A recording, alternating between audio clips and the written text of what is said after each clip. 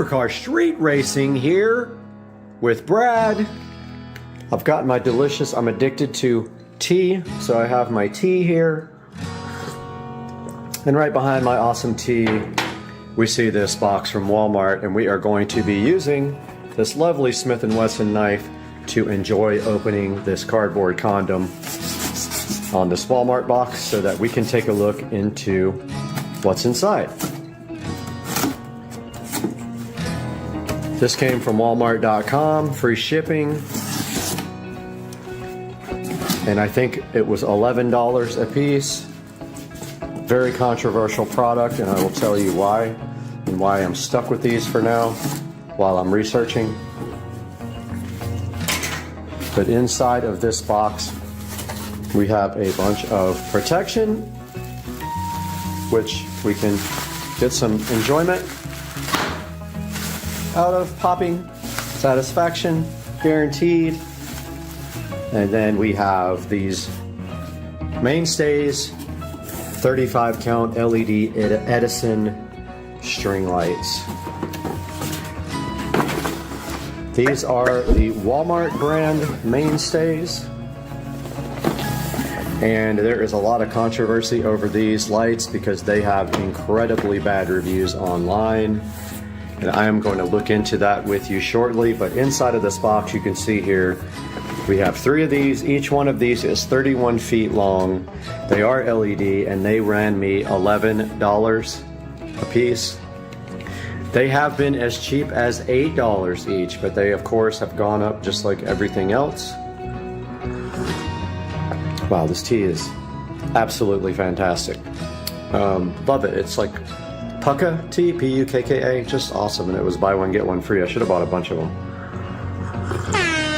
Couldn't even think about it. So yeah, so the mainstays. I have 3 boxes here. The reason I have 3 boxes is because these things fail monumentally all the time, and I am stuck with them until I can find a better replacement, because if you start replacing one on the string, they don't match all the other ones. So for now, we have 3 of these Edison things, which we will unbox one and take a look inside the box and see what is in there and how it is packaged. Okay, when you open the box, you see that this is a confusion of tangleness. That looks like a 5-year-old packaged, and it is super fun to untangle because they literally just throw it all in the box. Like, so all the lights are just in this cardboard thing, and if you just kind of take this part out and then unthread these parts out of the cardboard, it tends to work out. And maybe if you're lucky, a few little bulbs fall off here and there. But yeah, that is the inside of the packaging on the mainstays 35 count Edison string light bulb. And now we will take a look online and see why these are so unpopular. Alright guys, we are in front of the Supercar Street Racing editing rig now with you, and we are broadcasting on our brand new HyperX mic here, hoping that the audio is sounding good. There's a little bit of an echo in this room, so you might hear that on the microphone because it's quite sensitive. But right in front of us here, we have the mainstays 35 count LED Edison bulb outdoor string lights for you to check out. Now these guys are $11.72, and here's a look at the picture, and they are warm white. So if you were wondering, a lot of people ask that question online, and yes, they are warm white. They actually look pretty good. The dome things, the little globe things right there, are plastic. They are not glass. They just got a standard little candle looking LED bulb inside. And here's how they kind of look strung across your fence there. Pretty easy to set up and string. They are kind of tangled when you get them though. And as it says down here, it says that they have a black wire. They have 35 warm, steady burning lights. Says they're 20% brighter than whatever was before and flicker free. They definitely don't flicker. And it says it has a rectifier plug. Not sure what that is or means, but You can connect a bunch of sets of these together. I have about 10 sets connected together outside on the fence, which I'll show you later. Once it gets dark, we're actually going to go outside and we're going to show you why these things have such a bad review on Walmart.com. But they are the cheapest possible lights for this length, and so let's get into that in a minute.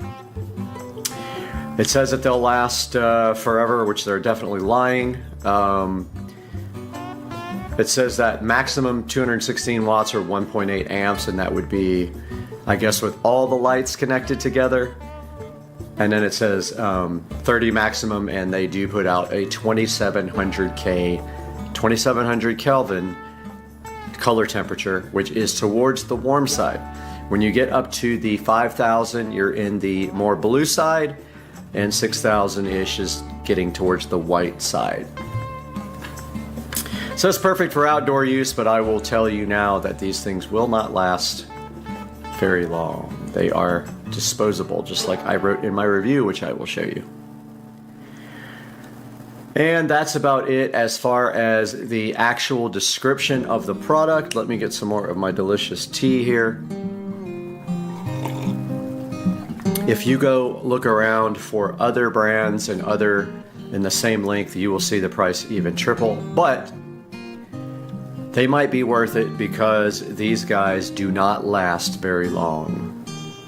Let's go into the reviews here because these guys have a 3.4 review. Look right here, 3.4 out of 400 reviews. Very, very poor. Now they will let you return them, so you should keep a box handy because you will be returning these within 90 days. I've not done it, but my plan this time is to return these if they fail.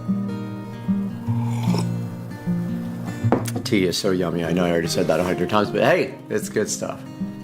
Taking a look at the reviews here, let's look at some of the good reviews first. Got some 5-star reviews here. Lights up the nightlife. Plastic versus glass. I love these so much. Couldn't put them outside.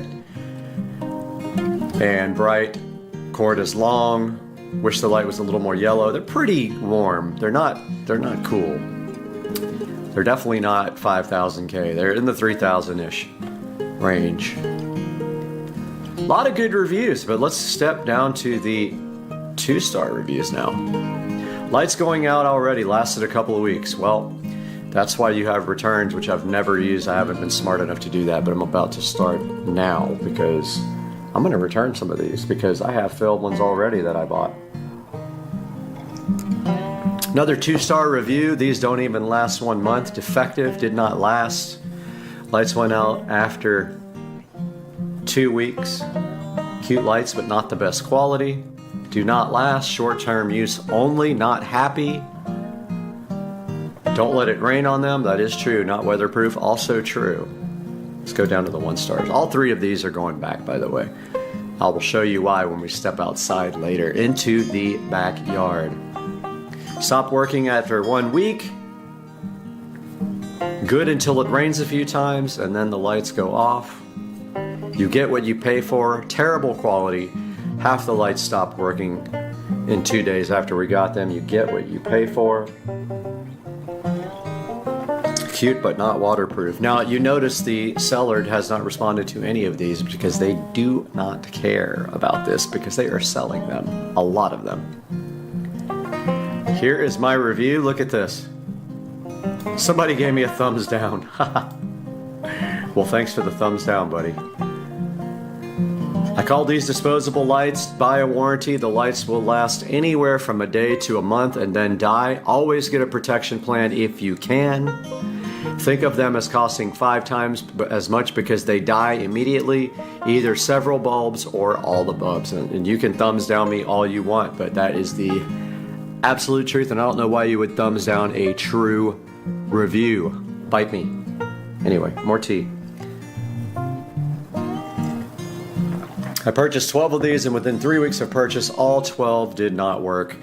Every one went little by little until 3 weeks. And there is page after page of these. There's 8 pages of 1-star reviews. When you get to the last pages, they don't say anything. They just give a 1 star. But within raining 2 days, mine's should not have an S, but mine aren't working at all. I bought 2 of them, and less than a month are damaged. These lights cast a nice soft light. Bought 3 sets for outdoors in less than a month. 10 lights out of 1 strand, 5 lights out of another, and 1 strand dim to useless. Now what you will see will happen actually is bulbs will start failing on the actual string. It comes with extra bulbs. I've tried to replace the bulbs. It doesn't work. They just don't come back on. It doesn't restore the whole string. Or even the bulb that you replace. Sometimes you can replace all the bulbs and they still don't work. This thing says utter trash, garbage. So you get the point here. They have gone up in price, and they were $8 at one point, where I bought like 15 sets and have used them all because I had to put a bunch out there for the beginning. And so when I see you guys next, we will go ahead and go outside and start the process of replacing the ones that I need to replace and starting a return on these guys. This return policy can be returned to the store or by mail. Items picked up and delivered from a store can only be returned to a store, but we can return online items in a store for free, and that's what we will do. We will get Rich to bring us and get our money back for these. And next we'll go outside to the yard. All right, we are out in the backyard now, and we are going to walk the property and take a look at the state of these lights, which I have not done in a while. And over here we see we have a bulb out there, which maybe we can replace. There's one out there. These come with spare bulbs, supposedly. We'll see what's in the package. There's one out there, there. That's already what, 5, 6, there. 7. And this entire string is out. So first things first, we'll replace this string that's out. So let's get moving with that.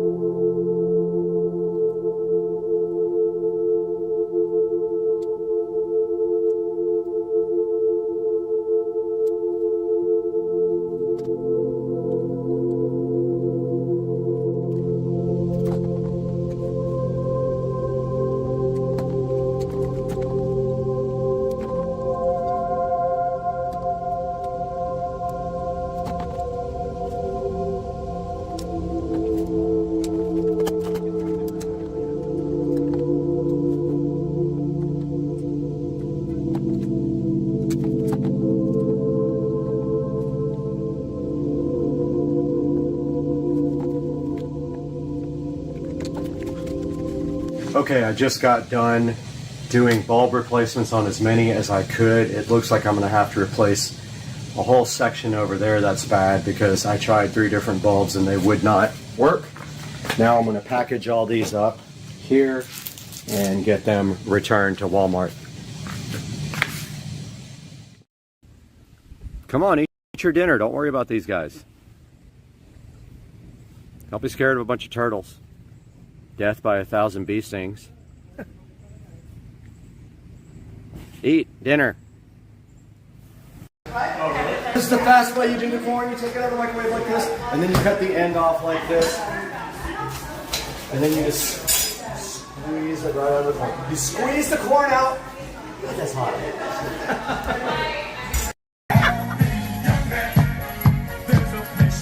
Oh my God, yes.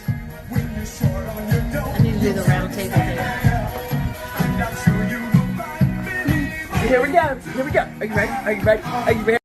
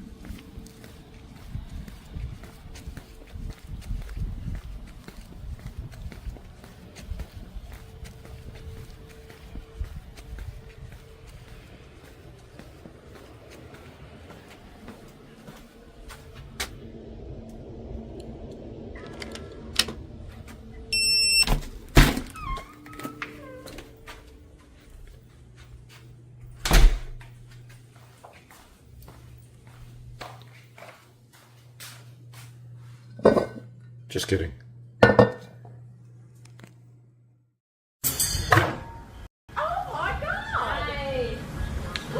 Let's go. All back end. Hey guys, Supercar Street Racing, and welcome to part 3 of my $35,000 pool remodel project. Now, part of the pool remodel project, of course, is going to be replacing the LED color changing bulb that is in the pool. So, a lot of the older pools have a 10-inch white spotlight. Now, that was made by a bunch of different companies. Mine is an Amerilight, and there's an easy way to take that bulb out and replace it with a LED color changing bulb, and that bulb is controlled by the switch. So what you do is you flip the switch off and on a number of times to change the color pattern. Well, that was the old school way of doing it, and my bulb was left on when I went out on a trip for about a week, and I got back and some of the LEDs were burned out. So what are the cons of doing it this way?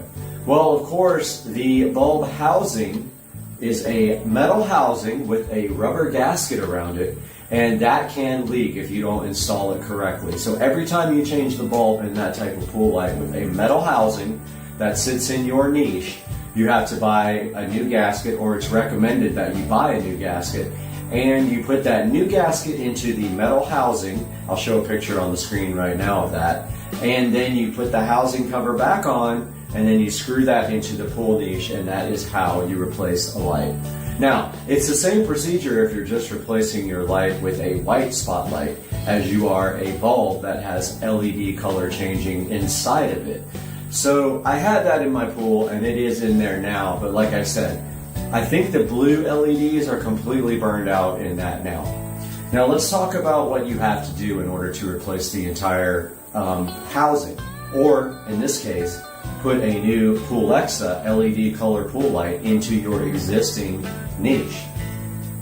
So the way that it works with your old school pool light is your old school enclosure actually has a place for the cord to go through, and then the cord actually goes all the way from your enclosure to your circuit breaker outside, which I will show you guys that in a couple of minutes. And so when you put a new bulb in there and you put a new housing, now if you're just replacing the bulb, you're okay.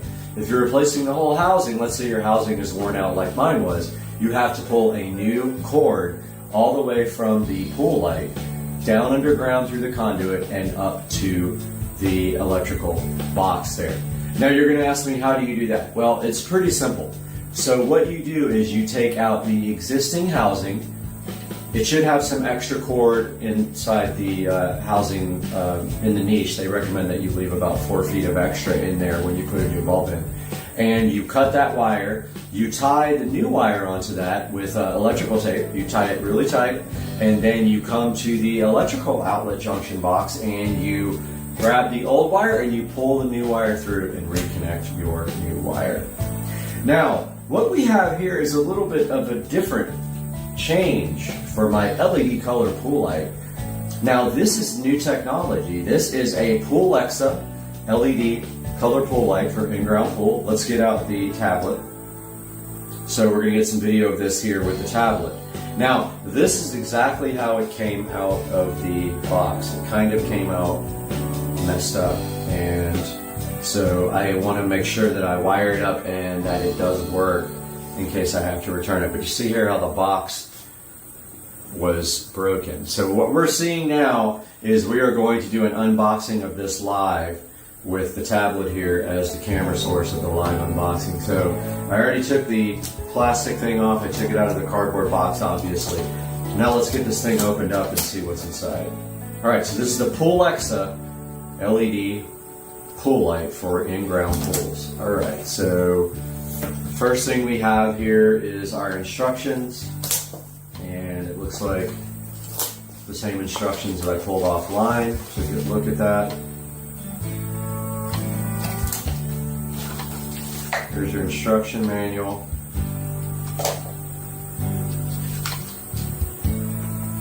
And let's take a look at what's underneath that instruction manual. Alright, so here we have the actual pull light. Now notice this fits into a regular 10-inch niche. And so you would actually remove your old pull light housing completely, which actually goes into your niche. And you would screw this into your existing niche. And so it's this simple. It's just a thin little disc here. Very hard to unbox with one hand, but I'm gonna make it happen. Alright, so there is the new pull light, the new technology here where there's not some big long bulb that has to go in place of your old white spotlight bulb. And if you look behind it here, it is completely sealed. Comes with a 50-foot cable, although a 100-foot cable is optional. So you can see right there the screw hole where you just screw it onto the existing niche, and there is the cable underneath it. There's your 50 feet of cable, and if you see the end here, there's the end of the cable. Red, blue, green, and black. Now, so a little bit of something else you need to know about this is that the pull light here that it is replacing inside the existing housing, this pull light is 12 volts. The existing pull light is 120 volts. You can't just take this and wire it to the existing wire. This actually has a controller that wires to your existing 120 volts, and it provides you with 12 volts, and then that connects to this wire, which we are going to do here live and see if we can get some power going to this light. Now here's the actual controller, and I'm going to need to grab some scissors to get that done, so I'm going to go grab some scissors real quick and we will be right back.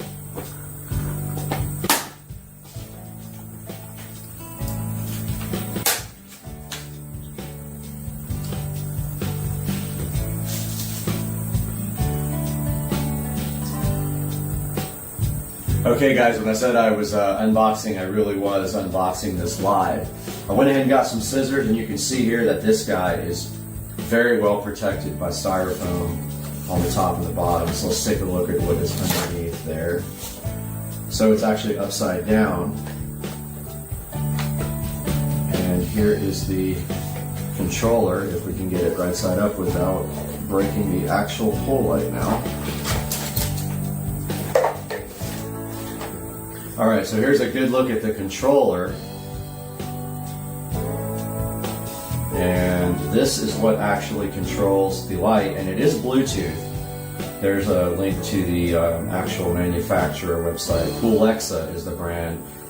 Pretty sure they copied Alexa, but that's okay. So that's a look at the controller. There is a open part right there, but it is able to be hung on these two screws, which is probably what I will do. It actually has 4 screws to hang on. So once again, one of these wires goes to your 120 volts, the other one goes to your 12 volts that goes to the pull light. And just remember, 120 volts outside, you will have to do a conduit. That should be in conduit outside. So it looks like we got a power light right there. We got a gradient light. We got a steady light. We got a dimmer, a speed, and then we got some colors and some programs here, and I guess an app, Bluetooth control. It must have an app on the phone that we need to download, so we'll take a look at that momentarily. But for now, let's see if we can get this guy wired up and working. Alright guys, so we got the light rigged up right now. So what we did here, I'll show you on the tablet. So we've got the DC 12 volt side coming out. There are 4 wires here. There is a black, a red, a blue, and a green.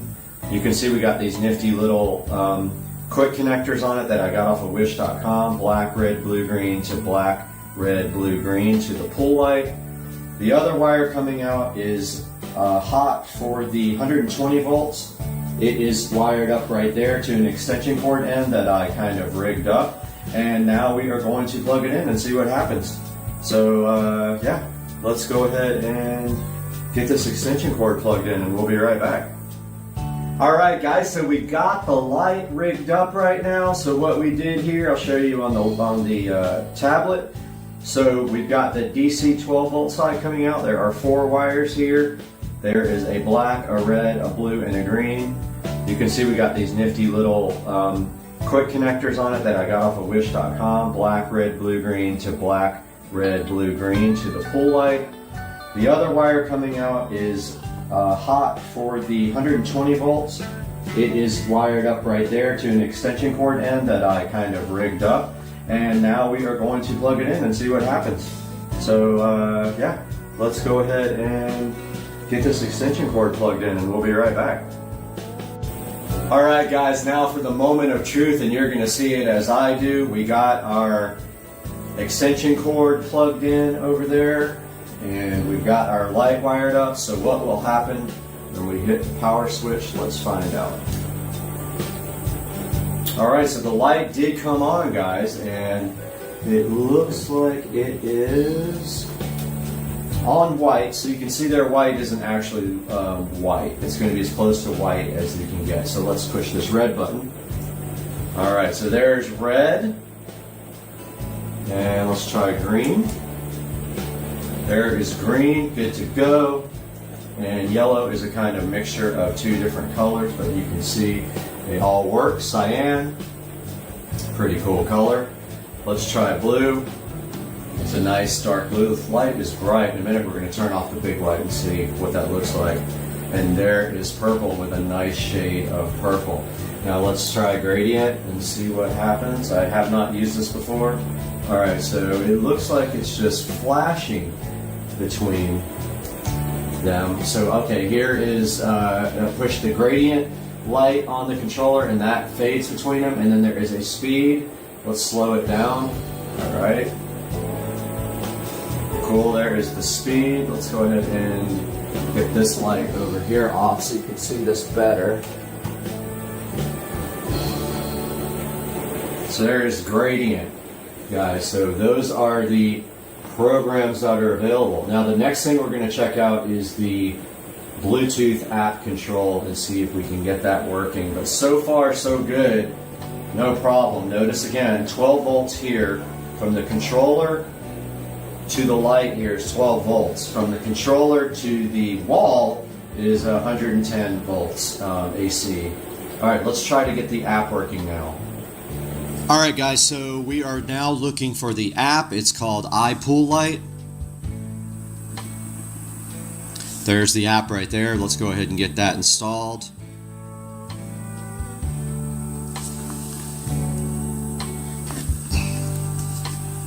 Okay, so that's installing iPoolLight. It says to install that app. While that does that, we are going to get on the camera on the tablet. So we are now recording on the tablet. We have the app here. Let's go ahead and open the app. And it wants to use my location. I'm going to say OK. And now it says to be 30 foot within range. And so let's see. It says to install the iPoolLight app. It says to push the app Bluetooth control button on the control panel. Alright, I pushed it. It's flashing. Start the app. The app will automatically search and match the controller. I don't even have Bluetooth on my phone on. It is on, okay. So I did not on the camera on the tablet. So we are now recording on the tablet. We have the app here. Let's go ahead and open the app. And it wants to use my location. I'm going to say OK. And now it says to be 30 foot within range. And so let's see. It says to install the iPoolLight app. It says to push the app Bluetooth control button on the control panel. Alright, I pushed it. It's flashing. Start the app. The app will automatically search and match the controller. I don't even have Bluetooth on my phone on. It is on, okay. So I did not search. So let's kill the app and go back in and see if it finds it now. Okay, not sure if it is connected or what. Let's see. Okay, so it works. As you can see here, I push green, it turns green. I push blue, it turns blue. You guys can see back and forth between the tablet and the light that it is working. I'm going to go ahead and press mode now. I'm going to do, I don't know, red, green, gradient. Oh, there's all kinds of selections on here. Mode. What is ring? Oh, you can actually just select on the phone with a ring what color you want. Tricolor gradient is 3 colors. 7 color jump. 7 color gradient. That's the one I like. Alright guys, so the app Bluetooth control works really good. And you guys are seeing both the app and the light here. So I guess you can set it to go to music, but I would bet that's the music that the phone hears. I bet it's not the music that the control box there hears, so that's kind of worthless for me. It has a timer on here as well, at the bottom right there. It has settings here. You can change the skin of the app. It's got an operation guide. Yeah, so it's got a lot of cool features here that you can go between colors, you can flash, and you can change the speed. And then we have, here's the Bluetooth devices that are available. There's one here. Yeah, man, this is pretty cool. You can do custom here. You can click a color, and you can go between colors. You can do the breathe, jump, flash, or gradient, and then click run. So this is iPool light, control light. Now I'm going to show you guys, it is raining outside, but I'm going to try to show you guys how you connect the pool light outside, because this is a success. The pool light actually works. I don't have to return it. So we are good to go, party people.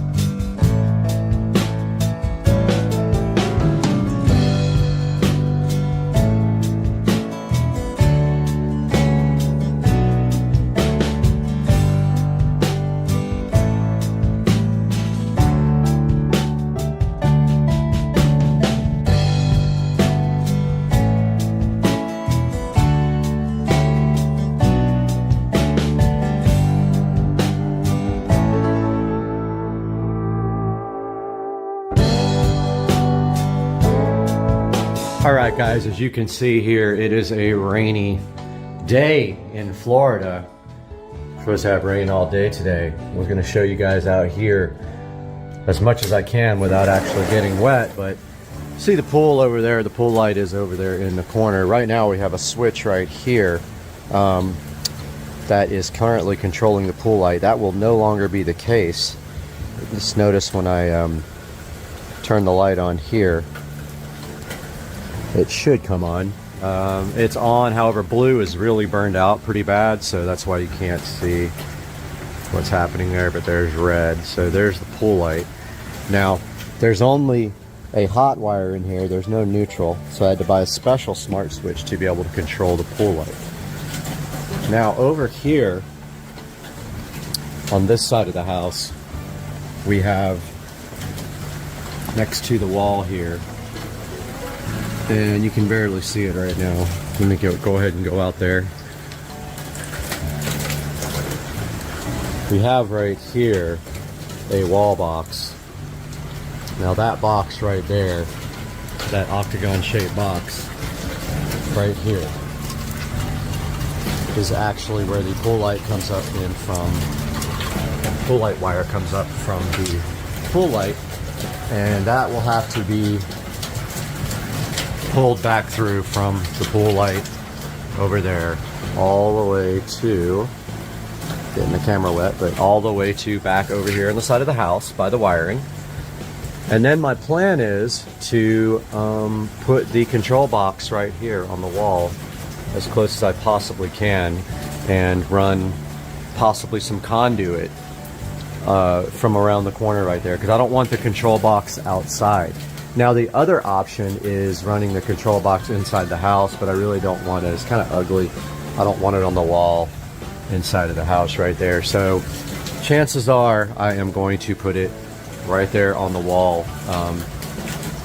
The only bummer is the gutter is in the way. I'd have to probably come up over the gutter and then down as close to tuck it in, as close to the gutter as I can, and then come to the left and right there to the box.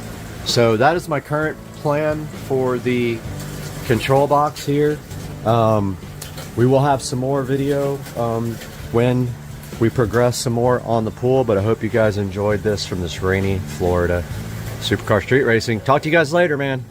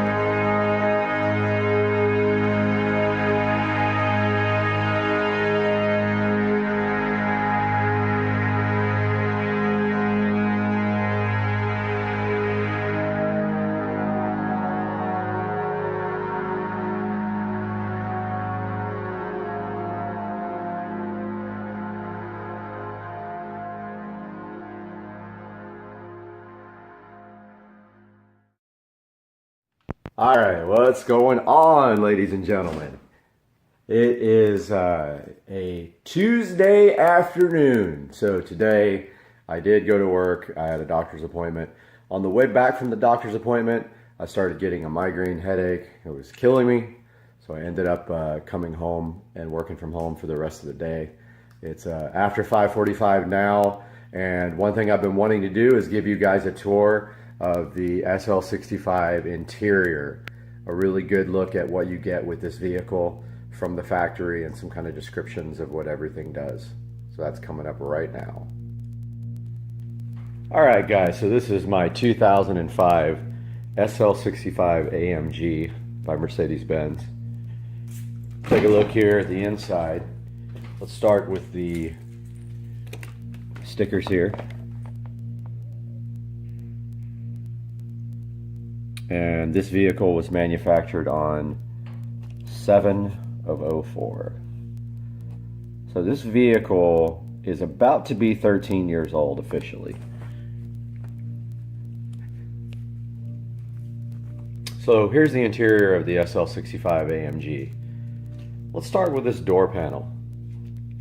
So the SL65 is a little bit different from the other SL vehicles. It is a more luxurious car and has leather wrapped on the interior. You can see that here on the dashboard. The dashboard is all leather wrapped. First things first, here on the door, you can see that the vehicle has a wood trim to it. I'm not necessarily a big fan of the wood trim. I am considering taking those to a body shop and getting them painted. Probably silver, the body color. But starting here on the door, you got your standard electric window switches. Then over here, so this is for the seat heating and cooling. The seats are ventilated, you can see. It's not air conditioned, it just blows, just a little bit of air. Then you've got your memory for your seats and mirrors.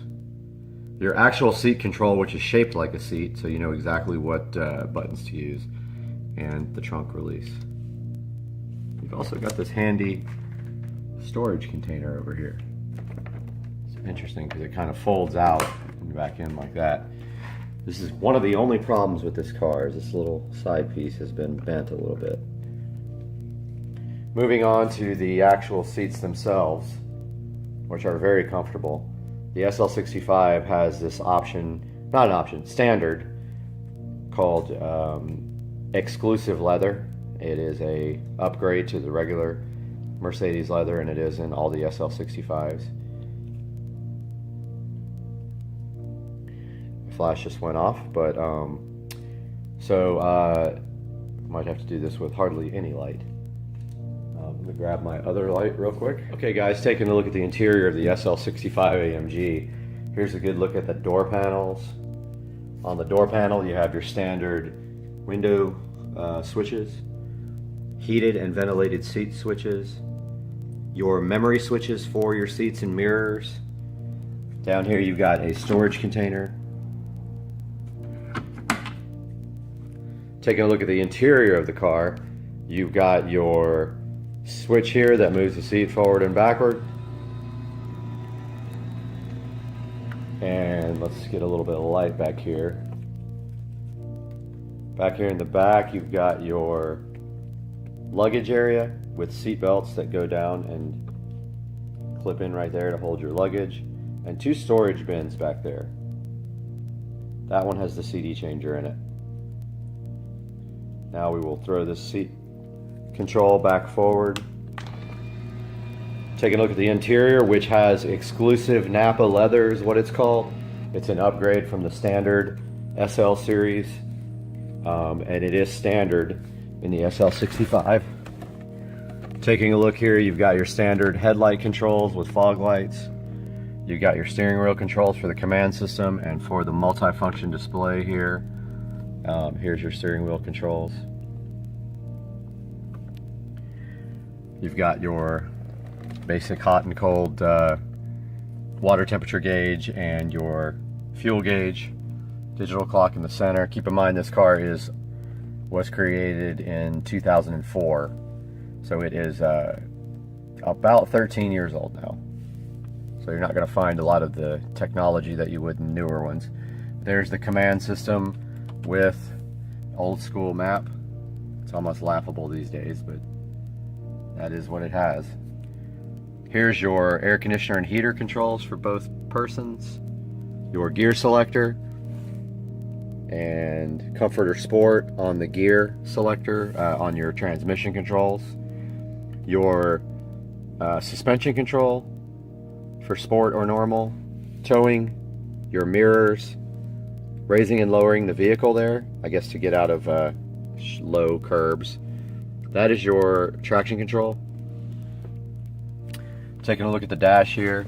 Not sure what this is on the dash. I've not figured out what got on my dash right there, but it made a mark, and I am not sure what that is, but it is upsetting me a lot. I tried a few things to get that out, and it will not come out. Same thing on the other doors, identical controls. Got your glove box here. Down here on the seat, you've also got another storage bin, and inside that is the Mercedes first aid kit. Up here you got your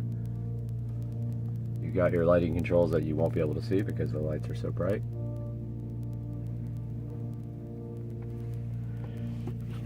Down here you've also got your convertible top switch. You just pull it back to raise it, push it down to lower it. You've got your center console here, little coin holder, your little emergency Mercedes-Benz, who knows if that even still works. Then inside here you've got another storage area with a CD caddy thing, which will never be used again. Some touch-up paint. And so that's going to do it for the interior of the SL65 AMG, giving you a little idea of how the car looks on the inside. This car is exceptionally clean. That's why that one little dot is driving me insane on the dash. I got to figure out what that is. But let me know in the comments if you have any specific questions about the car. Otherwise, that's going to do it for this interior tour. All right, what's going on, guys? We are headed out to the car meet tonight, and so about to start up the car right now. Pretty much head that way. Thing sounds wicked. Cold start. I'll update you more when we get there. So a lot of people have been asking what it sounds like with the windows down. That's moderate throttle. It's definitely louder than it used to be. I'll roll the windows down.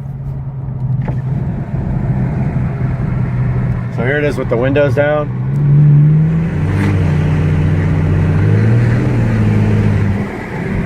Yeah, it's noticeable. Noticeable difference. Here at the car meet, cops already here. So we'll see what's going to happen.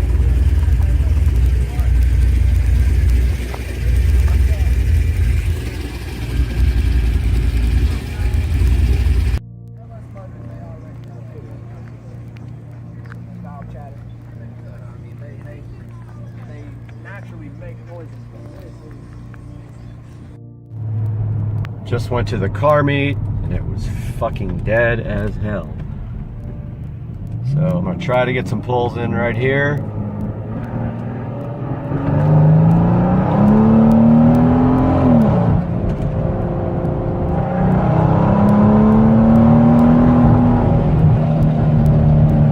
So that's what it sounds like, full throttle. That was about 85 miles an hour. Just filled up with the 85 and 93 mix. What's up, everybody? Supercar Street Racing here, and today UPS just left and there is something out here I want you guys to check out.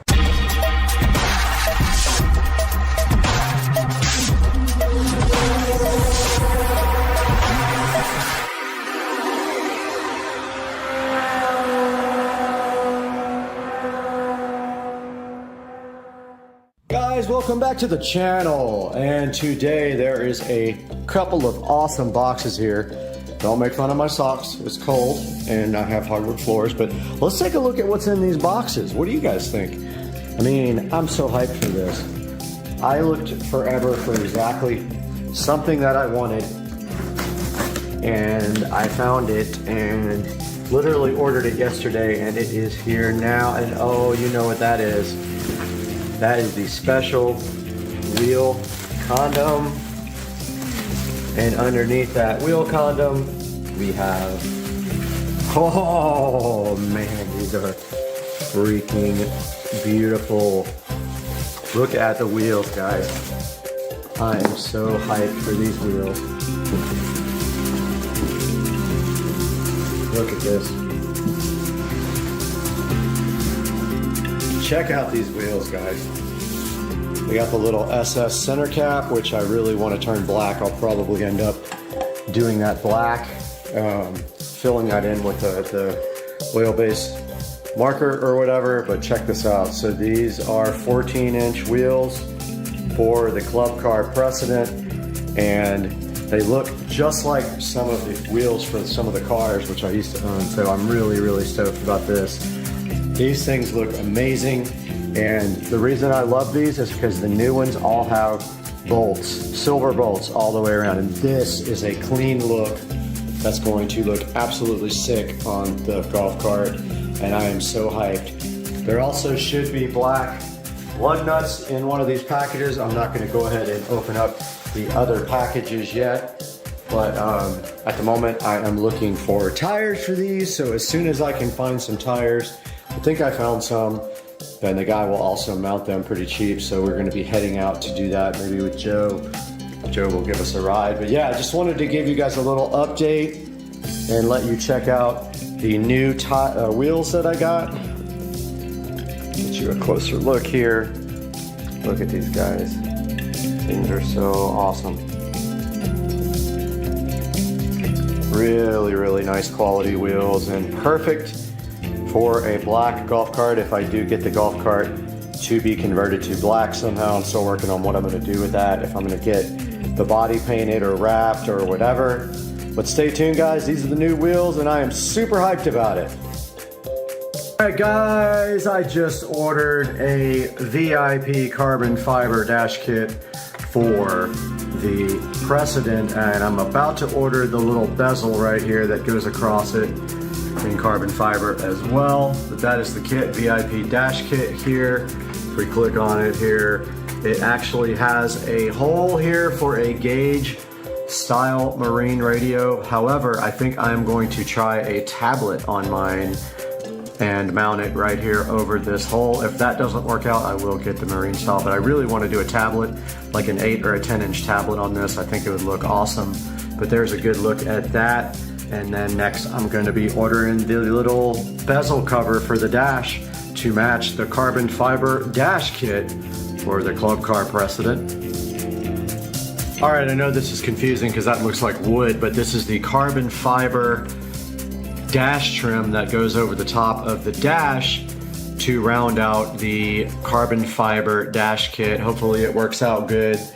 The reviews are mixed, so we are going to see.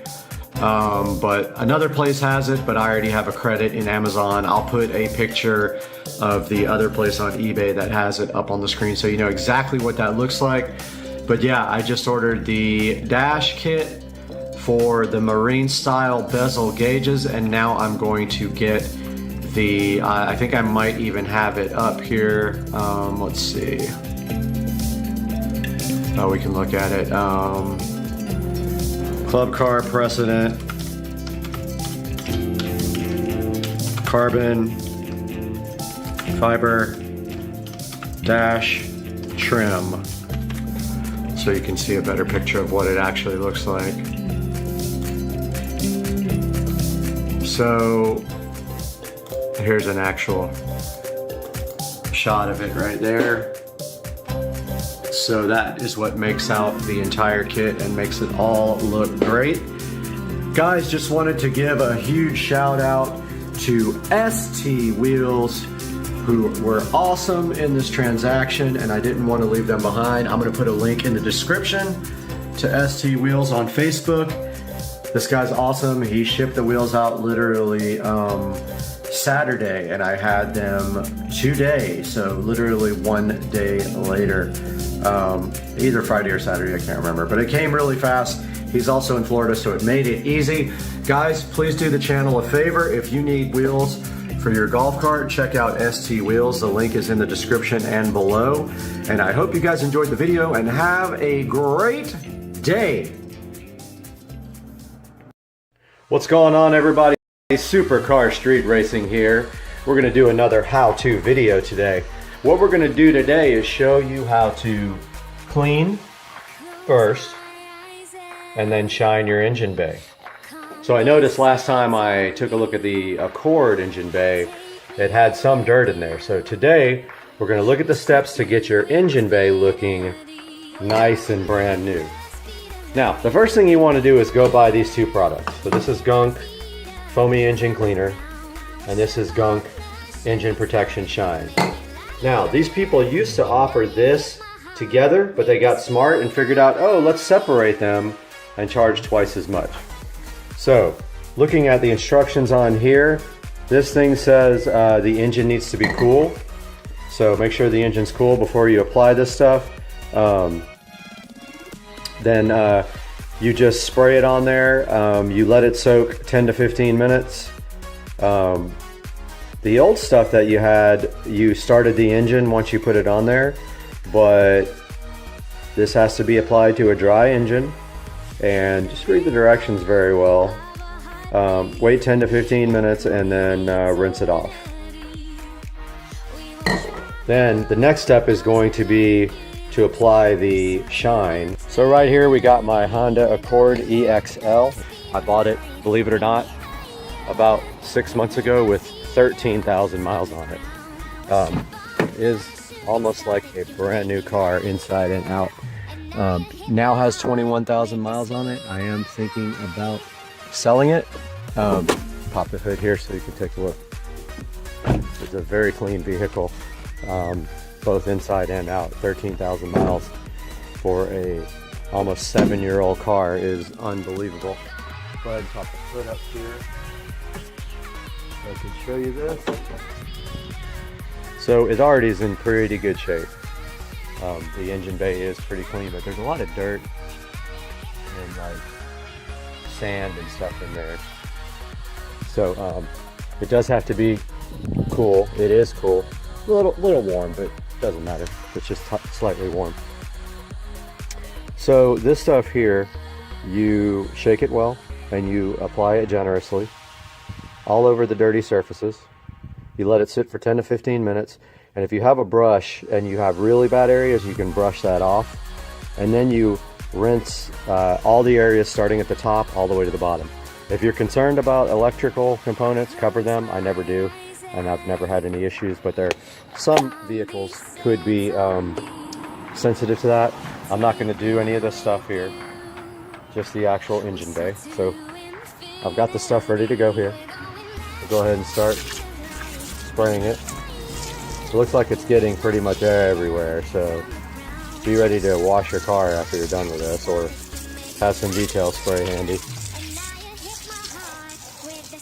Yeah, it's going everywhere. I guess that's good though. Get in all the corners and cracks. Back on the firewall too.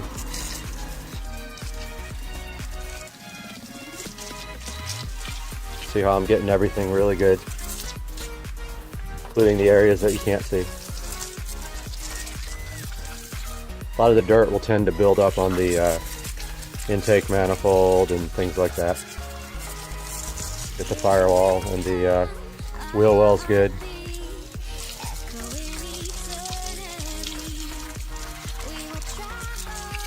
You can see already this stuff is starting to take the dirt off in some areas.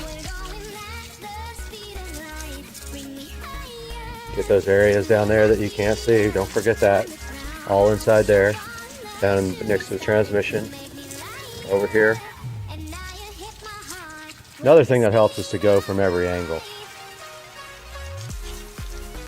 Gets areas that you can't get from, you know, the front. So walk around the back. Get all the places that you can't get from that angle.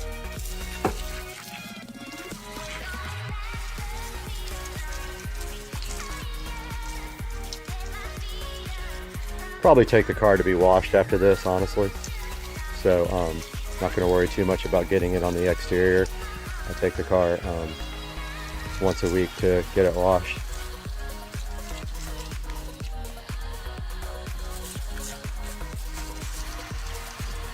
And now from this side. See all the places I missed when I was spraying from the front because of the angles. So this helps you get everywhere. Don't forget the back of the engine too. Down there where you can't see. Back by the brake booster, master cylinder area. Up by the radiator area. I'm basically going to use the whole can on here.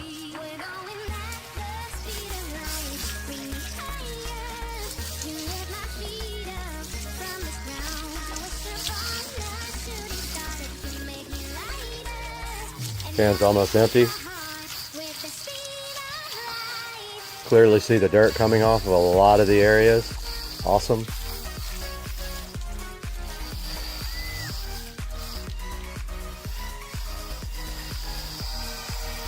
And that's that. So use the entire can of Go Foamy engine cleaner on the engine, and now I'm going to let it sit for 15 minutes.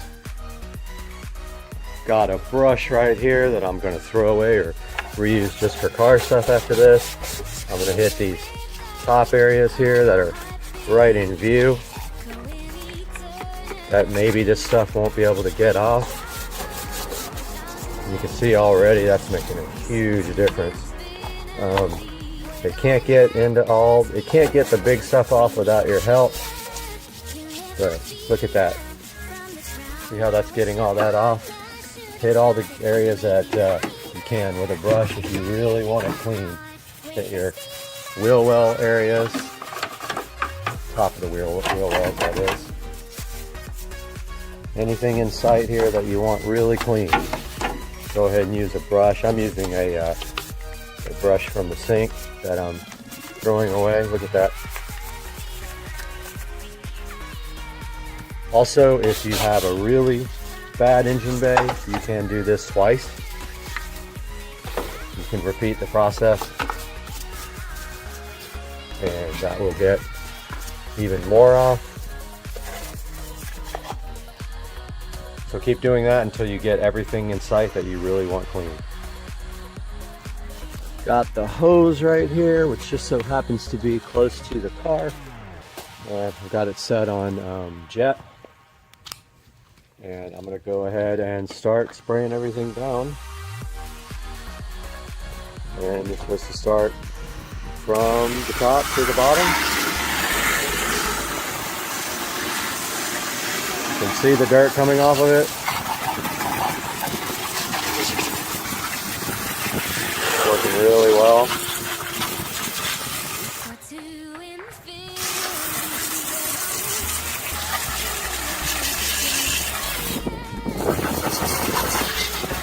Just be aware, the outside of the car is going to be dirty after this.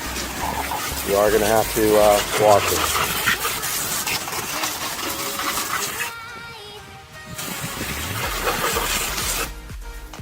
Go ahead and get some more hose over here and clean it from all angles, just like when you sprayed it.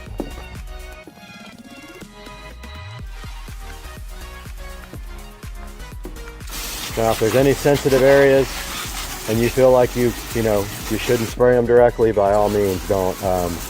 But I've done this for 20 years and I've never had an issue. Some cars like the E36 BMWs are sensitive to water getting in the computer and the firewall. So those kind of cars you may want to take it easy on. Spraying directly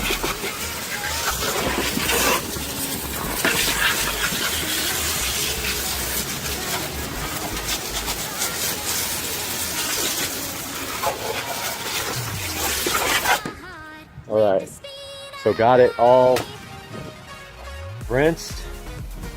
You can see how good that looks now. Very, very clean up here, especially where I scrubbed.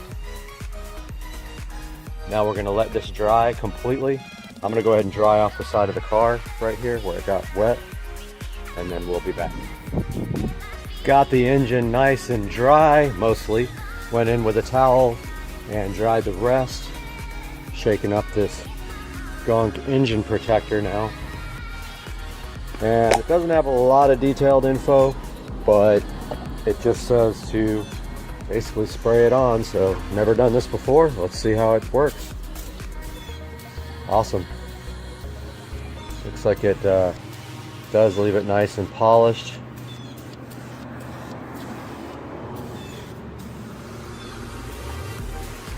Spraying it all over everything here. Down in the hose areas.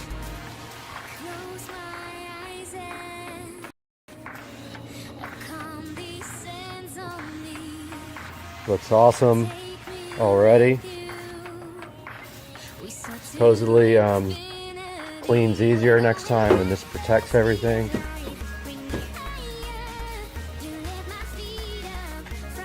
Pretty cool.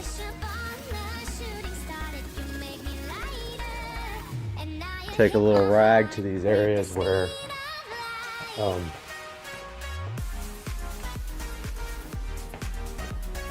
up front where I don't want to spray the actual car down. I don't want to get it on the paint. So these areas here, I'm just kind of wiping the stuff on. It's almost like Armor All when you bunch of water right here, but you can see like you can help it in some of these areas here where I just don't want to spray it directly on my paint. So in these areas, I'm just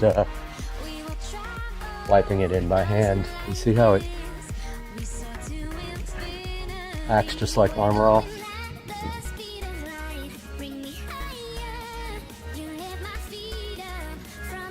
So it's making all the rubber pieces nice and dark, all the hoses nice and dark.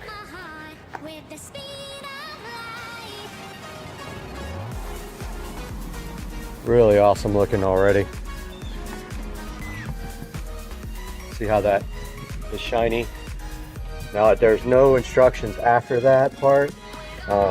Doesn't say whether you can start your engine now or whether you have to let it dry first. I'm gonna let it dry for a little bit before I start. But as you can see, I'm just kind of wiping it into the areas that it might have a problem spreading to. And some of the areas that are kind of hard to get to. So there you have it. Next time you clean your engine, it will be much easier because supposedly this stuff protects the engine from getting dirty. We will see how it acts over the long haul though. Time for the big reveal of how to ultra clean your engine. This has had time to dry and wow. Look at this. This looks like a brand new car. This is amazing. I've never used this stuff before, but it is really good. I highly recommend the gunk cleaning system, which is right here. So we've got the foamy engine cleaner and then the engine protect shine, and it came out like this.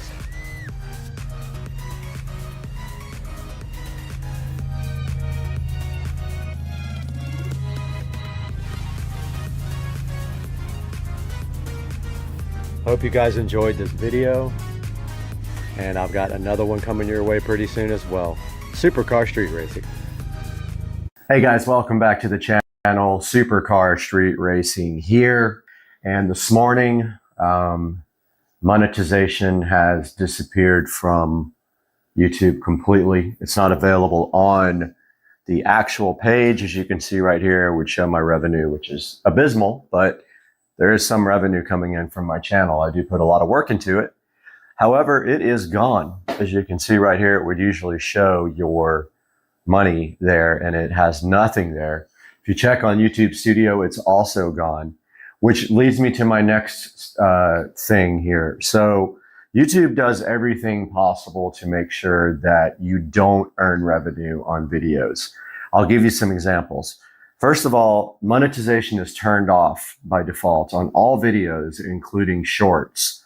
Now, you usually take the shorts with your phone, right? So you would think that you could turn that on with YouTube Studio. It's not available anywhere in YouTube Studio. You have to either trick this app, and actually YouTube app, by logging onto a web browser, and it has to be in desktop mode in order to get to the studio part of YouTube, which is where I am right now on this page.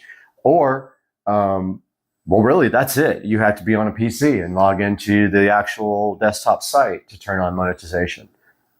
So let's say that you're on a trip and you're gone for 6 months and you don't have access to a PC. Well, you either have to delete YouTube Studio completely, because when you install YouTube Studio, it associates the studio link in the web browser with YouTube Studio app.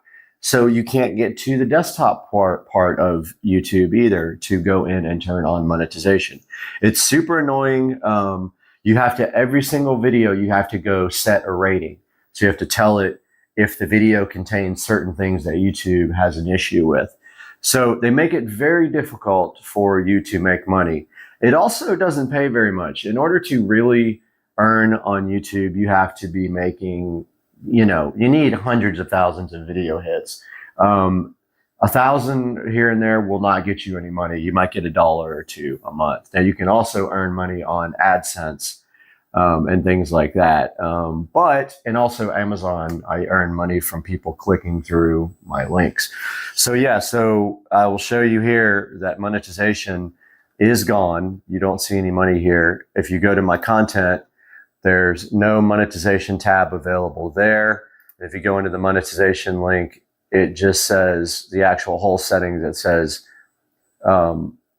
set up in progress. So something is broken today on YouTube. Not surprised, but as of now, we can't do any monetization on our YouTube videos. Guys, all you can do, also, if you go in to try to chat with a rep, it always says all specialists are busy. Please try again later. So I will put some screenshots up during this video of the monetization stuff missing, and then hopefully they get this fixed soon. I know a lot of people are probably emailing and calling them. It's probably a bug in their code. It's not your channel, most likely. If you don't have monetization options, hopefully it'll be back soon. Guys, thanks so much for watching, and I wish it wasn't so difficult to try and just pay for basic things with YouTube. I wish I could just make enough money to pay for a new camera or things like that, but unfortunately, does not generate that much revenue. Guys, have a great day. As always, thank you for your support, and I look forward to the next video soon. What's this switch do?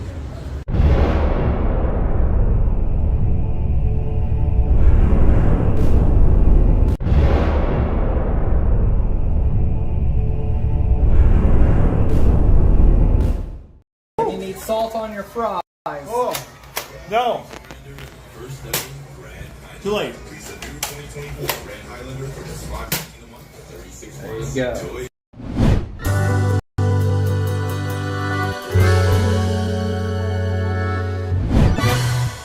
Hey guys, Supercar Street Racing and Brad here once again with an exciting product today from Amazon. We have a Fire TV Cube sitting right here in front of me to add to our home theater room, which we are in right now. You can see this behind me is the home theater couch. And today we're gonna get this thing unboxed and take a look at what's inside. I've not owned one of these before, but I'm excited to make this the #1 media outlet center in my home theater room. So this is going to do everything for me from my brand new Marantz Cinema 50 receiver. Let's get this thing open today on Supercar Street Racing. Thank you for joining, and like and subscribe if you're new.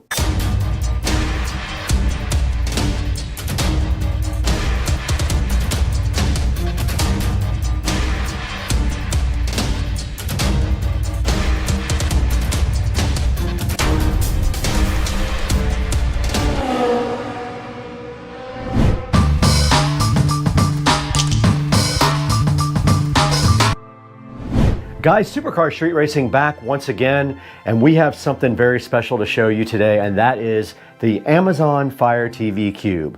Now, I've been interested in this for a while now, and I finally went ahead and bit the bullet when I got my new Marantz Cinema 50 receiver. This guy right here is going to be the heart of my new home theater system, and this is going to provide all of the good video inputs and apps that I need to go ahead and watch on the Cinema 50 in my Dolby Atmos home theater room. Now you can see right in front of me, right below this Tesla, is the Fire TV Cube. Let's go ahead and take a look at the outside of the box first. All right, so taking a look at the box, on the front it does say Fire TV Cube. It says 4K HDR, and it does support Wi-Fi 6. That is a new thing for the new Fire TV Cube, which has an improved processor as well. It does support Wi-Fi 6E for faster Wi-Fi transfers. Moving to the front of the box, around the top here, it shows some of the apps that you can use for entertainment purposes. Things like Netflix, HBO Max, Freevee, Hulu, YouTube, Disney, and a few other more like Apple TV. That is all sitting on the front of the box. Now moving to the side of the box right here, you can see that it says it works hands-free with your smart home system from Amazon. It has Wi-Fi 6 tri-band, 4K Ultra HD, high dynamic range, Dolby Vision with Atmos, and a octa-core processor, which is also new. It is the fastest processor available in an Amazon smart device. Now the other side of the box is pretty simple. It shows you some more streaming service right here. It tells you what is included in the box. You do get the Fire TV Cube, you get a Fire TV voice remote, you get AAA batteries, and you do get a power adapter. What you need in order to actually use this though is you need a high-speed internet connection. You need an HD TV or 4K HD TV with HDMI inputs, and you do need a high-speed HDMI cable. And that's a look at the outside of the box on the Fire TV Cube. The next thing we need to do here is go ahead and unbox this thing and see what is inside the actual box.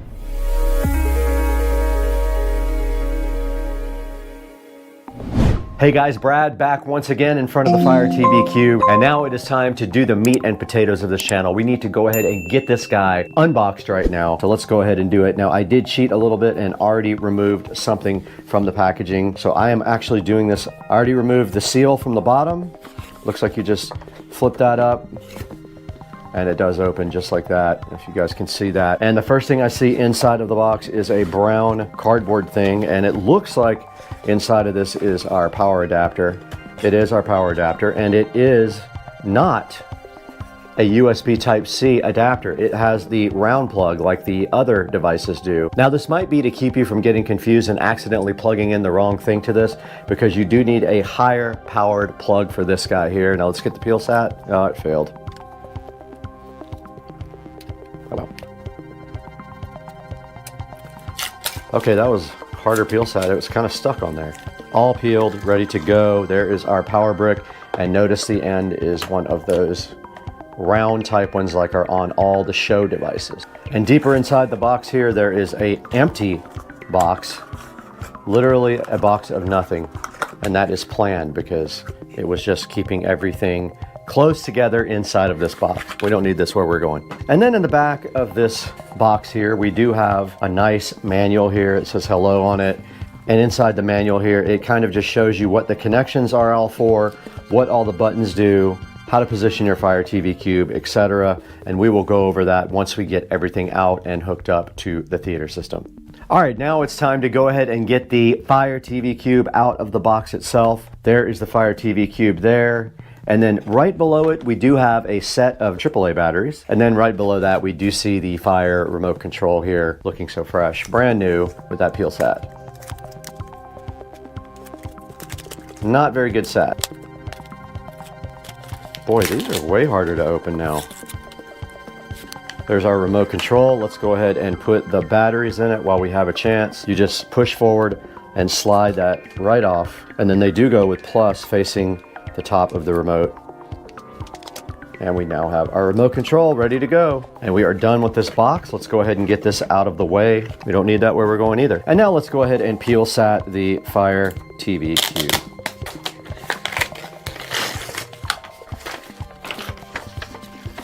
Here is the Fire TV Cube right in front of me now.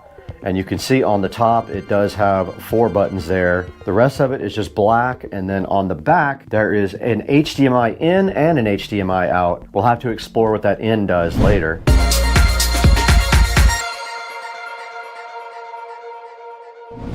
We are down here with the brand new Marantz Cinema 50, where we are going to be connecting our brand new Fire TV Cube. And I think for now, a good place for it to sit will just be right next to this, because we ordered a new shelf and it has not arrived yet. Now the Cinema 50 has plenty of inputs for this. We're gonna go ahead and put it into the media player port using an HDMI cable that is compatible with 4K.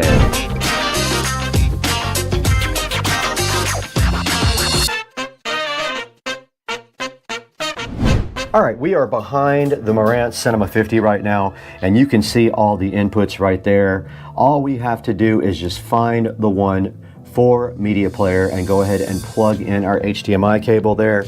We do have our HDMI cable right here. Let's go ahead and see if we can find the correct input here. Okay, we're gonna go ahead and plug our HDMI cable into we're gonna use the cable SAT. It's the first input all the way over here, and we are plugged in and ready to go right there. The other side of this will be our Fire TV Cube, so let's go ahead and grab that. There's our cube right there. Put that down there for now. And we need our power brick. Let's go ahead and supply power.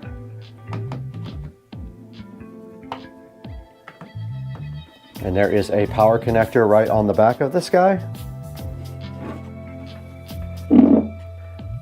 Is right there. See if it lights up.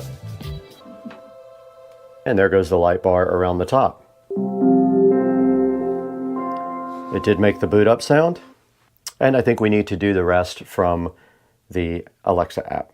All right, we need to go ahead and plug in our HDMI cable also to the back of our Fire TV here. Remember, there is an in and an out, so don't get them confused. Here is the output. Right there.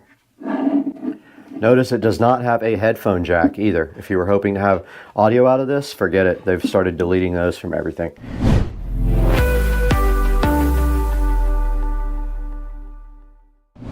All right, it wanted us to turn on our projector, so here is our projector, and we now have to use our receiver instead of the projector. So let's go ahead to the receiver input. So basically we're changing our input on our projector to the Cinema 50. The Cinema 50 is now on, and there is it automatically went to that input, which is interesting. And now it wants me to hold down the home key for 10 seconds. There it goes. Now to press the play button to start, we are in English. It already knew my Wi-Fi because I put it in when I bought the Fire TV Cube.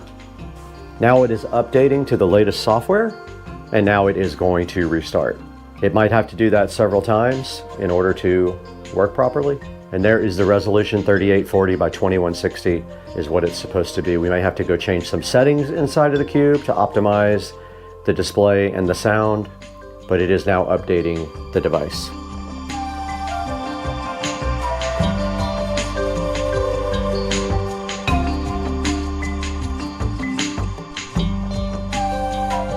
Okay, let's go ahead and talk about setting up the audio. We're going to go ahead and go to the gear. This is if you have a home theater system.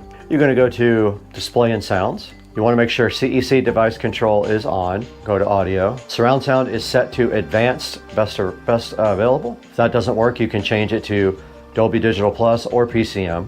Advanced audio, there is a volume leveler and a dialogue enhancer present in here if you want to use those. And then you can use this if you have audio sync problems. I'm going to see if it does actually do Atmos now. You guys can't watch this because it's copyrighted, but I'll blur the screen out. Okay, we have loaded up a movie. We will have to blur this out so we don't get a copyright strike, but we went ahead and opened up our Marantz app, and you can see right here on the app, it does say that we are in Dolby Atmos. So we are doing Atmos now with the new Fire TV Cube. It is working perfectly.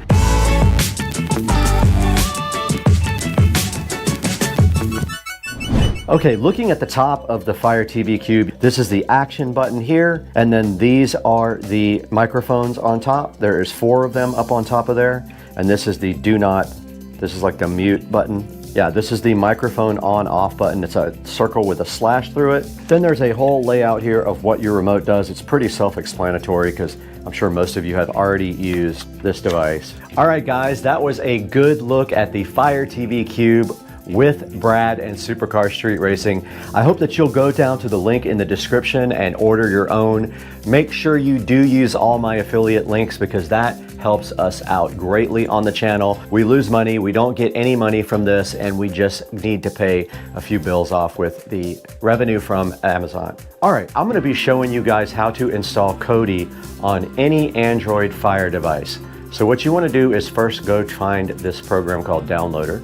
It popped up right there, go ahead and install, and it is installing Downloader.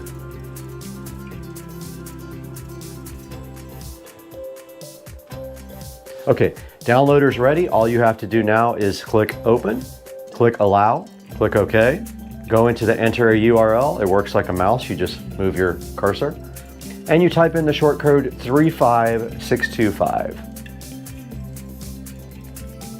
35625.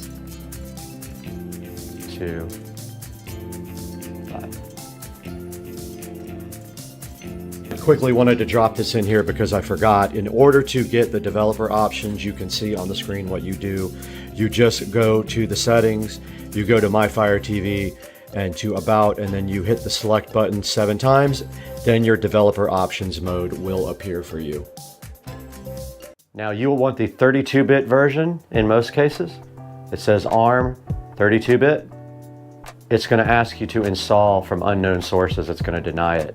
So we need to go back into our settings gear. We go to My Fire TV, developer options, install unknown apps on for Downloader. Go back to the home screen, find Downloader, get the ARM 32-bit version. It is staging it. I'm gonna click, you gotta push the down on the pad and go to install in the lower right, and it is installing now. Now I'm gonna show you guys how to put the crew on Kodi. Go ahead and launch Kodi and give it permissions. Go up to the top, gear icon, hit that. Go to System, Add-ons, turn on unknown sources and say yes. Now if you are doing a home theater system, go to Audio, but you want to be at Advanced, so you go to the very bottom and go to Expert or Advanced. Go to Audio, and notice here it's only set for 2 channels, so you have to move this to however many channels you have, and we have 7.1. You'll also need to enable pass-through to do true Dolby Atmos and Dolby Digital. We're going to enable all these. We have all this stuff available in our receiver. We have all these technologies available. Go back button. Let's go to the very front so we show you again. Hit the gear icon now. Go to File Manager. Click on None. HTTPS.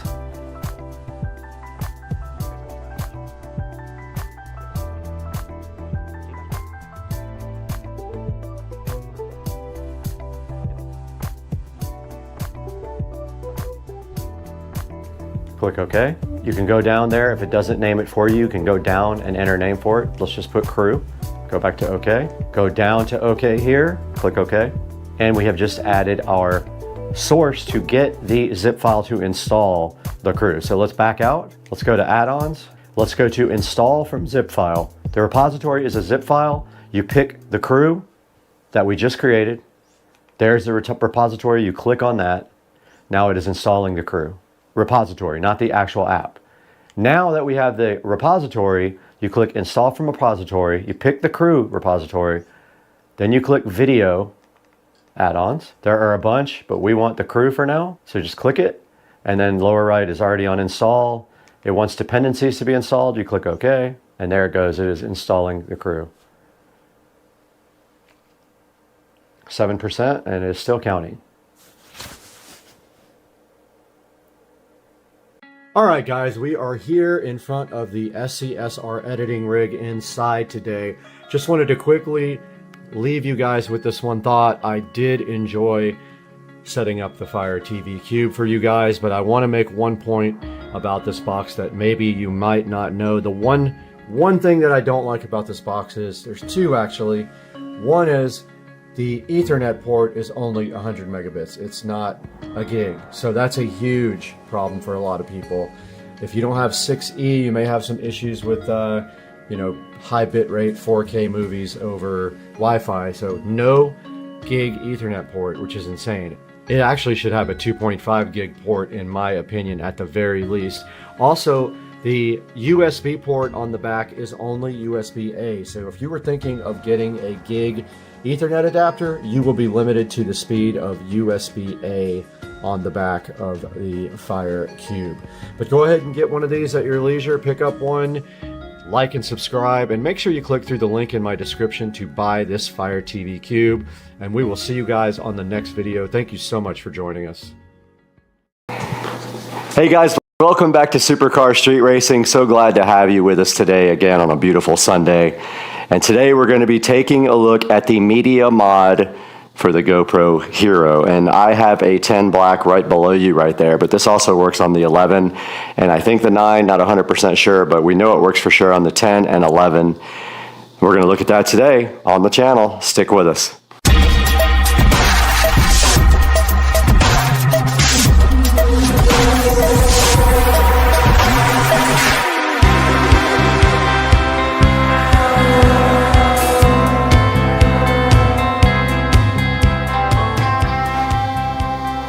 Guys, it is Sunday Fun Day. We're back on Supercar Street Racing today with this media mod for the GoPro Hero 9 Black, Hero 10 Black, and Hero 11 Black.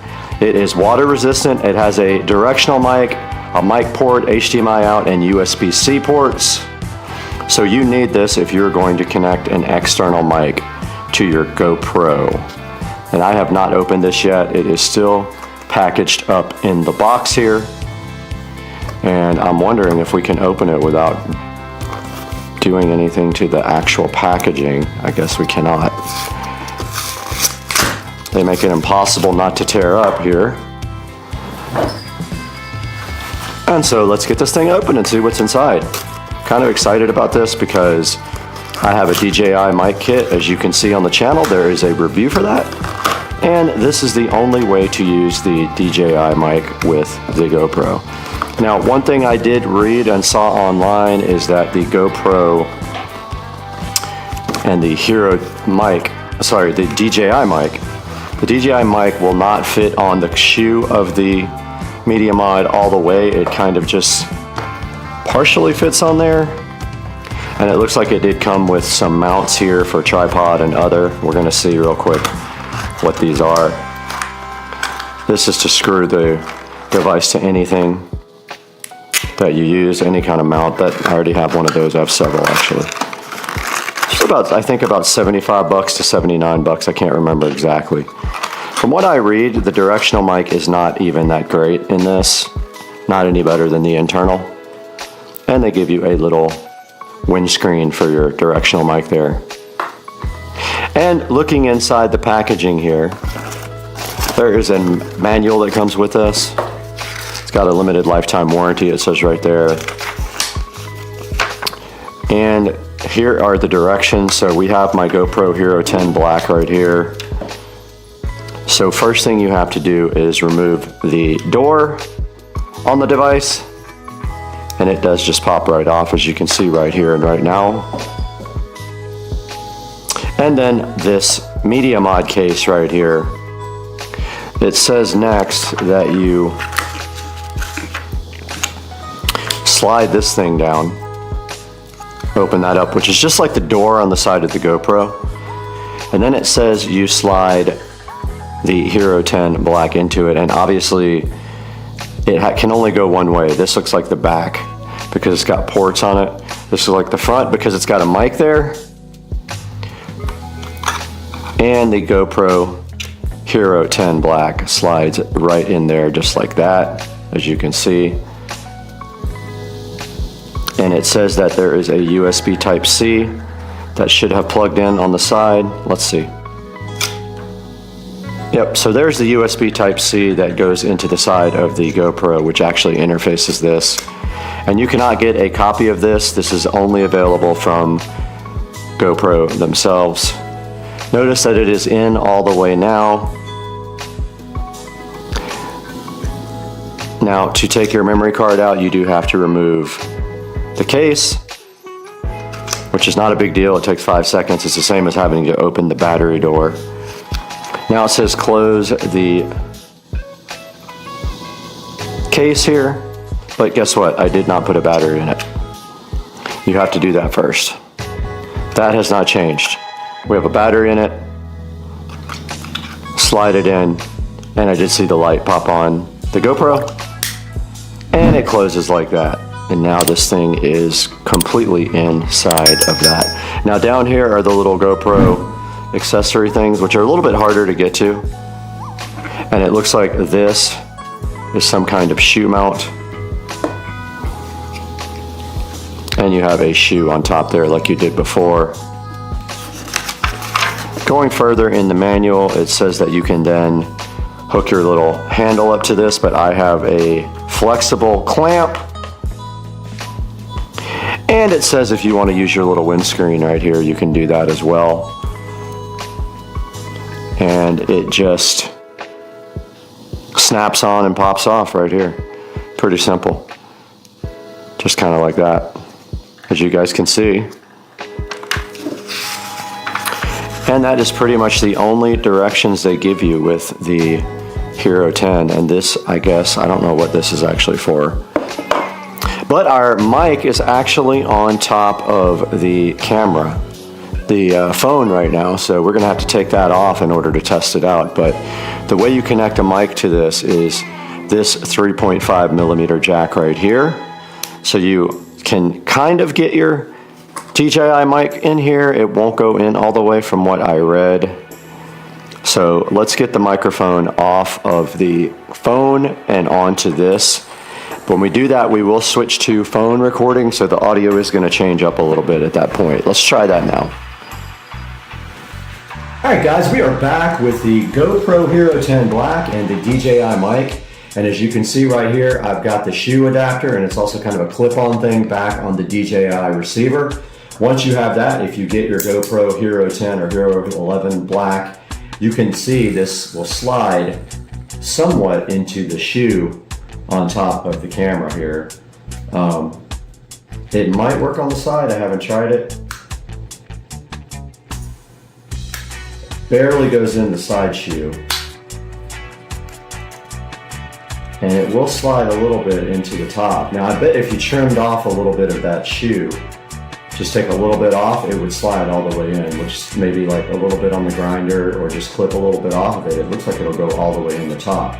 Now that that's mounted, you need the 3.5 millimeter cable to go from this receiver output to the back here on the Media Mod. So let's go grab our 3.5 millimeter cable.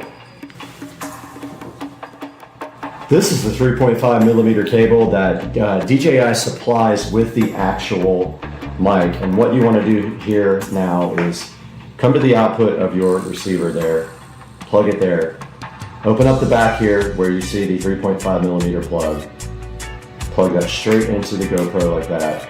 This other port right here is a USB Type-C, and then that is of course a mini or micro HDMI. I think it's called a micro HDMI. A lot of people hate this port. It's not very robust and tends to break, but there you see the whole package here now with the wireless mic on top, which I think I'm going to try to grind the shoe down a little bit and kind of trim it off.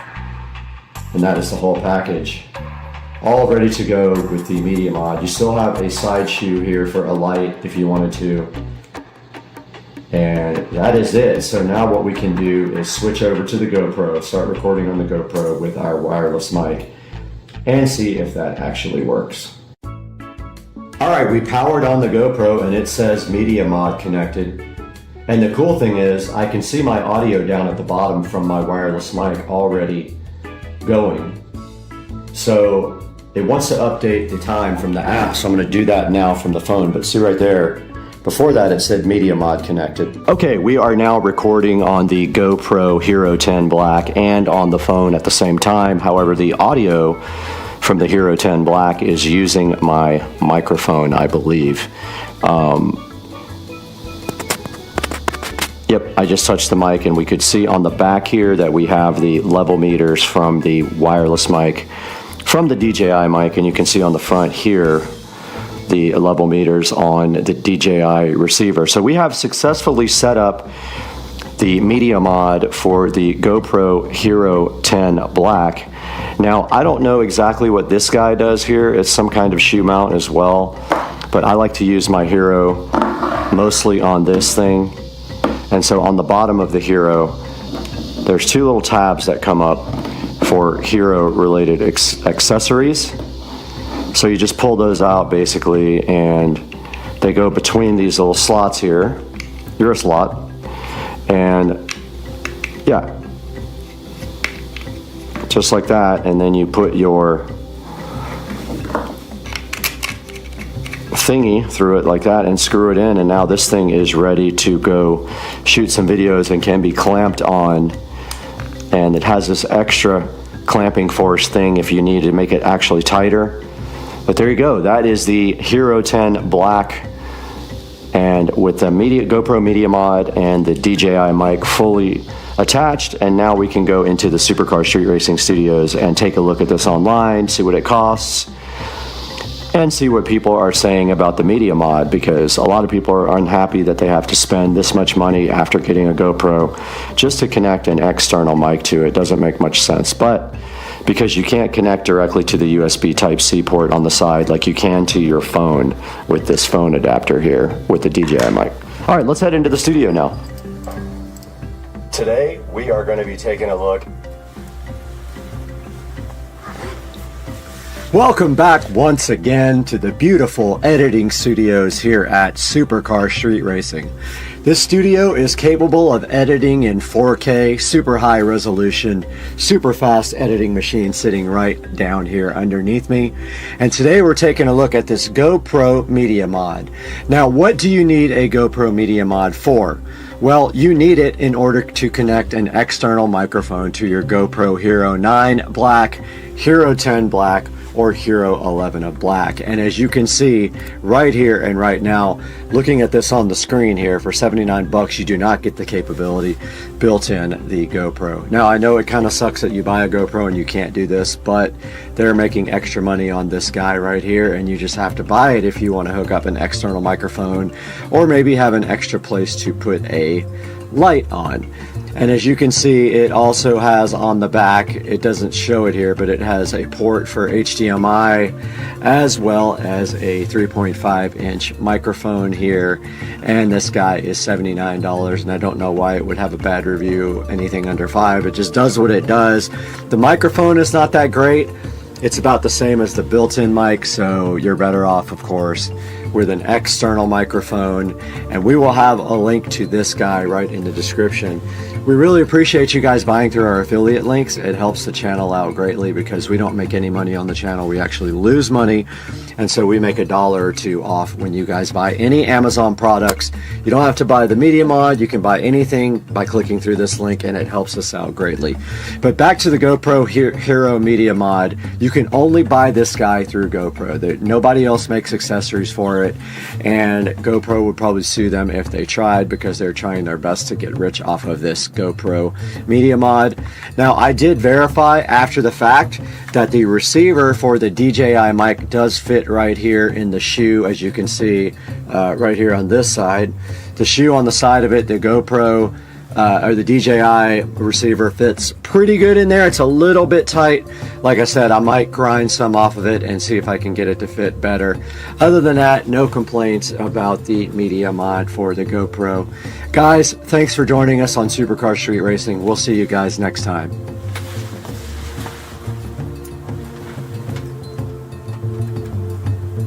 The Media Mod for the GoPro Hero 10 and 11. Check out this dude. Blue heroin in the pond. Blue heroin. Why don't you stay on camera? All I want to do is barbecue you. Huh? That's what I told you earlier. Yeah, I know. That's right. I knew it already. I checked it. But Kitty, why are you hovering next to the ranch? because he knows what's above in that cabinet.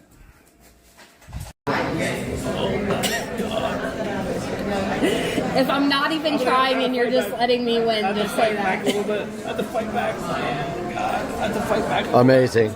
Oh, it's so close. This is great. Rebel.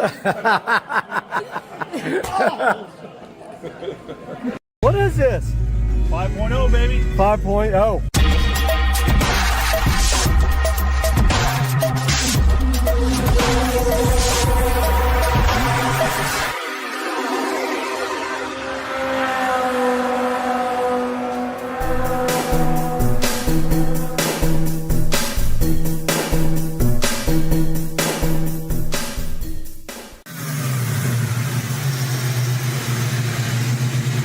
What is this? 5.0, baby. 5.0. All right, turn the music down. All right. Dude, this thing's sick. Hell yeah.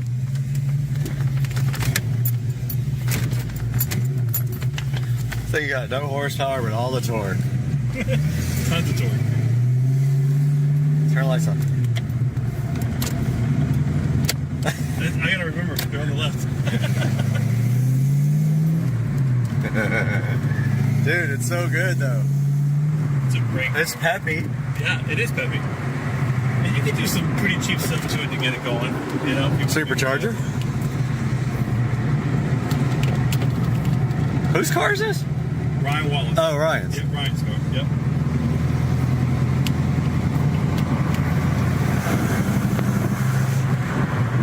Dude, this thing's fun.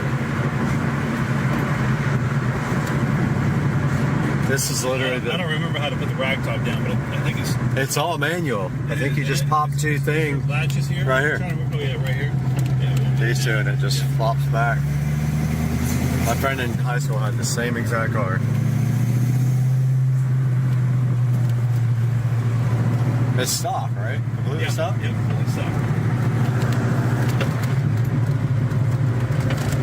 And it's so funny because, like, when you were growing up, you were just like, this car has so much horsepower. This is great. Yeah. And then when you get older, It's you in the learn- 200s. Yeah, when you learn that it's only like 270 something, you're like, what? What? Oh, look at these two.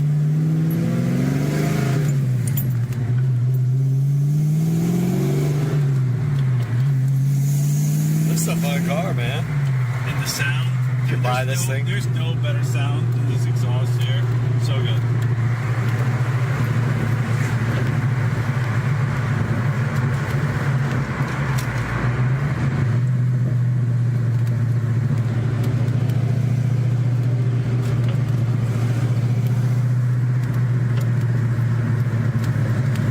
It's got a boost gauge, But no boost. yeah, you never know. Though. All vacuum. Yeah. If that thing goes up, I'll freak.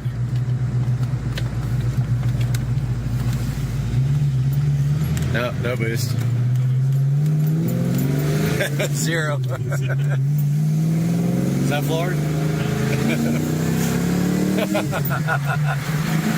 Remember when this was like the fastest car ever? I mean, come on. No, it's peppy. It's good. Yeah. It sounds like it's got exhaust pods. It might have I headers. think it does have exhaust. We just need to do a burnout. That's all we need to do. Now that's what this thing will do for sure. Oh, fuck yeah. Let's do a burnout. Now I'm gonna do it for this car. I'll take a quick little trip, but that's it. All right.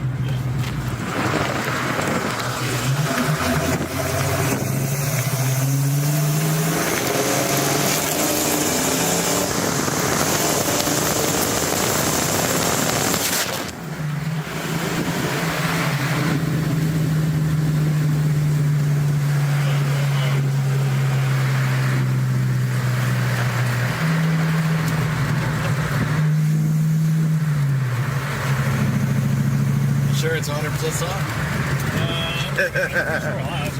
We never got the hood popped. Yeah, I'm almost positive.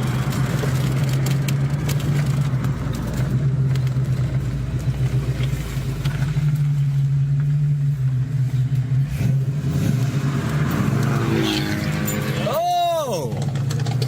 Oh!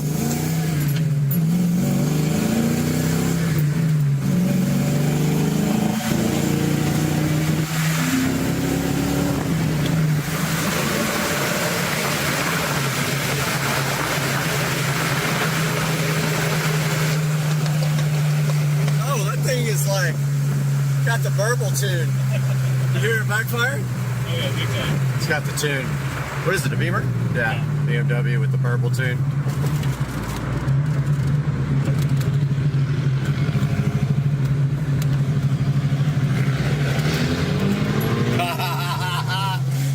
Oh, perfect.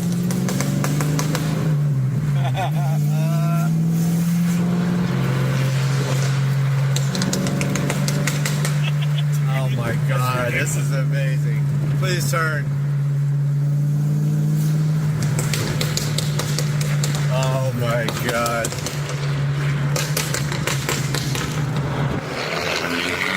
Yeah, it's stuck up.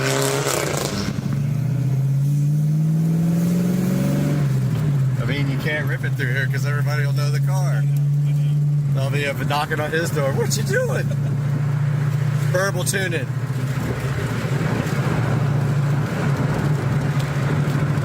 This thing's sick.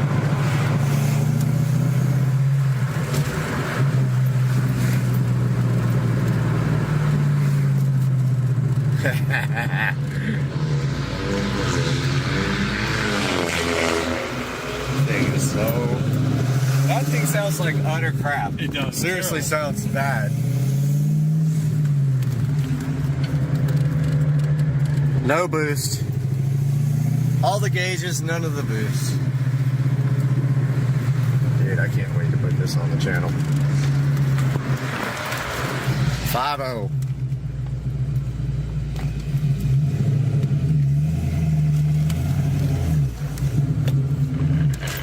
Oh! It's tight. Yeah, I shifted it into first when I was in Yeah, it. it's super tight. Feels like it's got like maybe like some kind of shift kit. Like what do you call it? Short shifter. Yeah.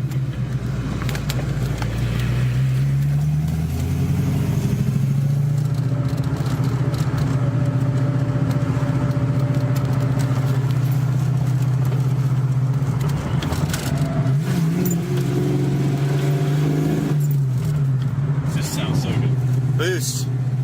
It's ready in case there's ever any supercharger. This thing with like a little bit of boost would be fun as hell. Just like 6 or 7 PSI, like blower on it. Oh my God. Go on and tear this place apart.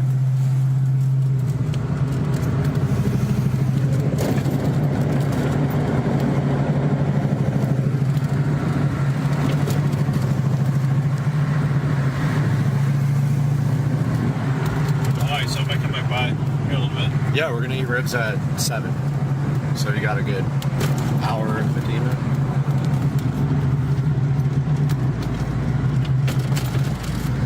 Over here at these places. These two.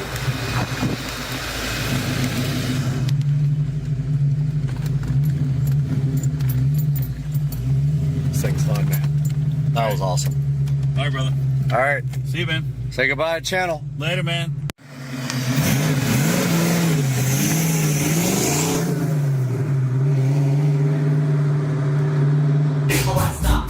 What's up, everybody? Supercar Street Racing here, and today UPS just left, and there is something out here I want you guys to check out.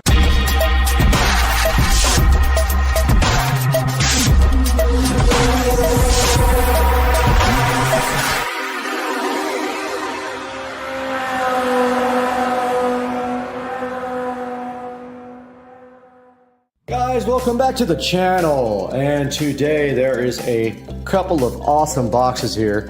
Don't make fun of my socks, it's cold and I have hardwood floors, but let's take a look at what's in these boxes. What do you guys think? I mean, I'm so hyped for this. I looked forever for exactly something that I wanted, and I found it and literally ordered it yesterday, and it is here now. And oh, you know what that is. That is the special wheel condom. And underneath that wheel condom, we have, oh man, these are freaking beautiful. Look at the wheels, guys. I am so hyped for these wheels. Look at this. check out these wheels, guys. We got the little SS center cap, which I really want to turn black. I'll probably end up doing that black, filling that in with the wheelbase marker or whatever, but check this out. So these are 14-inch wheels for the Club Car Precedent, and they look just like some of the wheels from some of the cars which I used to own, so I'm really stoked about this. These things look amazing, and the reason I love these is because the new ones all have bolts, silver bolts all the way around, and this is a clean look that's going to look absolutely sick on the golf cart, and I am so hyped. There also should be black lug nuts in one of these packages. I'm not going to go ahead and open up the other packages yet, but at the moment I am looking for tires for these, so as soon as I can find some tires, I think I found some, then the guy will also mount them pretty cheap, so we're going to be heading out to do that, maybe with Joe. Joe will give us a ride. But yeah, I just wanted to give you guys a little update and let you check out the new wheels that I got. Get you a closer look here. Look at these guys. Things are so awesome. Really nice quality wheels, and perfect for a black golf cart if I do get the golf cart to be converted to black somehow. I'm still working on what I'm going to do with that, if I'm going to get the body painted or wrapped or whatever. But stay tuned, guys. These are the new wheels, and I am super hyped about it. All right, guys, I just ordered a VIP carbon fiber dash kit for the Precedent, and I'm about to order the little bezel right here that goes across it in carbon fiber as well. But that is the kit, VIP dash kit here. If we click on it here, it actually has a hole here for a gauge style marine radio. However, I think I'm going to try a tablet on mine and mount it right here over this hole. If that doesn't work out, I will get the marine style, but I really want to do a tablet, like an 8 or a 10-inch tablet on this. I think it would look awesome. But there's a good look at that. And then next I'm going to be ordering the little bezel cover for the dash to match the carbon fiber dash kit for the Club Car Precedent. All right, I know this is confusing because that looks like wood, but this is the carbon fiber dash trim that goes over the top of the dash to round out the carbon fiber dash kit. Hopefully it works out good. The reviews are mixed, so we are going to see. But another place has it, but I already have a credit in Amazon. I'll put a picture of the other place on eBay that has it up on the screen so you know exactly what that looks like. But yeah, I just ordered the dash kit for the marine style bezel gauges, and now I'm going to get the, I think I might even have it up here. Let's see. Oh, we can look at it. Club Car Precedent, carbon fiber dash trim, so you can see a better picture of what it actually looks like. So here's an actual shot of it right there. So that is what makes out the entire kit and makes it all look great. Guys, just wanted to give a huge shout out to ST Wheels, who were awesome in this transaction, and I didn't want to leave them behind. I'm going to put a link in the description to ST Wheels on Facebook. This guy's awesome. He shipped the wheels out literally Saturday, and I had them today, so literally 1 day later. Either Friday or Saturday, I can't remember, but it came really fast. He's also in Florida, so it made it easy.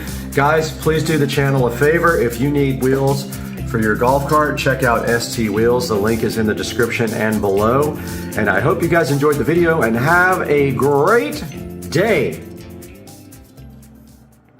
All right, guys, welcome back. Another episode. We got the guys here starting to refinish the pool today. And so looks like they're draining the pool now and washing it down. Let's take a look. All right, if I put you on video, man? You mind if I put you on video for my channel? My YouTube channel? This guy's out here doing his work, man. He's got it. Gonna refinish this pool. My frog pond.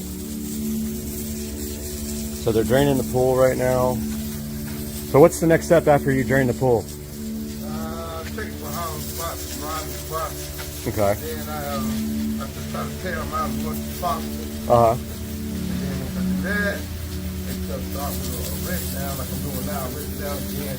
Then I bond coat it. Bond coat is like a primer for your interior of your pool. And then with the paint, I see. the interior sticks to it. Okay, gotcha. That's what I apply. And I seal up all around the little turn. Yeah, I tip that around now. Right. Around the rest of them. I reseal around, even around the light, and we'll be ready to rock and roll again. So that light's actually coming out. You can. Yes, sir. I'm gonna take it out. Oh, okay. And All right. then I'm gonna take it around, reseal it. I've been leaving it hanging there until once it's replaced. Yeah, I'm replacing it. We gave them the electrician a replacement. Then I guess they'll be here to see it finished. Hopefully. When the light gets in. Do you actually do the Pebble Tech yourself? No, Do you guys do that? I'm just a prep man. I tile them. I do everything but that. Ah, gotcha. But you're not doing the step tile, right? No, sir. Okay. Step tile usually goes on when the inspector comes. The inspector guy usually puts on the step tile. But he likes for it to be on top of the bar. Oh, right. Okay. Man, yesterday we had a big old hawk sitting right here on the step watching the frogs. That's good luck, man. I know. What the Indians say, you're an off part, you bet. That's what I heard, man. God got it. How you get all that out? Just with the pump? All that dirt and stuff? All that dirt, something, we're going to shovel all that crap. Right. We're going to shovel all this crap out. But that stuff will just go. We'll get it out with buckets. Gotcha. Shovel all that, get all nice clean. It's nice having the pond to dump the water in.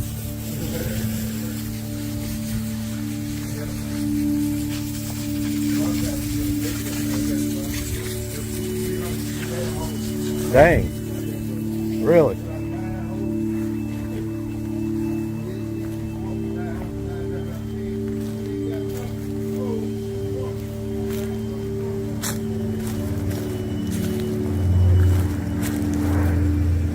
Minnows are going crazy around the...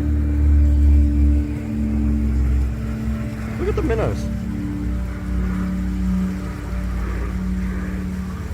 That's insane. Minnows are like hoarding around it.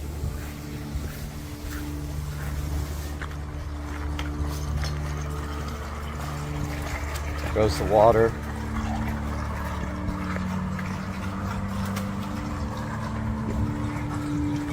And of course they're going to shovel up all the debris that's left here. All this water is just groundwater.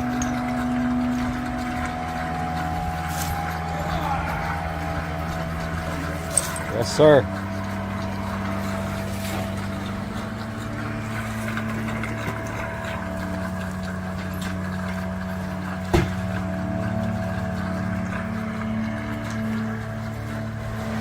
There's all the rest of the water.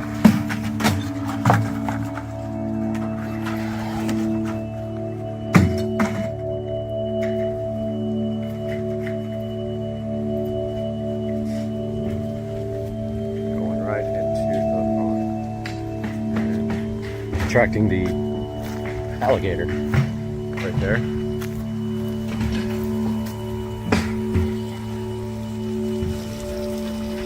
Sitting right there too.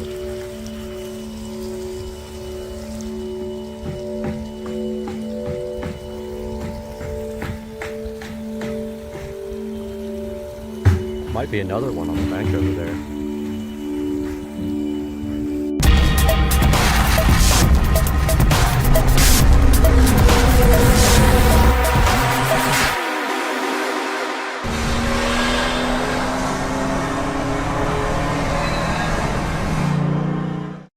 Those are smaller Smith & Wessons. The key is just you don't need to throw it that hard, really. Notice you can hit the back too because I got back points. There you go, man. You're a natural. First shot. Oh, that was bad. You went way down on that one. Well, you got 2 out of 3. Yep. Epic. That's what's left.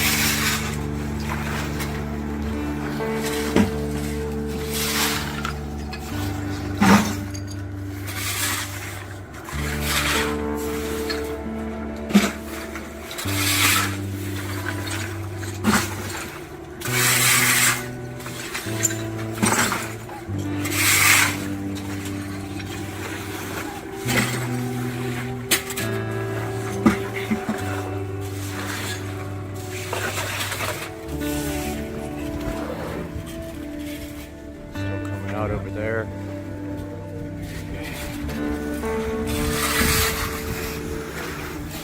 He's trying to get as much of the water out as he can.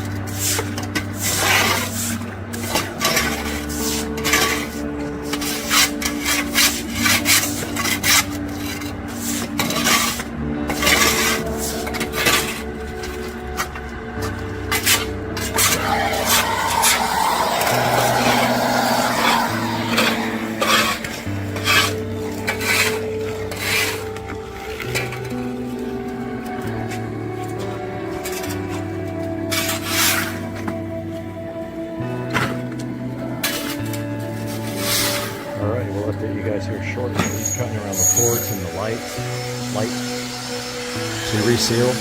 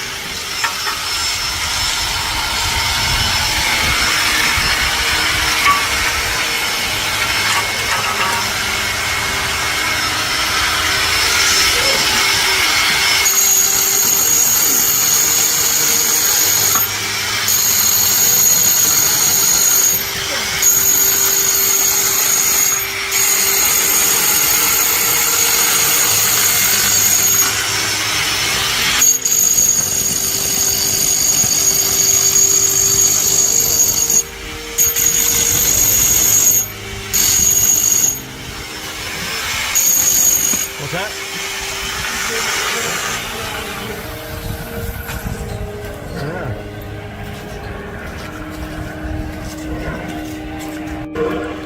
There's the drain. Got water in it already. Seeping up through it, and the pump's just going crazy. Making the greatest noise ever. But yeah, he ground out around the light and then all the ports, so he can reseal those before they start doing whatever they do next. And we got a bunch of dumb frogs in here too. There's one. Guess they're left over from before.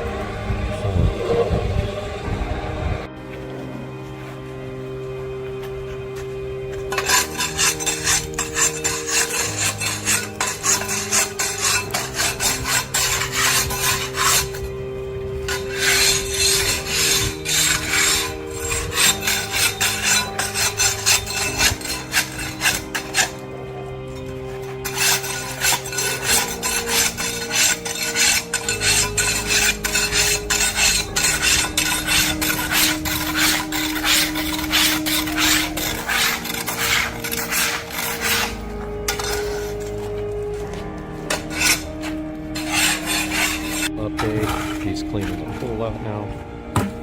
Got it almost clean. Scraped everything.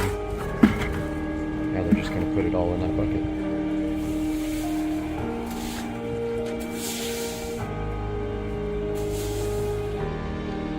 And try to keep it clean.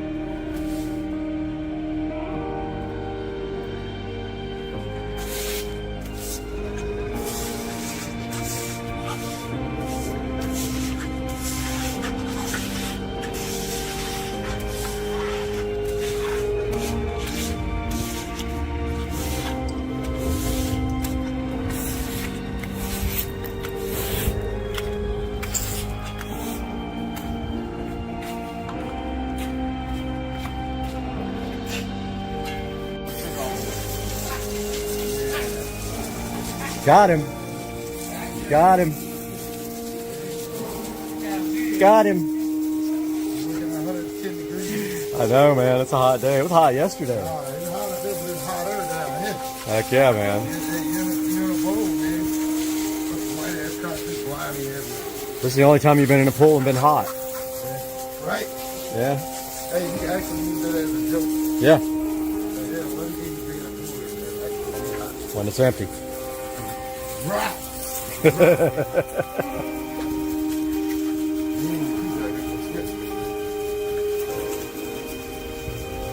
Or if it's a hot tub.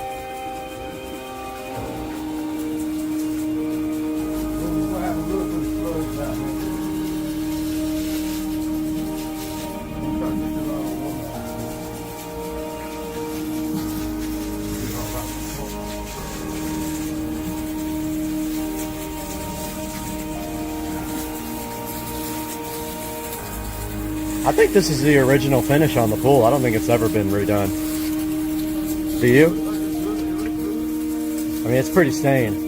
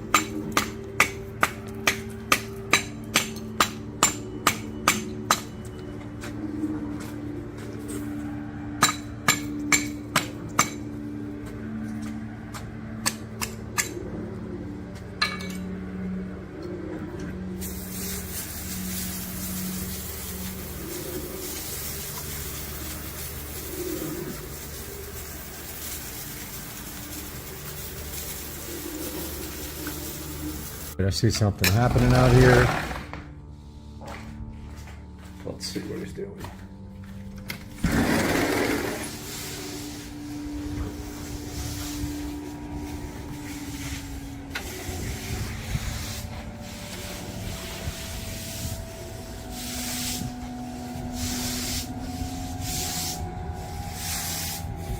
Pretty cool. Looks like that's the, I think that's the permacoat.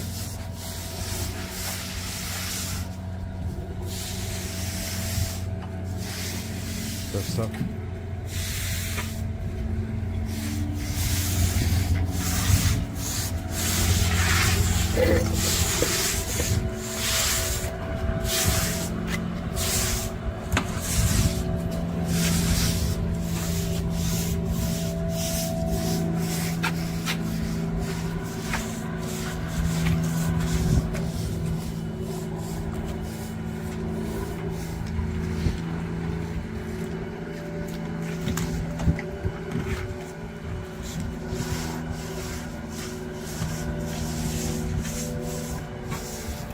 Cover the whole pool with it.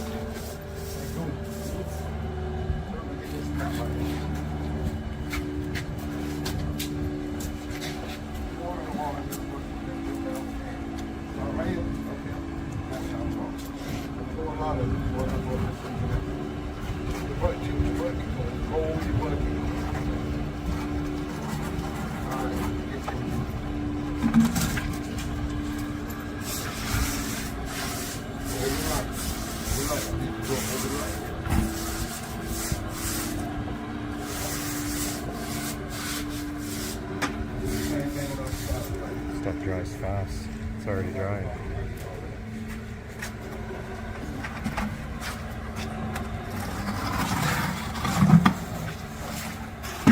Awesome.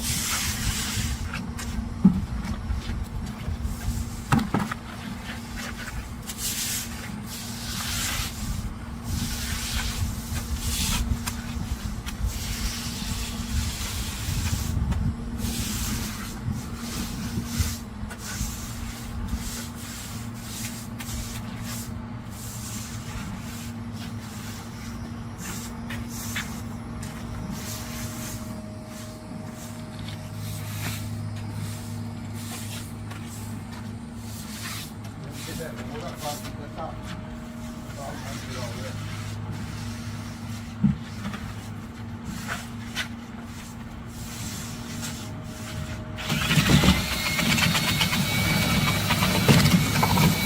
Looks like it's drying already.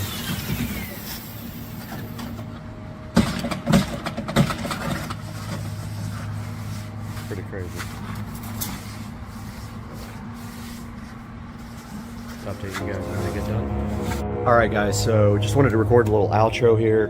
My security camera footage did not save properly, but looking at what we have this morning, yesterday, my yard guy came and cleaned all my gutters out, and I won't have a problem anymore over here because this was my biggest problem. This palm tree would drop into these gutters and cause them to clog up, but he came yesterday and cleaned all that out till that guy starts dropping leaves, and then it'll probably get clogged again.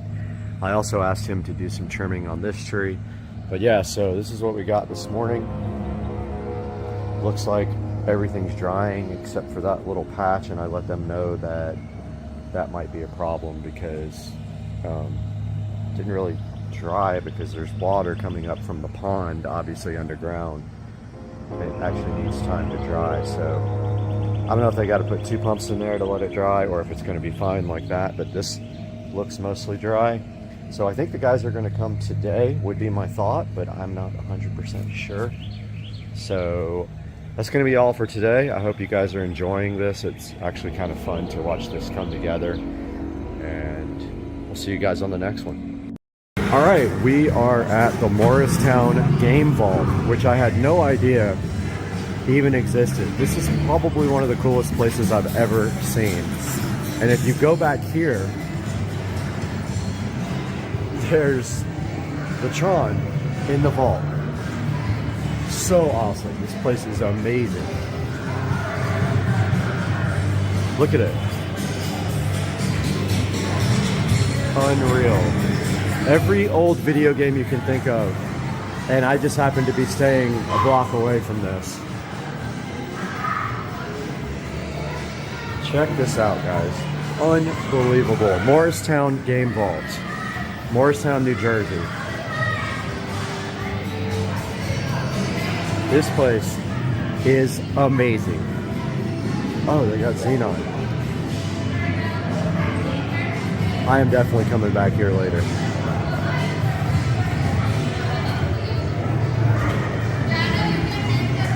Absolutely insane. The Morristown Game Vault. A good look at it. Unreal. Burnt ends and brisket. Pita taco is fire, dog. Leftover burnt ends, leftover brisket, put it in a taco. And it's fire, dog. Let's go. Are you guys ready to go beyond today? Because today we have the HP Envy, and it is from Best Buy. It has the Ryzen 7 processor and 16 gigs of RAM, 1 terabyte SSD. Let's get this thing opened up and see what's inside.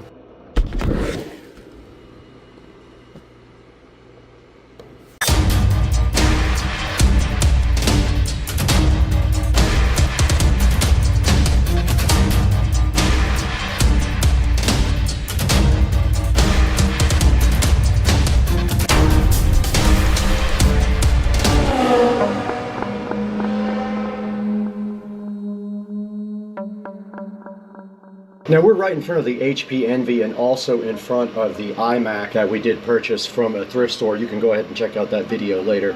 But right now I've got this backwards actually because it does open up from this side. But if we go around the side here, we can look at the model number, and it is a HP Envy X360 2-in-1 laptop.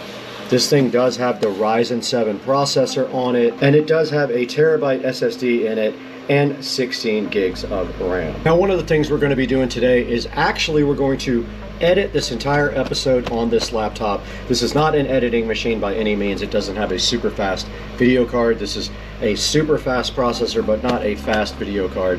But we're going to set this up for Rich and Trish live. While we do that, we're going to be recording that, and then we're also going to get this thing going for them, as far as we're going to take all the bloatware off and install all the necessary antivirus and other software that. Guys, today we've got the Bauer 12-inch white RGB ring light kit that I scored from the thrift store, brand new, for $20, and it does RGB and lighting for doing YouTubing. So let's take a look at this today on Supercar Street Racing.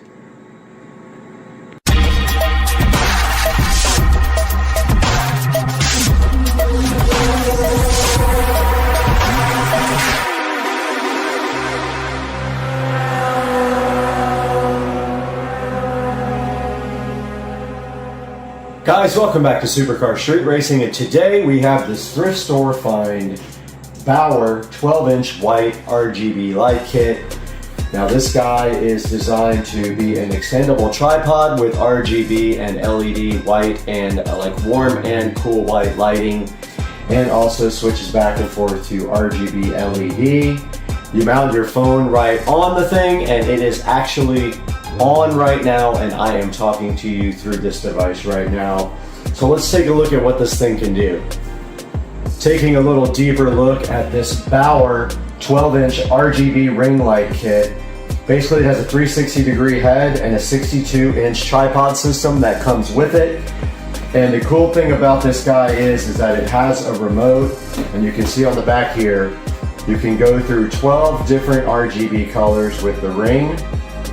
You can go through 7 RGB special effects. Now I already saw one and it was pretty cool.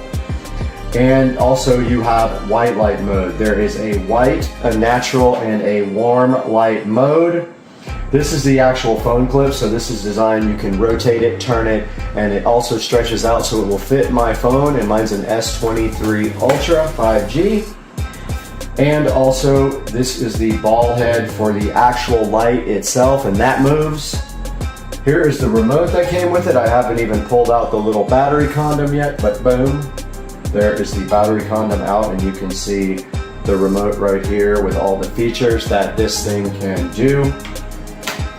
There is also a wired remote on the actual wire, like most of the lights have. It works on USB power, and this is a look at the tripod on how it will fold up. Now let's take a look at how this thing is actually assembled. Alright guys, in the Supercar Street Racing kitchen now we have the Bauer tripod, and you can see the setting on warm white right now. And here is the actual phone clip that it was connected to for the clip you just saw last. Now how this thing is assembled is you will get the tripod right out of the box like this. You will go ahead and extend the tripod out. This ring will be packaged separately, as will this phone clip, and will this ball joint right here for the ring light. So you basically put the ball joint onto the top of the tripod first. Then you screw the ring light onto this ball joint here and tighten this little disc. Then screw the phone clip mount inside of the ring of the Bauer tripod system.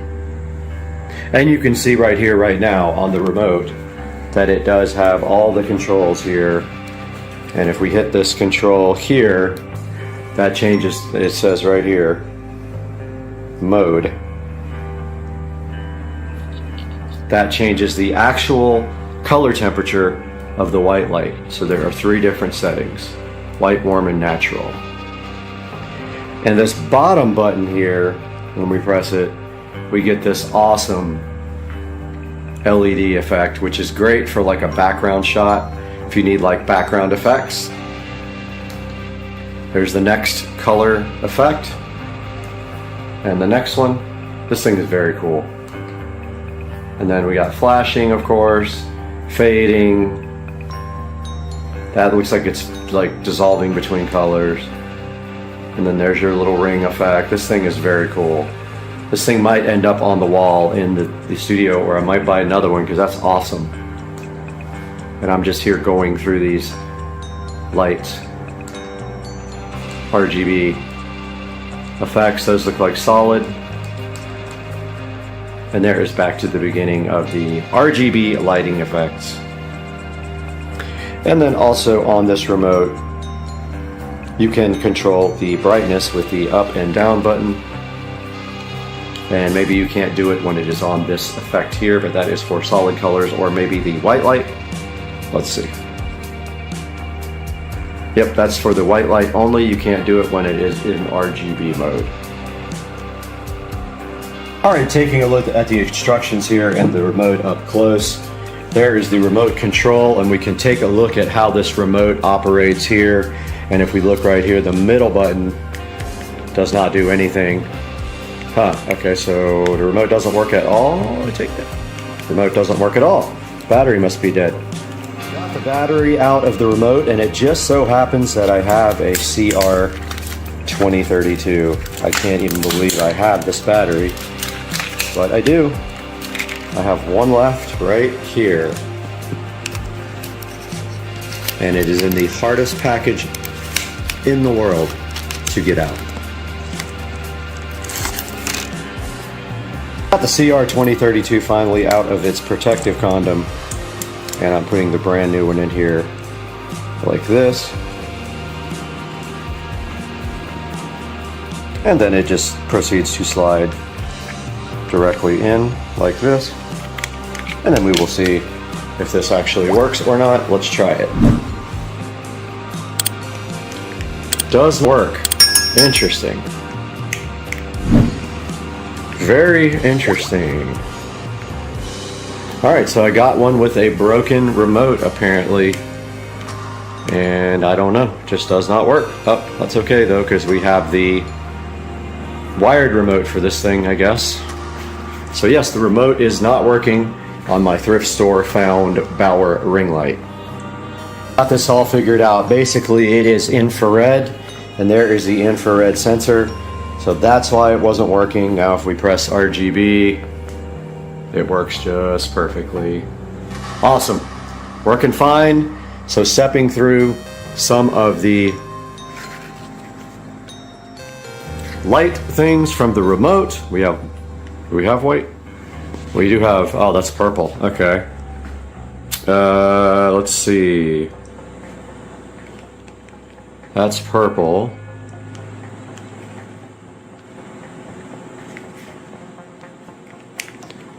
Let's see.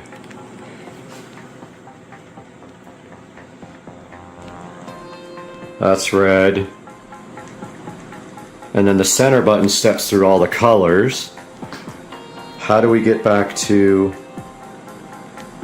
white?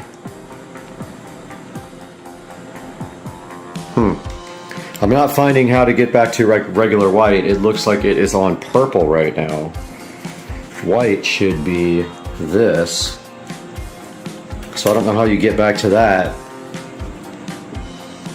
When I push W on the remote, it goes to purple. So here is green. And it just does not want to act crazy. It wants to act crazy. Yeah, white turns it to purple. Not sure about what on the remote is white. I'll have to look that up. Alright, here's why that looks purple. The W is actually RGB white, so it's white with a blue tint. And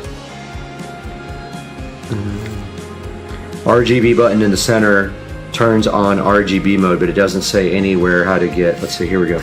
On button turns on white light mode. Let's try that. So now it is in the RGB white. Let's see. Ah, there we go. And then you keep clicking the on button and it goes through the different white modes there. Nice. Okay, cool. Alright guys, welcome back to the SCSR 4K production studio you see right behind me here. And we have the Bauer 12-inch RGB light set up right in front of me, and I wanted to set it up so you could see it in the shot. It is currently lighting me on the warm white mode, and now we're going to take a look at what we can find on Amazon about this light. And I'll tell you right now, it is not available on Amazon anymore. So when you go to Amazon, all you're going to see is this page here that doesn't give you any buying options. Let's see if it says see all buying options. All right, so there are some available here. There's brand new from $32 here. And also if you go over to walmart.com, it is available here for $39. So actually the 12-inch version here for $32 brand new is it probably doesn't include free shipping here. So there is some available on Amazon, but also if you just go to a 12-inch ring light, there are some here that aren't RGB, but here is one that is RGB for $36. So it is available from other companies, and this one does have really good reviews. So $36, and it's got a $5 coupon as well. So that might actually be a better deal than you can get on Amazon. And clicking on here, this is the Toady. I'll put this in the link. Toady, I love the names on Amazon. Sometimes they're just hilarious.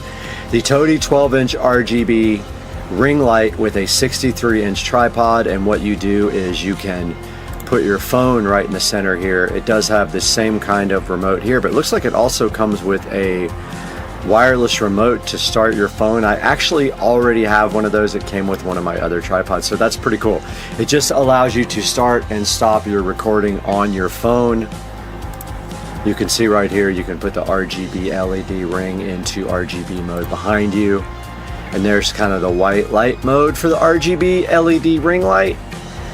And I'm sure that all these ring lights are actually made by the same company and they're rebranded and put back on the internet.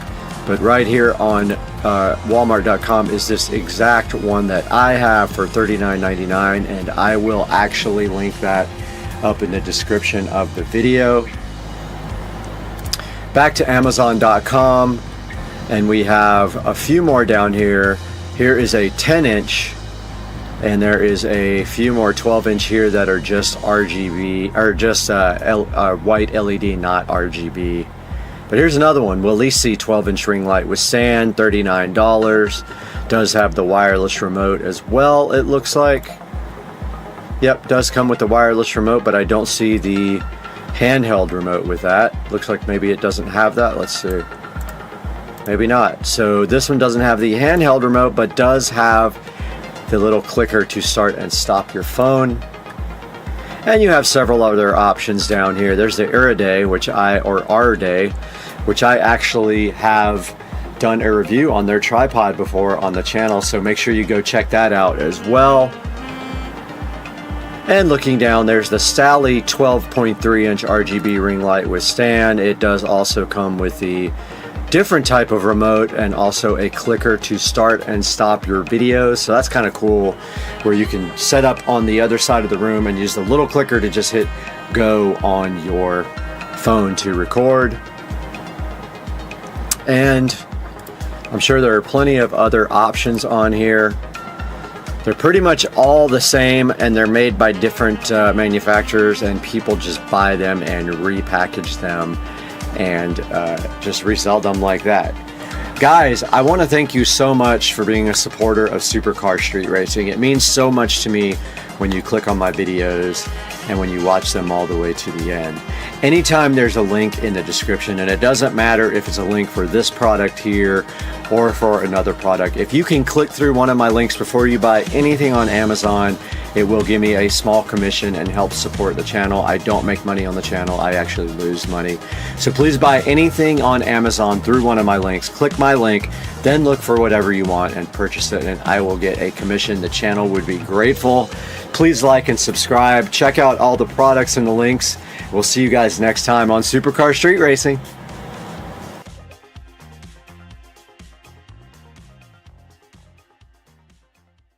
Talking. No talking. I don't care about the address being Okay, on go. All right? They can say it. All right. I don't give a fuck they know that. All right, you ready? Yeah. Okay. To JEA. Residential cup. If you are calling about a power outage, gound wire, street light, or other electric problem, press 1. To report a power outage or for an outage up for security purposes, only the street number of the outage location will be repeated. If the street number of the outage location is 1, 1, 3, 5, 1. Press 1. If not, press 2. Our records indicate that your service has been disconnected. A payment of $0.00 must be received to reconnect your services. Let me call and make To a payment of $0. Press 1. To pay by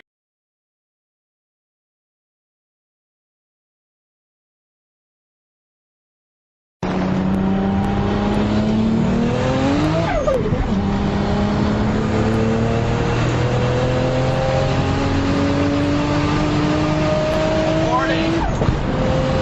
160. 170.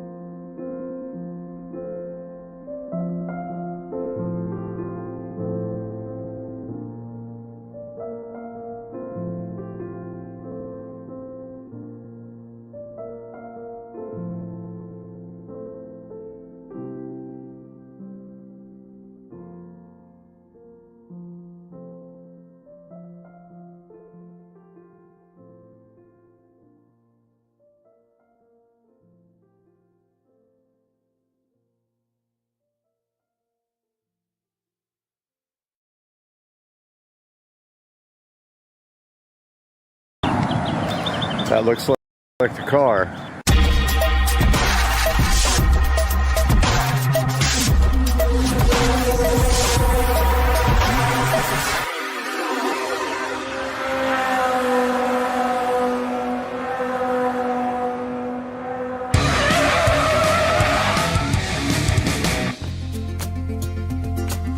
It's 4 a.m. as you guys can see, and I'm half asleep, but I'm waking up early today to get my workout in because I am going to look at a car finally, and you guys are gonna figure that out today. All right, I'm a little bit more awake this time, and now Rich has come to my rescue and offered to drive me to the train station. And we're at Speedway getting gas, but yeah, we are started on our trip already, and train is 45 minutes late already, so I don't know what that means for our trip. Ultimately, we're supposed to leave at 7:26, but the train is not even getting to the station until 45 minutes late, so we'll see what that means for the trip. I have no idea at this point. All right, we are out here at the Amtrak station. But they said that the bus will wait in Tampa. So we are headed to Tampa as soon as the train gets here. Good. Right. Well, I hear the train coming.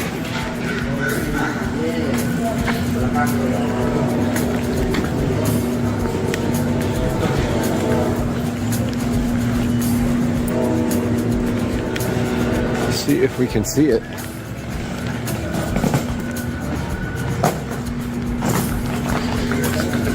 Here's something.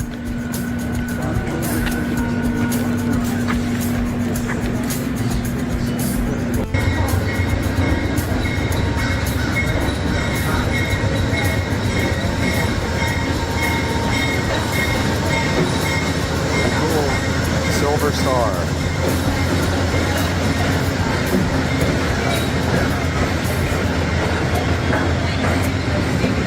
I see people on it. I'm assuming a lot of people are getting off.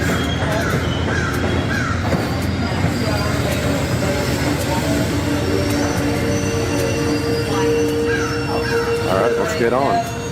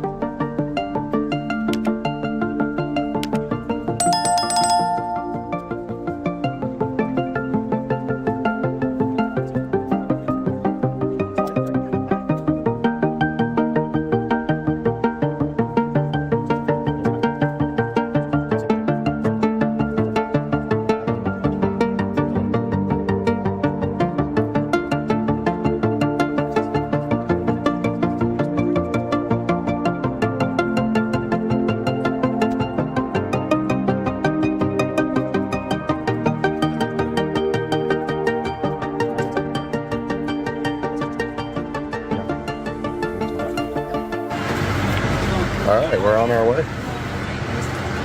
We got a bunch of wilderness out here. And here comes the conductor to check our ticket. We already had to clean all the junk out from the last person and then check for bed bugs.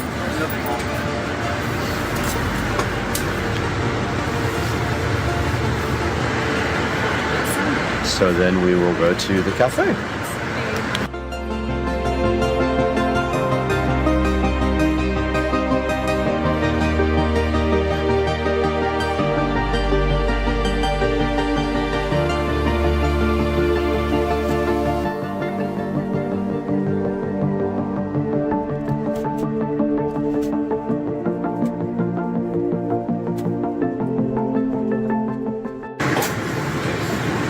We are in the dining car now with our breakfast here of champions with this Tito's. And it's actually glass, pretty cool. We got our Coke Zero here, glass, and then we got these egg bites. So 0 carb egg bites. I'm gonna go ahead and check those out.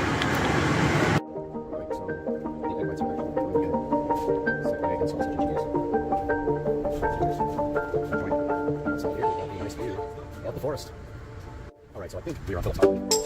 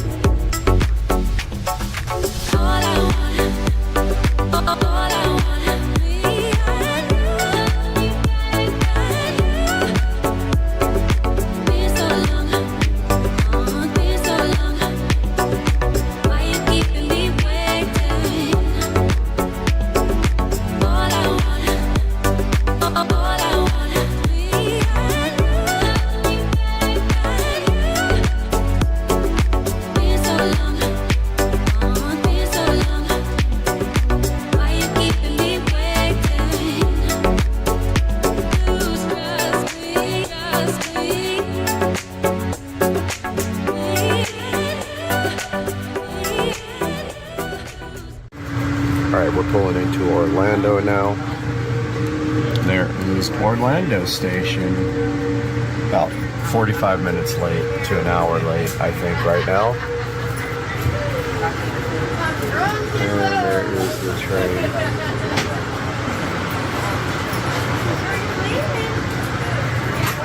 We're gonna see what happens. All right, we got our lunch here. Cheeseburger. Diet Coke. And we are going to do this low carb style. So that's next.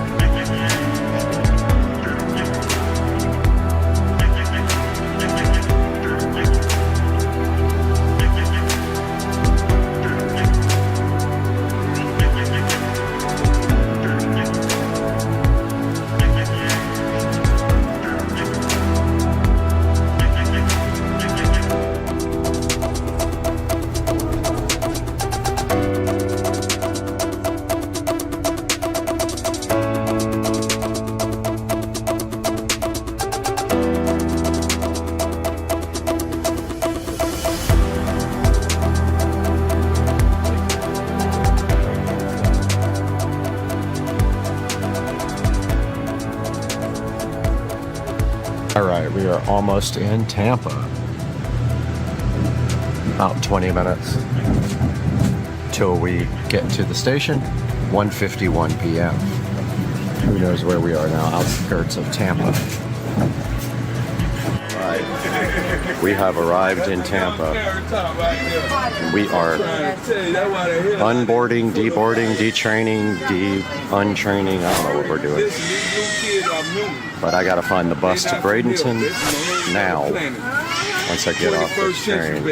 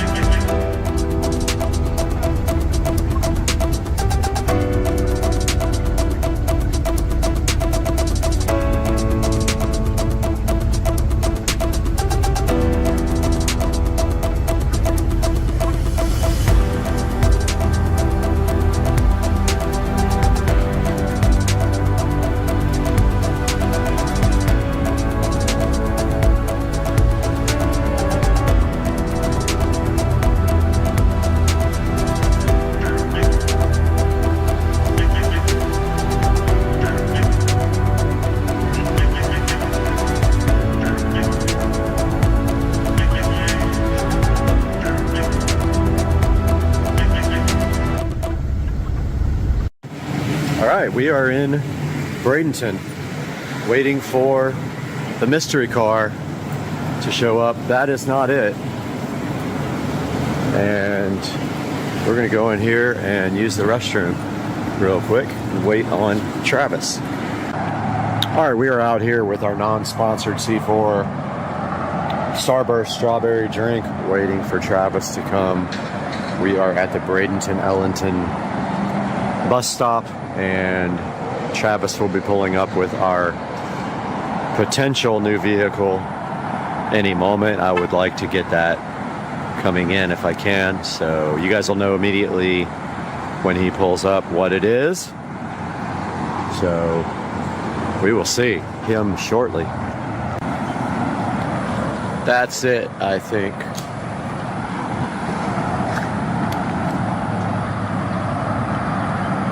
Yeah, that's the guy right there. That's it. That looks like the car.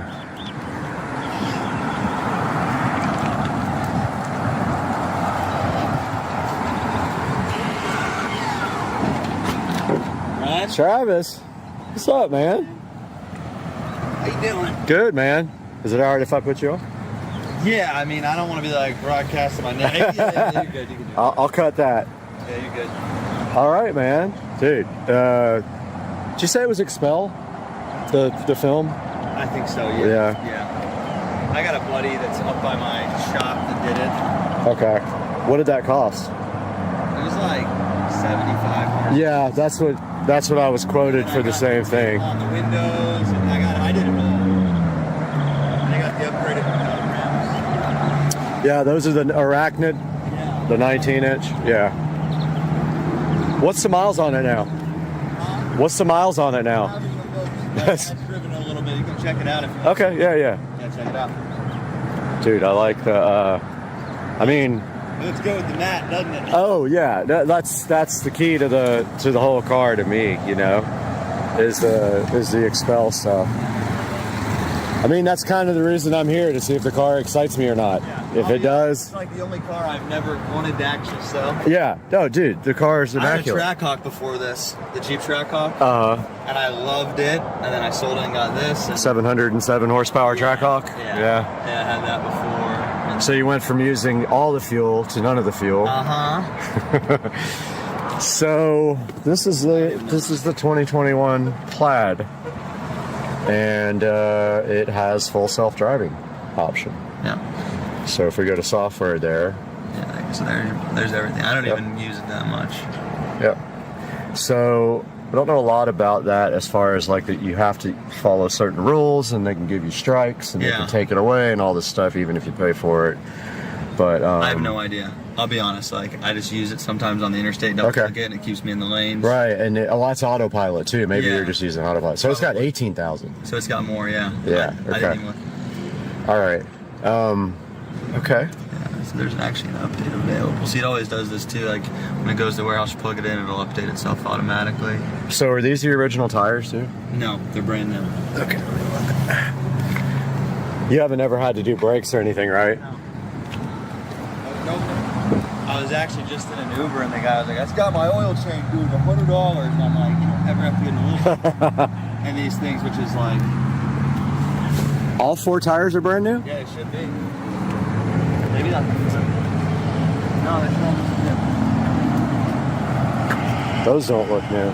Those do. It was the back. So I put new ones on the back. That's what it was. Front two are, yeah, that's what it was. Yeah.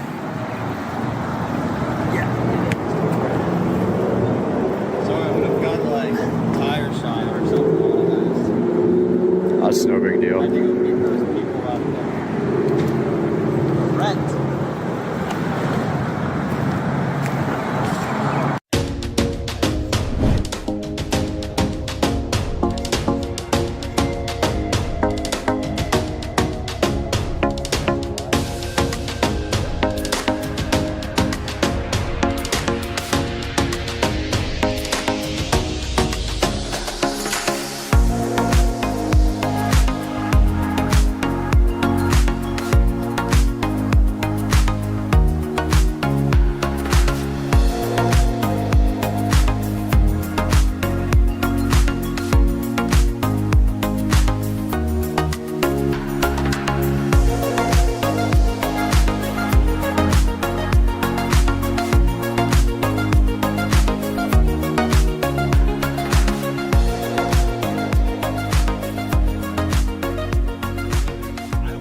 It's Monday morning. Had some time to sleep and think about the Tesla. Does have way more miles on it than I thought, and it needs 2 front tires and a rear taillight replaced. This is my Airbnb, and it literally is a loft. It sleeps 4 people. Pretty cool loft up there. There's a lion up there as well for you if you like pets. And this is the other side. And it has a little fridge, AC, and it was about $100, and this is all I needed for the night. It has an outdoor shower and bathroom, so kind of interesting to take a shower in the cold with hot water. That does work. It just takes a while to get hot, but that is the good look at the Airbnb, and we're about to be heading to the bus station to get on the bus. Our first step of the trip back to Jacksonville is the bus from Bradenton to Orlando. This time we're riding the bus all the way to Orlando, then hopping on the train to Jacksonville. So we'll see you guys on the bus.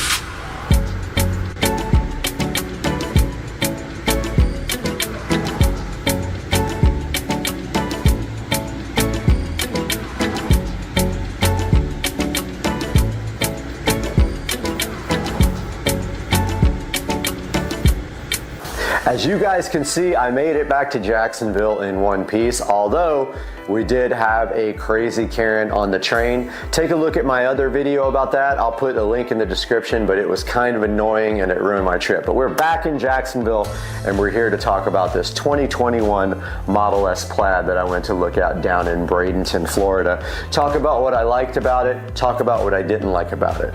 So the first thing that I loved about this 2021 Model S Plaid was the PPF film. It has full paint protection film all over the car, and as you can see here, it is a beautiful satin paint protection film, and that is about $7,000 or more worth of paint protection film on the Model S Plaid. Now the second thing I liked about the Model S Plaid that you see here, it had full self-driving. That is a $15,000 option from Tesla, and it can be transferred, or you can subscribe. It's like $200 a month, so the $15,000 option is awesome.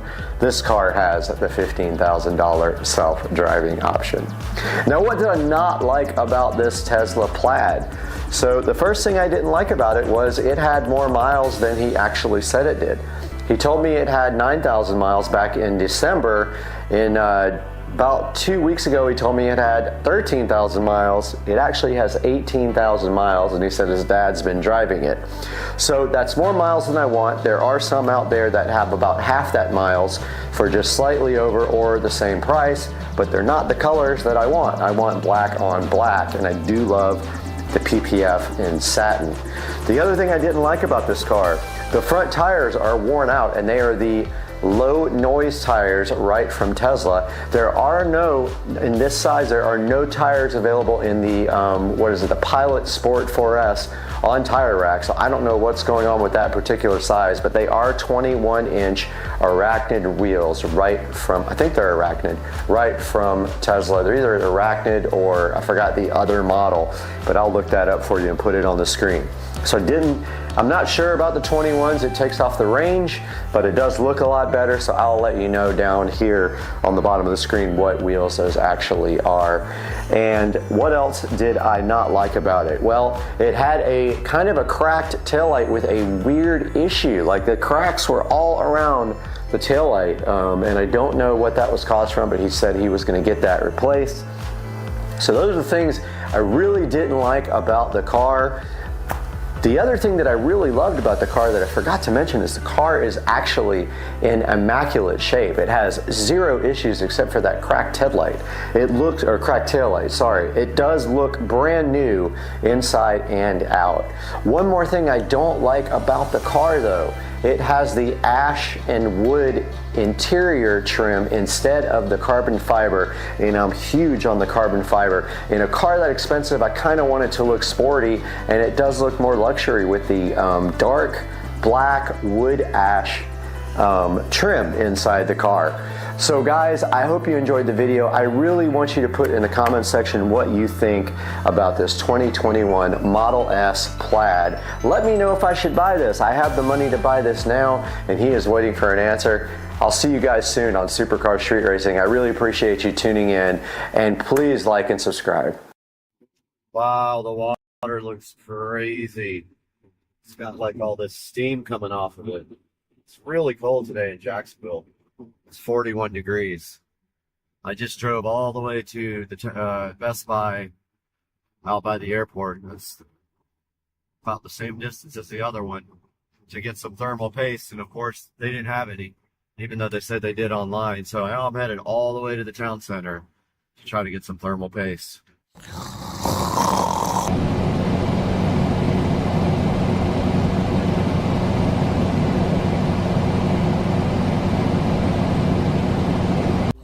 Alright guys, Supercar Street Racing here, and yes, this is the most expensive 9500 BTU air conditioning made for your home.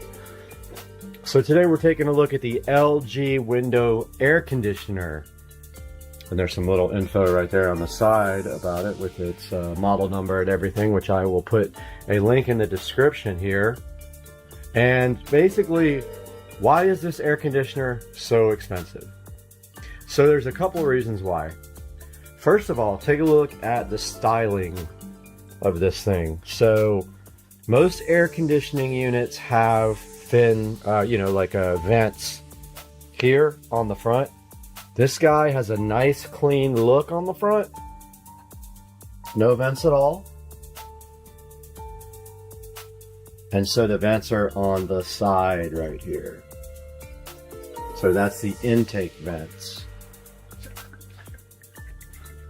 Has a nice design,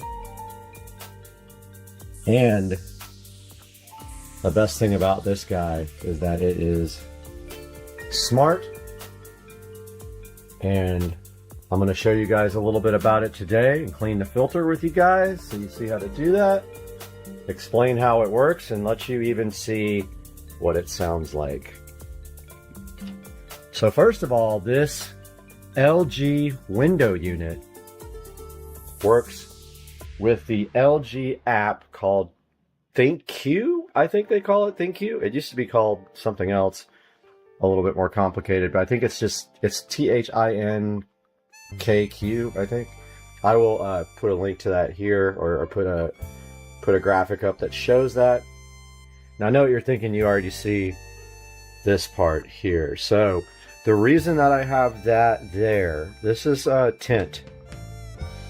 I have that there because it's a little bit too bright at night. So that knocks down the LED lights quite a bit so that it's easier to sleep in here. I do that for most of my devices. Have a difficult time sleeping sometimes. So if we take a look at the front here, we can see that we have cool, energy saver, fan, and dry. So it looks like to me, and I'll have to verify this in the manual, that dry just dehumidifies and doesn't cool. Of course, fan is just fan, which I use that a lot during the winter time. Energy saver is a lower energy usage, and it turns the fan off when it turns the compressor off. Cool's your standard cool. Got a little indicator here to tell you to clean your filter. There is a sleep timer. This is how you know if you're connected to Wi-Fi or not. And then last one is just a regular timer. This guy here adjusts your fan speed. And then this guy here, your temperature up and down. So this uses the app, the LG app. And I will kind of show that to you guys after we take a look at the filter, which does need to be cleaned right now. So there's the filter there, and the filter light warning light is on. So let's go ahead and get that cleaned. All right, to get the filter out on this guy, you just kind of like, well, thought I knew how. Take 7, kind of just slides out there. Take that guy to the kitchen sink in here. Give it a nice wash. You can see already it's getting it really clean. And so every couple of months, if you use this every day, you're gonna have to clean this, maybe even more than that. So you see the dirt coming off?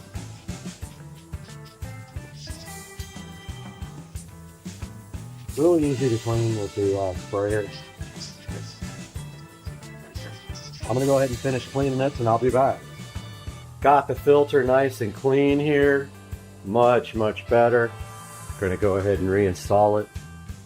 Pretty sure it just slides in, but there must be an easier way than what I did, and I might need 2 hands. So I think it just, yep, I'm gonna need 2 hands for this because I believe I have to get it to slide into that notch right there. Be back. All right, so we got the filter reinstalled. It bends easily, so it's super simple to install. Here you got your vent controls, up and down, left and right. Go ahead and close the unit up. All right, and then I'll show you guys why this is the most expensive AC. But first, a look at the remote control that comes with this guy. You can see you can do everything from your little handheld remote if you want to. It's got a power, temperature, energy saver, the mode, fan speed, timer, sleep, and clear, just like the front. But I want to show you guys what happens. I don't know if the battery is even still good in this, but I'm going to give it a shot. So I'm going to turn on the AC. Yep, battery in the remote is dead. I don't use that remote, so let's do it from the front panel. All right. So there's no sound at all. The only sound is coming from my central heater. It is on N3. I'm gonna go ahead and let you guys hear how the fan ramps up. So it is on now. Still can't hear it. So there, it's coming up a little bit now. So this is awesome. Why? It doesn't knock you out of the bed like at the beginning of my video. It very slowly brings the fan up to speed so that there's never that jolt. Even when the compressor comes on, you hear like a very low-pitched hum. It does not knock you out of your bed. So there's the fan on. Still ramping up.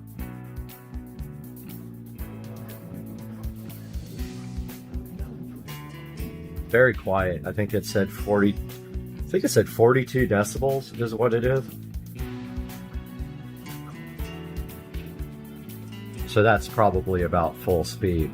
Now let's go ahead and change the mode to cool so you can hear the compressor come on.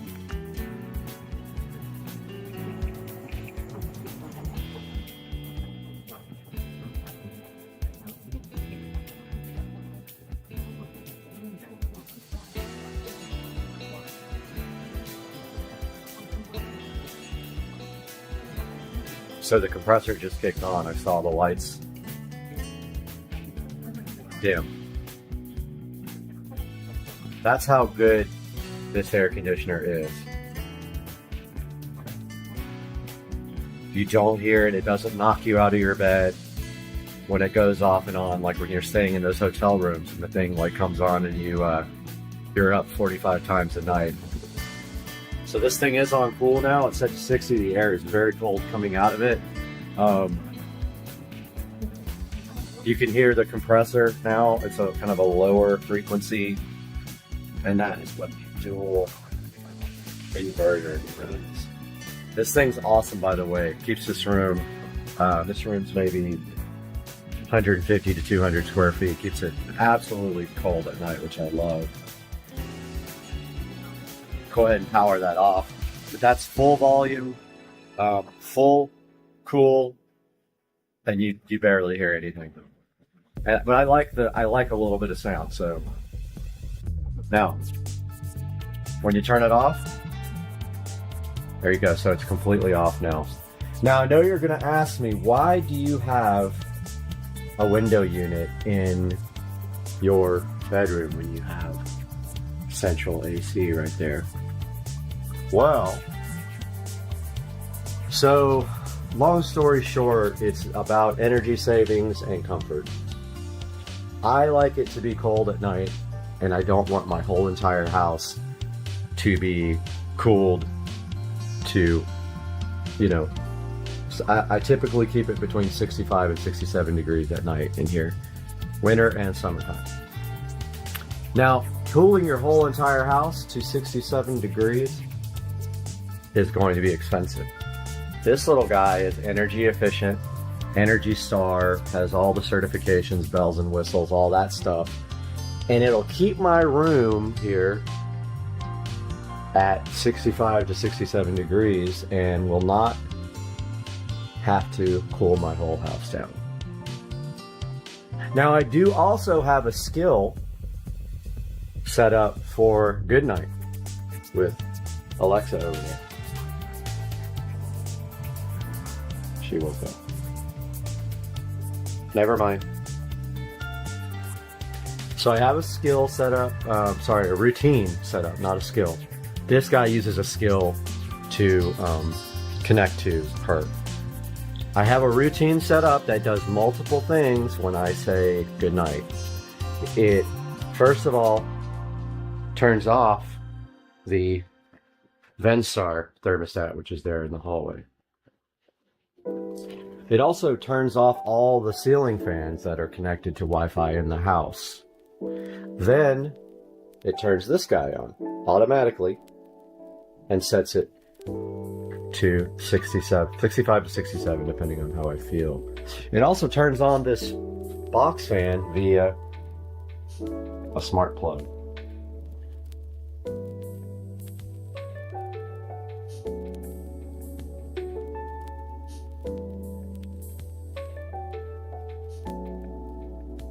Alright guys, taking a look at the ThinQ app from LG, and we load that up.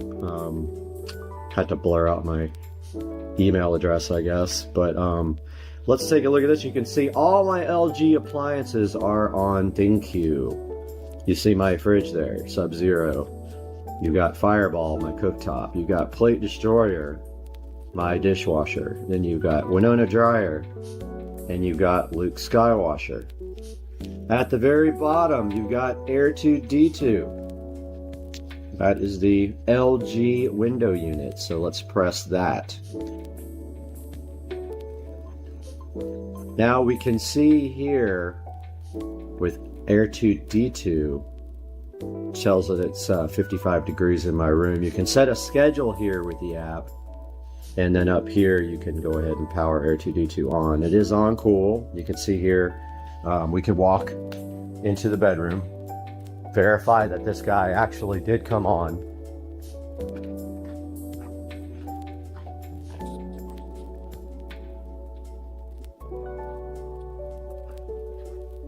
Let's check it out.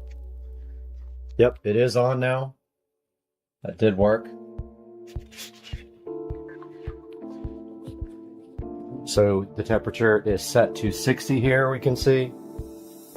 And you can set the fan speed and the mode by pressing cool. Let's go ahead and switch that off. So now Air2D2 is switched off. So let's take a look at the skill for that. So setting this up with Alexa involves a skill, and you have to have your LG Smart ThinQ or whatever it's called account. This is what this is you're seeing now. But now to get Alexa going with this, you need a skill. So we go to the app, skills and games, search for LG. It's confusing because several of them come up, but here's the ThinQ Basic. You go into, now it's going to be disabled if you've never done this before. You hit enable, and then you have to link your account to it from LG, and then that's how she will find your devices. It'll discover your devices on the next page, which I don't want to go through the setup again. But once it discovers your device, you can then use it for to be turned off and on via smart home. And now let's take a look at routine. So my routines are here. So let's take a look at good night. So here's the skill and the routine. And here's when I say is how it's set up. It's named good night, but if I say it's bedtime, put her name in front, she will turn on the fan, set the house temperature up.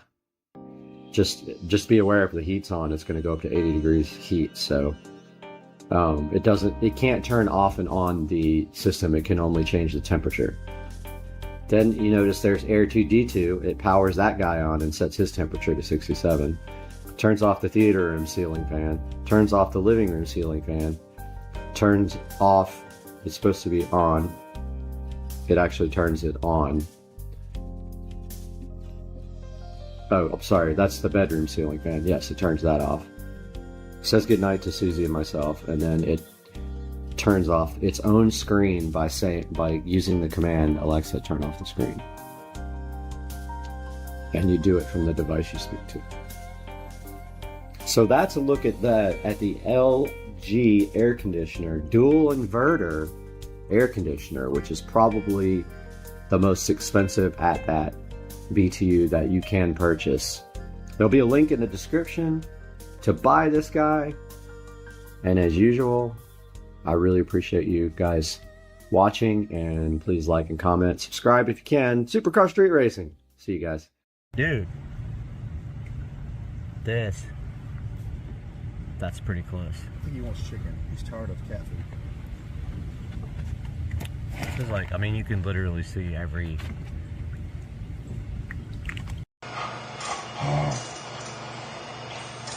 Papa has cat TV.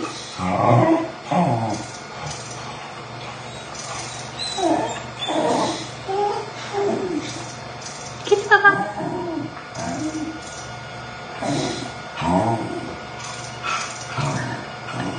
Hey, what's going on, everybody? Supercar Street Racing. Today's Friday. Haven't updated in a long time, but today we are going to pick up the car finally. It's been about 2 months since I dropped my car off. We've done some major changes to it. So today is the day that we are heading out to Tuners Inc., me and Chad, and we are going to pick up the car. So first I want to show you this craziness though. So I have quite a few native plants in my yard back here, and this is a century plant that bloomed, I would say, about a year ago. And when they bloom, this crazy thing shoots out of the top, and it was taller than that tree. And so I cut all the leaves off of the century plant, and finally this thing broke off, and it fell on my patio furniture, but fortunately everything's metal. Don't have any damage, but it's pretty crazy, this thing. That's a living century plant. So these things bloom once in a lifetime and then they die.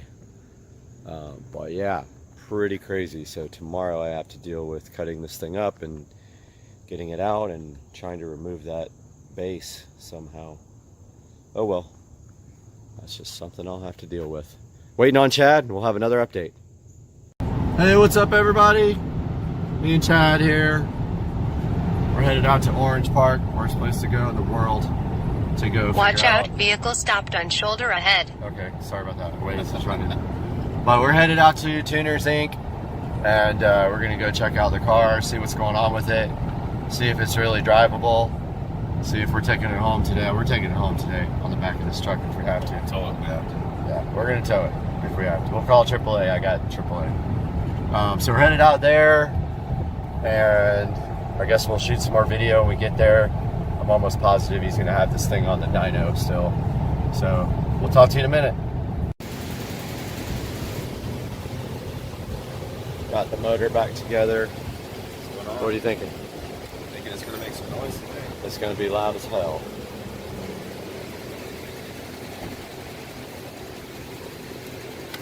But need a bigger wastegate spring. Tighter.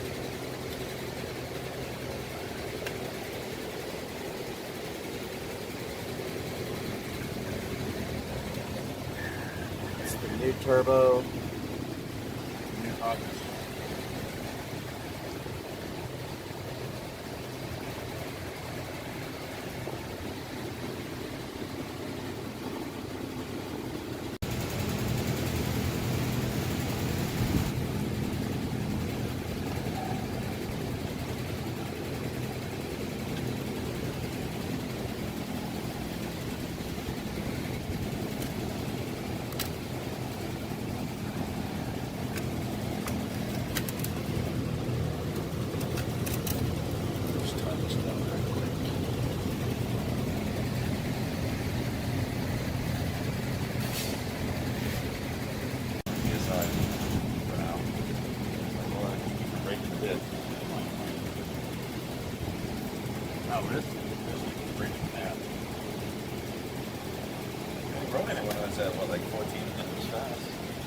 Yeah.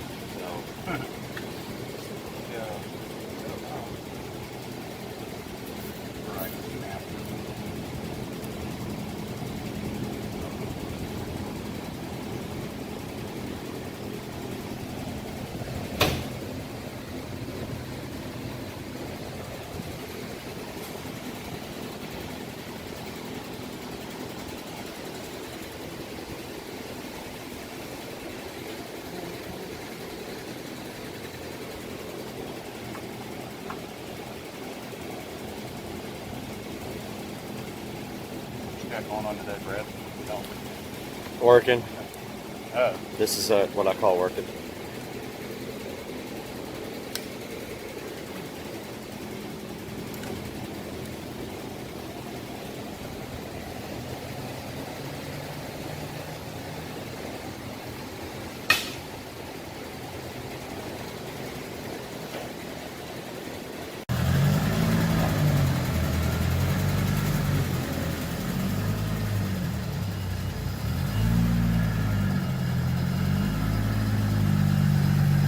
What did you say about the dash?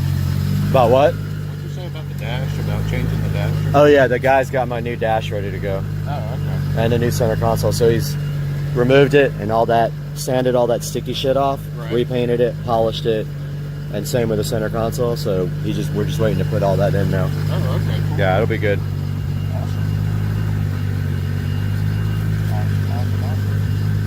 Can you turn on the two-step while you're in there?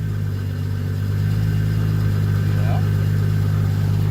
Give me just a minute before. All right.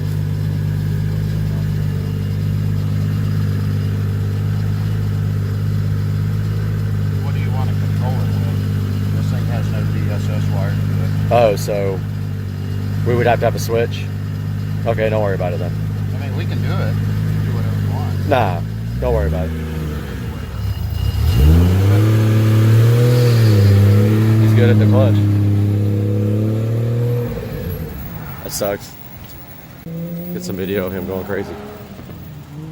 It's spooling already. Oh, yeah.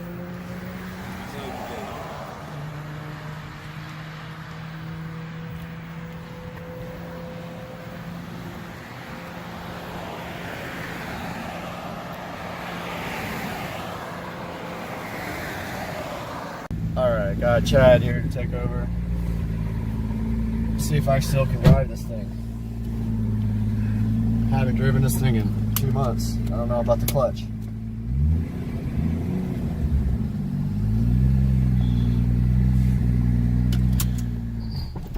That's right. It happens. Clutch is not fun. That's what happens when you don't drive a stick for 2 months. Right?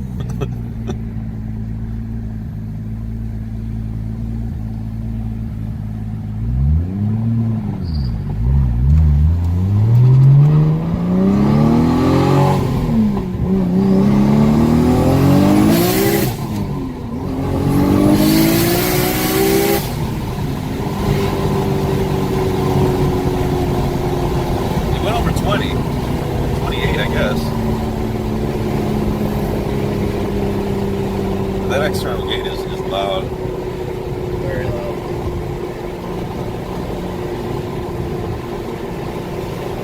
It spools quick. It does for big, semi-big.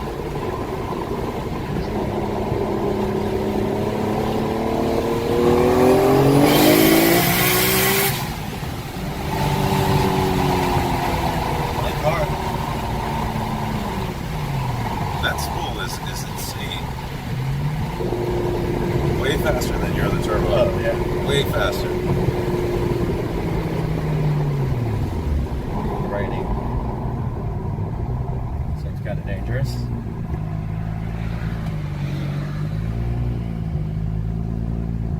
This thing needs gears. Dude, it's straight up on empty.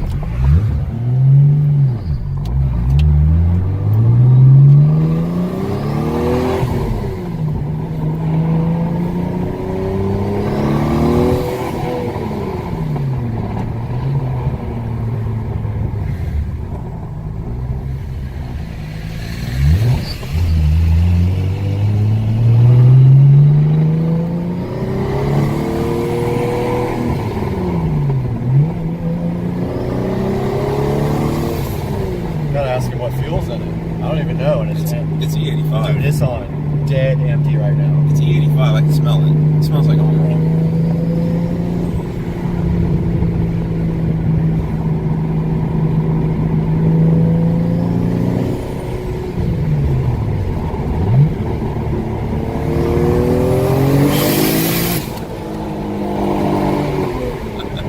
It's pretty violent.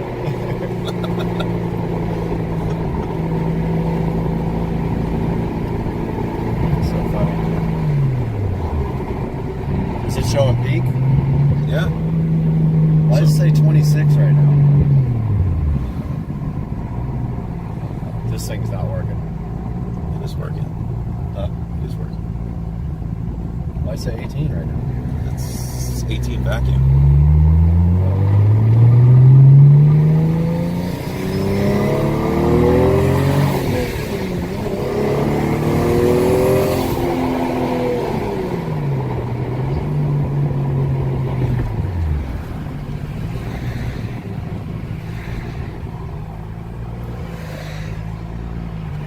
See if I can not stall it.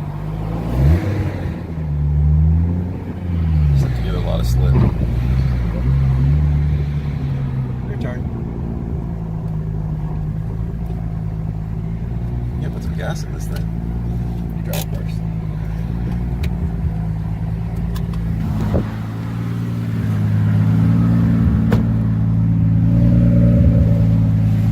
Switch places with Chad, or it starts pouring. Just gotta hope I don't kill this thing. It's so hard to drive, man. I mean, it's not hard to drive. The clutch is very hard to slip.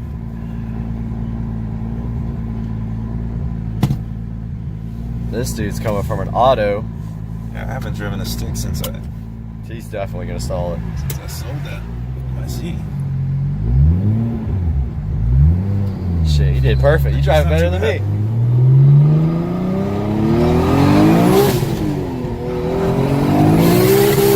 God. It's quick, dude. Damn.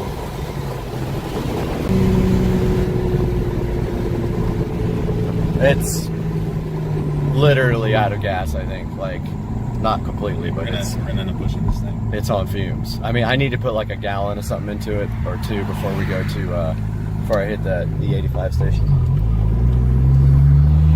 I wasn't watching that news gauge. 18, 22 or 23.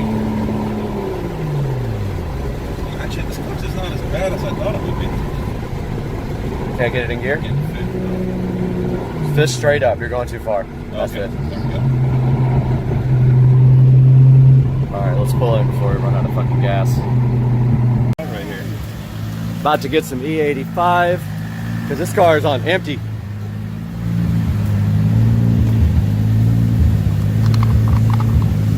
Like, super empty. Right there.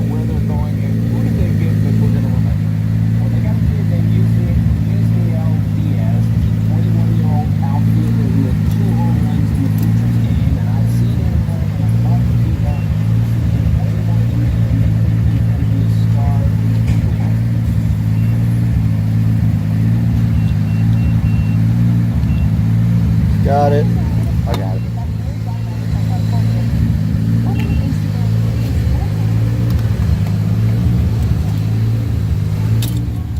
Come on. Oh. Helps to push the right button.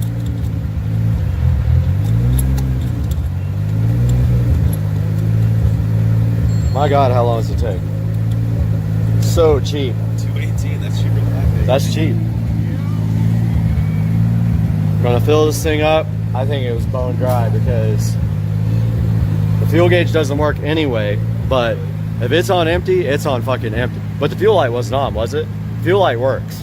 Okay, then it wasn't bone empty. It had some left. The gauge doesn't work. Gauge doesn't work, but the fuel light does.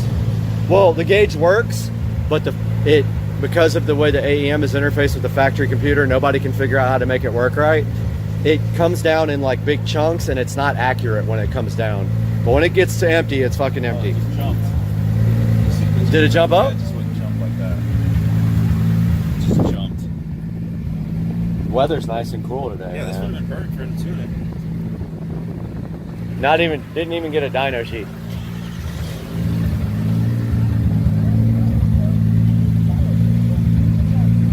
All right, we're out here at the gate station on Blanding.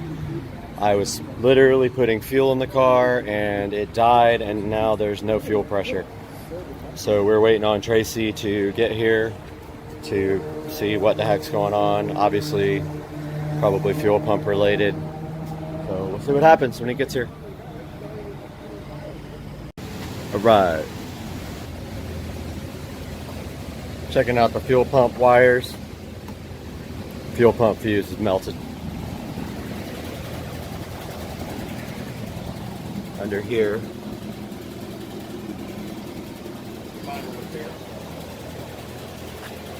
Fire averted. Minor repairs. All good.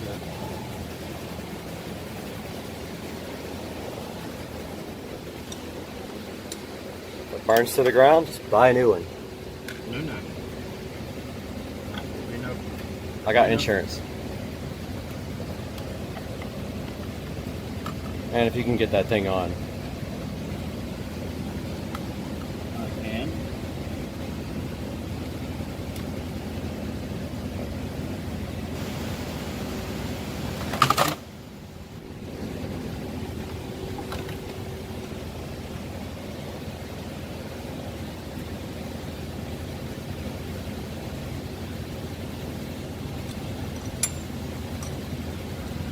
Smart.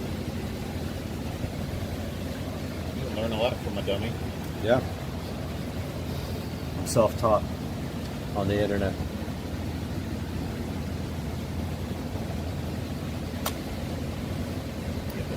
This thing, yeah, the motor's strong as shit, right? This thing really I think with good boost it'll be a beast. It's not fast enough right now. No.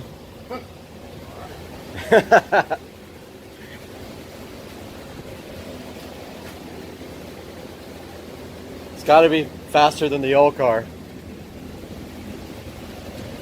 Yeah, it wouldn't bother me to run it up like 30-ish pounds Let's do it. on What do we have to do that? well, just like I was telling you about the wastegate spring. What happens when the spring goes in? What is it going to make boost-wise? What's it tuned for? Oh, it's tuned up to 35 pounds. So it's going to make 35 pounds if we put a spring in it. That will do that? I'll keep it in the like 32-ish. That's what it's tuned for? It's tuned for as high as you want to turn it, but Well, I guess I don't understand how we turn it up. In the software, right? yeah, What's it set for now? Is it a percentage or something, or like? it'll make 31, 32 right now. With a bigger spring? Stiffer spring. Yeah, but we can tell the software whatever. We can tell it to make 40 pounds. It would with the right wastegate. I would be on 30 is good enough.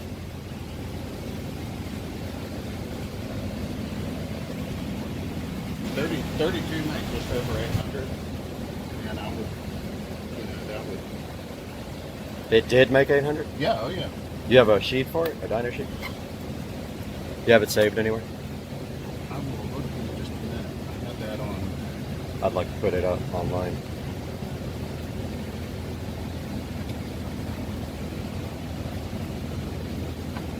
Got the new license plate because I had to. I had to get it because it was available. What is it? 2JZ swap.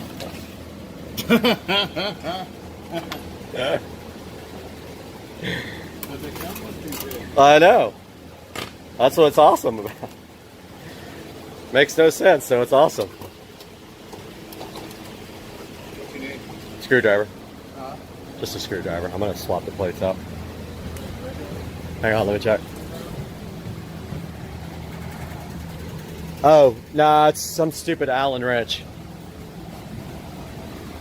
It's got to be some kind of Ricer Allen wrench thing. Is it a Torx or is it a? No, it's an Allen for sure. Yeah, it's like a smaller Allen.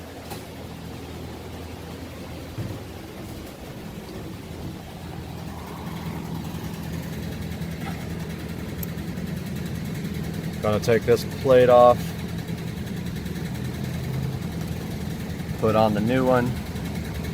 The plate that makes no sense because when I ordered it, I thought it had a GTE swapped into it, but it doesn't. It has a built GE, but I don't care.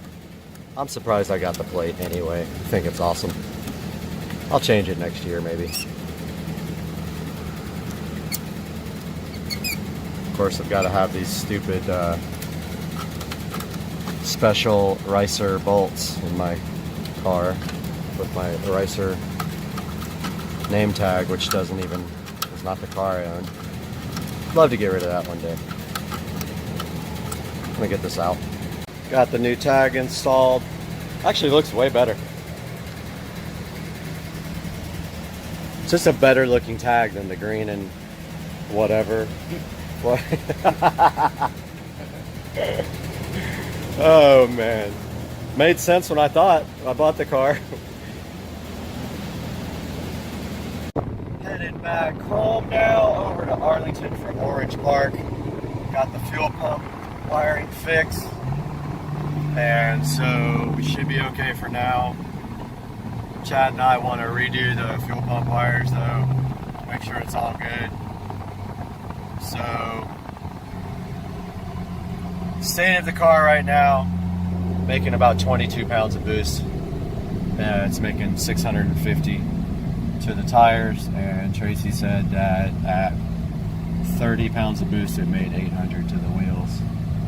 I don't have any dyno sheets, so cannot really brag about that. We'll see you guys next time. We'll figure it out. Just got back to the house after leaving Tuner's Inc. Got the fan on the engine, trying to cool it off a little bit. I'm about to fully detail the car as best I possibly can. It has been through some tough times for the last 2 months, so about to do that now. Going to start with the inside. All done with the interior detail. That took me about an hour because it hasn't been done in 2 months. And now I am going to start the engine bay detail process. Alright, sitting out here in the garage. I just got the engine bay detailed, 2-step process. First step is degrease. Second step is to engine shine. Got that all done. That is the new 6870 turbo. Turbo made 650 wheel horsepower at 20 pounds of boost, and it made 800 wheel at 30 pounds of boost. Still got to take it and get everything finished. The wastegate spring is not stiff enough, and so the wastegate is opening too early. So all done with the video for today. Got the car cleaned and ready to sit in the garage until the next event. Got the new plate going. So yeah, we got everything good to go. For now, it's going to be a work in progress. I do have some interior parts to put in. That will be for the next video. I'll see you guys soon. Supercar Street Racing.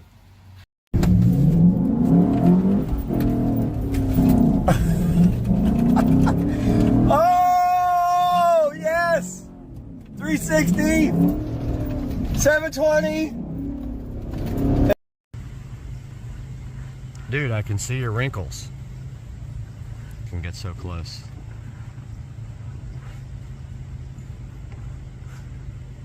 And he bailed. That peel sat is back, and it's so good in your life with the tequila gun. And then you've got the wise cam. You got the tequila gun, and you got the wise cam, and you got the peel satisfaction. That peel sat, you love it. Are you so hyped for the peel sat in your life? That peel. This is for Philip, who just bought this car. Just thought I would go ahead and take a video. So it has hood buttons. Just push those two in, and you need a hood prop. But there's a pic of the engine bay, spotless. When you close the hood, the little buttons just kind of close back. The latch does work. You just gotta finagle between the two buttons to get the latch to go down, but you don't really need it. But there's a look at the car.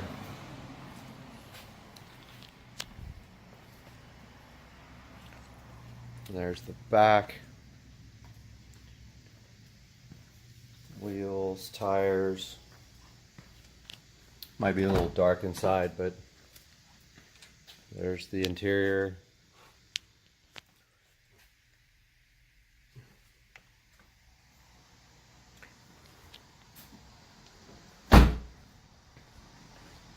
Front. There you go, man. If you want anything else, if you want specific pictures, just let me know. A little later. Ah, look how pretty.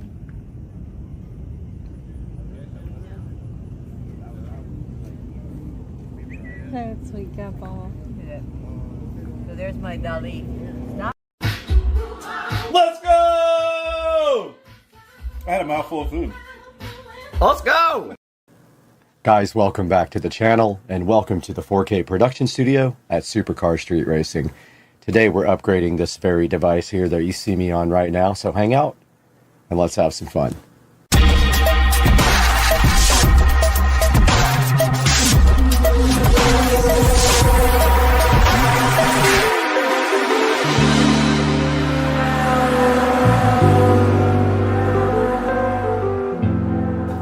So this device right here in front of me is a cheap 4K webcam that I picked up on Amazon.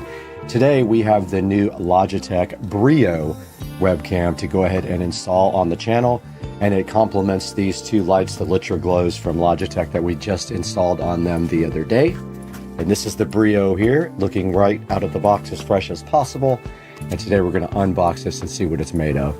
Alright, we got the Brio webcam right here in front of us. Let's take a look inside the package before we do a side-by-side comparison.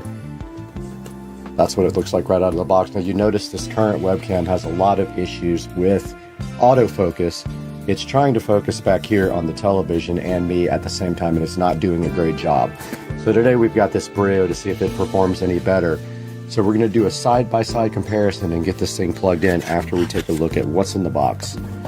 Now straight out of the box it does come looking like this, and this cool packaging. See how it's in this plastic packaging here? It just does pull straight out like that, and then it's got some peel satisfaction.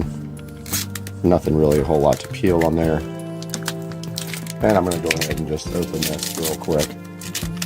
And it looks like there is a standard stand. Now there's a peel sat right here on the front, which we will do that on a short instead of on camera here for some peel sat. Hey everyone, thank you for the impromptu meeting. Let's go over our agenda. Jenny? Yeah? Is that you, Jenny? Yes, it's me. Where is this coming from? I'm just trying to get my light situation worked out here. It's kind of bright, but I think it's like it's some sort of desert. Zach, yes, it's bright. I wanted to talk to you guys today. Jenny? Jenny, you're just a blob. You're just a big blob. If I could just proceed here. Oh God, it's so hot in here. I hear you. I know that it's bright out there. I do. Look at me. This is good, right? Ah! Jenny! Wow, that could have been so dramatic. It's so bright in here. Let's just reschedule. Look great in any light with Brio, featuring advanced light balance, facial recognition with Windows Hello, and 4K Ultra HD and 5x zoom. Alright, we just did the peel sat short, so make sure you check that out. And let's continue into the box here with the Brio. And inside of the box we do have another cardboard thingy here. And inside of that it feels like we have a super long USB cable, and we do. Looks like this USB cable is a Type B to Type C, or Type A to Type C. Type A on one end, Type C on the other end here, and it is very long, which makes it very cool. I like it when they give you an actual long enough cable with the devices. Sometimes they're way too short. So inside of the box we did find this little security flap. So this is actually to cover the camera when you don't want to use it at all. You just put this right on top and you flip this little cover down, and it gives you some security. Logitech also did provide this nice little bag here, so if you want to take this camera around you're going portable and you're going gaming in different places, you can put it in this nice little felt bag. It's pretty cool. All right, this is the Logitech Brio now plugged in, and I am working on focus. I took it off of autofocus here, trying to see if I can get it to properly focus, and that is pretty sharp. And so this is the difference in the Brio and the other camera. You can actually see behind me now the colors in this thing, which you couldn't before. And then the video quality is much sharper, much better than the other camera. So let's do a side-by-side comparison now. All right, you can see me right now in the Logitech Brio little viewport right here. So this is a side-by-side comparison with the old Depstech webcam. How does it look?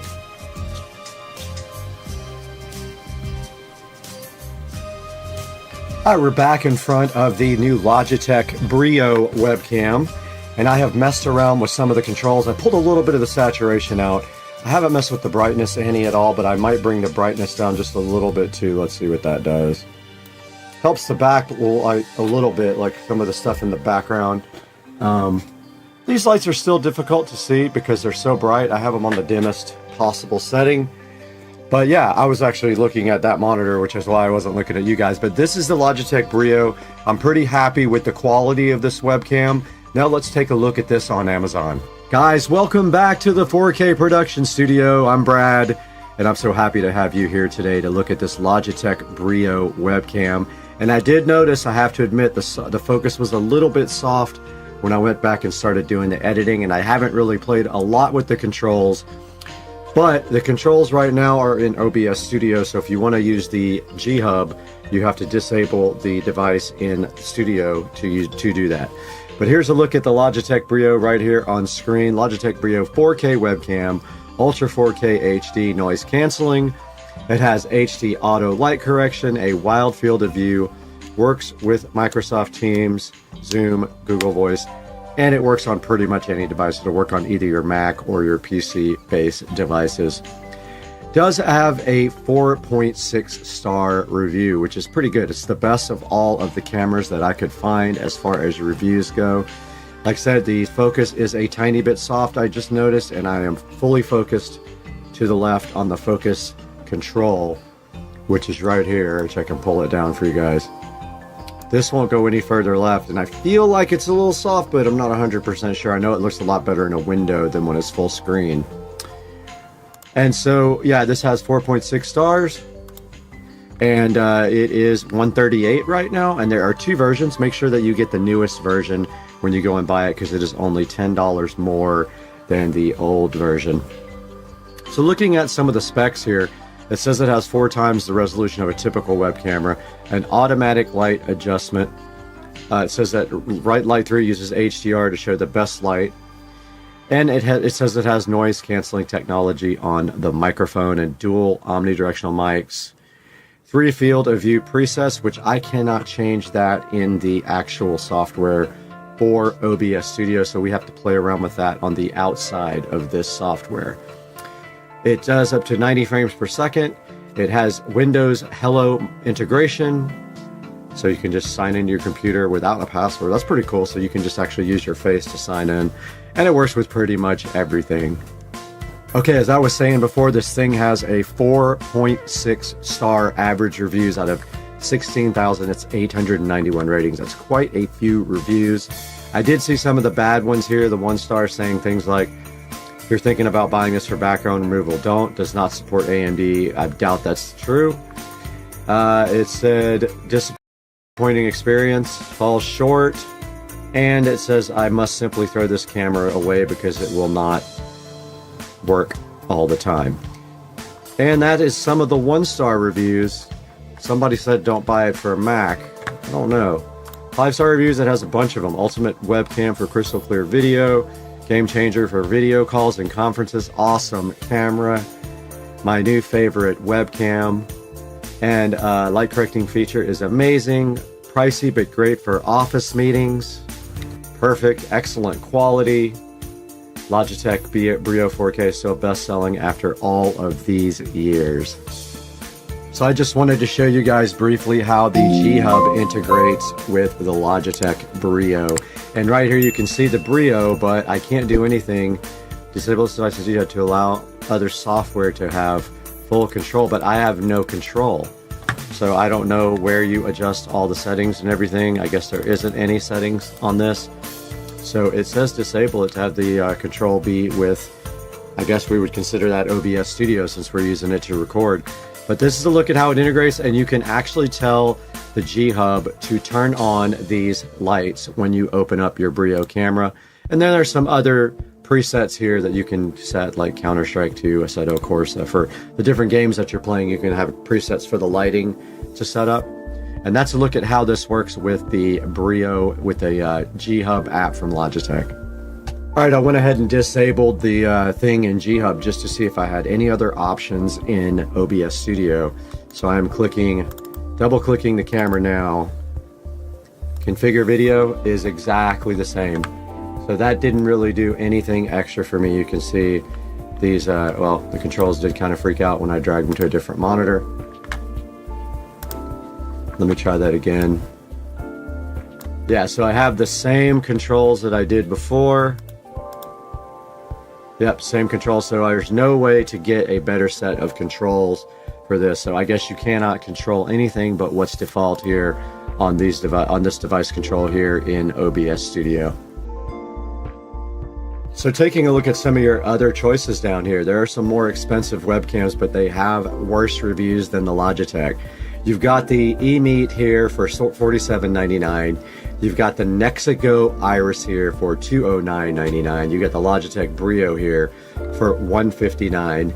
And that one does have a tripod with it, which I don't even need, so it's a little bit more with the tripod. There's the Logitech C920, which is only HD. And then there's one that has like a pan and tilt, which is kind of useful if you have a live situation like mine where you have cameras up in the corners like I do. That would be very useful for the studio, I have to admit. Alright guys, that's going to do it for this episode on Supercar Street Racing. I hope you guys enjoyed the video. Please like and subscribe, buy everything through our links. So click our links to buy anything you want on Amazon. We get a little bit of money out of it. Helps keep the channel going, it helps support us. And we love it when you guys help support Supercar Street Racing. We'll see you guys next time. I have 7,000 more webcams to buy.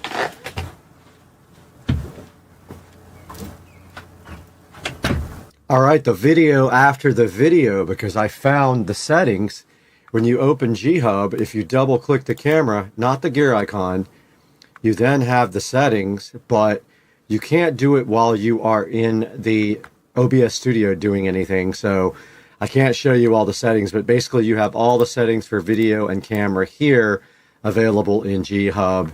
And it does have some different exposure priority versus other things, versus frame rate and camera modes like this.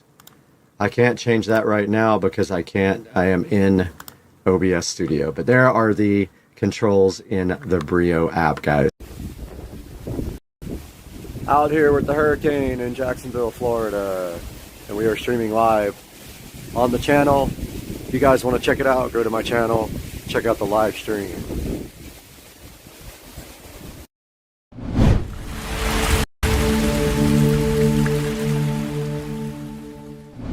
What's up everybody? It is a crisp and cold 32 degrees in the Supercar Street Racing compound on a Sunday morning. And we are up early this morning because we had to go see Jared and get breakfast. Be sure to check out his video ripping the Tesla Model S Plaid this morning. But today we have something behind me interesting. This bed is going to be exiting the compound this morning, and there is a good reason why. We're going to tell you that after this short SCSR open.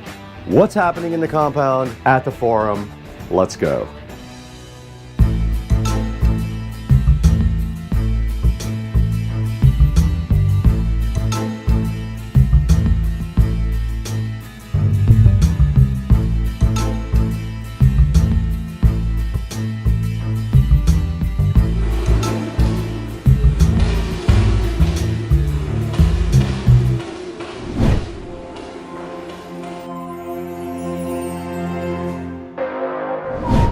Good morning, everybody, from the Supercar Street Racing compound. You got Brad here once again in the Supercar Street Racing awesome forum, because this is where the magic happens, in the bedroom. And today we have something cool for you guys. We are getting a new bed and a new base for the room. This bed has served me well since 2015, but it is time to get something else in here, and it is something special. So there is a truck coming a little bit later today with a crew ready to set up and hook up the Supercar Street Racing compound with a brand new bed. But the first step to getting a new bed is actually getting this guy completely out of here. So we got to get this guy completely up, completely out, and I'm not doing that. So there are movers coming to get this bed because I gave it to Dana. So all that's coming up today on Supercar Street Racing. Let's get this thing out of here.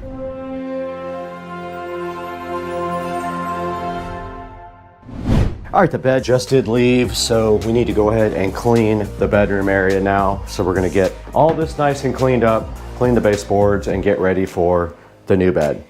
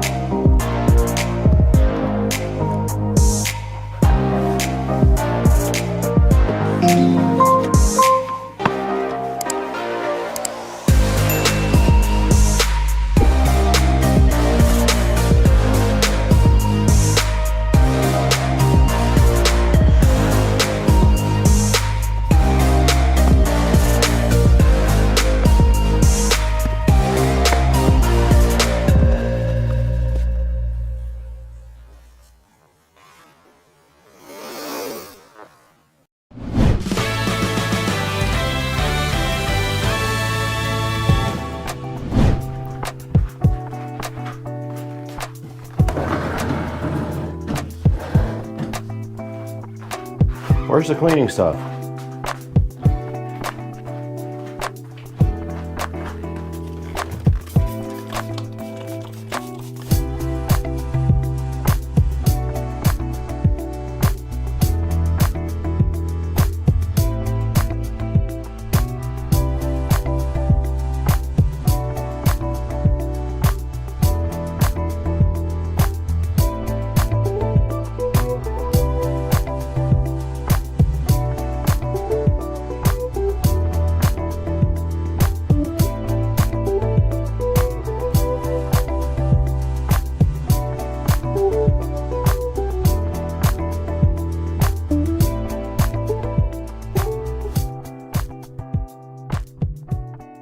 Little update from the forum here. I got everything cleaned.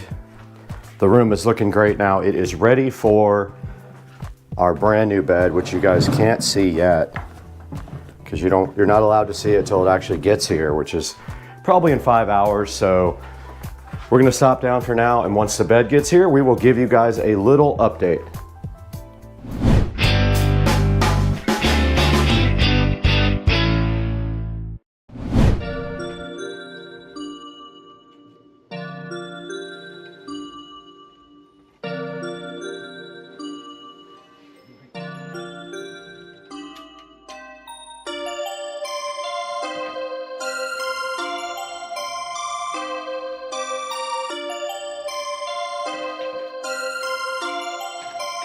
Perfect, perfect.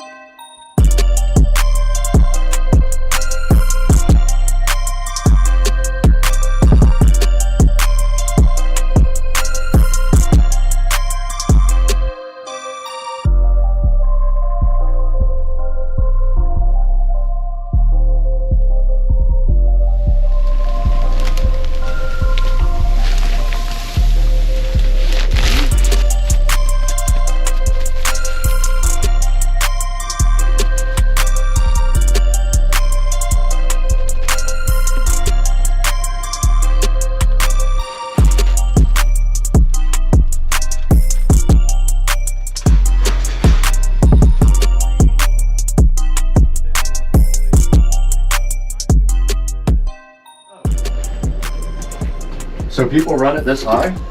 That depends. Like they got the zero gravity function on here, where it elevates your feet above your heart. Okay.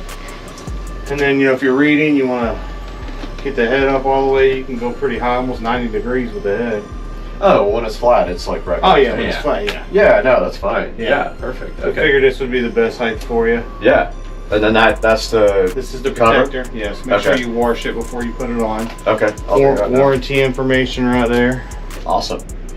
Finally got a decent bed. Oh yeah, this is a nice one. Very nice one. It's more than a car. It's very expensive.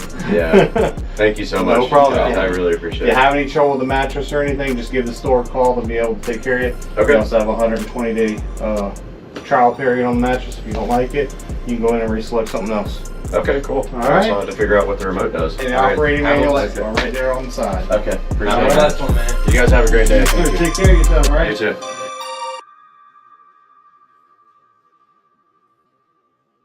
Okay, so the delivery guys just left. They did leave me with this amazing bed and this sweet remote control right here. Gave me a little bit of a lesson on it, but the next thing that we have to do with our nice Tempur-Pedic with this cool base is to go ahead and get the Sleepy's mattress protector out and get this thing fitted. That is what we're doing, and then we have sheets and we have our old comforter till we find a new one. Let's get this mattress protector fitted on our brand new Tempur-Pedic bed. What do you guys think?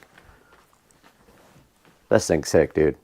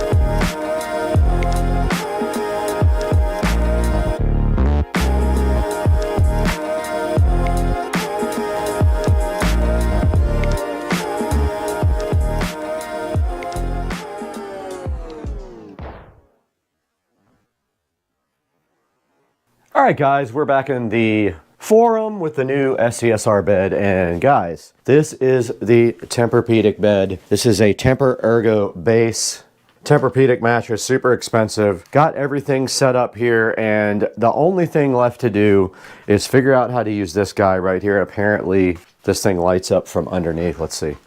Yep, it's got little LEDs on the side, just like tiny little LEDs. We'll have to fix that with real ones. So we'll fix that as well, but All we have to do right here and right now is tonight sleep on this and play with this remote control with massage, and the base actually elevates and moves, so it's like their best base. Tempur-Pedic Luxe Breeze hybrid 13-inch mattress is what we got right here. I did use the old comforter. We need to get a bed skirt and a new blanket or comforter for this guy. This is the same comforter I have, but it has issues, so we need to get a new one and test that out. But this is the bed for now, and it does adjust, and I cannot wait to play with that. I'm really hyped about getting a new bed finally. We'll update you guys after we sleep on this tonight and play with it and maybe show you it live.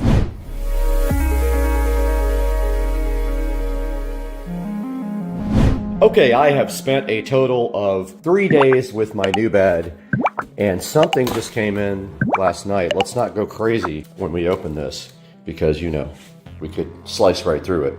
Yeah, this package came in yesterday. Didn't have time to open it because I had to go to a party. All right, these are Tempur-Pedic Breeze pillows. I liked the flat ones. Didn't like the super thick ones on my neck. So these might be flat pillows, and we gotta be careful when we open them, for sure.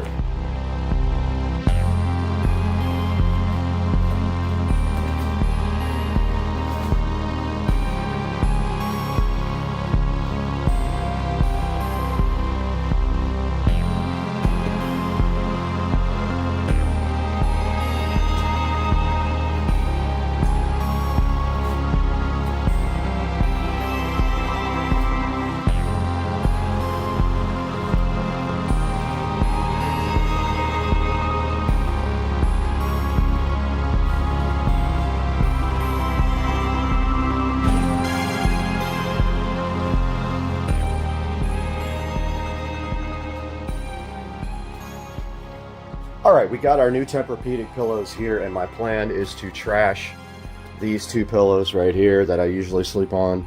These are junk and they're old.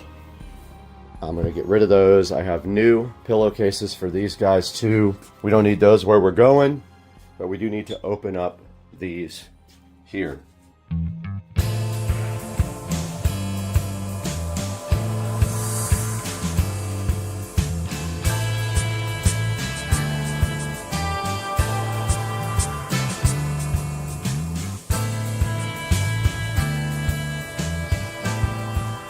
Okay, we're back in the forum after having slept on this bed since Sunday night. It is currently Thursday, so I've had 4 nights of sleep, Sunday, Monday, Tuesday, Wednesday nights, and I wanted to just kind of go over my experience so far. So far out of the 4 nights, I have slept amazing 3 out of the 4 nights. Last night was the first night that I didn't sleep perfectly all through the night, but I blame that on alcohol, not on the bed. I have had a good experience so far with the bed. It is very comfortable. It's a little more firm than I would like. It's supposed to soften up though. I did call Mattress Firm and ask that question, and you have 45 days to actually swap this out. It's called their sleep guarantee or whatever, and you can actually go ahead and get a different bed if you do like at that time. It is a medium 13-inch king size mattress, and the price was, let's just say it was a lot, because we also got the Ergo adjustable stand, and that's one thing I wanted to show you guys. So this is the Ergo stand here underneath the bed. You can see right there, that's Tempur-Pedic Ergo, and that's what is underneath the bed right now, which is nothing. But this is the Tempur-Pedic Ergo stand, and it does come with a remote control here to adjust the bed. But this remote control here does everything for the bed. It does have lights underneath it. As you can see, it has basic LED lights under it that are able to be activated from this remote. It does have a sleeping position here. You can raise and lower the bed, I believe, as well. That is raise. That is lower. It is all the way down right now. They do ask you when you get the bed what height you want it, and they can raise and lower it by taking out certain things on the feet. They took out one section to make the bed the height that it is right now. It's a little bit high, but it is kind of even with my end tables, which I like. And you can see right here, it is a tight fit for my bedroom, so much so that this end table is 2 inches into the actual closet, which is fine.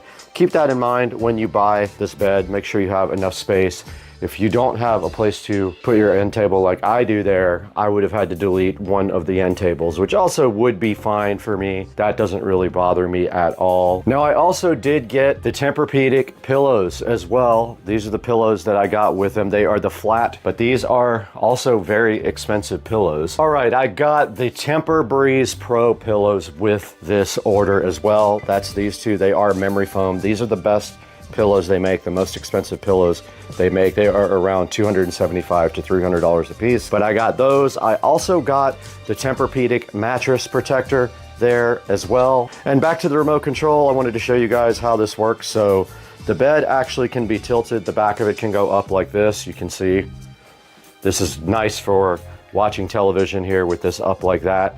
And then it can go all the way flat like that. And also the foot can go up and down as well. That's all the way down. And then you can see it raising the foot up. And you can go any height you want. And then if you hit this button here, the bed will return to completely flat status here with just one button push. The 0G is actually a position where the head and the foot are up. A lot of people like to sleep in that position if you sleep on your back. I am a side sleeper, so I do not use that. I sleep flat. I put the bed completely flat when I sleep. And also, this thing does have massage. So if you press this once, there's a slight massage. 2 gets a little bit more intense, and I would call it more of a vibration than a massage because nothing is actually touching you. And you can also store your favorites, positions on the remote here. You can have a favorite. Let's turn that light off. Now the light is off and the massage is off. Now this also did come with instructions on installing a headboard, which I do not have. So what are my final thoughts about this bed? So I really like the bed so far. I am giving it about 30 days to go ahead and break in and make a decision on whether I want it softer. But so far, I would say that 99% of my sleep has been great with this thing. And I think I blame myself for last night because I did have quite a few shots of alcohol. So yeah, let's go ahead and take a look at this online. I'll show it to you guys really quick online, what I ordered, and then let you guys decide for yourself if you're gonna make the investment for this $10,000 setup here.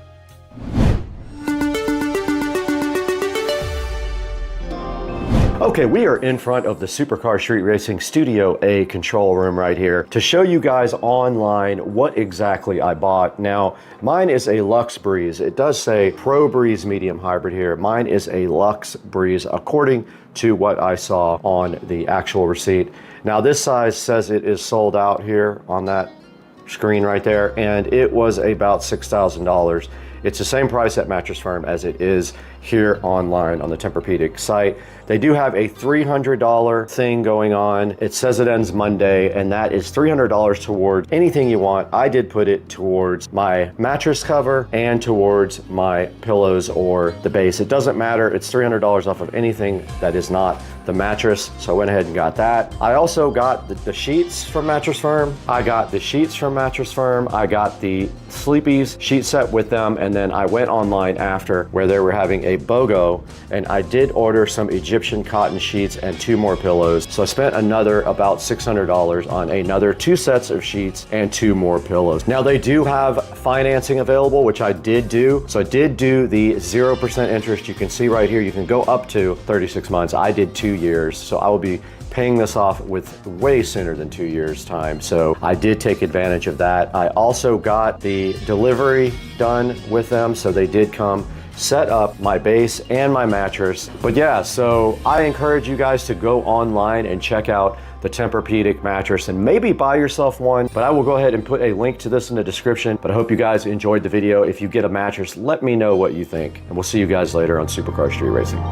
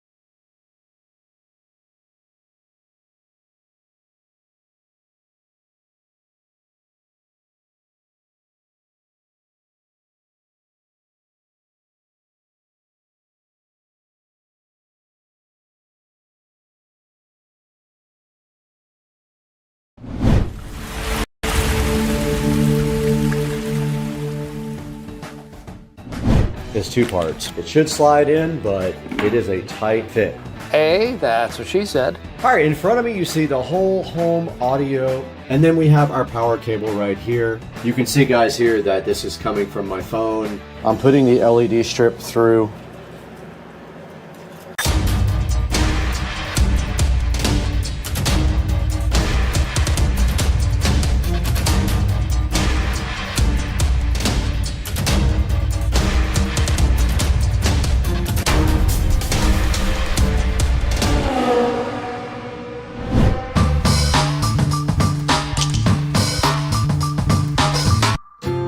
The last piece of the wiring puzzle did come in. Now, this doesn't mean that we can crank it and do everything because our WIM has not arrived yet and it won't be here until the 24th to the 27th, I think is the delivery date. We have the wiring ready for that. However, everything else can be wired and hooked up right now. This stuff that came in is 2 parts. One is for the output of the Behringer Ultra Bass to feed the distribution amplifier to feed sub down to the subwoofer in the closet and also to the subs in the house. So basically, we're gonna come out of the Behringer here. It's got a single output. We got a male mono 1/4 inch phono plug to dual female RCA, but we have male to male RCA couplers right there. So let's get this connected up real quick.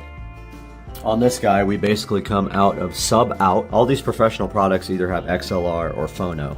And then we're really just going up here, literally right there to audio in. So I don't know if I'm gonna tie it up yet. I'm gonna look real quick.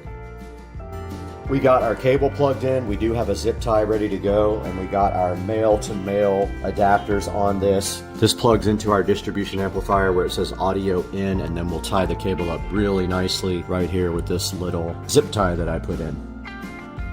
Okay, we got our cable all connected up. We're coming out of our Behringer Ultra Bass. It's mono here. It splits to dual mono to go into the distribution amp. The distribution amp's gonna feed the sub down here and also feed the wall plate to both of the other subs in the living room for whole home subwoofer audio. That part is done. The other 2 male to males are for feeding the WIM, which then in turn outputs to our Juke multi-zone audio amplifier here via this cable right here. The input to the WIM will be either DOT or any other number of things. It can be anything really. For now, to test the audio, we won't have subwoofer. We don't have our sub out connected yet from the WIM. We can't test the sub. We can't connect all of the speakers up though, and we have everything else ready to go. We can put our sub down there, slide everything in, and see if it is going to actually work like it's supposed to. So let's get this thing slid in there.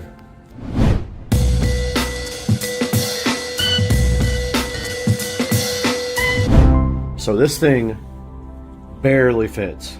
Barely fits. It does not fit unless you take off the base shoe and the trim completely. The base shoe has to be gone from both sides. The trim has to be gone from one side and the base shoe. It should slide in, but it is a tight fit. And once the trim goes in, it's not coming off. I want you to see how close this is. That's how tight it is. Look at both sides. And it's even tighter down here because of the trim. See, the trim's on the way right there. Otherwise, this thing would slide right in. Oh, it's still touching. That's how close it is. Oh, look at that. Fit. Oh, let's go, dog. Now, all we have to do is plug our stuff in. We have everything tied up really nice, right? So the subwoofer will hide this. We have power. Now this is network. Our switch is not on, so let's fire up everything. Make sure our switch links. We got power there, we got power there. Switch is booting up. Looks like we have 2 out of 3, which makes sense because our WIM is not connected. Now this is our house sub. We have some extra cable here we can put underneath. Just like that. Sure, just goes right underneath and you can't see it. This is the LED power for the LED strip. And then this is sub in for the sub. Let's go grab our subwoofer and get it in here. Actually, before we do all that, let's see how close we are on our speaker inputs. 1 and 2. So these just do plug in just like this. So I kind of guessed where these were gonna go. And I'm just making sure they were in and they weren't in all the way. Now I'm firing up the Juke. All right, so that's all the wiring going into the walls. Now there's still an LED strip that's got to go in here. It goes on the trim, it goes around the edge here and faces into the closet, but that's what it looks like without. And then the WIM will go right on top here. Okay, I just tested everything. I probably plugged something in wrong because a couple of the zones were wrong, but I just remapped them in the software. No big deal. It doesn't really matter what zone goes where. They're all labeled correctly. I probably just put one of the plugs in where it wasn't supposed to go. So all that's working and it sounds awesome. Next, subwoofer. I'm gonna go ahead and move this in here and install it.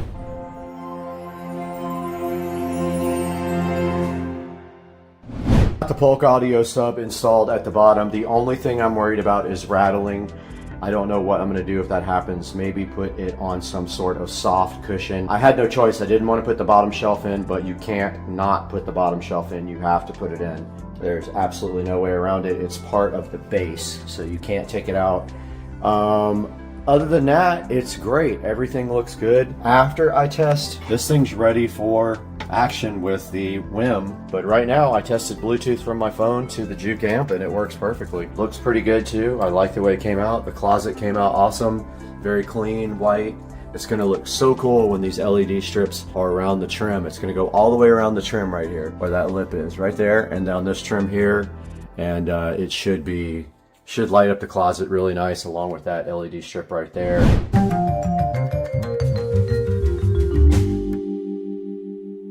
Guys, we got the WIM Ultra in front of me, and I hope it's pronounced WIM. It looks like WIM or WIM. And this is a digital hub for all your music. It is a preamplifier only. This does not have any amplification in it. It does high-res audio, Spotify, Tidal, Chromecast, and of course, if I say this, it'll wake up, but you know what that is from Amazon. And then on the side, it says it looks good, sounds great, your magic home theater, and it's simplified, and it does effortless multi-room audio. I am super hyped for the WIM Ultra sitting right here, so fresh and so fly in front of me on the table. And on the back of the box, it just says Dolby Audio and HDMI, and then tells you what actually is included in the box. Now, this is for the whole home audio closet to wrap up that project right here. I've been waiting on this, but this deserves its own video. It will have both. It will be in my audio closet video, and it will also go into its own video for the WIM Ultra. So let's get this thing unboxed and see what's inside. I am super duper hyped for this. Unboxing the WIM Ultra is as simple as just pulling on this little plastic tab right there, and the box is now open. Now, I have pre-wired everything for this, even power, so that I don't have to pull my audio shelf back out. I will show you that, guys, that momentarily, but this box should just lift off now. Let's see. And now the WIM Ultra is looking so fresh and fly in front of you with no box on top of it. It is completely naked. It is gray, as you can see right here with the peel sat. It is inside of a entire condom here. Let's get it out. First thing I notice is the weight. It does have some weight to it. It came out of the box just like that, and you can see how stylish it is, and the connections on the back and on the front. There looks like a headphone jack, a control knob, and there is a screen there. But anyway, that is the WIM Ultra. You can see there on the bottom it says Dolby and HDMI. There's nothing on the side. It's just a nice, I think it's called space gray. And on the back we have input, output, just regular analog RCA cables. We have a phono input, a phono ground. We have a subwoofer out, which I'm super hyped about. We have a coax out, so this is digital coax. We have a trigger out, not sure what that is for. We have optical toslink out and in. We have HDMI ARC in. This is an input, not an output. We have a Ethernet jack here. We have a USB jack here, and then we have our power right there on the back. So that is what the inputs all look like on the WIM Ultra. Deeper inside of the box, there is a WIM Ultra manual here, pretty thick. It is also available for PDF download, and then right here they give you some sort of cables we need to open up and see what's inside. Now, they didn't even have to do this, but they provided an HDMI cable, a very nice one actually, a nice RCA cable as well, and also a Toslink cable. Unusual for them to include an optical cable, but it is right there. Now, this is labeled power cable, voice remote, and phono ground adapter. Let's get this thing unboxed as well.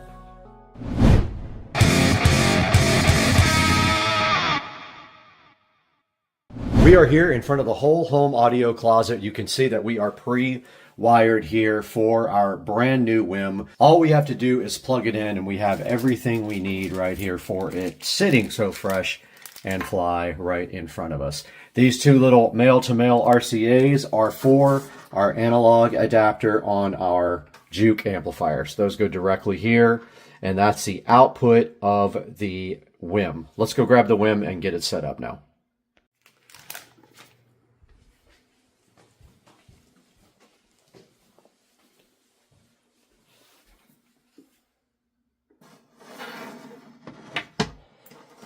Okay, we did get our WIM connected. Everything worked perfectly. We have our output of our WIM feeding our Juke whole home amplifier. We have our output of our dot here feeding the input of the WIM in case we want to use that. We have the subwoofer output going to our distribution block right there, which feeds that sub and also the house. We have our Ethernet plugged in here. It is a Cat 6 cable and it goes to a 2.5 gig switch right down there. And then we have our power cable right here. This thing is connected. All we have to do now is hide the wiring and we're good to go. We can test it. The WIM is fully booted up now. You can see the screen cycling with the nice screensaver in the back. You can see the button lit up there. Look how good it looks. It may not be quite centered there. It's just as deep as the Juke. So there's a good look at the finished product here with my shelf all done. This is the remote for the RGB lights that go there. And once this trim goes back on, there is smart Govee LED strip to go around the trim, which should look fly. But now we need to go into the app and see if we can look at our WIM on the app. All right, we're back in front of the WIM and you can see right here that we are playing Soma FM Sinfera. And I love this station, but I can't play it for you guys. I will get a copyright notice. So we're listening to Sinfera, and we do have an audio volume control right here. We also have our remote that we can work with to raise the volume and do other things, or command by voice. We could do voice commands if we want to. But yeah, we can't play any of this music because it's copyrighted. We will have to play some no copyright music for you guys. Okay, when I start the video on the camera, it does mute the volume on the playback for Bluetooth, but you can see, guys, here that this is coming from my phone and it was playing the audio in the house from my phone. So that's how you do Bluetooth, and so far so good. I'm going to show you guys a lot more of the features of the WIM when I have a few more minutes to keep videoing.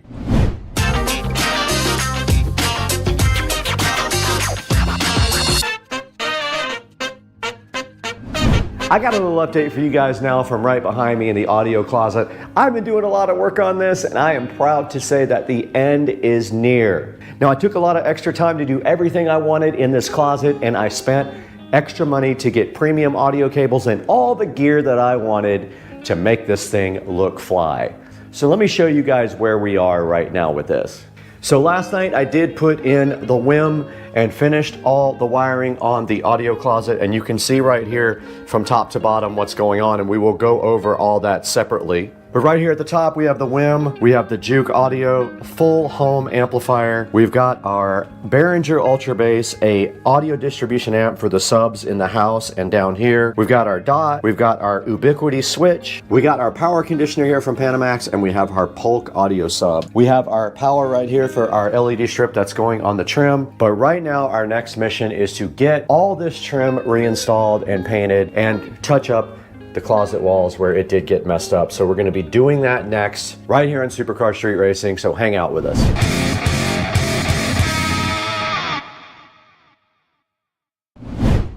All right, today we have a couple of things to do. The trim is not all the way in. We're going to be putting the trim in. We did mess up the paint on the walls a little bit, so we're going to be patching that. And we have to caulk and paint this trim as well. We're going to go ahead and paint this whole section right here. Since we're going to paint this one, we might as well paint that as well, I think. Go ahead and get this trim reinstalled, get it nailed in with my brand new nailer over there, my finishing nailer, and then see how we touch this up and make it look good again.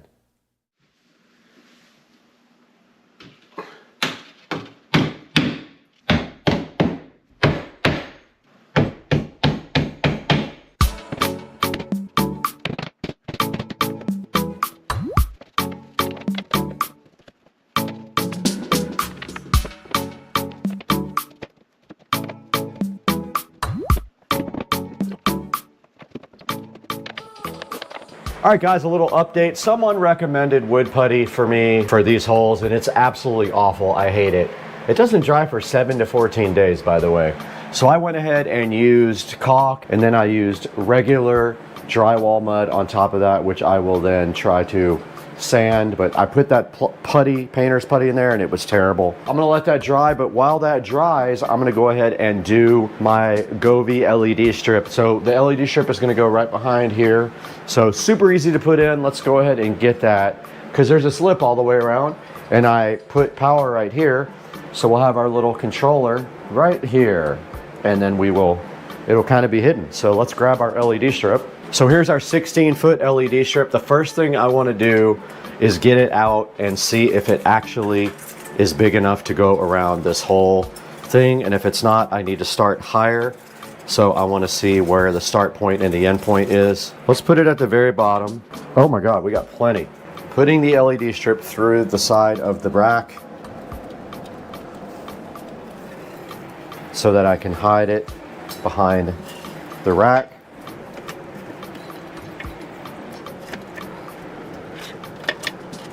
Okay, here's my plan.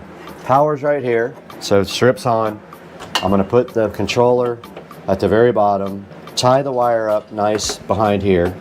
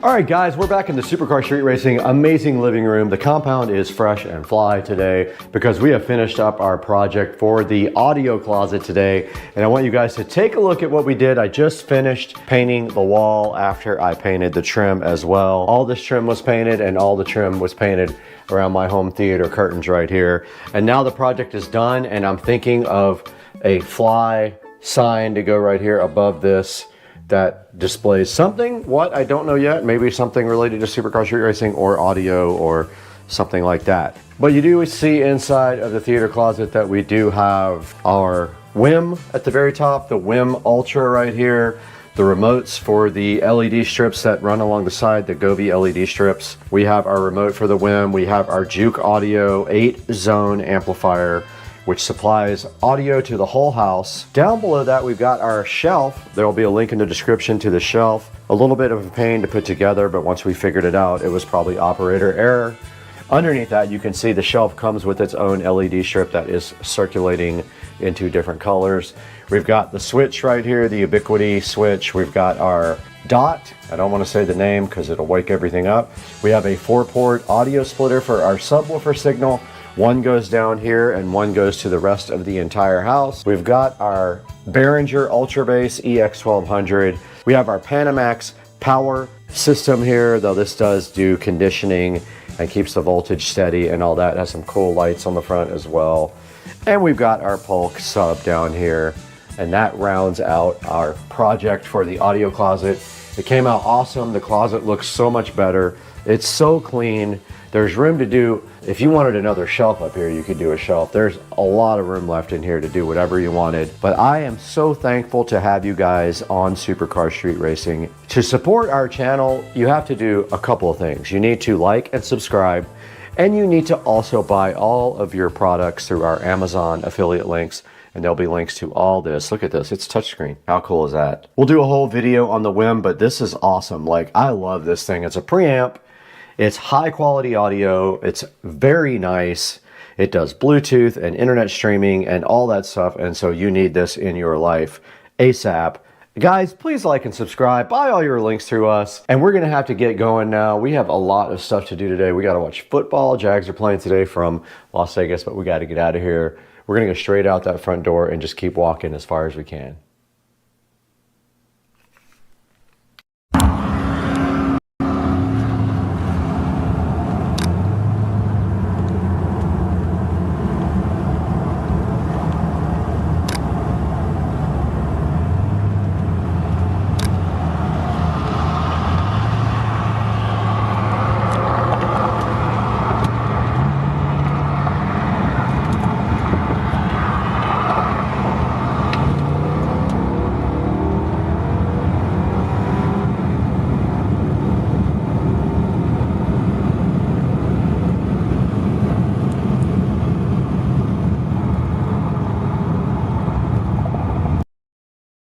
Guys, I think today we have a passenger in the Plaid. Let's take a look and see what the heck is this. No clue.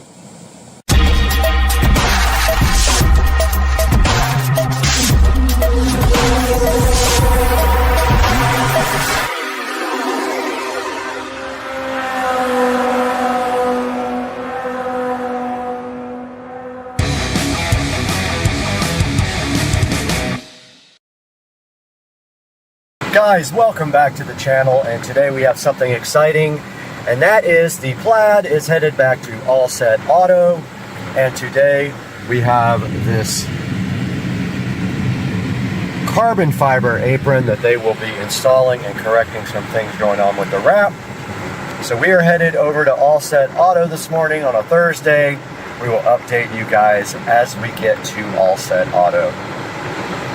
All right, guys, we are pulling up at All Set Auto in Jacksonville, Florida, and we are going to go in and see how those guys have been doing and deliver the car to them and see what they're going to do to it next. It might be a surprise right here next to me. And that might be, I don't know who that was. That might be Julie.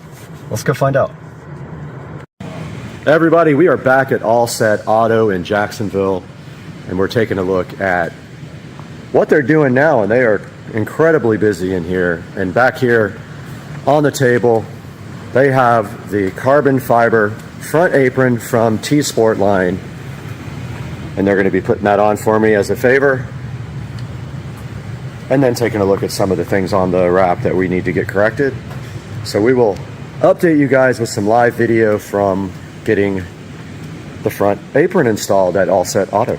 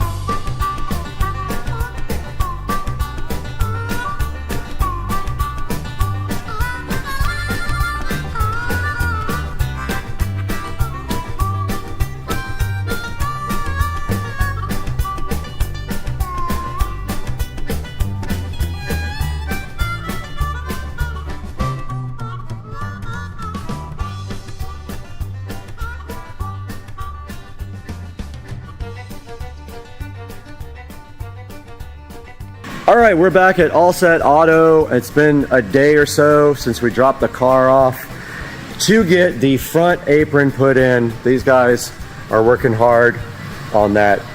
Is that a Model X? Model Y. Model Y right there.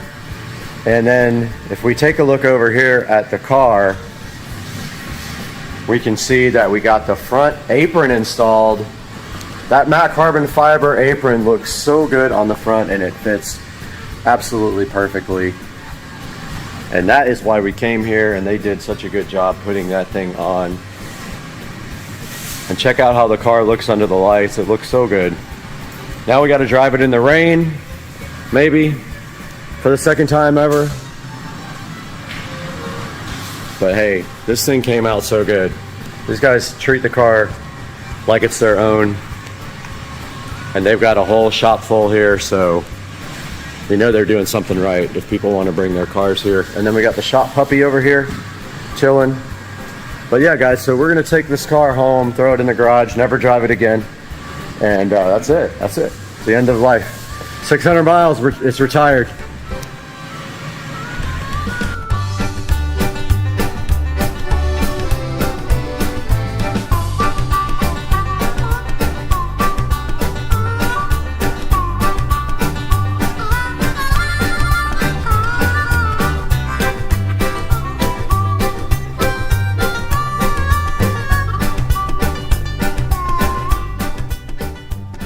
Guys, we just picked up the car from All Set Auto in Jacksonville. Now turn right onto Phillips Highway. I'm about to, girl. But yeah, we picked the car up. They put the front apron on, fixed a few little minor issues with the wrap, which is normal. We did our 2-week checkup, and now we are headed home with the car. Once we get there, we will give a little bit of a final view of the awesome carbon fiber front apron installed right on the 2023 Tesla Model S Plaid. Looking so fly and so hot. And we'll talk to you guys here shortly once we get back to the house.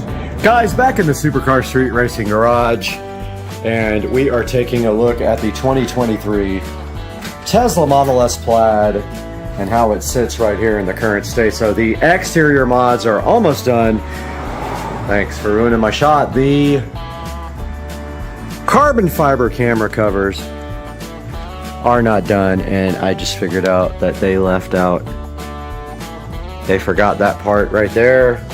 They missed this issue with the wrap, but I will let them know. So yeah, the car is exterior almost done. We're waiting for the carbon fiber mirror covers, and here is a look at the front apron installed so nicely on the Plaid. And it came out really good, as you can see here, the fitment. This is the T Sport line front apron fitting so perfectly on the Plaid. And like I was saying earlier, the only thing left to do now is the carbon fiber mirror caps.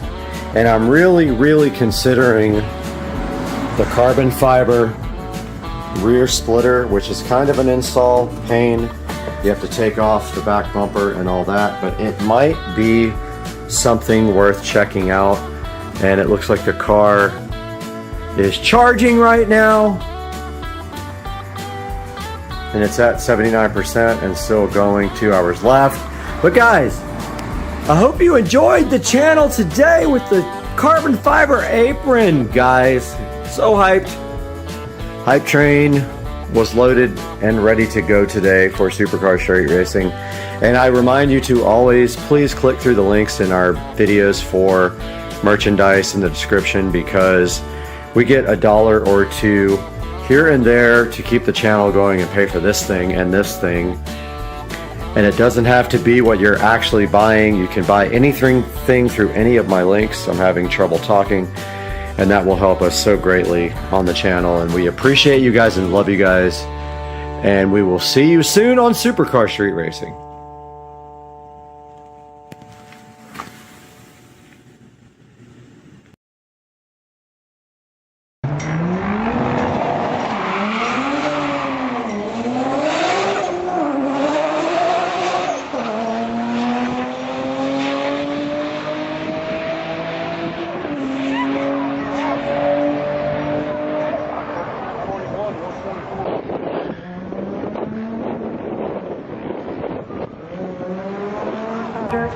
speed limits in the pits is 20 miles an hour.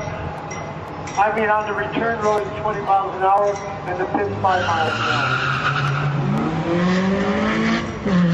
Here we go, what happens on the Napa lane and quarter blade and automatic with a speed of 87.27 and ET of 15,964 to losing speed of 73.58 miles per hour, ET of 176.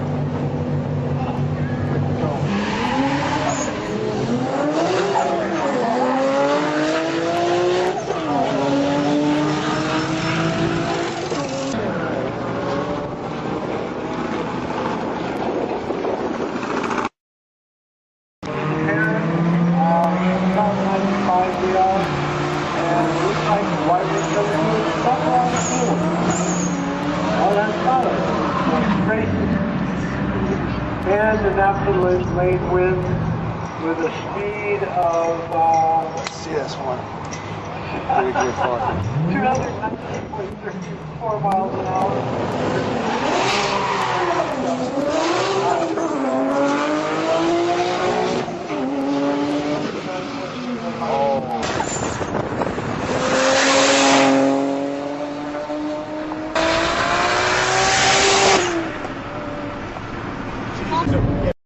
Go. Oh, let's go. He's got big too.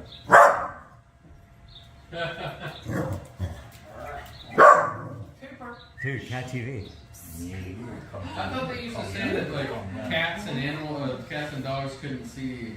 Dude, Cooper. Oh, get it, get it, get it. That's funny. Oh, that's his favorite. Oh, that's funny. He loves Cat TV. Where'd it go? Papa, he went in the hole. Look. Rich, I just had a couple bites of your butt. Good. Rich, nice ball.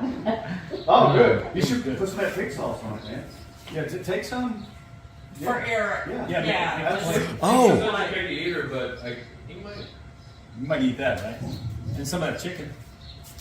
He's such a picky eater. I guarantee you, he would look at that chicken and be like, What does he like?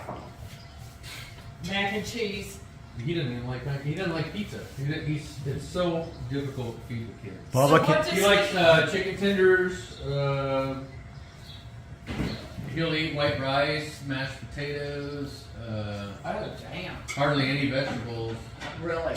Yeah. Bubba's all about Cat TV.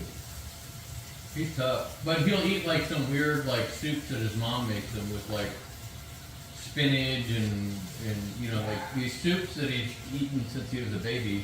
Sure. He'll eat. Oh, look at him! Oh, look at Look. him. Oh my God. He's going Look in the at hole. Cooper, get it. He can't handle it when the mouse goes back in the hole. He's like, no. Oh! Come here, guys.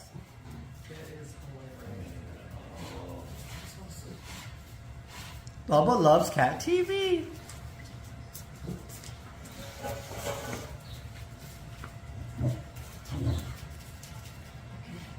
That's a real mouse, Bubba. Feel no pressure, sweet kitty, no pressure. Everybody's watching you. Look at that. Cooper is all about it too, honestly.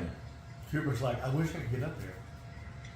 You're too sausage. You can't get up there. Bubba killing that mouse. I could kill it. Yeah, I can't get up there. I have short legs. Oh!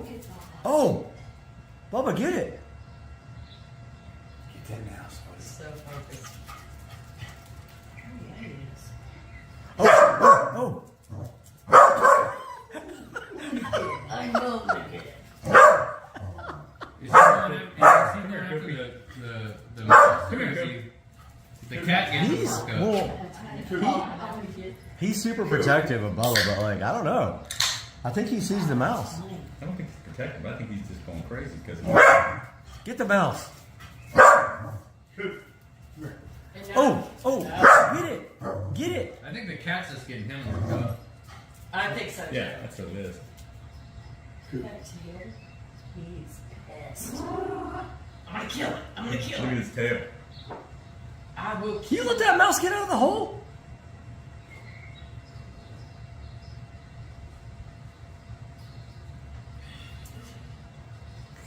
Focus.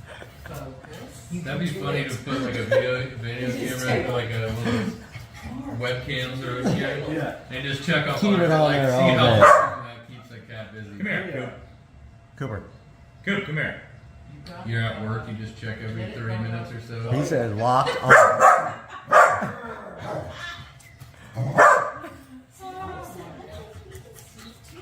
Papa loves cat He sees it, huh? But I can't tell he's watching. He sees it. Maybe. You think so?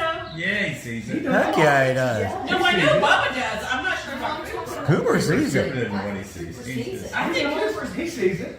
Oh, you let that thing get out? What? You're smacking. I think he sees it too. Like you reacted He to it, sees and ran it. back to the hole. It was good. I'm a Right, good YouTube kid. something here Yeah, for I you. have to pay. Wait, let's How long try. did that butt take you? Here. How long did that butt take you? Let's try other cat TV and see how you're at. Yeah. That's called, that smoker I have is called an Orion. And, It's a fast. It's fast. How hot is it? I'm not real sure. Because the hottest I can get mine is like 300. He's over the ads. I think he's gonna But run. it's like one of those Yeah, things I think where he's you sit and blow on the bottom with a train. Uh-oh. But it doesn't get very hot. Oh. I try to make it hotter, but Well, this one, I mean, I learned about it from a friend a few years back. Oh my god. Try this. Oh, Cooper sees it for sure. And I've never. coals around the bottom. Dude. It's just regular charcoal around the here and on top. And you can read inside. You guys are missing. Look. Yeah, come here. I know. Yeah. Look at him. He's like he's touching the bird.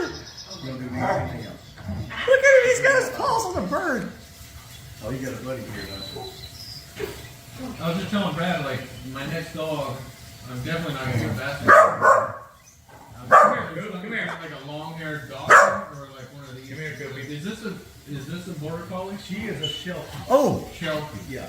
they left. I'm sorry, Bubba. Oh, Border collies are big. Bubba just met dinosaur. In the whole wide Yeah, it's world. too big for and Oh my! It's a monster. He is so He's like, big. no, It's no, a I lot of can't do it. fun. Do they play? Like, do they catch balls? Or like, He was watching the tail. He's thinking He about. would do all Oh, that. Yeah. He's 15 now, now. so he's about 3/4 way blind, Yeah. almost all the way deaf, and still the sweetest thing. Oh. Oh. And he's never. He's 13 so now. all about it though. Yeah. He's pretty much blind. But he's always shed like crazy. Dude, this is the most He's fun always, thing they have ever. that basset hound odor, they have that hound Yes. stench to him. Yes. He And, watches it. But even when he was younger, he would throw a ball and he'd just look at it and then just. You know, he'd never like. He was always a lazy man's dog. You know what I mean? Willie used to. He's like, do always something, play. bro. Yeah. You would throw anything. Let's give him one more bring it cat back to TV. me, And he wanted to do it, and then he'd get tired and he'd go, no, no. Rabbit. Yeah. But no, he always did. You need a Boston Terrier then. Oh God. This breed will not retrieve. Oh, he went up. A Boston Terrier. Come here first, stop. Oh Yeah. yeah. It is. He jumped way up there for this one. Are you pouncing? Yep. And this. Kitty, got it. Cooper! Get over here. That's enough. He's having fun. Good. I'm not sure what kind of basset hound I got, but every basset hound I've ever met, maybe he's not a purebred or what, but he looks like a purebred. But like every basset hound I got has like a pit bull fur. You know that short, Yeah. like the short, sleek, like. Oh my God, he's all But about he's it. got this long, like he's got like a long, like thick overcoat. And then, like, a Where'd he go, fluffy Bubba? undercoat. And God, man, he would shit. Oh, it comes right up his face. I haven't seen him in a while. See him pull his head back? Dude, he's like, this thing's coming right up to my face. Kitty Cooper.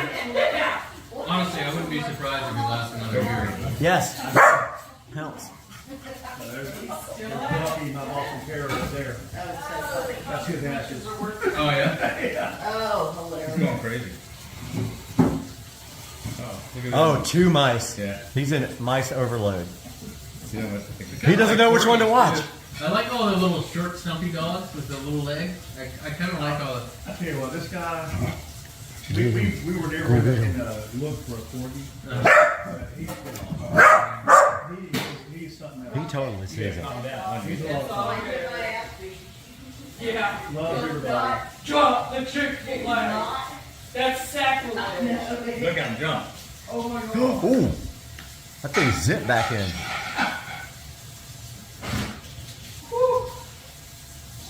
Alright, Brad, I would like to see your pool. All right, let's go do it. And we do need to get home and Oh. with the animals. Yep. How do you just bring this up and just put up cat video? Or We put cat TV because Mr. Binks watches it, but not like this. Yeah, Mr. Binks loses interest. He doesn't get crazy. He looks at it for a minute. Mr. Binks in here? Huh? Or where did you watch it with Mr. He Binks? watches it in my theater. Yeah, He sits on the table like Binks doesn't go crazy. He doesn't go crazy? He just watched it for a few minutes, but Bubba's all about it. Like wild on. You know, with as much as that cat's outside, he's probably got to see rats all the time. Oh, yeah. He probably kills them. When ours got outside, he used to bring them back dead. He'd bring back dead birds. Look at this. Dead mice. He'd bring them back, leave them on the front porch. Like, look what I killed.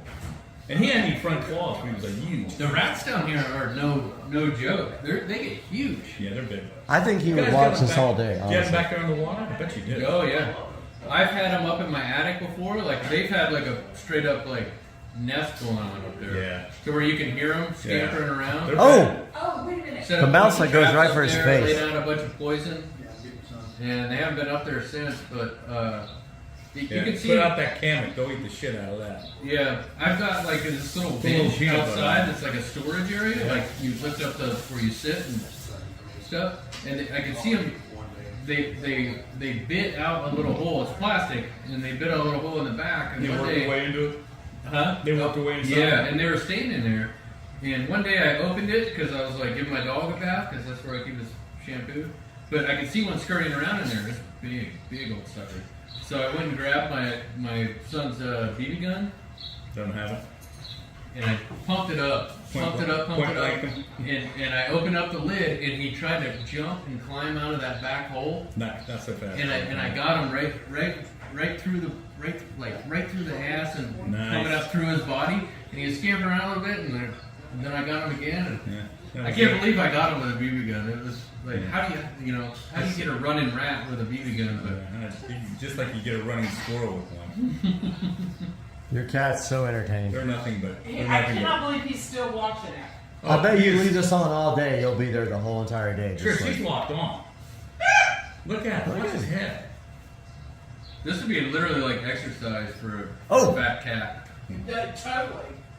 But watch when he gets near them. Oh, there's two of them Then now. he freaks out when he sees two. He'll look back over and he'll move his head back and forth like, oh shit, there's two of them. Where'd they go, Bubba?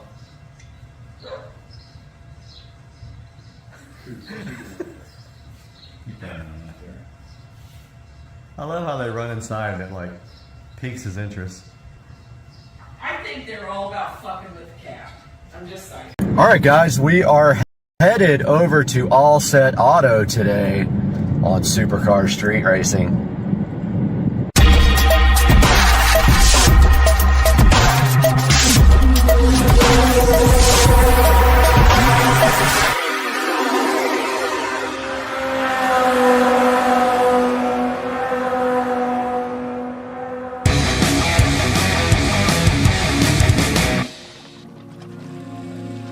Guys, today we are taking the car to All Set Auto to start the wrapping process.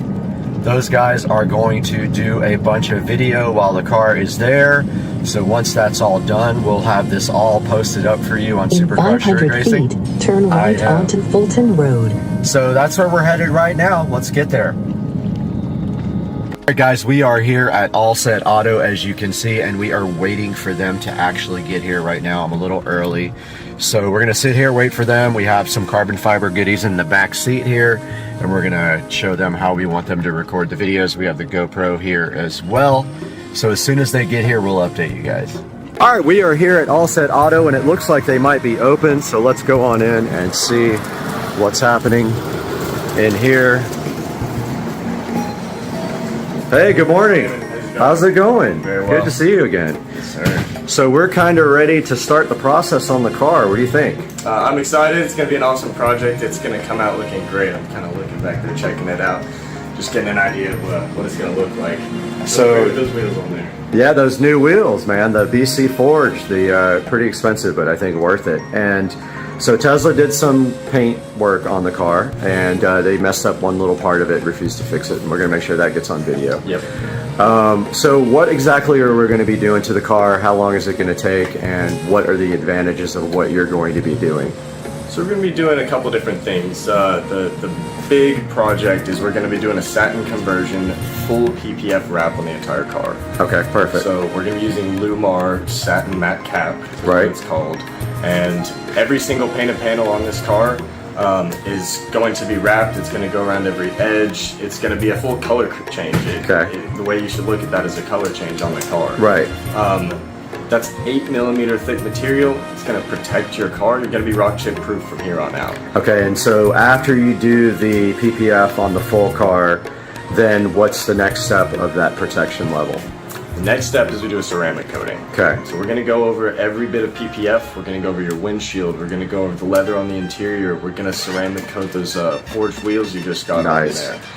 Everything on this car is now going to have a hydrophobic coating. Mhm. It's kind of like a candy shell, if you could think of it that way. Right, okay. And so nothing's going to want to cling to the car. You're not going to need to clean it nearly as often, and when you do, it's going to be a breeze. All right, so a lot of people just don't understand ceramic coat, and the market's kind of flooded with cheap ceramic coating. Internet's a big place. Right, and on Amazon you can buy your own ceramic coating. Why is that not the way to do it? So it does take a little bit of expertise when it comes to applying it. Right. It is a liquid that's applied, so as far as actually installing it on there, it's not that difficult, but there's a lot that you need to take into consideration before you just go put ceramic coating on your car. Understood. We're talking about a product that if you're looking for something quality, something comparable to what we do here, it should be about a 5-year protection on there. It's not something you want to just smear on there and then hope it's going to be okay, because what you might end up with is potentially a high spot. What that's going to look like is, if you could imagine like a handprint on your car that went off. Gotcha. Okay, so you guys are professionally trained to do the ceramic coating, and is there any kind of guarantee with the film or the coating or anything like that? We have a lifetime warranty on all of the film we do here. The ceramic coating should be good for 5 years. Okay, perfect. And the wheels are going to get coated too, which is great for like brake dust and all that. Yep, and we're right in the middle of going into summer right now, like in the heat of it, and it's raining like crazy right now. Mhm. Ceramic coating on the windshield is going to be awesome. Just Great. forget about using windshield wipers. And you guys did the tint as well, and it came out amazing. The car looks awesome. so good with the tint. I'm glad you like it. And now we also have these carbon fiber mirror caps that are going on, so they will not wrap the mirrors, they will cover the mirrors with these, and they fit perfectly from what I understand. We also have these carbon fiber door handle overlays that stick right on as well. These are going to be going on. That should also accent the look, since there's not a lot of carbon on the outside. It's all matte carbon to match the spoiler that comes with the Tesla from the factory. So we're pretty hyped about getting that stuff on. What you don't see here is the front V by the logo that is going to be installed as well. It's a matte carbon fiber piece, and you guys are going to black out the Tesla logo as well, which is, I'm hyped about that. I don't want any kind of chrome on it. I'm excited about that front V piece. I've never installed that one before, so that's going to be a unique look. So we were just talking about that. That came from T-Sportline. T-Sportline also makes the camera cover carbon fiber, but they are back ordered. They're brand new because the 2023 has a different camera. So when they did hardware forward, they changed the camera cover, the shape. So the 2023 is not out yet. It should be July-ish. So how long are we looking at when I will see you again, see the car again, and it'll be ready to go? We're looking at just over a week, so it'll be ready towards the end of next week. Awesome, very good. All right, well, you guys are going to shoot some video. They have the GoPro in the bag right here. They're going to be shooting this, and then after it's all over, I'm going to sit down and put together, a nice piece with some montages and some pretty glamour shots and stuff like that. And then hopefully the car looks good enough to get on websites and be featured places. It'll be up there, you'll see it. All right, man, thank you again for taking care of the car. I know all my viewers are hyped to see this happen. Nobody's even seen the wheels yet, so that's coming out in the next video. So we'll see you in a week. You got it, buddy. Thank you. Hey guys, and we are here in the 4K production studio for Supercar Street Racing. We're so glad you could join us today on this journey. And basically what's happening right now is my 2023 Tesla Model S Plaid is over at All Set Auto in Jacksonville, Florida, which is where I live. And they are doing the full satin PPF on the car as we speak right now. I have seen some pictures, but you guys are going to have to wait until it gets back to see what it looks like. I will just tell you this. It looks amazing, and they did comment that this was probably their unique, most amazing car they have ever done in All Set Auto, which makes me super happy. I did see some of the carbon fiber bits getting put on, which is what we're going to go over today. We have them up on the screen right here. So first of all, we have the Model S Precision Carbon Fiber Side Mirror Caps. Now you can see right here, this is tsportline.com, and I will put them in the description of the video. And you have a choice here of gloss or matte carbon fiber on these guys. I of course got the matte carbon fiber because it matches the current rear spoiler on the Tesla Model S Plaid directly from the factory and the inside carbon fiber in the car. The car has all matte carbon fiber on the inside and outside from the factory, so you kind of want to match that look. So this is called the Tesla Model S Precision Carbon Fiber Side Mirror Caps. They are $299 for a pair, and then you can set here, they are different for the different models, so you have to choose like which model you actually have because the car changed in 2023. And so those are a good look on the outside of your Model S Plaid. As you can see right here, they give it a look that it should have from the factory. Honestly, the Plaid does not have enough carbon on it from the factory, and for the price it should have a lot more. So that is the first item from T Sportline, and that is the carbon fiber mirror covers. Now the other product here is the door handle overlays. They are real carbon fiber, and what happened to them? Yeah, it didn't. There we go. So here are the door handle overlays. They are $93 for a set of 4 of them, and literally they just peel off and stick right on the door handle. That way you don't have to like remove any door handle to install or anything like that. So $93 there from RPM Tesla. And back to T Sportline we go for the third but not final carbon fiber accessory for the Model S Plaid. And this is the carbon fiber front V-trim piece. Pretty expensive. You can see right here it is $249, but it gives the car a unique look that nobody else will have unless they go ahead and buy this. Let's go ahead and get a closer look at what this looks like.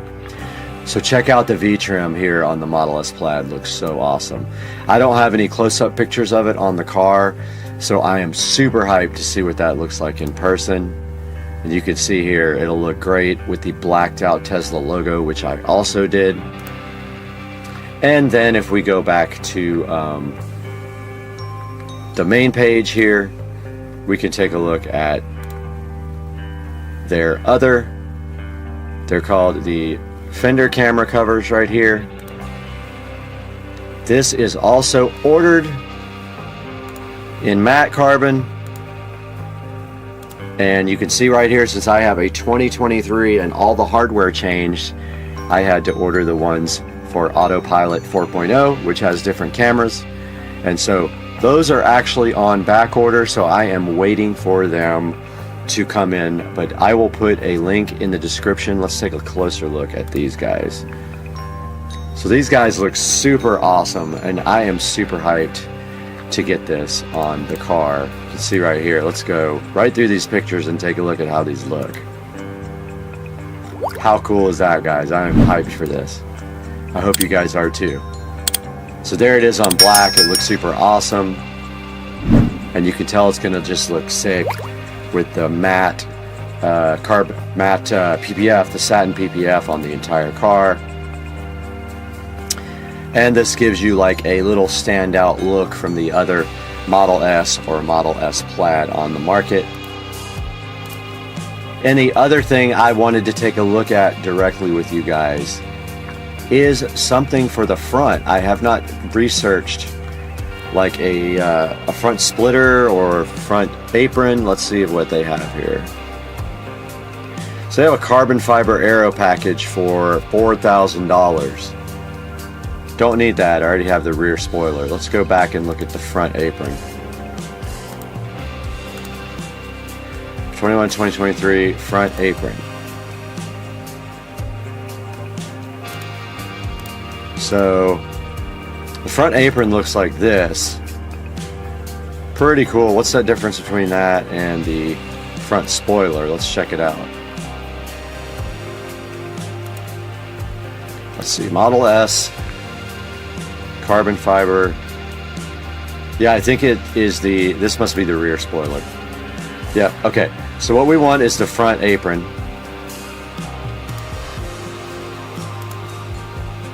And it is $1,495. Let's take a look at that up close here on Supercar Street Racing. There we have it. Not sure if that fits on my car or not,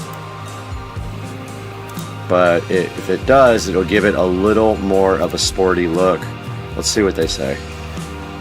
Matte carbon fiber, long range and plaid. Okay, so they do have it at T Sport line. Let's see if RPM Tesla has it. Let's go Model S. Hoods, diffusers, and side skirts. Exterior.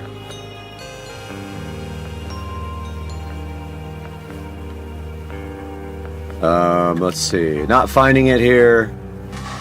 Spoilers. Let's see if it's there. There we go. That's not carbon fiber.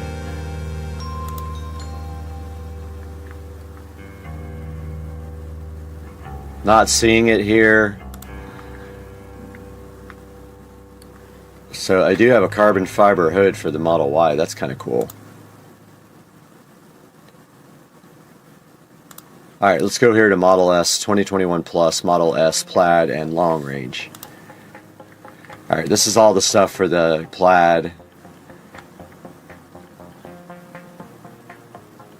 I do really love these carbon fiber seat backs. I think I'm going to go for those as well. They look awesome. They're like $800. They look so cool. And I don't see a front lip for... Yeah, I don't see it for my car. Wait, there's 2 more pages. Okay, let's see.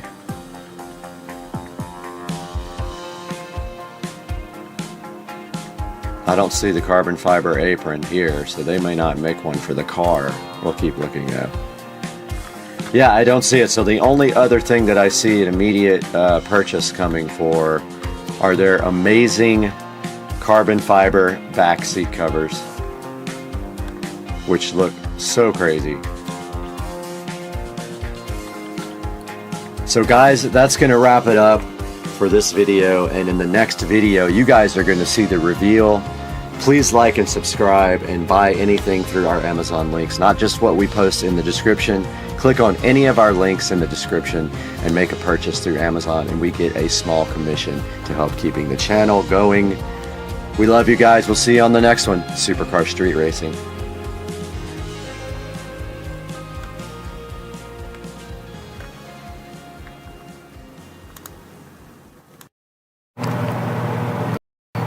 Guys, welcome back to the Supercar Street Racing 4K production studio. And guys, it is hot in here, but we have the AC blasting on 19 and 70 degrees, like my birthday. And we have packages in here to be opened up for the studio. So let's do that right here and now.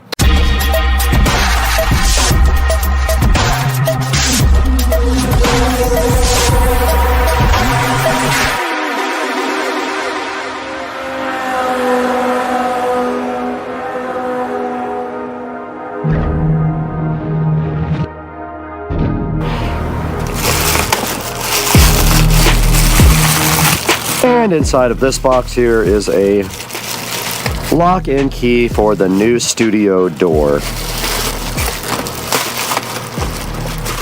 an actually expensive lock and key from Kwikset. Because if you guys know Kwikset, it's quality stuff. And right here, right now, is a box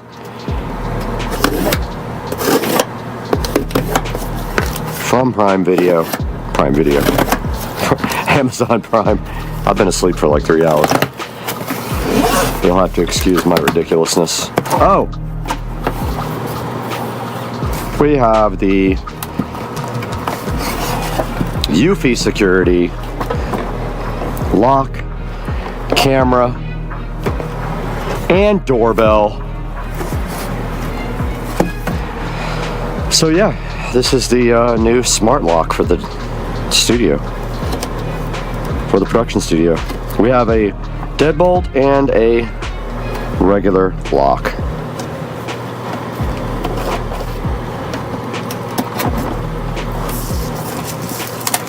Also, the Jaguars just lost. Not good times. All right, let's get this thing unboxed here in the studio.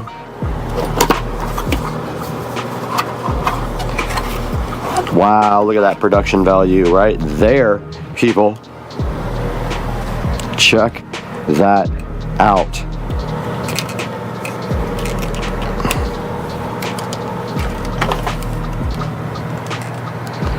Comes so nicely packaged, like this, ready to rock. There's one side of the lock, part 2.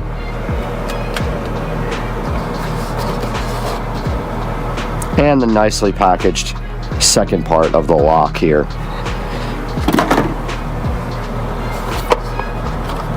They do have such a great presentation. So I need to get out the instructions and figure out how to install this. Alexa, set the studio switch lights to white. Alexa, set the studio switch to white. And it does get bright in here with that. All right, let's get the instructions out. Checking out the installation manual here. Step 1 is to install the deadbolt. And it says if the back set is 70 millimeters, turn the faceplate 180 to extend its length. And the deadbolt would be right here. Let's go ahead and get you guys clamped. And we just simply undo this. I've not looked at the door yet, but inside of this, if the latch hole is round, contact customer service to receive a round drive-in faceplate. Okay, the latch hole is probably not round. It's probably the same as this guy. Okay, we're in front of our door now. We have some towels or shirts. Yes, perfect. Okay, so the first step is to install the deadbolt part, which is right here. And let's see how we have to do that. If the back set is 70 millimeters, turn the faceplate 180 to extend its length.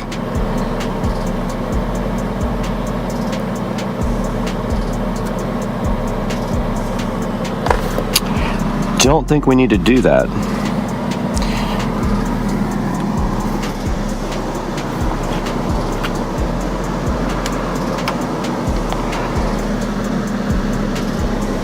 Okay, so it also has the word top marked on it.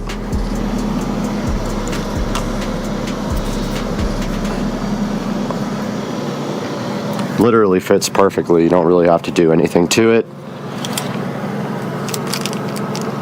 It says to insert this and screw the deadbolt into the door frame. Make sure the word top is face up, and I did that. And it comes with these 2 little screws right here to do just that.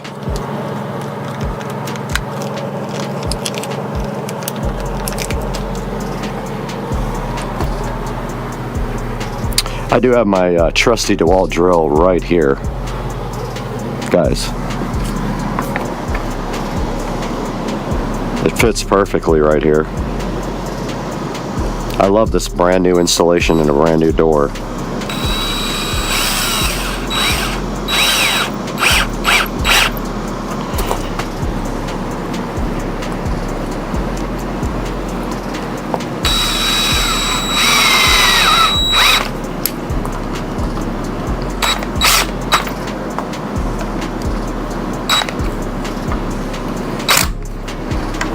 Guys, perfect fit. And now, next step of the puzzle here, install the strike plate, which I did not do yet. The strike plate would be on this side, right here. This plate is way too big. And I don't think the door will close with this in. Oh, I guess it will.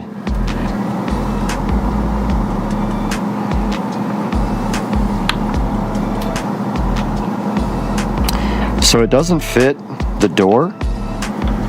The door is not routed out for this strike plate. So this is way too big to fit there. So I'm gonna go ahead and install the lock without this strike plate because I don't wanna go ahead and screw into the door.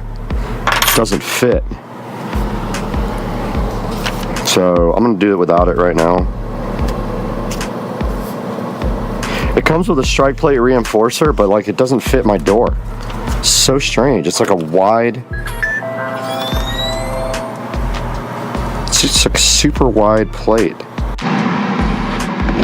All right guys, so we have the interior assembly here, and what you do is you take off the cover somehow. Going to figure that out, right like that.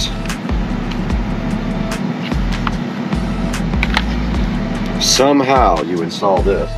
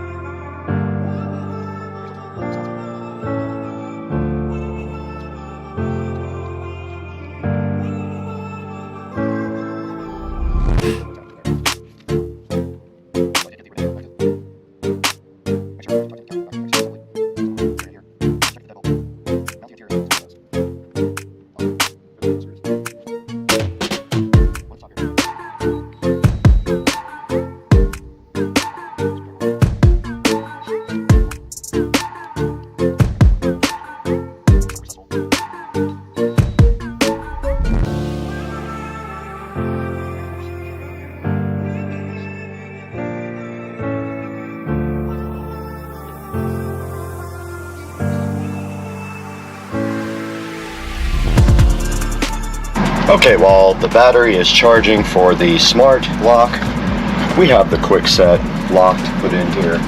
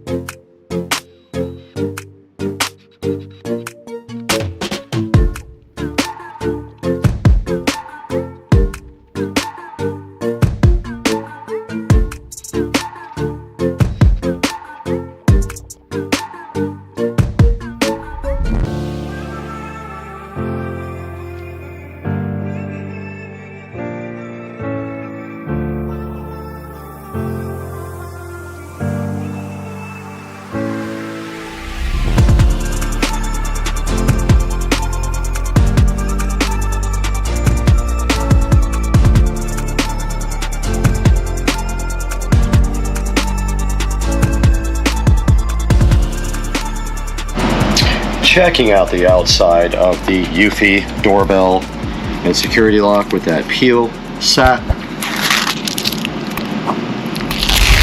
That peel set is real, and there it is. There's the outside of that, and then there's the quick set lock installed and looking so fresh. But this battery is dead, so we can't really do anything. But here's the final install. Now, the piece of the puzzle that doesn't make sense to me is this. It has a regular strike plate, but yet this has this huge plate that doesn't fit the routing on the door. Will probably still close and shut properly even with this on. I'm gonna wait till the battery's charged on the lock and then test that out. And that is going to be the next step. As soon as that battery charges, it might take up to 6 hours. Guys, I completely forgot that there is a step to this that I left out, and that is the doorbell chime.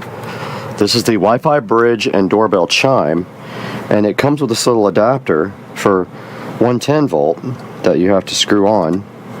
So you basically put this on and then turn it somehow. And I need 2 hands to do that with, so I'm going to do that now. A tiny little cute little doorbell adapter thingy is ready to go. I had to screw on a little adapter plate to it, and right here and right now you literally just plug it into an outlet like this, and then the rest of the step is to use your Eufy app to go ahead and set up and configure the doorbell. But it is not charged yet, so we're waiting for it to charge right now. We have successfully charged this battery all night long, and the little light on the back did turn blue, acknowledging that we had charged it. We got the base station set up and paired by scanning the QR code on the back. We ordered an SD card for it, but it says delayed in transit, so I don't have an SD card to put in this guy here. So I don't know if the video works at all without that. I don't think it will. But we're going to go ahead and set up the rest of the lock now that we have the battery charged. So we have to set it up and pair it on the phone. Alright, finishing this lock is as simple as sliding this battery in and putting the back cover on.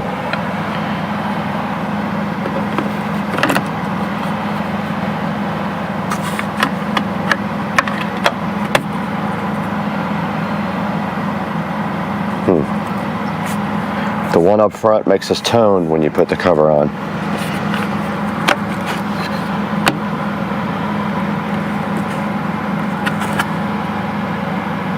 Interesting.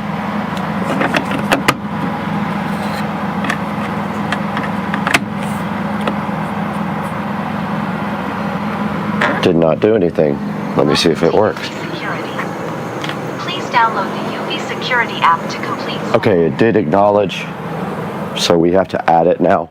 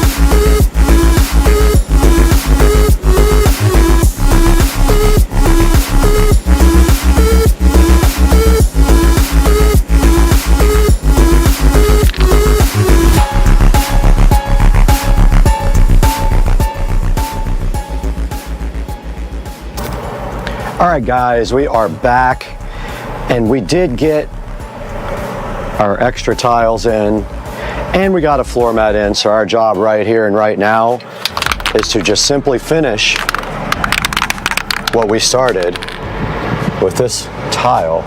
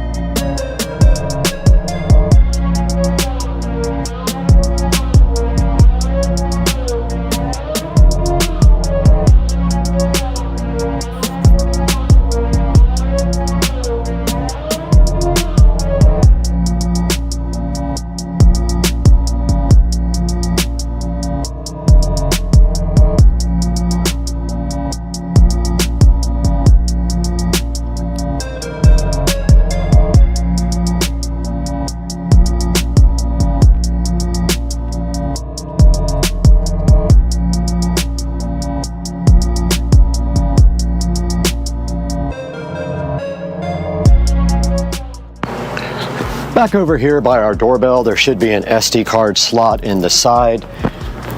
And it is right over there on that side. I don't know which way this thing goes in, but let's find out. Not like that.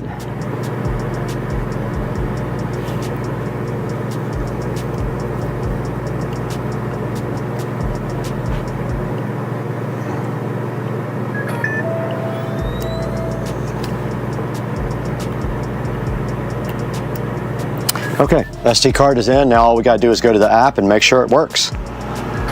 last part of this project is clean up. So I brought some cleaning supplies here and my lithium ion vacuum. I do need to put this strike plate on the door at some point, so I'm gonna leave that here so I remember to do it. And then now I'm gonna go ahead and clean up the whole room.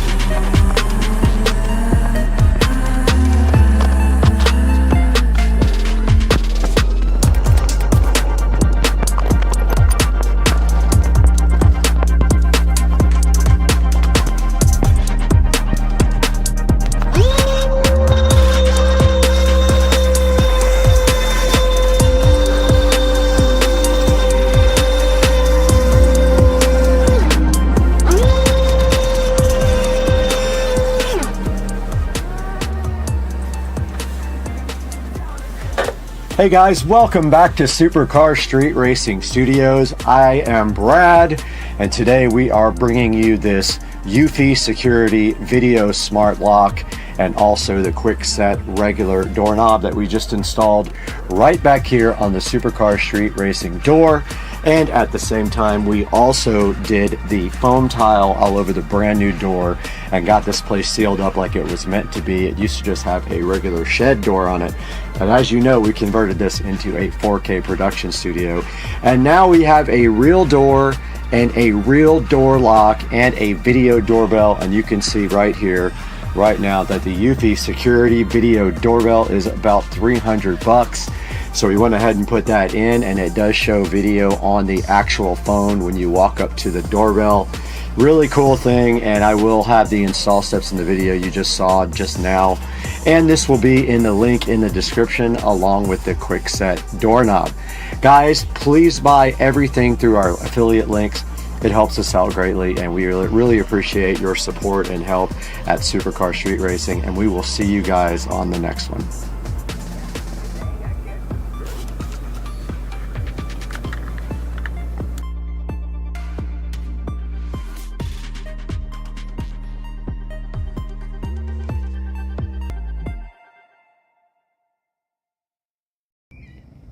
All right guys, so this is 7 days without a pool pump turned on. I told you guys I'd keep you updated. That's what it looks like when you don't run your pool pump in the springtime for 7 straight days. Okay. Where is that, Brad? You know where it's at? Hold up. Yeet! We don't need that where we're going. Hell no.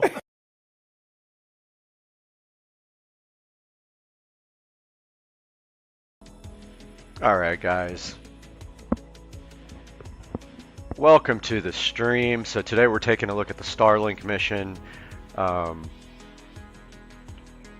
trying to figure out if my audio sounds good or not. So I'm listening to it in headphones here. Oh, it actually does sound good. Okay. Wonderful. Alright, so today we are looking at the Starlink mission, and this is for SpaceX to put another batch of Starlink satellites up. And I don't know if you guys heard or not, but SpaceX actually put Starlink satellites up over the Ukraine so that Ukrainians could have internet access. LWO1 WeatherNet, liftoff conditions. And here we go, so they are starting the stream now. Lowered that volume a little bit there. Make sure that still sounds good on my headphones.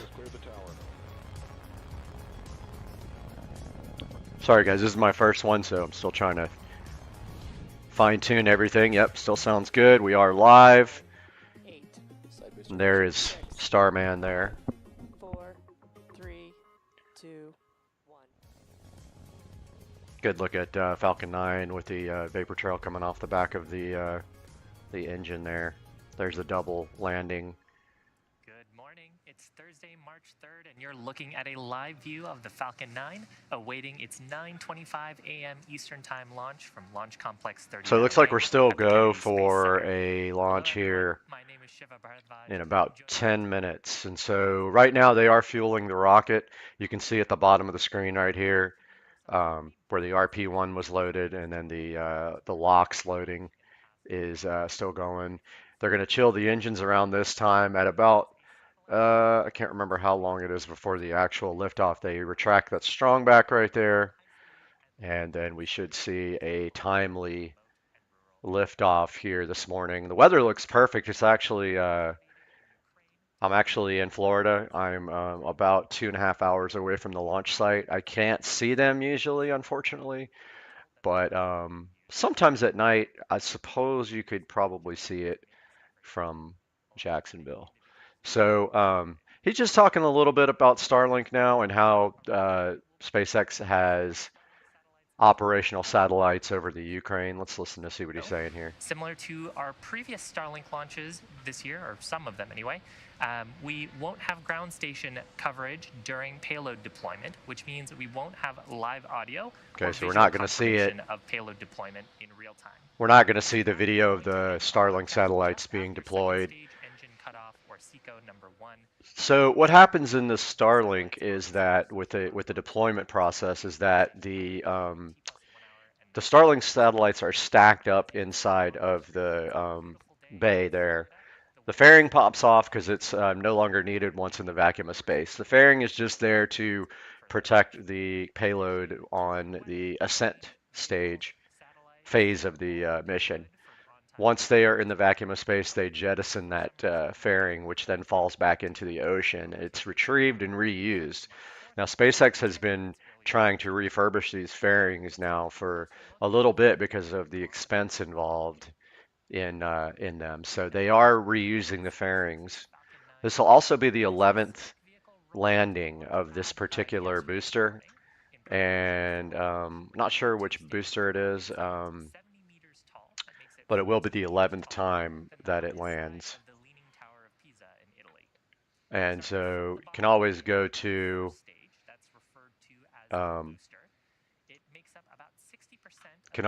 check out like launch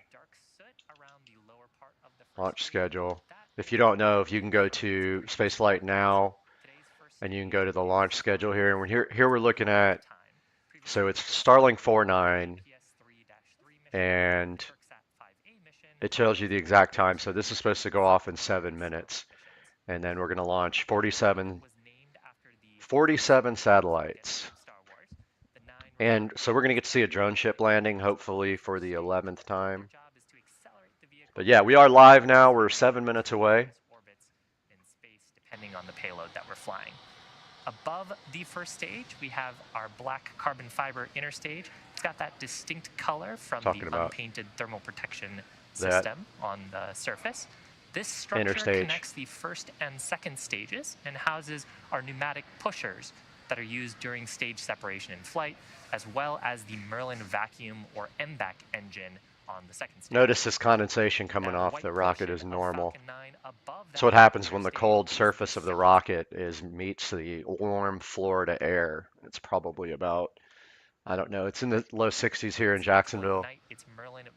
Maybe a little bit warmer down south. Payload into its destined orbit.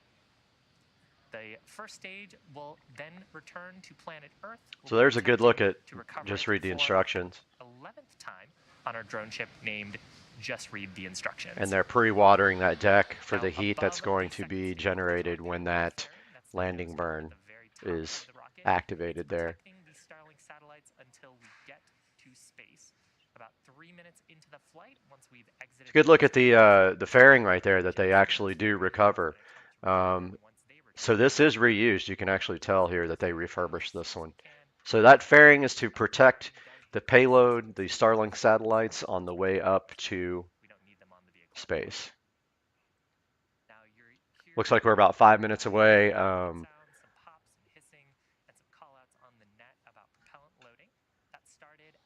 T-minus 35-minute mark. Falcon 9 uses two propellants, a refined form of kerosene called RP1, or rocket propellant 1 as its fuel. The RP1 and then the LOX as its oxidizer.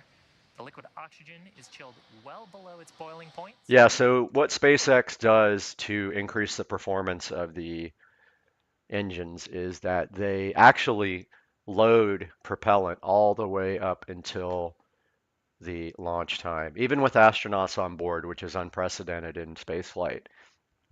And what this does is that gives the higher performance on the engines because the fuel is super chilled, and that produces more performance. We're about 4 minutes away now, guys, from liftoff down at Kennedy Space Center. And they are at LC-39A, Launch Complex 39A, as you see right there. About 4 minutes away, guys. We're still adding fuel here. About 1 minute into when we're going to launch here, 1 minute before launch, the vehicle is going to go into startup mode where the flight computers are going to take over. And at that point, if the computer sense anything wrong, it will automatically scrub the launch. To pull away from the rocket slightly, and then he's talking about the strong back here. That's going to fall back and allow the rocket to lift off. TE fully retract away, clearing the way for Falcon 9 to lift off from the pad. Now, the TE is a structure that provides liquids, gases, and electrical connections to the second stage. It also make sure that we're actually broadcasting here. Yep. Okay. You can see on your screen that it's starting to retract away from the second stage. Look at the strong back here. It's actually moving backwards. At this point in the mission, the first and second stages are almost completely loaded with propellants. Fuel loading is complete. Coming up in about 10 seconds, we'll hear a call out for liquid oxygen loading complete on the first stage, followed about a minute after by liquid oxygen loading complete on the second stage. So they're almost done with fueling now. We're just waiting to hear that call out. Speaking of that liquid oxygen, you're seeing some gassy clouds around the vehicle. There. Those are actually caused by that liquid oxygen. We periodically vent some of the gaseous liquid oxygen in the tanks to maintain the pressure as we top it up. And once that cold, some of that you're seeing is venting, some of it is just the rocket reacting with the warm Florida air. And forms literal clouds around the vehicle. Now the payload, the Starlink payload, continues to look healthy. We're not tracking any issues with this. Coming up on about 2 minutes to launch here, so these launches are so common now that it's really easy to zip down. If you guys haven't been down to KSC to see a launch, you should definitely go down there. I saw the in-flight abort test from Kennedy Space Center, and although the weather was not great, we did get to see it go up, but we did not see it come back down. Coming up on 2 minutes here, fueling should be pretty much done here momentarily. Shortly after LOX loading completes on the second stage, we will also see venting from the transporter erector. Call it there, indicating that propellant loading is complete in preparation. So propellant loading is done. So we're about to get a go for launch here. As I mentioned earlier, it provides the fluids and gases to the vehicle. So as we're preparing for launch, we clear out those gases from the transporter erector. In about 15 seconds, Falcon 9 will transition to internal control. This is what I was talking about a little bit earlier. The flight computers are going to take over here in about 7 seconds, and we should see that on the screen. Through the rest of the mission. And then shortly after, Falcon 9 is in startup. So it's in startup now. Then we see right here, flight computers are taking control. Let's listen to this amazing set of sequences here. From the launch director. We should hear go for launch here momentarily and see some exciting lighting of a candle.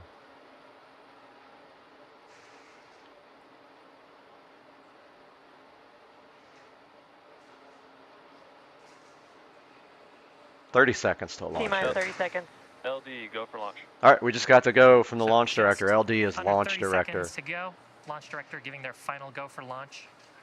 Let's watch the final seconds here of terminal count as Falcon 9 takes these 47 Starlinks to low Earth orbit. T-minus 15 seconds. We got 15 seconds to launch unless we get a scrub 10, here. 10 seconds. 8, 7, 6, 5, 4, 3, 2, 1, 0. Ignition. All right, our telemetry is on the lower left-hand side there.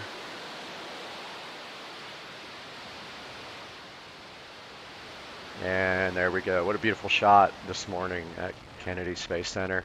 You can see your speed on the lower left-hand side and your altitude. Now here, coming up here shortly, we are going to see this vehicle reach max Q, which is the maximum stress and aerodynamic pressure that are exhibited on the vehicle.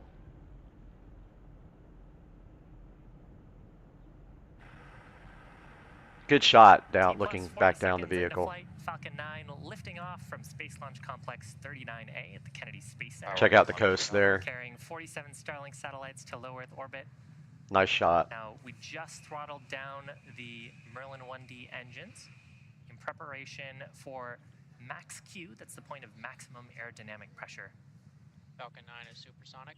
That's the point when the combination of the velocity of the vehicle and the density of So the vehicle is now traveling faster than the speed of sound, and you probably could see it pass through the sound barrier, and that might have been what that plume was just there. So with that, we are through the point of maximum aerodynamic pressure. Okay, made it through max Q, which is the most dangerous point for the vehicle. You can see they're going almost 2,300 kilometers per hour. They're at 19 kilometers in altitude. We're going to see the main engine cut off here momentarily, at which point the first stage will spin around and fire its engines and head back towards the drone ship. Just read the instructions. Using those pneumatic mechanisms in the interstage.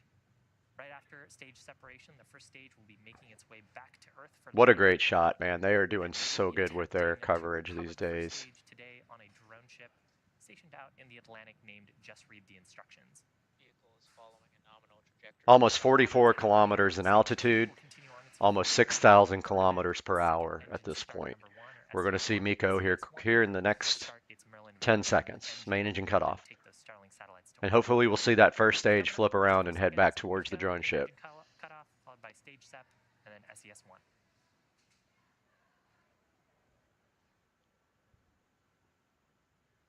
There's main engine cut off. Now we should see that shot from the vehicle. There goes the first stage. You can see those the engine firing. Fairing deployment as well. There we go. So stage 1 is headed back to Earth now. We can see the telemetry. There's your grid fins. Seeing space for the first time. There's a shot of the Merlin vacuum. You can actually see the fairing halves heading back to planet Earth. And on the left of your screen, you can Yep, you can see the fairings dropping off and heading back down as well. But on the left side, we've got stage 1, and we see our grid fins. You're looking down towards the bottom of the rocket here. And we are going to have an entry burn. What that means is that thing's coming in hot, so the entry burn slows the vehicle down enough where it doesn't burn up re-entering the atmosphere. On the right-hand side, we see the Merlin vacuum engine performing amazingly, and we can see the stage 2 telemetry on the lower right-hand side. We are not going to see the deployment of the Starlink satellites today because they won't have tracking station available. So on the left side, you can see those coal gas thrusters orienting the rocket as it makes its way back down to just read the instructions. So those grid fins, basically what those are for, those are to steer the rocket when it gets more into the denser part of the atmosphere. Those things are worthless in space, obviously, because they are air-based fins. So until the rocket gets into a place where there's more atmosphere, they're kind of worthless. On the right side, we can see almost 10,000 kilometers in speed as this thing makes its way up to a final speed of, I don't know, 25,000-ish miles per hour or something like that. And it's 165 miles up. Left side, we see stage 1 headed back down towards just read the instructions. And we do see the ocean there underneath. Still traveling at 6,800 miles per hour, and it will have to have an entry burn here shortly to slow the rocket down substantially. You can see our altitude's dropping though. We're at 129 kilometers now on the stage 1 on the left-hand side. On the first stage are actually optimized for sea level. Still gaining speed on the second stage though. We're at 11,400 kilometers per hour, almost 183 miles. On the left side, we still see stage 1 heading back down to just read the instructions. And it's traveling, actually accelerating in speed, but we're going to scrub some of that speed off here shortly with a entry burn.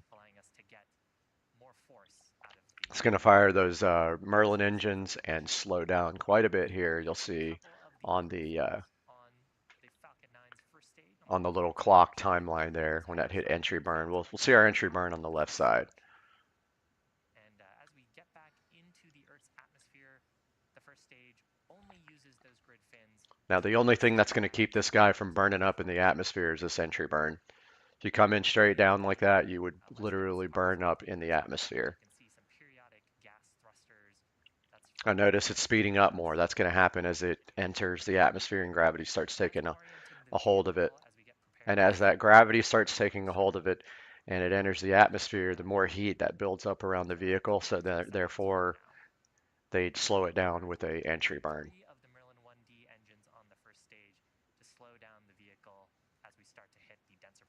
All right, we're at 70 kilometers in altitude for stage 1 now. And we should see those rockets fire, those engines fire right now on stage 1 on the left. Right in here somewhere. There we go. So there's the entry burn. Notice the speed dropping substantially there. So that's what the entry burn does. It brings that speed down enough so that this vehicle can withstand the heat and the atmosphere coming in. And notice we're still at 39 miles, or 39 kilometers, sorry, in altitude there. And the right side's almost 17,000 miles per hour, getting up to 25, 26,000. I'm saying miles per hour, it's kilometers per hour, sorry. Used to the standard system. Okay, we're at 5,000 kilometers per hour. The exhaust plume from that entry burn, we actually deposited a layer of soot on the rocket. Notice those grid fins starting to steer the vehicle now. Well, we lost our feed on the left, but as that vehicle gets closer and closer to the atmosphere, those grid fins can have more of an effect, and so you'll see those actually working more. And it's too bad we may not see stage 1 at this point because we lost our feed. Deposited onto the vehicle. Now coming up about 20 seconds from now, we'll have landing burn on the. So 20 seconds away from the landing burn, as you see right here. And then Seco is second engine cut off. Now we should, hopefully we can see this, but it looks like we're going to miss the landing burn. So it's going to be an uneventful feed here. We may just get video of when it's actually landed. We may not have live video from just read the instructions here, which is a bummer. All right, it says that we have landed. Well, actually the speed's still scrubbing off here on the telemetry. So we should see that landing. We're not going to be able to see it. There it is, live from just read the instructions. 11th landing of this particular booster. And of course we lose the satellite feed because the instability of the antennas on the ship as the. And so there we go, guys. 11th landing of this particular rocket, and it has hit the X marks the spot. So another successful day for SpaceX in spaceflight, and they are going to be putting out these Starlink satellites, which we will not see. So at this point, I would say so far mission accomplished.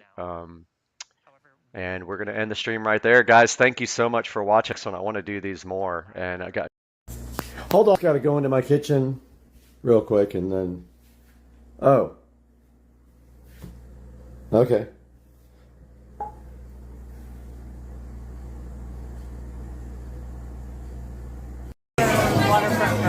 All right, we're out here at Island Bar and Waterfront Grill, having some drinks, enjoying the view down in Cocoa Beach. and you guys all wish you were here with us. Hey, and welcome back to the channel. Today we've got something to talk about, and that is, you want to be a YouTube creator? Well, I've got some things you should probably think about before you make that commitment.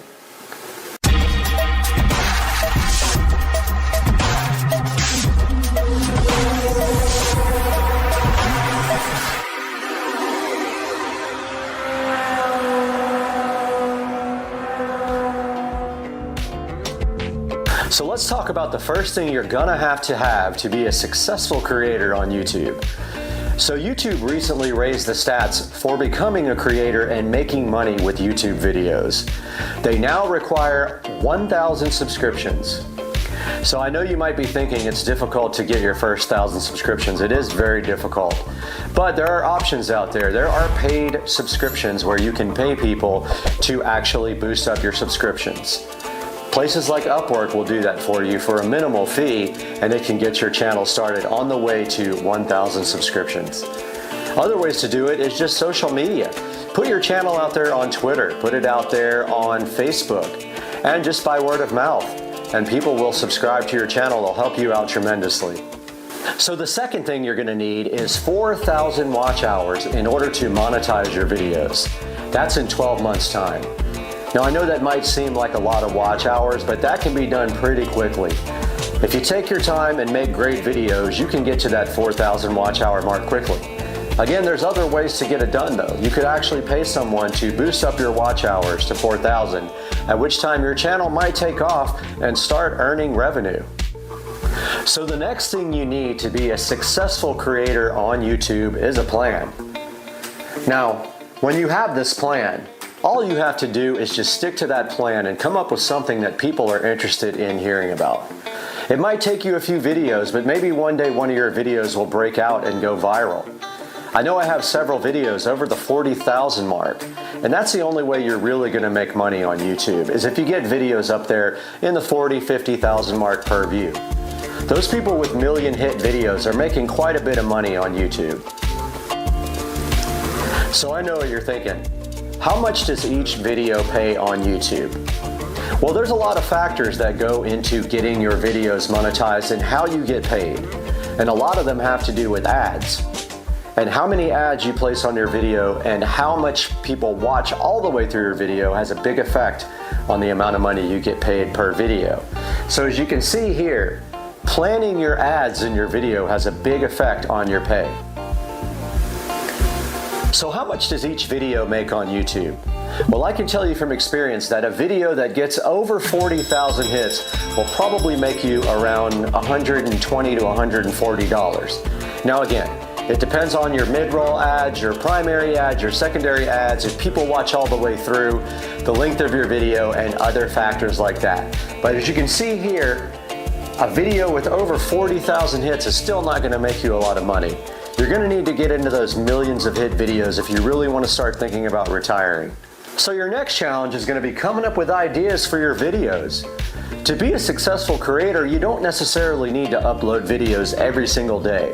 But when you're starting, it certainly helps. The more videos you upload, the more chance you have of becoming a successful creator that makes money on YouTube.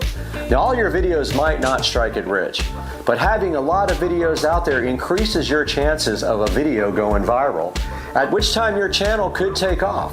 I have several videos with over 30,000, over 40,000 views, and as soon as I started getting those kinds of views, my revenue increased and my subscriber count increased. So try to make as much content as possible, but also try to make it very, very high quality. So how long does it take a channel to really take off and start making money? Again, that's going to be up to you. First, you've got to get that 1,000 subscriber thing out of the way. Then you got to get that 4,000 watch hour thing out of the way as well.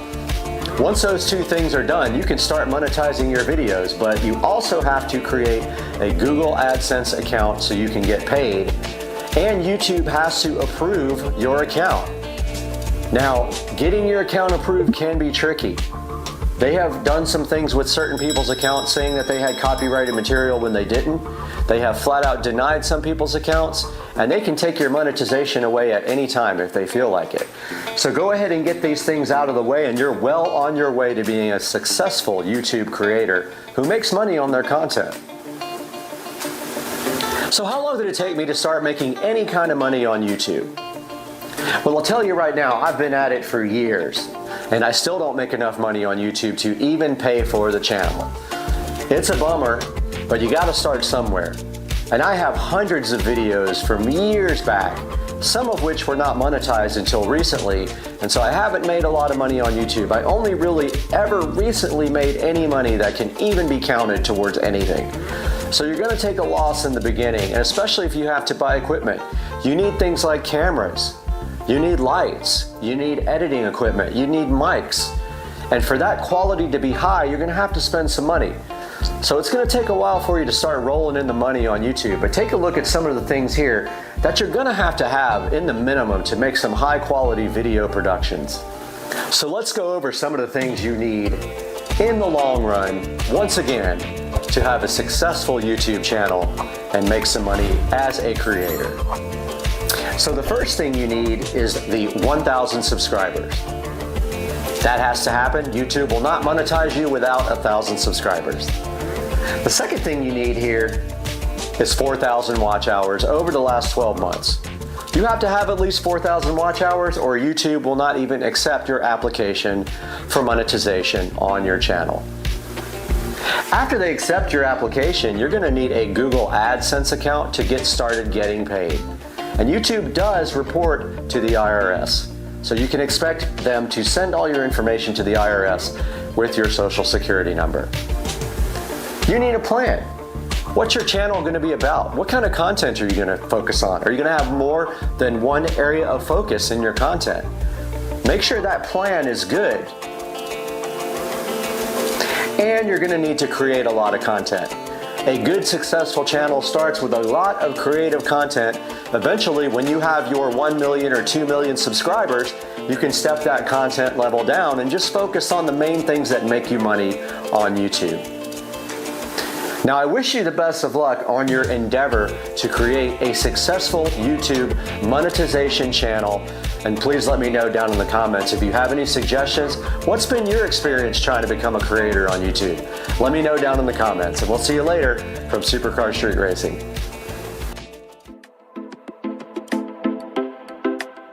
The YouTube Partner Program, or YPP, gives creators greater access to YouTube resources and features. If you're looking to make money with your channel, you'll need to apply and be approved for YPP. To apply for YPP, you must be in good standing with YouTube, have at least 1,000 subscribers, and have 4,000 valid public watch hours in the last 12 months. We've set these thresholds because we want creators to be good citizens on the platform, and these requirements ensure our teams have enough information to review your channel. You can check your progress towards hitting these thresholds on the monetization page of YouTube Studio. You can also choose to be notified with an email once you're eligible to apply. Once your channel does hit these thresholds, you'll need to sign the Partner Program terms and sign up for a Google AdSense account. After all of these steps are completed, then your channel will be reviewed against our policies. If everything looks good, you can start earning money from ads and from YouTube Premium subscribers watching your content. You can also earn money in other ways, with channel memberships, Super Chat, or even by selling your own merch, as long as you meet their criteria and they're available in your location. Now, let's walk through some common questions. 1. How long does it take for my channel to be reviewed? If you think your channel qualifies for YPP, but it hasn't been reviewed yet, we'll usually get back to you in about 1 month once you hit the review thresholds. Remember, you can find more about your status on the monetization page in YouTube Studio. 2. Why wasn't my channel approved? If you're not approved for YPP, it's likely because our reviewers found that a significant portion of your channel doesn't meet the YouTube Partner Program policies and community guidelines. Some of the most common reasons for not being accepted are regarding the AdSense program policies, specifically related to reused or repetitious content. This is content that is very similar or exactly the same across videos and channels. You can reapply again in 30 days, as long as you still meet the watch hour and subscriber thresholds. Before you reapply, we suggest you read through these policies and edit or delete any videos that violate those policies. 3. Do I have to meet the threshold every year? The short answer is no. However, you do need to stay active with uploads and community posts. If you're inactive on your channel for 6 months and fall below the threshold, we may remove your channel from the partner program. For more information on applying to the YouTube Partner Program, check out the resources in the description below. Thanks for watching. Hey guys, welcome to the channel. Supercar Street Racing here with an unboxing of a product that I have been asked to review by the manufacturer.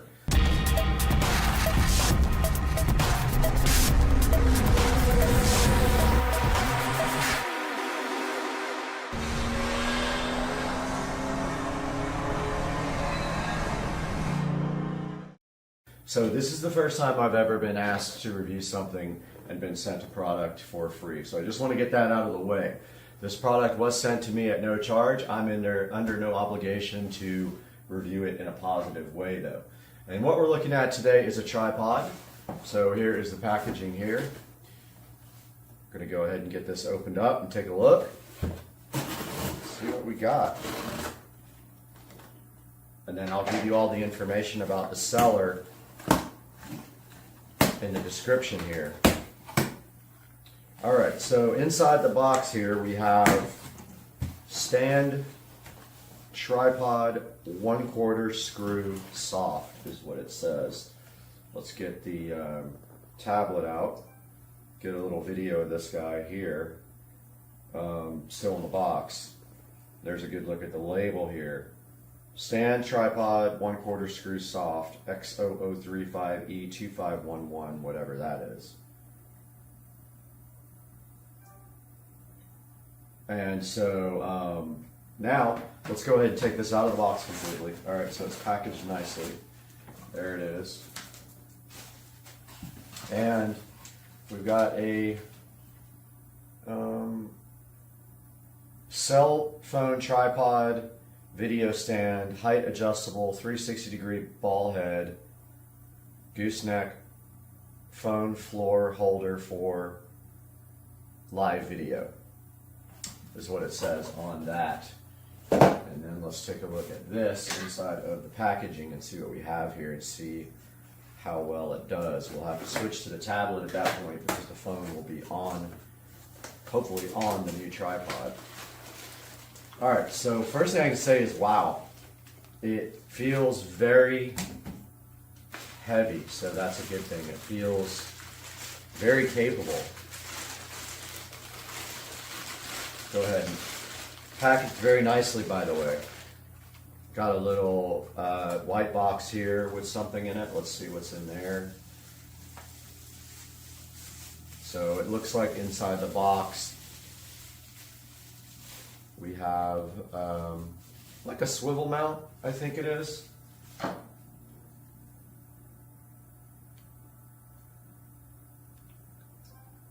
And so there's a good look at the swivel mount that was inside of the white box here.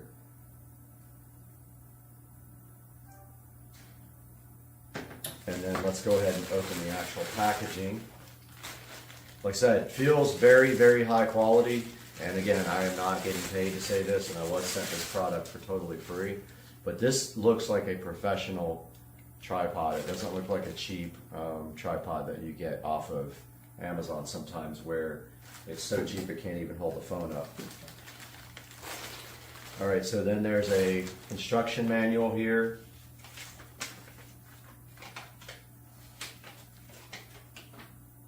kind of tells you how to set it up. And supposedly there is a clamp for the phone that goes with this. So I haven't seen that part yet. Aha, it's in here.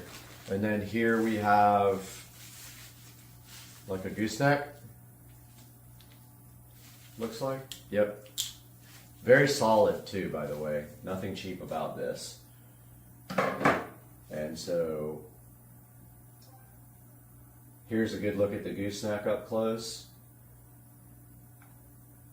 And the adjustable thing there for the top.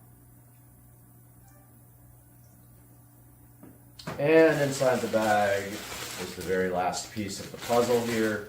And this is the phone connector. Phone holder, so to speak, right here. See on the back it's threaded.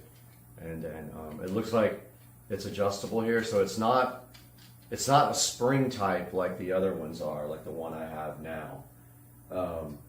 It is a adjustable to make it wider, so it'll have to be really wide for my phone to fit.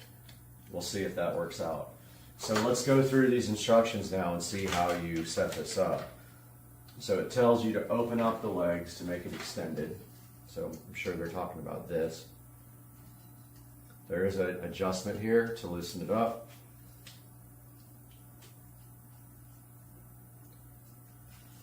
Still pretty tight, but that's good. So that's fully opened up now. It says, okay, first step was open the leg and make it extended. So it is right here. Oops, something fell. Step 2. Install the tube on the tripod and use the knob to lock it. So it wants to put the gooseneck on top, I believe. Let's see. Tripod head and then tube. So it does want us to put this on there. I think. Well, okay, so there's an adjustment you have to turn. And of course, I dropped it. Okay, guys, I found the screw underneath the desk, of course, and so now we have to take this tripod head here, and the screw is kind of like a, it prevents it from coming out, it looks like. Yeah, it's interesting because this has a screw on top, but you don't really use that part. You just put the tripod head there and tighten this. It also shows it like extended like this. I guess it doesn't matter, but it shows in the picture that it's extended. And it has like 3 or 4 ways to extend here. You guys can see that. So then we have it here like this. And we tighten up the set screw like that. 3, install the ball head on the tube. So the ball head goes on top here. By the way, guys, this is really, really high quality. I wouldn't just say that for, you know, to get a free product, but man, this thing's pretty solid. This is probably going to be my new tripod. Hopefully you're still in the shop there. Let's see. Yep, okay, cool. Just wanted to make 100% sure, so get the tablet out. So far, this is what we've got. So we've got on step 3, install the ball head on the tube, which is right there. For whatever reason, the video turned off. But I've got my old Galaxy Note here. We're going to try that guy. It's pretty wide, so let's see if this thing can open up enough. It looks like they thought of everything.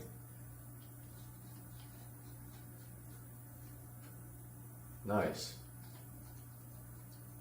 Okay, yeah. So here's the way it looks with the phone installed on it, and hope you guys can see that. It's a little bit too high. Let me drop this a little bit so you guys can see what it looks like with the phone installed. And so if you notice this guy right here, here's the gooseneck, so you can literally bend and do this whatever angle you want. And let's see, that little screw came untightened, but see, this is cool because it's really sturdy. It's well made. I really like all the adjustability of this thing. I like the fact that you can change the camera to either direction on the actual mounting plate here. You can either mount it from the bottom or you can mount it from the sides. I do like the screw down thing. It's a little less convenient than having a spring clamp, but it still works great. It keeps the phone in, and this is an old Galaxy Note 2, so very old. I like the adjustability of the length of the tripod, and I like the fact that the thing feels well made, and I am definitely saying right now that I'm going to go ahead and recommend this product. So I'm going to get a link for this guy, and that's going to be in the description. And I highly encourage you guys to pick this up if you're looking for a tripod. He did not send me the listing, but I'm going to find it. So I'll figure that out. I'll have that all in the description below. I'm so glad you guys got to look at this. I think what we're going to do now is put the actual phone on it and walk around a little bit with it and just kind of see how it feels as as an actual, like if I'm going to carry it, because I do carry mine around a lot, and the other tripod that I have, I already did a review on, is much lighter. So what I'm going to do now is raise the legs, if I can remember how. So you just go upward with them. So those are all raised like that, and then there's a tightening screw here. Now this guy's ready to just be, you can walk around with it like this. It's a little bulky to do that, but it works fine. So I'm going to switch to this now. Okay guys, so this is from the new tripod, and I don't know what to call it right now. Phone floor tripod is what I am going to call this guy until I get the official listing. There's the box it came in. Let's see if the seller is actually listed on the box. Let's see. Nope, it doesn't say the seller, but I will contact them if I can't find the listing, and I'll make sure that it's in the description. But yeah, this thing's super solid. No problem at all, like carrying it around like this. And actually, you could ditch the gooseneck too if you want to, and you can just put the phone mount directly on the top of the tripod, and if you don't need that extension, I'm saying. But I'm carrying this around right now with no issues. I'm using one hand, and I can show you guys outside with this. There's the lovely pool that's turning green because it's getting redone. I can show you guys outside with the alligator is sitting right there. Right there.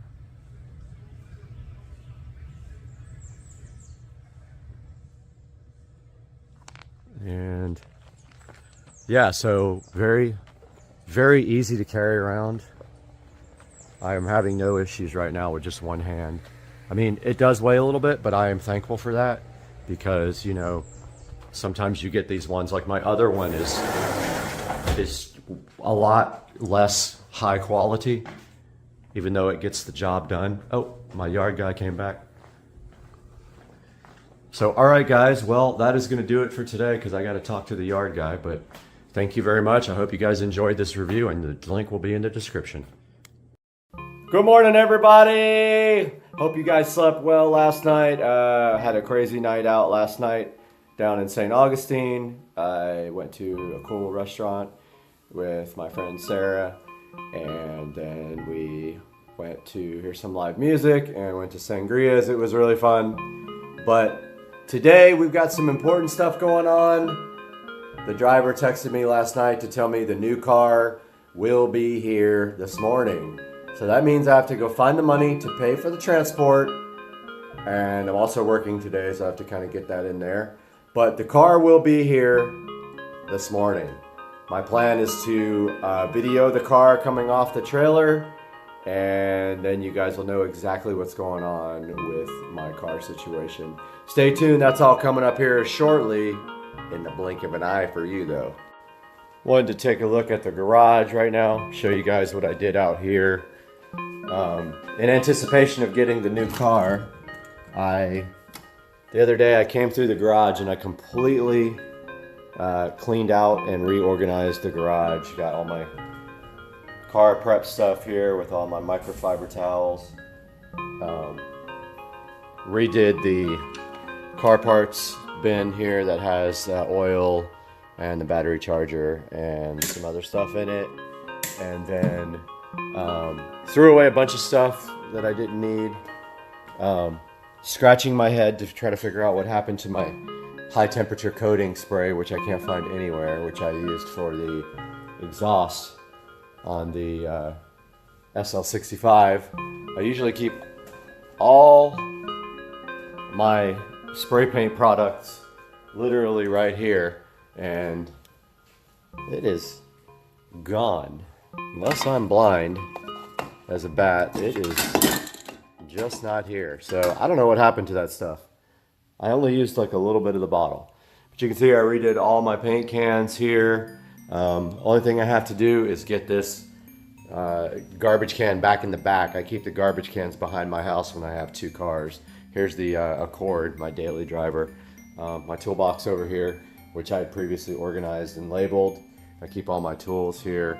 And here is my workbench and my power tools down here for woodwork and such, and my oil changing. I do have ramps, jack stands. I will be doing a lot of work on the car myself. So I have all that, and I do have an actual hydraulic jack right there.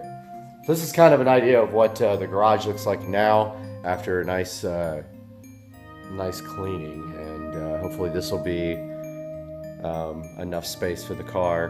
Right here is where it's going.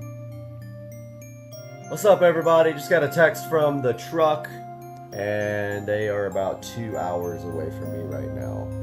So the ETA is looking like 10:30-ish. Still have to Uber or Lyft over to the place where they're dropping it off. I'm gonna get it dropped off pretty close by at a parking lot. So we'll see you then when I get an update. Headed to the ATM right now. Got to get out $550, unfortunately, to pay for this car to be shipped. So I'm headed up to Bank of America right now. Gonna get out some cash, and then the trucker's 2 hours away, probably about an hour and 45 minutes away now. So we'll have another update here shortly.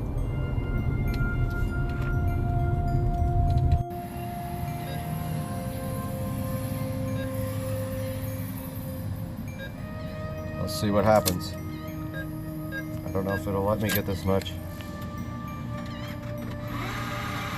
Oh, it's gonna let me.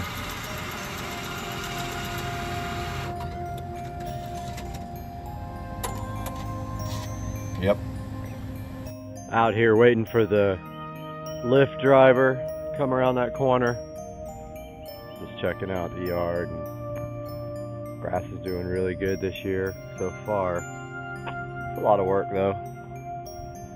That dude should be coming around the corner like any second now. He's gonna drive me up to Winn-Dixie. I figured that would be the easiest spot to unload the car. Nice big parking lot, and I didn't want to take a chance on unloading it on the street here with all the traffic coming, and plus that would give me a minute to drive it to get used to it. And dude should be coming. There he is right there.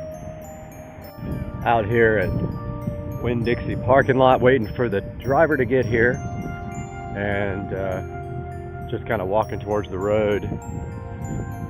Figured he would probably pull in right here.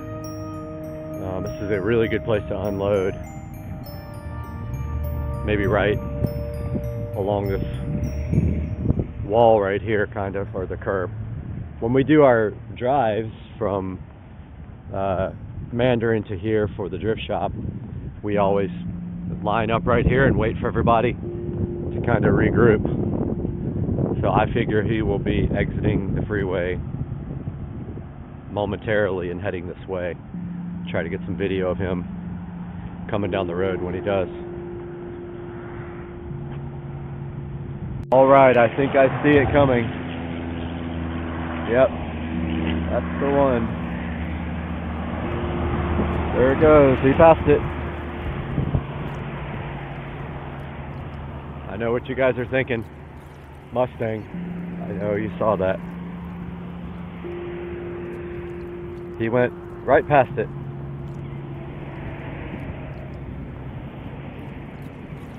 Let's see if he decides to turn in.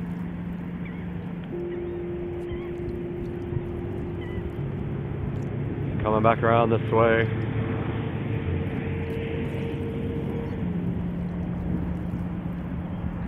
Looks like he's about to turn in. I don't know if you guys can even tell yet what was on that car trailer.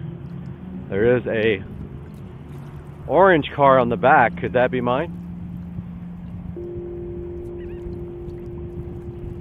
It's turning in.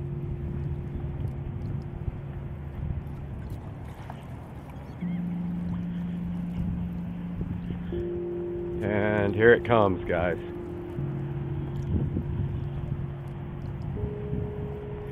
There it is. You guys can probably clearly see it now.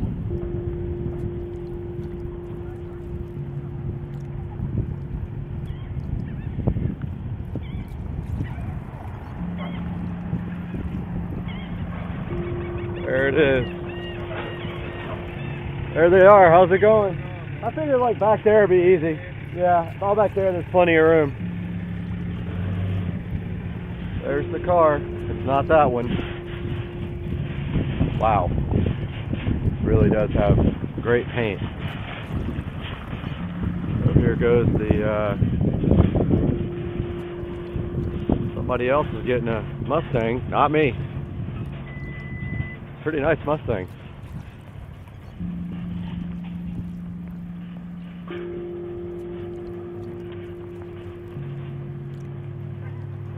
Gonna pause this for now so we can get this thing loaded up.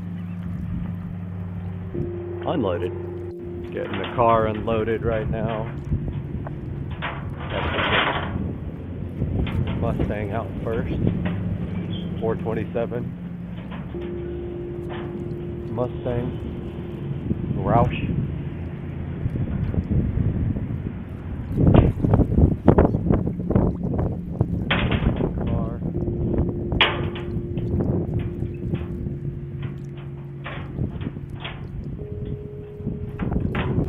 Getting the Roush Mustang off the trailer here. This is the easy one to drive.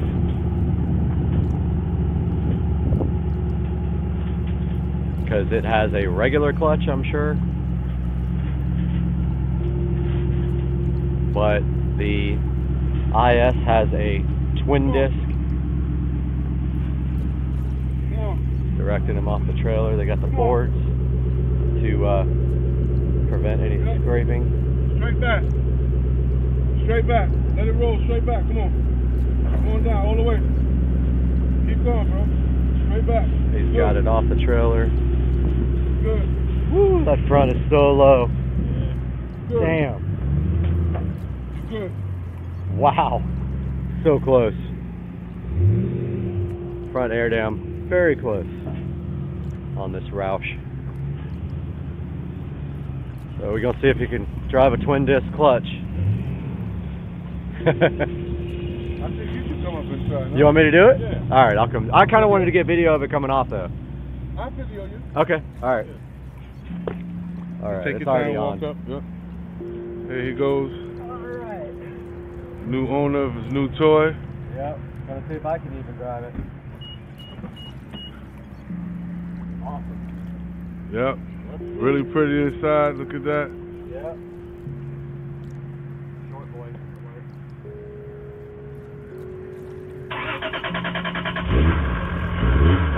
cranked up really nice.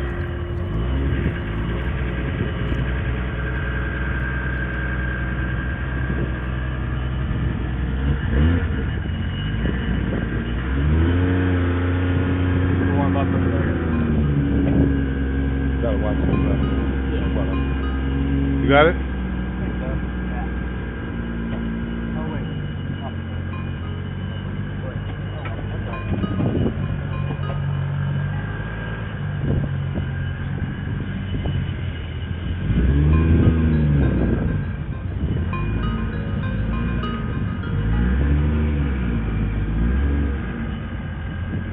Slow.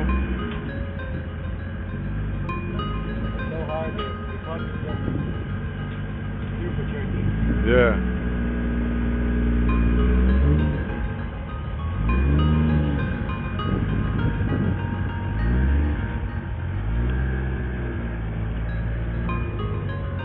Take your time. Have a little dip. Come on. Come on. Yes, sir.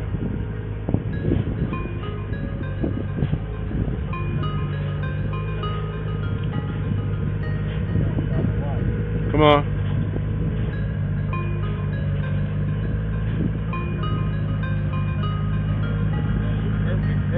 Come on, keep it coming. Keep it rolling.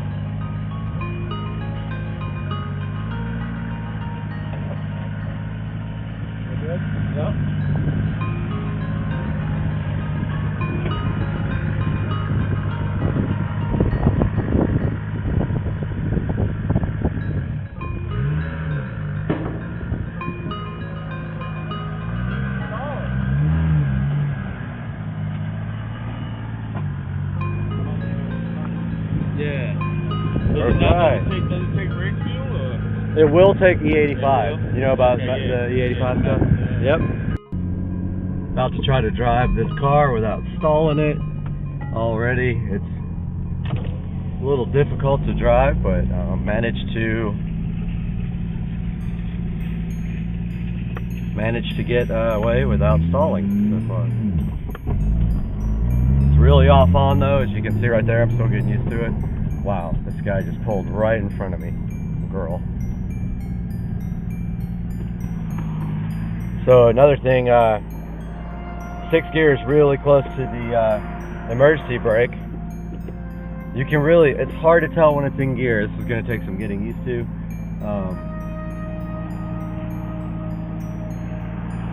Really feels like a,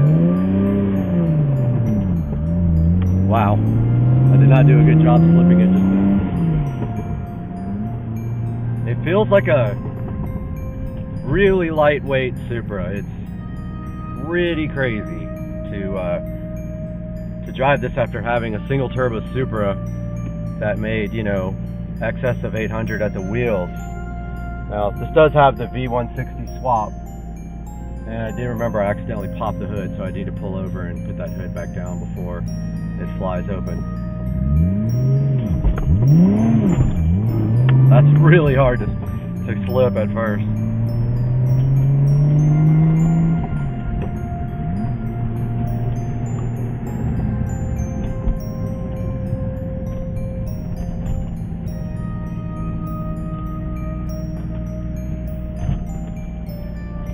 Pull over here and fix the hood because I accidentally popped it a little while ago.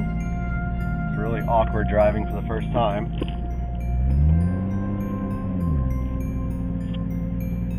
Got the car back home sitting in the driveway. Don't know if you guys can see that very well, but here's a good look at the engine bay.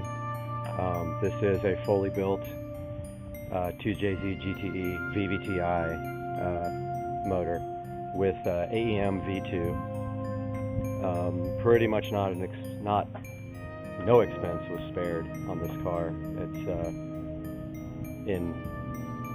just has an incredible amount of work done to it. The paint's in pretty good condition. I wouldn't call it perfect. It has scratches here and there, and what looks to be maybe some runs, but it's nothing major. It's in good shape, and I don't know if you can see the flake in the camera, but it does have metal flake. I'm about to polish it up right now. and then take it over to the DMV and get it registered up. So there's going to be some more information about the car at the end of this video, but for now, here's a good look at my 2003 IS300 with a full Toyota Supra swap. It has the 2JZ GTE VVTi engine, fully built top and bottom end, including cams, fully built head. It's running a Precision 6266 turbo, and it makes approximately about 530 wheel horsepower on medium boost on 93 octane fuel, presumably tuned moderately, but this turbo is capable of about 750 to the wheels on E85. So that is the plan, to take the car up to Tracy over at Tuners Inc., throw another fuel pump in. It is only a single fuel pump, and we are going to run E85 in it.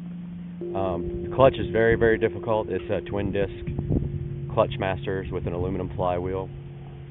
It'll take some getting used to.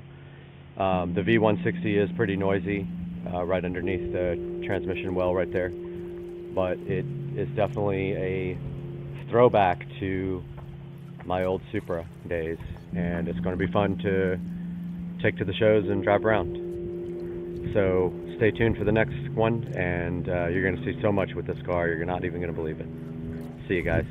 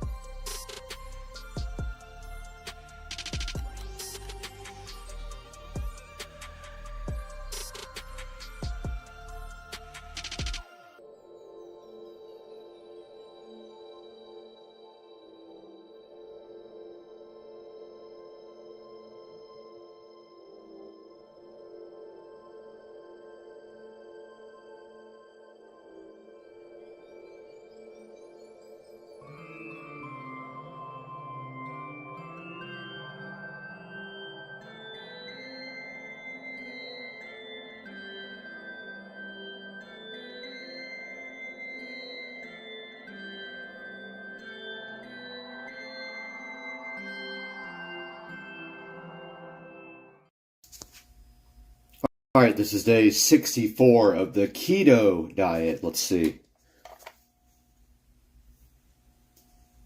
143.6, and I started at 169.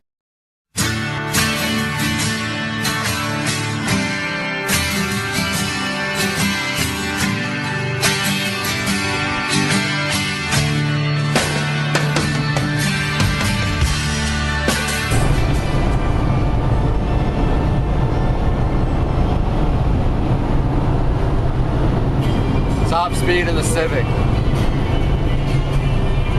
With a very safe driver. Speedometer. Oh, we hit the speed limiter. We hit the top. Look at this guy. We hit the top speed limiter at 120 in the Civic. Nice.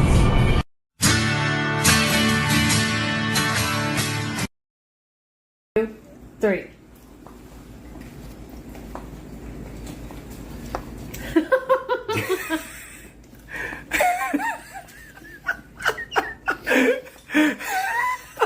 Are you chewing? Guys, welcome back to Supercar Street Racing. We took a little vacation from you guys and went down to see the 8U Fort Caroline Regionals. There's another video about that, but meanwhile, it is raining in Florida today. Thunderstorming once again, as it does every weekend, and today we're going to take a look at what's inside this absolutely huge box because it will not fit in the car. So let's get this opened up and check it out on Supercar Street Racing.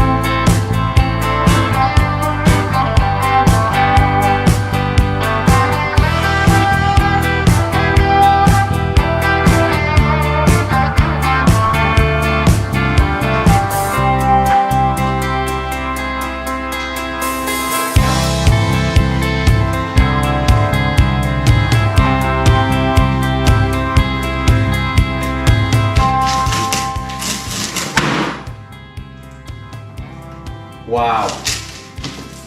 Woo! It's absolutely scared me to death.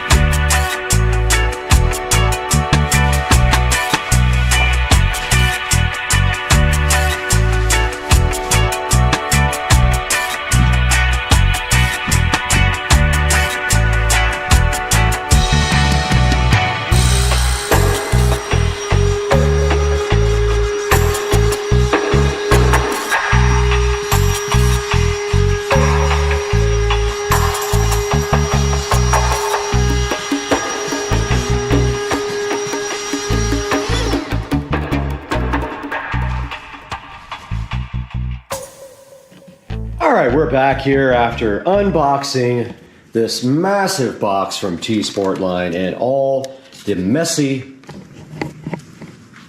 I guess, cardboard shredded stuffing that's inside of this. Some still left in here.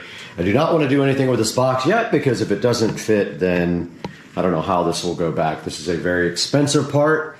So let's go ahead and unveil the goodness that is inside with one hand, if possible.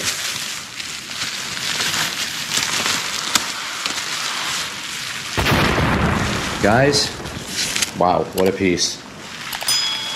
Here we have the T-Sportline matte carbon fiber front apron for the Tesla Model S, the 2023 version. It fits.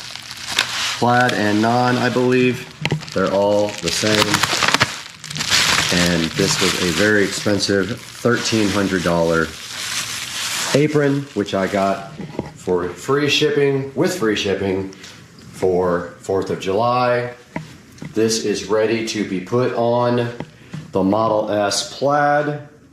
And basically there is a video online about how to do this, which I am going to insert at the end of this video from T-Sportline. And basically what happens here, right here, and right now is you take off this 3M tape here, and they also recommend that you use some of the plastic repair stuff that comes with dual. So it comes with like 2 tubes, and when it mixes, the catalytic whatever reaction causes it to bond to this front apron from T-Sportline. And so yeah, this was about I believe $1,300, but it will go nicely with the stock matte rear spoiler that comes with the Model S Plaid, and it will go nicely with the carbon fiber mirror caps, which are currently installed. And when the camera cover carbon fiber caps come in, it will match that as well. So what we need to do right here and right now is test fit this guy onto the front of the Model S Plaid. So let's get that going now.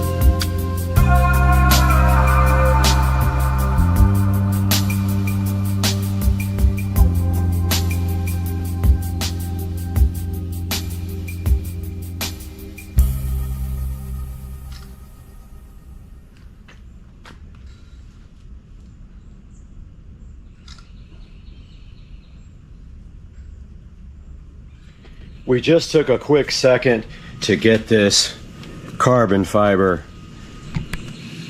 front apron test fit on the Model S Plaid, and that's what it looks like right here and right now. So that is the way it will go on. They will also put the plastic stuff on it, and hopefully it looks better than this once it's on there. There is kind of a gap, but hopefully that resolves itself with the 3M tape, because it does not fit perfect, but it's pretty good on there. And that's what it'll look like. It actually looks really good if you take a step back. And there is the T-Sport line carbon fiber front apron for the Model S Plaid. Notice the gap right here that we're going to see if we can get that resolved. I don't know how. Maybe it's just not on all the way. But I don't want to force it because it is not officially on for good yet. So that is going to wrap up this portion of the video. The next video will be the reveal of the front carbon fiber matte apron from T-Sport line. Thanks for watching, guys. Make sure to buy everything through our links down at the bottom. Even products you're not getting that specific product, click our links anyway. We get a commission from that and it helps fund the channel. We'll see you guys next time. Please like, please subscribe. Peace out.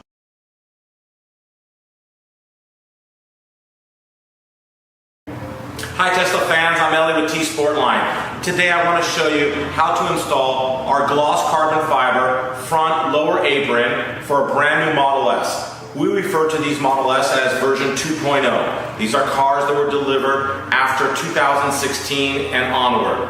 As you can see over here, this is our carbon fiber front lower lip apron.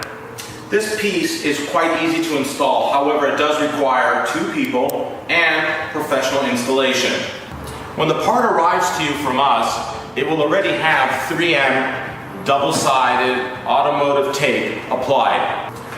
As soon as you get it, I would recommend that the installers do a test fit first on the bumper to make sure that they're comfortable on how it goes on, because once we apply the adhesive, you have a very short time frame and very small amount of margin of error during the installation.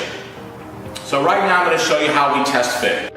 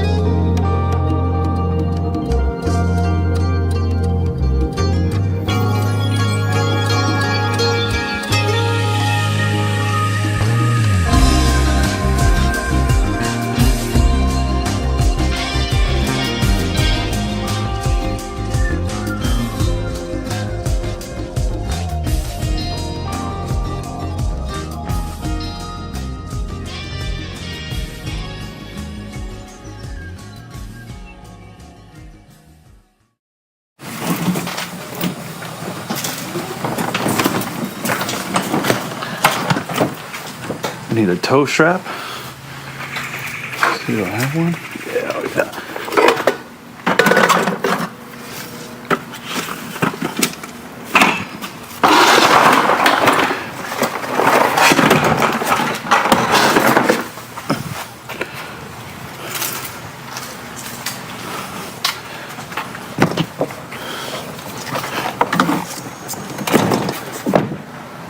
Let's go get a golf cart.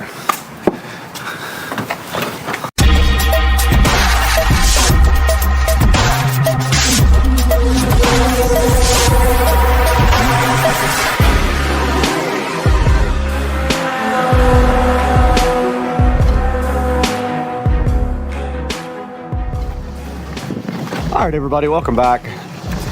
We're with Dukes of Duval Yeah, man. again, and so we're going to pick up a golf cart.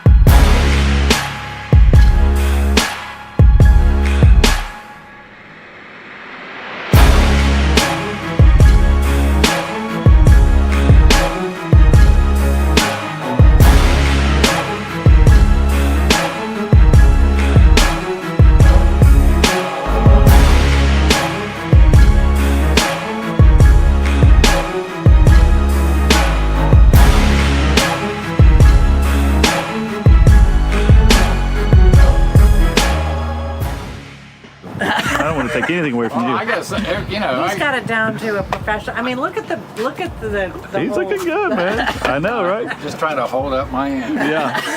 Are you guys gonna get another golf cart when you're up there? Or you don't know yet? We're not allowed. No. What? No. Yeah. Can you We're not allowed. They got Carl. They got rules. You gonna be okay up there? Yeah.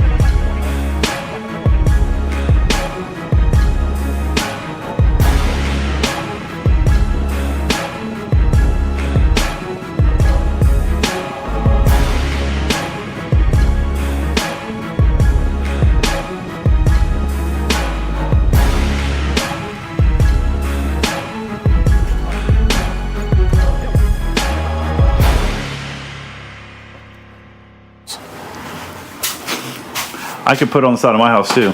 I think it'll go through the. Through the gate? Yeah, I think it'll go through that gate. Yeah, it'll go through that gate. Up to you, man. Whatever you want.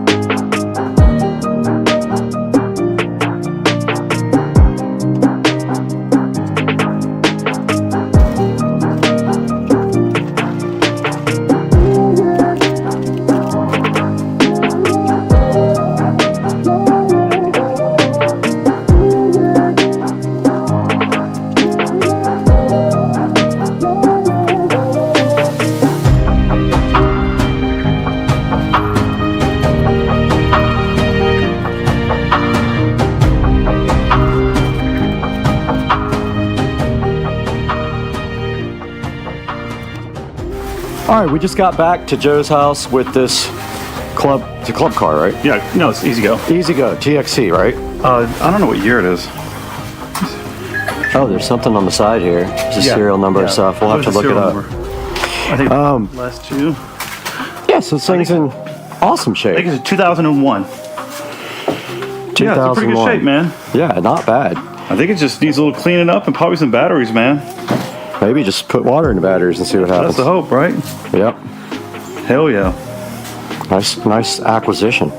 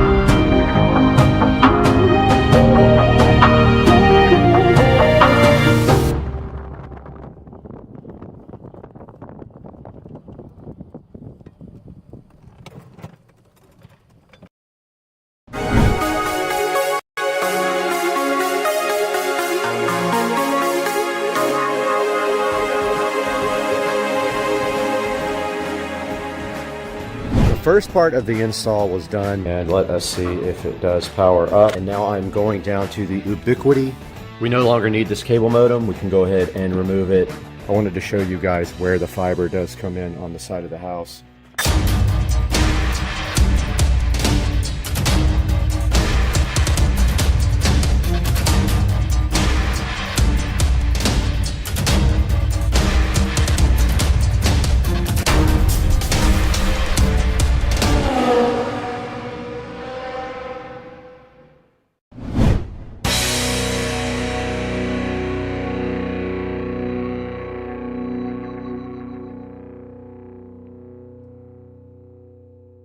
All right guys, we are outside and we are prepping now for our IQ Fiber install.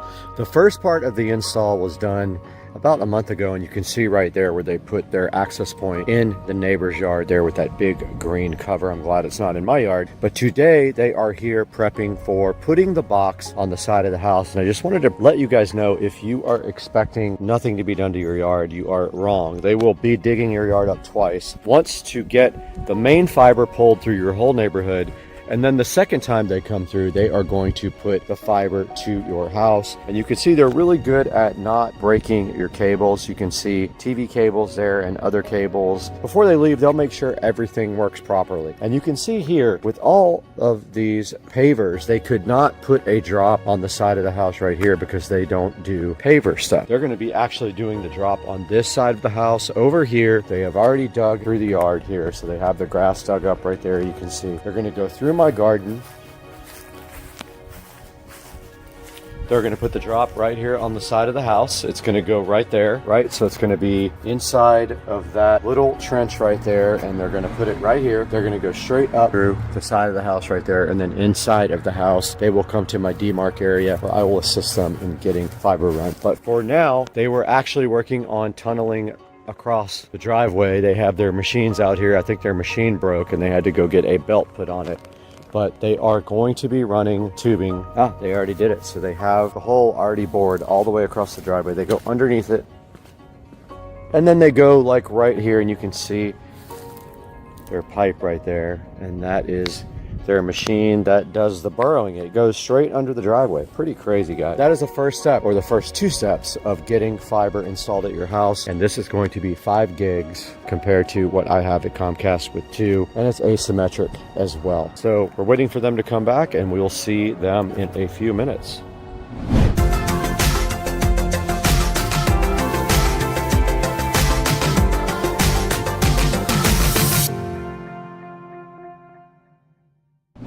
Alright guys, so I didn't do a lot of videos during the fiber install process simply because it was nothing exciting, but let me tell you guys what happened. So the fiber guy came this morning and finished the outside and the inside, and basically we are left now with this install here. They ran the fiber from the side of the house. They had to go through the yard because of pavers. Long boring story. They can't take pavers up, so they went through my yard, no problem. They did that. They went up the side of the house and into my attic, and they dropped everything right here. There's my fiber patch right there going straight to my modem. Now here is my modem for the fiber, so it is right here for now. I'm going to rearrange that at some point, but for right now it's right there.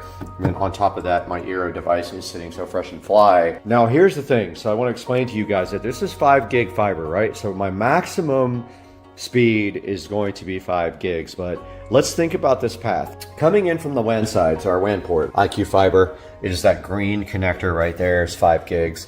Coming into the modem then demodulates the signal into whatever, Ethernet, okay? Comes out of my Ethernet port here, and it is capable of doing. Now on the LAN side of the Eero back here, which is this black cable, the maximum speed is 1 gig.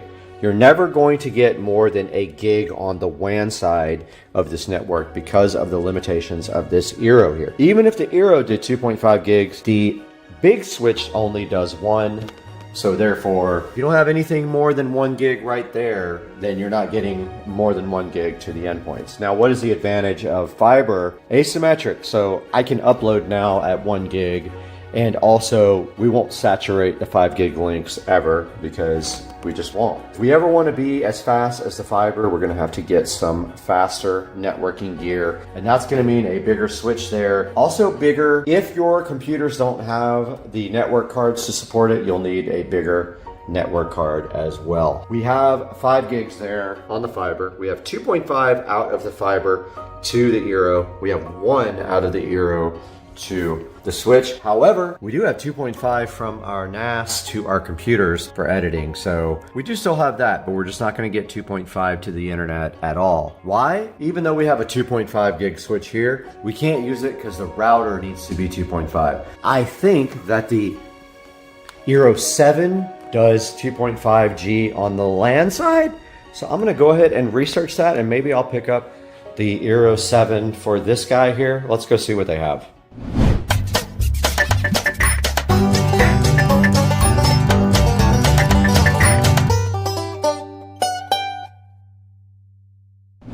Alright guys, we are in the Supercar Street Racing living room and actually in the dining room here with the Eero 7 Max. We're going to get this guy unboxed today. We have a project to get out the Eero 6 and then get our internet upgraded. We're going to get this over and replace the Eero 6 and try to uplink at 10 gigs on IQ Fiber.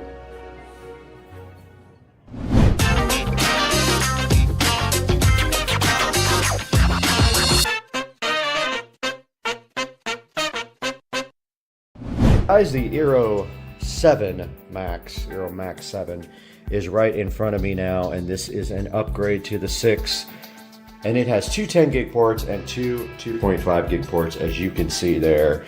Tri-band and wireless up to 4.3 gigabits per second. And let's go ahead and get this unboxed. The Aero 7 Max is sitting right in front of us right now, having some bad reviews. We're gonna find out if those reviews are accurate.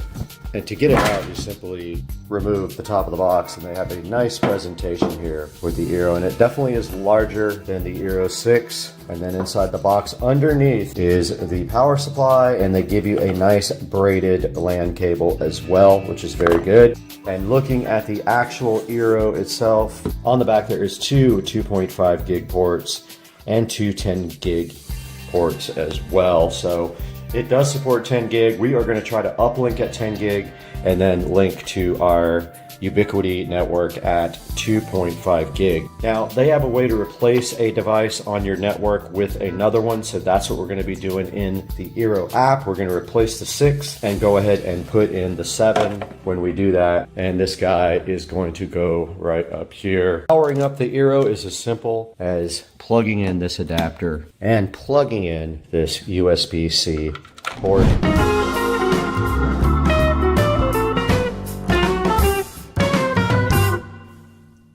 All right, so I have the new Aero here. I have the modem off, or the ONT is called, off for the internet. And actually we have plenty of room on here now. New power brick in, get it some power. So now we have a flashing white light. We're waiting for that to go blue is the deal. Once we have a blue light, we will go back to where we were. Okay, our light turned blue. Let's get back into the app now.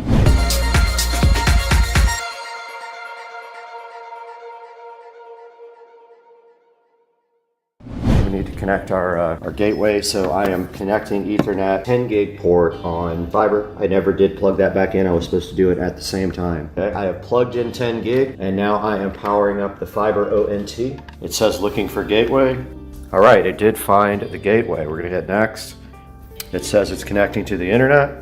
All right, now we have to get connected to our switch. I went from the 2.5 gig port out, and now I'm going down to the Ubiquiti switch in. This should give everything internet. This is uplinked to the 1 gig switch. Let's go back to the app now. Okay, we did get our software updated. As you can see right here, we're on 7.6.5 now on everything. I did get all the wall plates put back on. Let's go back to the camera.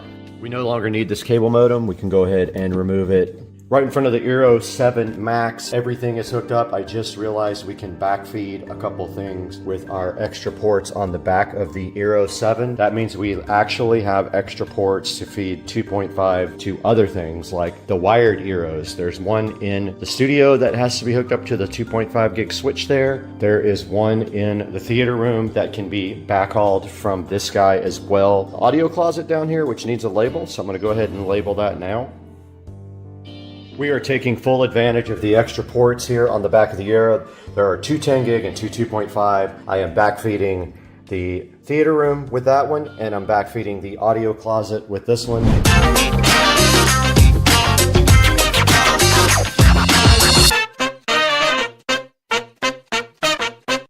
All right, we are out here. I'm trying not to be super loud because my neighbors are all asleep. It's early, but I wanted to show you guys where the fiber does come in on the side of the house. So it comes in right here from in the yard through my garden. They could not go over my pavers. They didn't want to do that. And there is the demarc. Fiber goes up my house. They could have done a better job of tucking the wire up there. I'll probably do that, but it goes up to the attic right there. The fiber did run through the yard just like that, all the way under the driveway to their box, which is located in my neighbor's yard.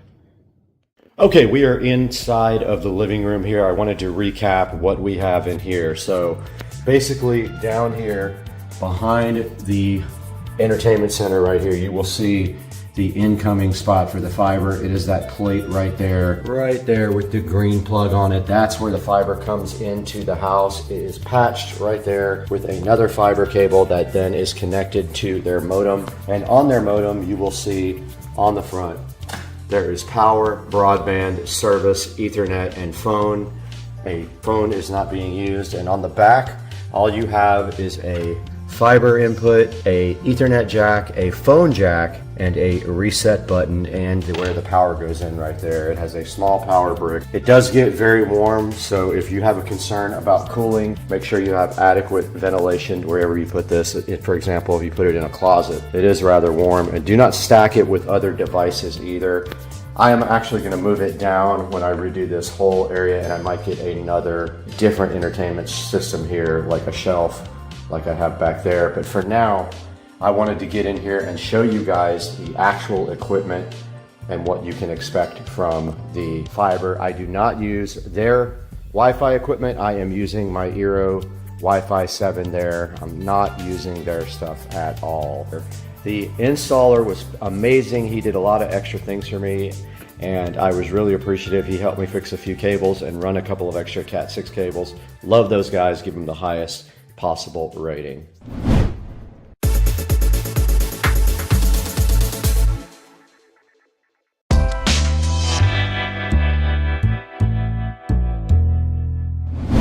Alright, I wanted to show you guys this speed test that the S24 Ultra supports Wi-Fi 7 and show you the speeds with IQ Fiber. You can see IQ Fiber down here at the bottom, and let's see what it gets. 1,100 down, 1,000 up. Awesome. Alright guys, I just wanted to take you guys through this a little bit in front of the computer to show you what is going on with IQ Fiber, and to end this video about IQ Fiber install. If you had any questions, you can also put them down in the comments section or email me as well. Right in front of me, we've got the iqfiber.com site up, but I want to show you how this is configured in the computer. You can see we are linked at 2.5 gigabits per second. And that means we have a 2.5 gigabit connection all the way through the chain, meaning we have a switch that supports 2.5 gig, and our router supports actually 10 gig and 2.5 gig. So that means we have a 2.5 gig connection from the fiber optical network terminal, ONT, not a modem, over in the other room all the way to this device. Now let's go over here and run the speed test here. And we are getting 1,600 megabits per second, 1,700, 1,800, 1,900, and we are using some internet for streaming as well. We are doing a live stream. We got 2,065 upload speed so far. This is limited by the 2.5 gig connection. If we had a 10 gig switch and a 10 gig connection, we would probably see 5,000 each way. Let's close that and let you get a good look at IQ Fiber connections, hardwired at 2.5 gig. Guys, go up to the IQ Fiber site if you're in Jacksonville or anywhere that has service now. Go ahead and order IQ Fiber and turn off the other providers if you have them. This is a good, solid deal. It's cheaper, $125 a month. I have 5 gig up and down. It's asymmetric. Don't forget, cable is not. Fiber is asymmetric, meaning your speeds will be the same for both upload and download. Fiber is much better than cable at asymmetrics. So guys, thanks for watching Supercar Street Racing. We really appreciate your service to us, and we love having you guys as viewers. Please like and subscribe. Buy all your items through Amazon through my official links in the bottom of the video description, and we'll see you guys on the next one. Hey, and welcome back to Supercar Street Racing. I'm so excited to have you guys back today in our brand new 4K production studio. Today, we're going to take a whole tour of this beautiful brand new facility and tell you what this is going to mean for the channel, because this was built specifically to enhance your experience with Supercar Street Racing. And you can see behind me here this beautiful editing rig set up and ready to go. So let's take a look at the Supercar Street Racing 4K production studio.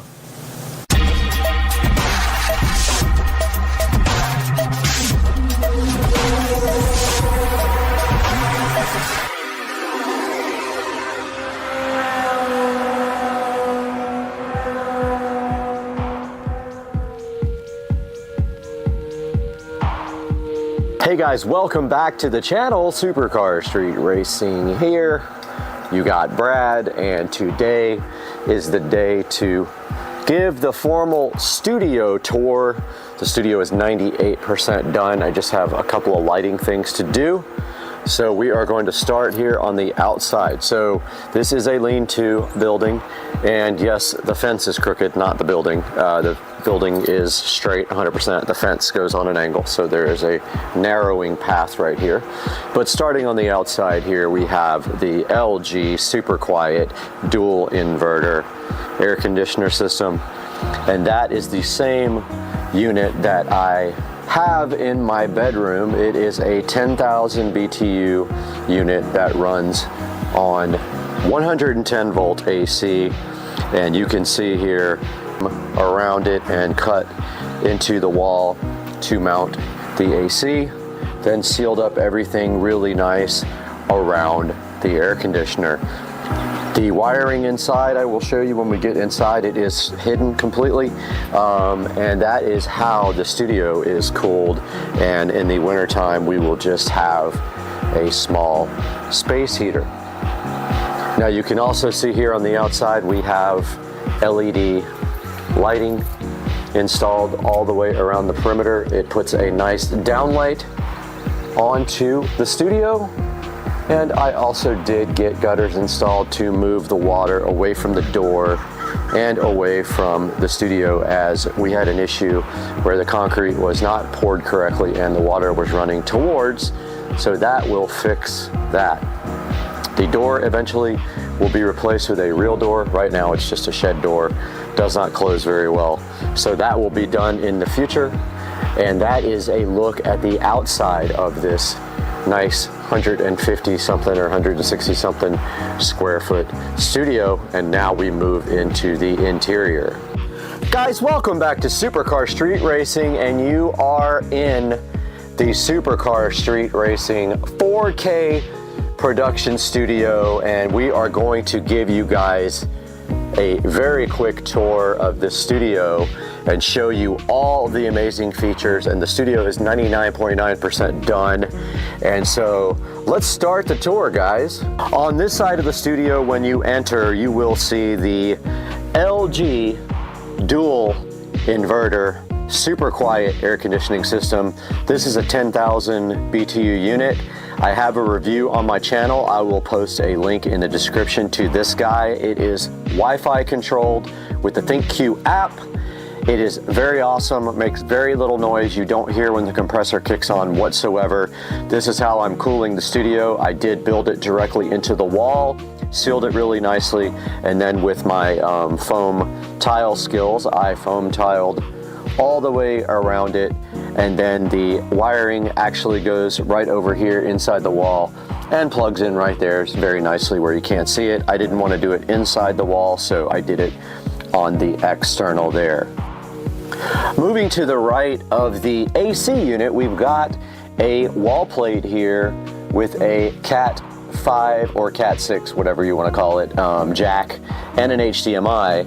That Cat 6 goes to the switch, and the HDMI cable goes up here to the Seiki or whatever you want to call it, 32-inch monitor.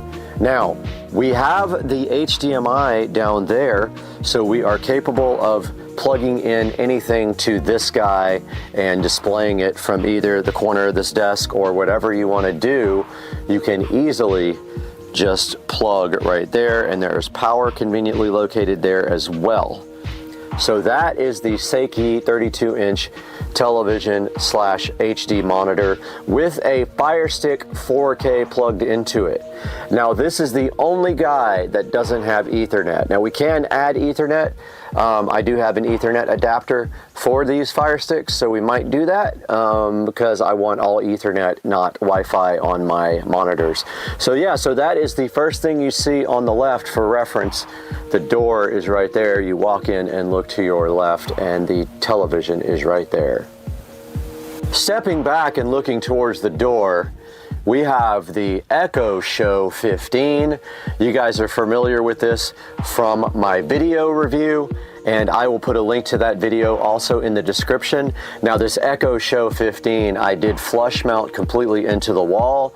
I was able to nicely get that to flush all the way in by adding a cross support inside, and I wired it up inside the wall. You guys all know this, the Echo Show 15 does have the built-in Fire TV, and I have a very popular video about how to install Kodi on that. They have disabled a lot of the ability to do that, but we still have the beautiful Echo Show 15 right there, and right below that we have our smart switch for the outdoor lighting and our regular standard switch, because all these lights up here, which I will show you next, are smart.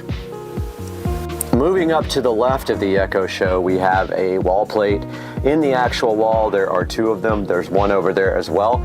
This is going to be for Govee lighting. The hexagon panels are going here.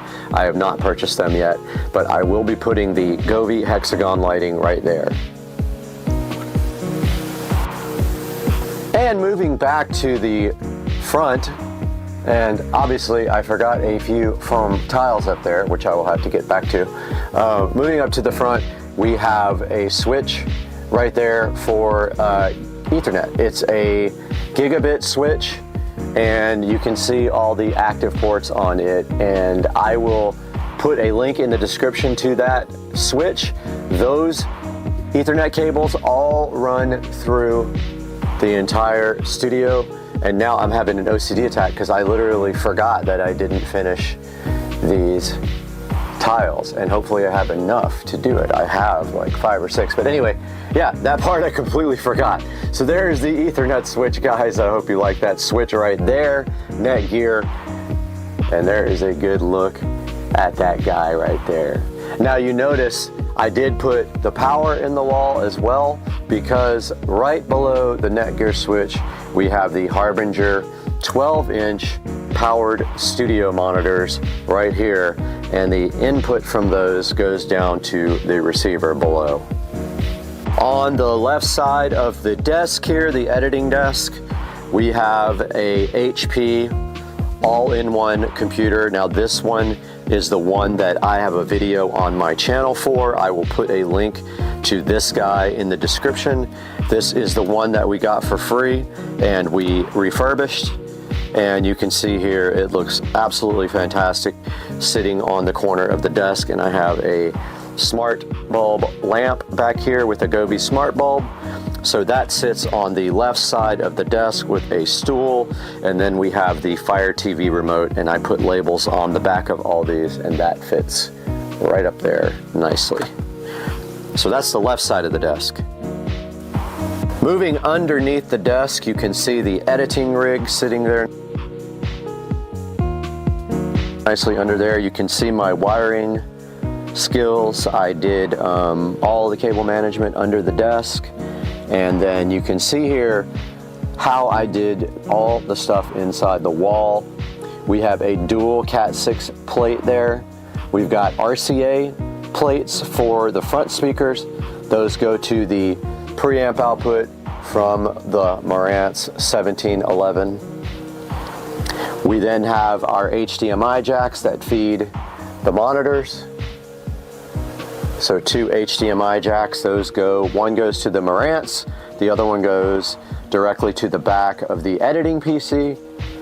We then have our 7.2 wall plate with all of the wiring running up through some tubing and going to the back of the Marantz NR1711. And then we have power. All I need to do is kind of tie that up a little bit. And yeah, so that should be good for underneath. And then over here, underneath the HP all-in-one, we have a Cat 6 jack, we have power, and we have HDMI over there running to that monitor in case anyone wants to monitor their systems. Moving up from the desk, we have our Amazon 4K 50-inch monitor. This editing PC, one via the Marantz receiver, one directly connected. And moving behind them, we have the Govee immersive lighting on the back and all of the wall plates. We do have Ethernet, HDMI, And then we have another HDMI plate running to the bottom down here so that anyone can connect their laptop or other device. I know it's hard to see here, but there is an HDMI plate here that says lower plate. It runs down behind here, and there will be a small desk here set up for a laptop as soon as I find one. Same with the second TV, or monitor, there is a wall plate down there, or actually behind it on HDMI running underneath the desk, which is very hard to see because it's dark. And that is the setup for the monitors on the editing rig. Moving to the sound, up above that monitor there, you can clearly see the center channel speaker. I will put a link in the description to these in-wall speakers. I chose to go with square because they're easier to cut the foam around than round. We have the center there. Don't forget our fronts are Harbinger powered monitors here. And we have our side surround there where the foam is coming off that I have to re-glue. And we have our rears there. Those are all the in-wall speakers completing the sound system here for the 7.2 surround sound for the audio rig. Okay, moving to the bass part of the sound system, we have the Polk PSW10, and that is from the house, and I got a brand new one in the house, so I will be showing you guys that at another point when we review it. So that is the sub for the sound system. I wanted to get something that would fit there, but it's not gonna happen, so this one will probably go somewhere like in the corner here or somewhere inconspicuous. I'm not 100% sure yet. It depends on what I do with a desk here. It actually could go way under here and be fine, so we will get to that when we get to it. But that is the sound system bass, and then above that we have our refurbished thrift store Mac that may or may not stay in here. Moving to the corner, I originally had planned the subwoofer here, so we have our subwoofer wall plate there with RCA cables and power conveniently located. But for now, that is not possible because this is just too big, so I might move the sub underneath the desk over there where it's not in the way. And then moving to the rear, we have a futon with some nice pillows, and that is the rear along with this nice black coffee table that I refurbished myself. That is the rear of the studio for guests to hang out while I edit, or to sleep in here, it's possible as well. And that's the rear, or sort of the side. If you're looking at the door here, you rotate around this way, there's the editing, and if you keep going to your right, there is the futon and coffee table.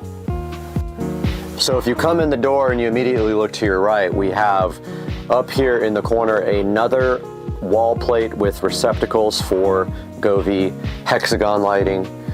We have our 43-inch Amazon TV here, which was not on, but I will show you guys that now. And for whatever reason, it affects both televisions. I don't know why that is the case. They're supposed to be locked to their own guy, but this one is affecting the one behind me, which is hilarious. When I pushed the home button, this guy went home too. So yeah, so this is a 43-inch 4K Amazon TV monitor, and that has its own built-in, obviously, Fire TV system, and behind it, it is hardwire Ethernet to the switch up in the corner right there. And that completes this side of the room. If we look down here, we have a Cat 6 wall plate, so you can hook up here and chill and have wired Ethernet. If we look down here, we have Cat 6 and HDMI. HDMI feeds the second input to this monitor, and then you have power. So this is capable of also displaying up here, and that rounds off this side of the room. Guys, moving up to the top of the ceiling, we have the Govee canned recess lighting. It's actually just pucks lighting. It is smart lighting. There are 6 of these. There are 4 in the studio part here, and there are 2 behind the televisions up there. And they are all smart controlled. Alexa, set the studio switch lighting to blue. Alexa, set the studio switch lighting to 5%. Alexa, set the studio switch lights to red. Guys, there we have the Govee puck lighting, and I will have a link in the description to these. They can be synced with the Govee immersive lighting behind the television, or they can run independently, and I have them set in different groups, so these can come on separately and do some backlighting there. And that is rounding off the amazing lighting at the Supercar Street Racing Studio. Guys, that's going to wrap up a tour of the Supercar Street Racing Studio. I'm so glad you guys decided to join us today, and I hope you like the studio, and we will see you next time on the channel, hopefully soon with some more exciting things your way.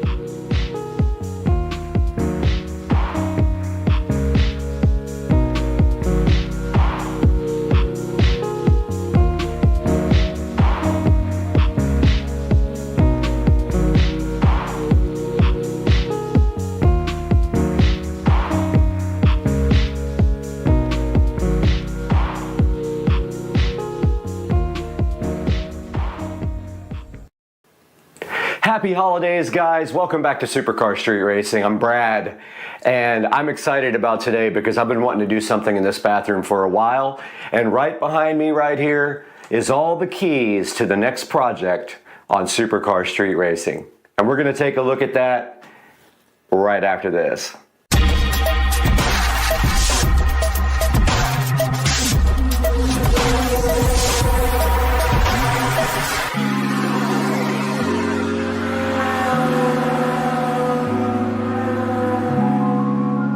Guys, we're back for another episode, and you know we like to do projects here, and you're inside of the Supercar Street Racing guest bathroom with me today.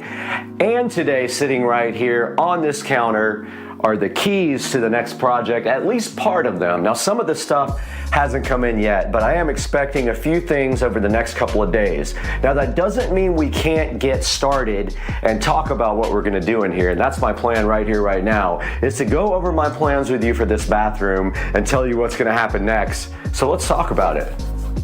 We're standing right outside of the Supercar Street Racing guest bathroom, and when you're in the house, the orientation of this bathroom is my bedroom is right in here. Turn some lights on so you guys can see. And then when you come down the hallway right here, we've got the guest bathroom, and then through that wall right there, or those curtains, that is the home theater room.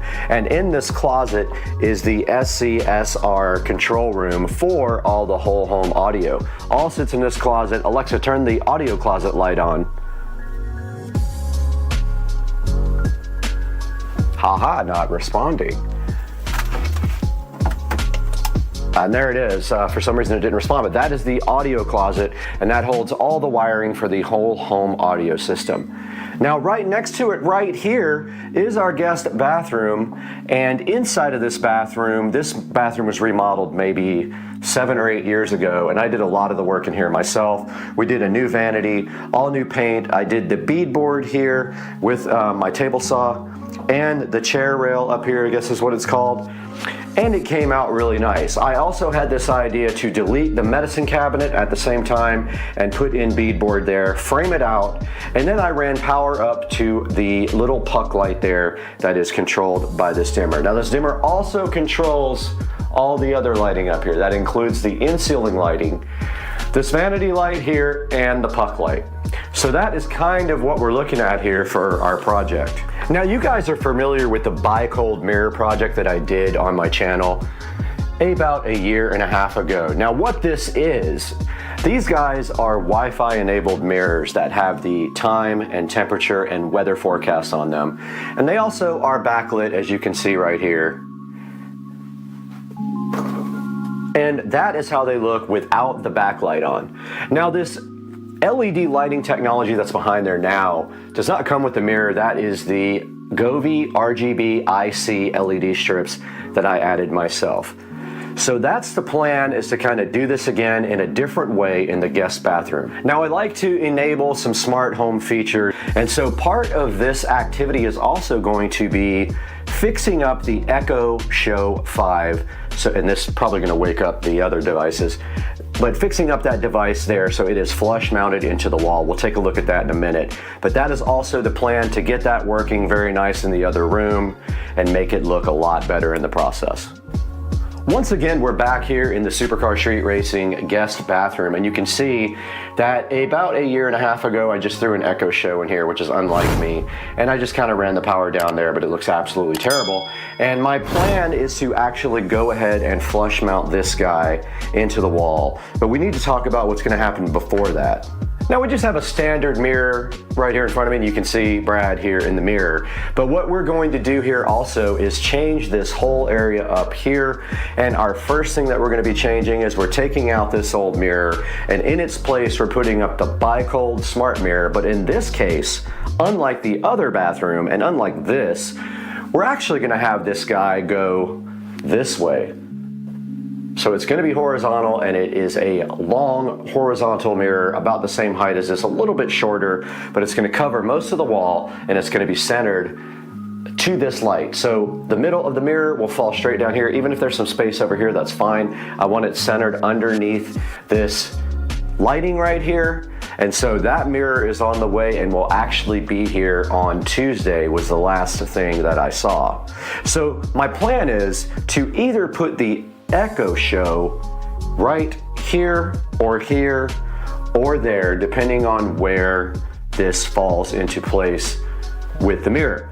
Now let's talk about power for this guy. Now, I am going to go ahead and get power through my audio closet because it is right behind this wall. We can literally go straight through the wall and come out the other side. There is no code violations there because we're not putting a box inside the wall or anything. But we also need power for this mirror. So at the same time, we're going to be putting a wall box inside there behind the mirror, and then we're going to run the power into the audio closet where there is already active power. Now let's go over some of the things here in front of me that are going to be used for this project, because I've started ordering things already. And we need quite a few things here for this project. Now the first thing we need is the Bi-Cold Smart Mirror, and that is not in yet. But it is, I believe, 48 this way by 24 this way. So let's grab our measuring tape and see how that's going to look. Now this new Bi-Cold Smart Mirror measures 48 inches, let's call it wide. So that is going to be about, I'm going to go ahead and measure that out and show you guys. Yeah, it's going to be about to here to here, and we're going to do our best to get the mirror centered underneath that. So we may have some space over here, which is fine, in which case we will run our wire down through the wall and get it out the other side for the Echo Show. Now 24 high is only, so this mirror here is actually 31. We're only gonna have 24 of that, so we're going to have some space underneath also. If we put the mirror in the same spot there, we can actually put the Echo Show underneath this guy, like right around here, which would be good also. So we could run the wire for the Echo Show right through the wall there and into the power area. So that's the plan, 48 by 24. May not be centered, the mirror may not be centered on the wall, but the mirror will be centered underneath the light, and that is my plan at this time. Now right here in front of me, we got our Govee RGB IC strip. Now IC, meaning individually controlled LEDs, is different than a regular LED strip, so make sure you get the IC. These are smart, they are controlled by Amazon Alexa and also Google Home. That is for behind the mirror. That's going to be a custom job that I will show you on the video. This, I have a bunch of these. These are the wall mounts for the show, and I will show you one of those right now so you know what I'm talking about. Right here in front of the Show 5, and we see this wall mount looking so fresh, and this is the mount right here, and that is going to be what we're going to be doing in the bathroom underneath the mirror. Just so you guys understand, there'll be a whole tutorial on this when I do it as part of this project. But these are, I think, around 25 bucks, and they're the best thing ever, and they do still allow you to get to the controls here, and they also allow this thing to have audio because there is a vent right under here with the speaker. So these are awesome. I have had a bunch of these, and they are very cool. So we're going to be doing that as well. So after thinking and looking at this a little bit with you guys, I mean, I'm almost pretty sure that the show is gonna go right here underneath the mirror, centered up right here. We just have to figure out if there is a stud. There is likely a stud on this side of the light, but I'm not 100% sure that I actually did. I think I put that in, and I think I actually moved it over. So there may not be a stud right there. I gotta get my stud finder out and check, but when we cut the hole for the show, we just have to make sure we don't hit a stud, or we'll have to carve that stud out. But that is the plan right now, and you guys saw the wall mount for that. Now, these pull toggles, these are the best freaking drywall mounts made, and these are going for the mirror mount. So these go through the wall and they will pull tight, and you're never getting anything out of that. So this is going to support the mirror mount in 2 different places. That's what those are for. This is actually a new high-tech puck to replace this guy right here. And let me dim the lights a little bit so you guys can see it. That is an old school incandescent puck that I carved into the actual what do you call this? The medicine cabinet that I created. This was my creation, and I thought it would be kind of cool, and I got the glass and everything put in for that. So this puck here is going to replace that one, and this is LED, and it runs right off of 110 volts, and it is dimmable. So all we have to do is pull that one out and wire this one up, and then figure out a way to secure it. We'll figure that out once we get that one out of there. We might have to use white caulk again. That's what we used right there, but that is what this is for. And moving forward, we have a brand new light for this guy to replace this old school. And it's still nice, don't get me wrong, but this is a new, modern, high-tech light to replace that one. This is LED, it is dimmable, it looks better.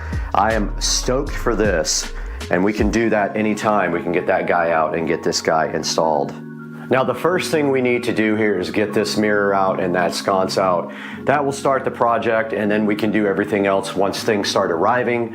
But we are able to go ahead and put this light in now, and we do know for a fact, after measuring, that this light is going to have to be centered. It's 48 by 24, and I know you guys can't see this, but let me flip this around here. So 48 by 24 would be about, yeah, we're gonna have to just literally center the mirror straight under this and put whatever distance it is. That's what's gonna happen, because that's all we're gonna do. We're gonna have some space right here. We can maybe put something on the wall right there, but that is the plan as of right now. And then the next thing is to get these two out of the wall. Happy Sunday, guys, and I know I look haggard. I had the craziest night last night, and not gonna lie, it was absolutely insane till 3:30 a.m.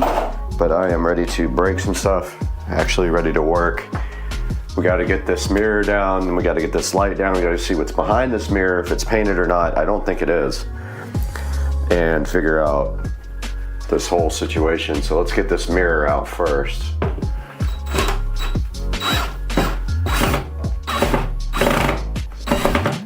These are wall dogs holding this up.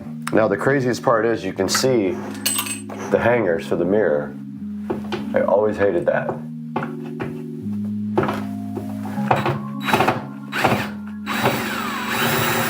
That one is not in at all. Wall dogs just go right into the drywall. You don't need like inserts or anything. But yeah, this mirror is not painted underneath. So I guess I gotta paint this wall. Look, it's gotta paint some of this anyway. I hope I have the paint. Not sure if I do. But I think I'll be able to cover these holes with the new mirror. Gotta go grab the measuring tape. Okay, so the new mirror is 48 by 24. So it's going to sit right about like this. So 48, 24 would be the center. 48 is going to be the middle right here. But if we go up here, it's only 24 tall, which is not as tall as I wanted. Oh, okay. I think that's fine. it would sit right here, and then the Echo Show would be down here below it. So we either got to fill those holes and patch and bring this down, but I think the move is to mount the Echo Show right in the center here, get our stud finder and see where the studs are. But I want to take the slide off first because I don't remember. I think I put one of the boxes in where you don't need a stud, so it's just, I think I just literally put one of the new boxes in that don't need to attach to a stud. Taking this light off is pretty easy. All you have to do is take the two side screws off.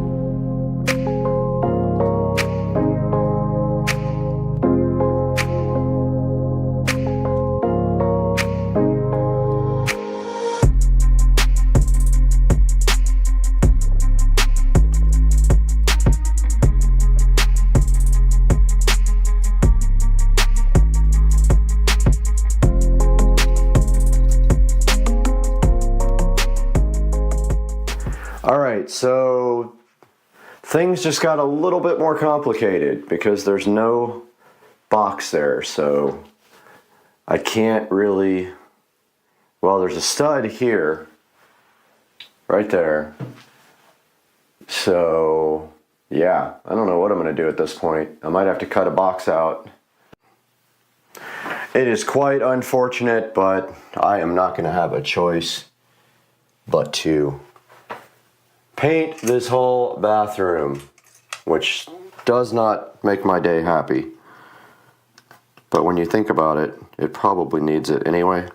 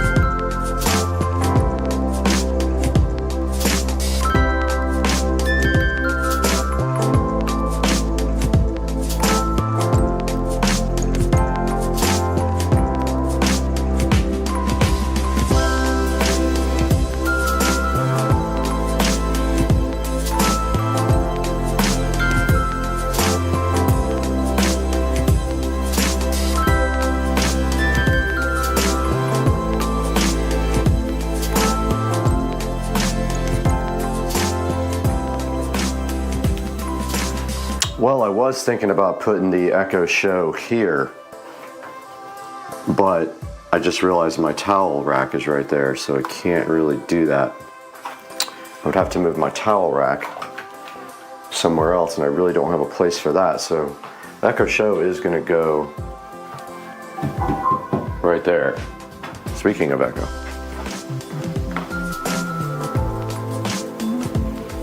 A shipment will arrive today. No, so yeah, that's the plan. We're gonna go right here, and hopefully we don't get to the end of the closet. And unfortunately, there is a stud right there.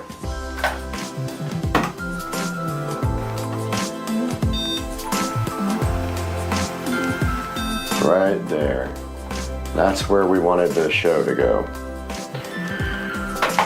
Kind of puts a wrinkle in things once we cut the stud, which I guess we could do. So that stud is sitting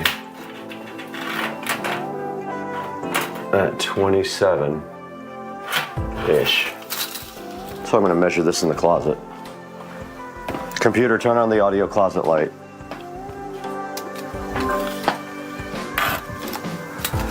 So, measuring in here, 27.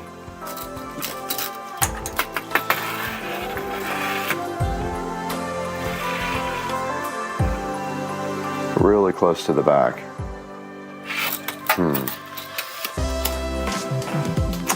Yeah. Or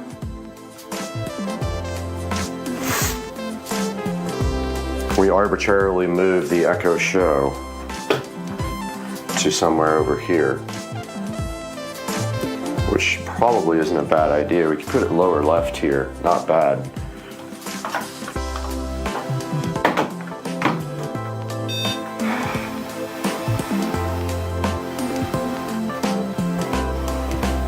Okay.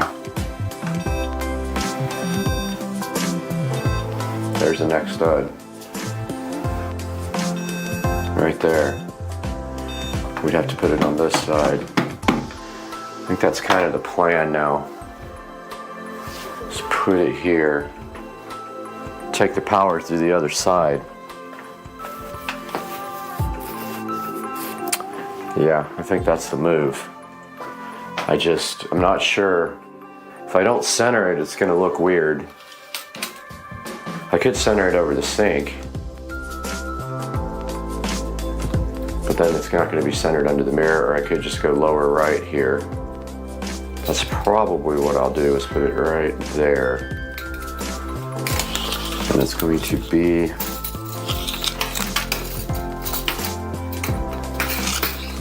maybe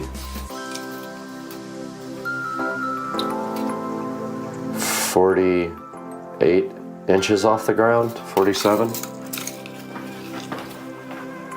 And in the closet over here. Okay, that'll work out. And then it'll be, I don't know, maybe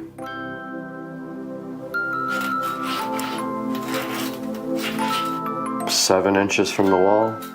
If I do it over here, my towel's in the way. My towel rack. Can I move my towel and put it right here? Should I? Where am I going to put my towel?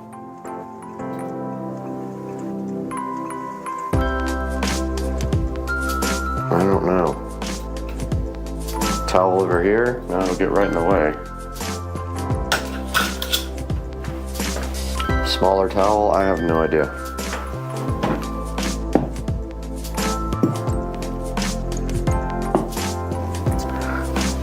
Right here.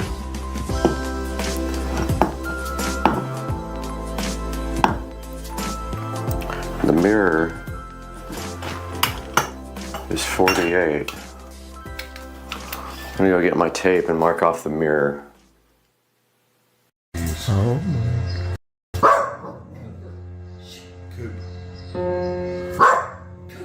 Oh, he's so into it.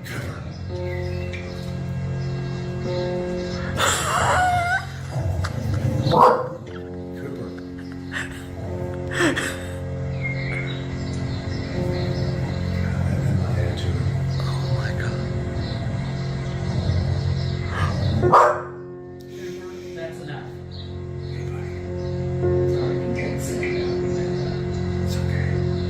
Oh, I can't. He jumped on the screen.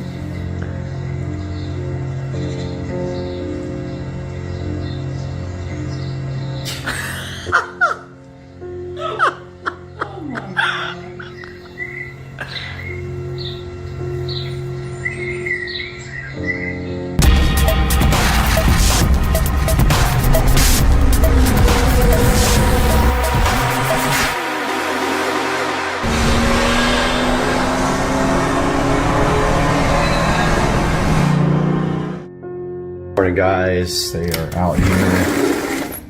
Going to start on the step tile. So looks like he went ahead and marked off his design here. So there's going to be one stripe of step tile on these steps, and then on the step out there, and that will be this tile here. So he will be cutting either one or two stripes, I'm not sure. Probably 2 rows for the steps out here. Then it'll be time to do the plaster in the pool. So we'll check back with you here shortly.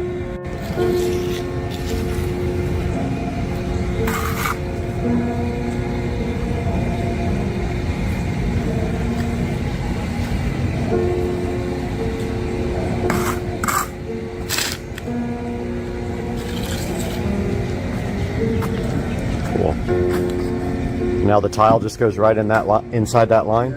Okay, awesome. And then they plaster the rest? Yes. Oh, okay. That's how to make it smooth when it's thicker. Okay, gotcha.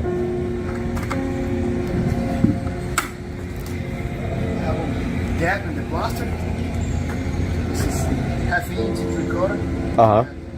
Nice. Okay. No more cycle. All right. Awesome. How long does it take for this to dry so they start the plaster? Probably. Plaster. Maybe tomorrow. Maybe if they work on Saturday. Yeah. This is waiting for plaster. Maybe tomorrow. Maybe Monday. Okay. Tomorrow Sunday. Yeah. Yeah. All right. Yes, yeah.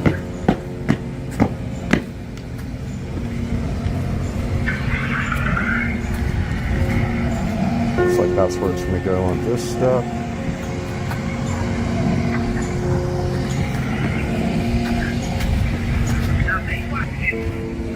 He's got all the thin set laid out. I guess it's thin set. Maybe it's plaster. Oh yeah, it's thin set. It's this stuff, cool bright. Swimming pool finish. That's what he's mixed. Or no, it's thin set. Okay, maybe it's both. So a little bit of progress happening here.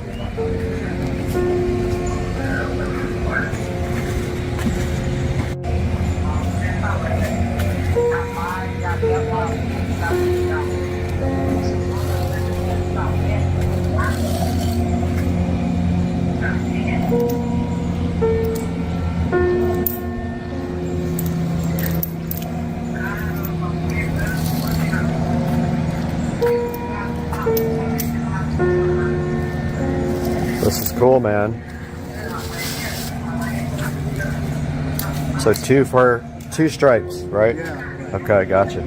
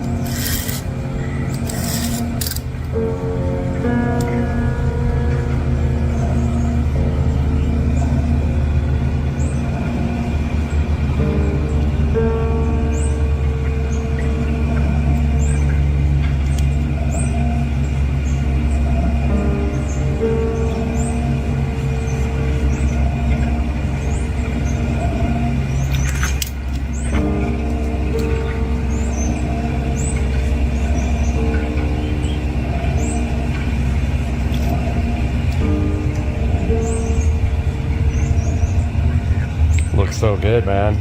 That tile is awesome. Wow, it's beautiful. Sun just reflects off it so perfect. Yeah. Can't wait to see the water on it, like on the tile. It's gonna be nice.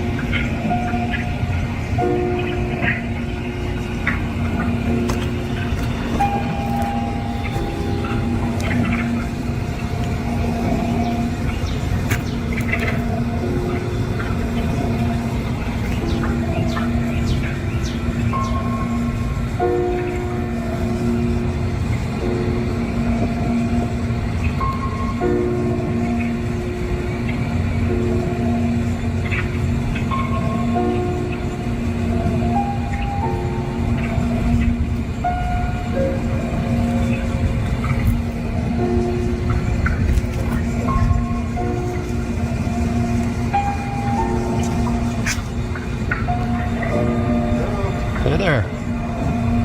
Check, make sure it's ready for plastic. Okay. Ain't quite ready, huh? I'm not sure. Last day? No. I'm just checking it, make sure it's ready for plastic. All right.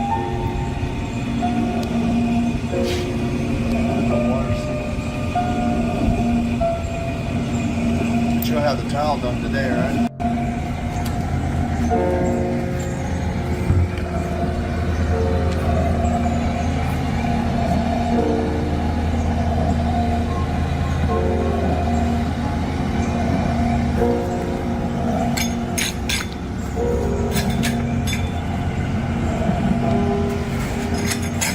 When are you guys scheduled to start the plaster? Tomorrow? No, I don't do the scheduling. Oh, okay. I'm just here to make sure it's ready for. Gotcha. Okay. You guys work on Saturday though with the plaster? Not too often. Sometimes.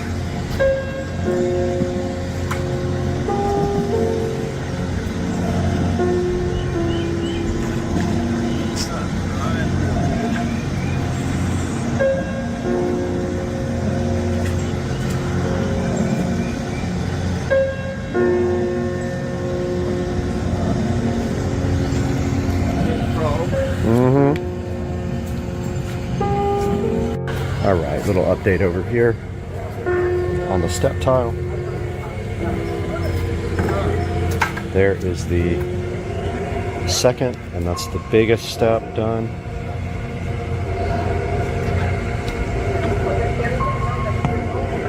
It is hot out here. So yeah, he's working on the third step now. That's a good view of what it looks like. Right there.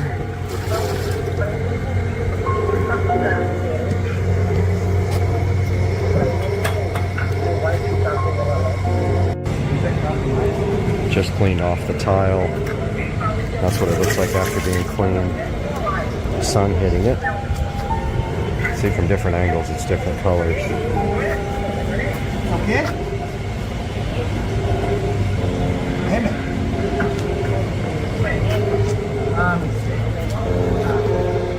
Just straightening the extra ones that are a little bit crooked. Then down here they're trying to get this part dry because the water tends to creep up through the drains from underneath the pool. I guess there's a big box under there. That is like a drain box. And the water will keep coming up. They're going to try to get that dried out. So he's also putting some kind of sealer around where the ports were and also around the niche. There. Probably should have went ahead and gotten all LED lights drilled out, but I didn't. Oh well. Alright, taking a look at the step tile on the other side. He's working on the little step, the little seat. He's almost done.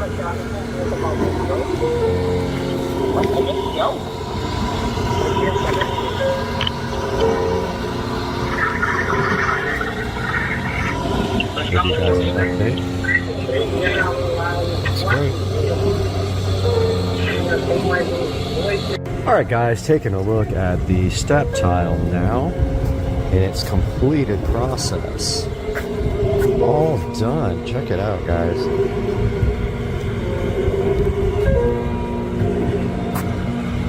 Look how that tile looks in the sun. When that water hits it, it's going to be so good.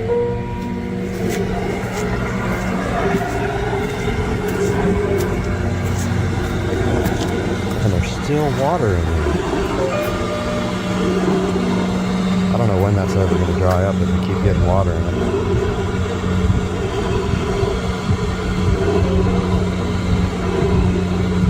Where's that coming from? Oh, it's coming out of the port.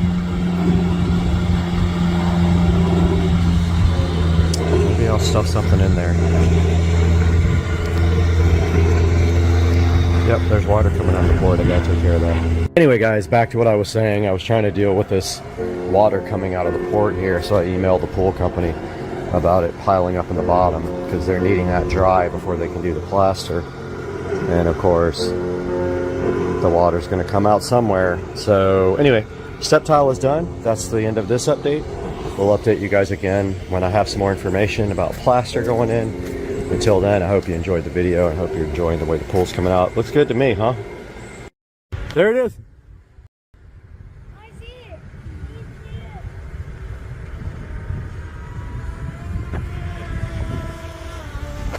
It's right there. Straight down.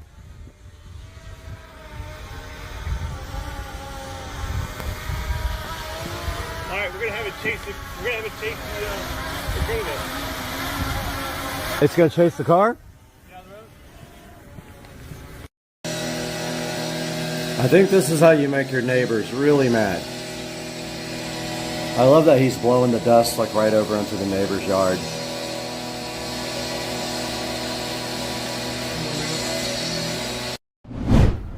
Guys, welcome back to the channel. Supercar Street Racing here. You got Brad. And today we are in the Supercar Street Racing sunroom here with beautiful not sunny Florida behind me in the background. And we got this camera that was donated so graciously to us from the company MubView. We're gonna be taking a look at this camera today, get it unboxed, check out the app, and see if this thing is worth buying. This is an indoor pan tilt zoom from MubView. I promised those guys I would take a look at this and help you guys decide whether it's right for you or not. So we're gonna open this up today, take a look at it, and it's probably gonna start raining here soon because we got another storm coming to Florida. So let's get this thing unboxed real quick, see what's inside the box, and go from there, guys. Welcome back.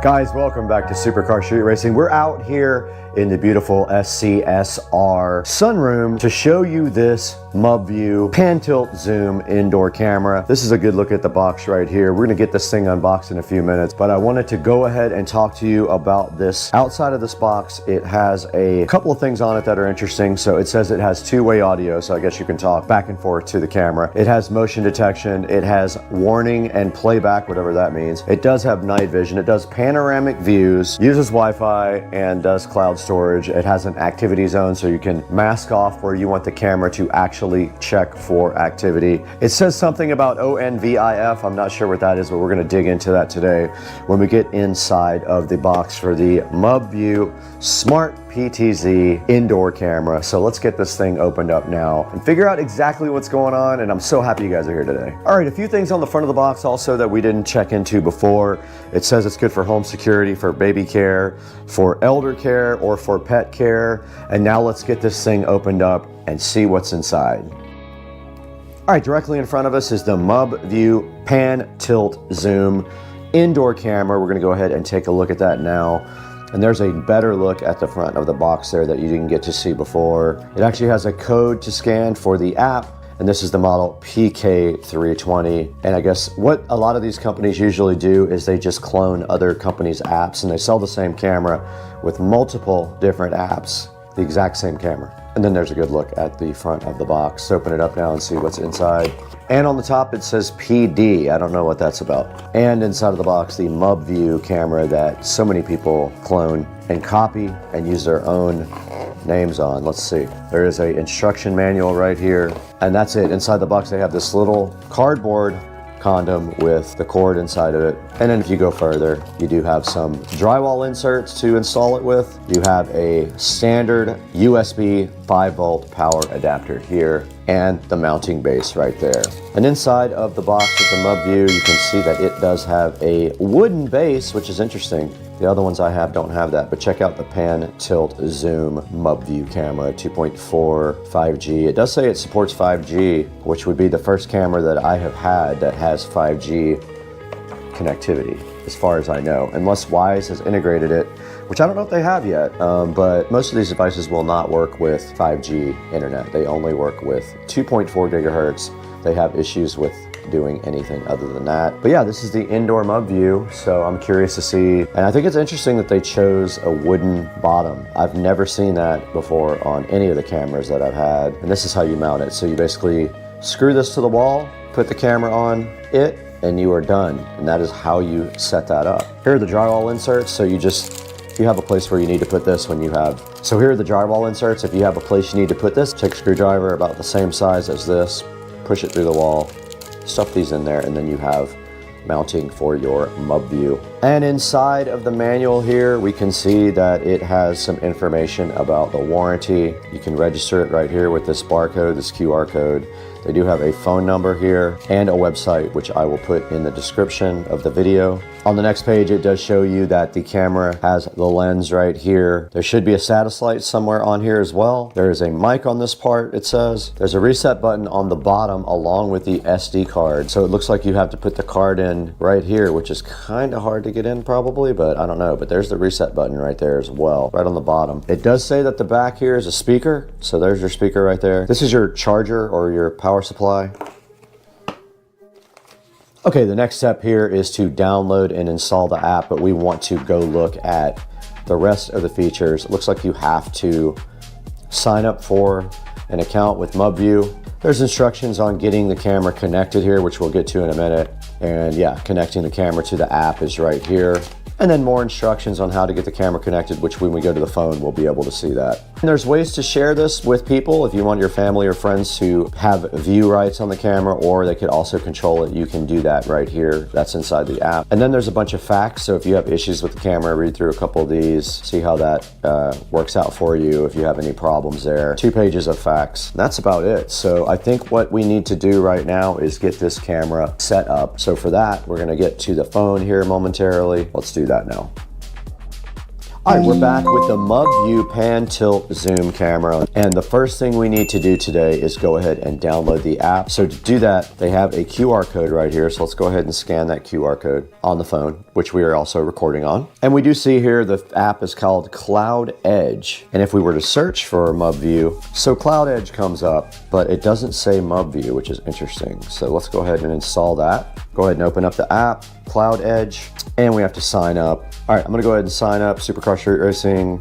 All right, so now we are ready to add our camera, but it is not plugged in, but I do have my trusty battery pack right here. So let's go ahead and power the camera up. All right, the camera came on and did sound. You saw that. It is still going crazy. It's doing a little dance for you guys. All right, let's add device. All right, went ahead and added device. It did find the camera, and it looks like this camera can be battery charged. So it does have a rechargeable battery in it. You can see right here on the screen, we found it. Hit next. Reset the device by holding the reset button for 5 seconds. Wait for the indicator light to flash red. Okay. It's flashing already red. You can see right here. Let's go ahead and hit next. Select the 2.4 gigahertz Wi-Fi network and enter your password. All right, it is successfully added the device to Wi-Fi. Let's click next. Let's rename the camera. Let's call it MUBview. All right, we're done with that. All right, now we're looking at the management for the MUBview PTZ. You can see it right here on the screen. If we hit play, it is showing us how to work the camera here.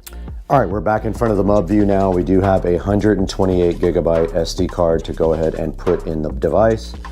The other device, the other card would not work. We are ready to put the SD card in the MUBview. Let's go ahead and press that in, see what happens. All right, it's fully inserted. Let's go into the app and see if it recognizes it or if we have to format it. We got our SD card formatted on the computer, and when you format this, you should do exFAT for the format. SD card is inserted. Let's back out and go back into recording management. It's saying, wait a moment. It's trying to figure out the SD card. It is doing something, 10%. It's getting the SD card ready now. You can see it right here on the app. All right, it sees that the SD card is 128 gigabyte. It has 117 gigabytes free. I'm gonna set it on all day recording. All right guys, we're back in the Supercar Street Racing office with the MubView camera, and I just wanted to give you guys a little update. I was able to use BlueStacks on the PC and successfully look at the video live on the PC. There should be other ways to do it with this new open standard. It'd be a way to call it up on multiple programs with this new open standard. It is called ONVIF, Open Network Video Interface Forum. So that gives the ability to use a lot of different types of programs to monitor this camera. Now I did use the camera on a live stream for about a day and a half, and I am gonna put some of the video from the camera up right after this and let you see what it looks like both in the daytime and at night, pointing out at my backyard. Now, our sponsor would love if you would go check out the MubView camera. I'm gonna put a link in the description to that. And make sure that you buy all your Amazon products through our links. It helps us out greatly, as the channel doesn't make any money. So it just helps us get by a little bit and bring better products to you to review. But like I said, the MubView here, it's a nice camera. It does come with a little mounting plate on the bottom there. You just screw the mounting plate in somewhere and then you turn the camera onto it. It comes with a USB brick, a 5-volt USB brick, plugs right in there to a standard USB Type A port as well. And the quality is about 2K is what it says on the box, and that's what we observed. And we will show you that now. And then right after that, please go click through the links in the description.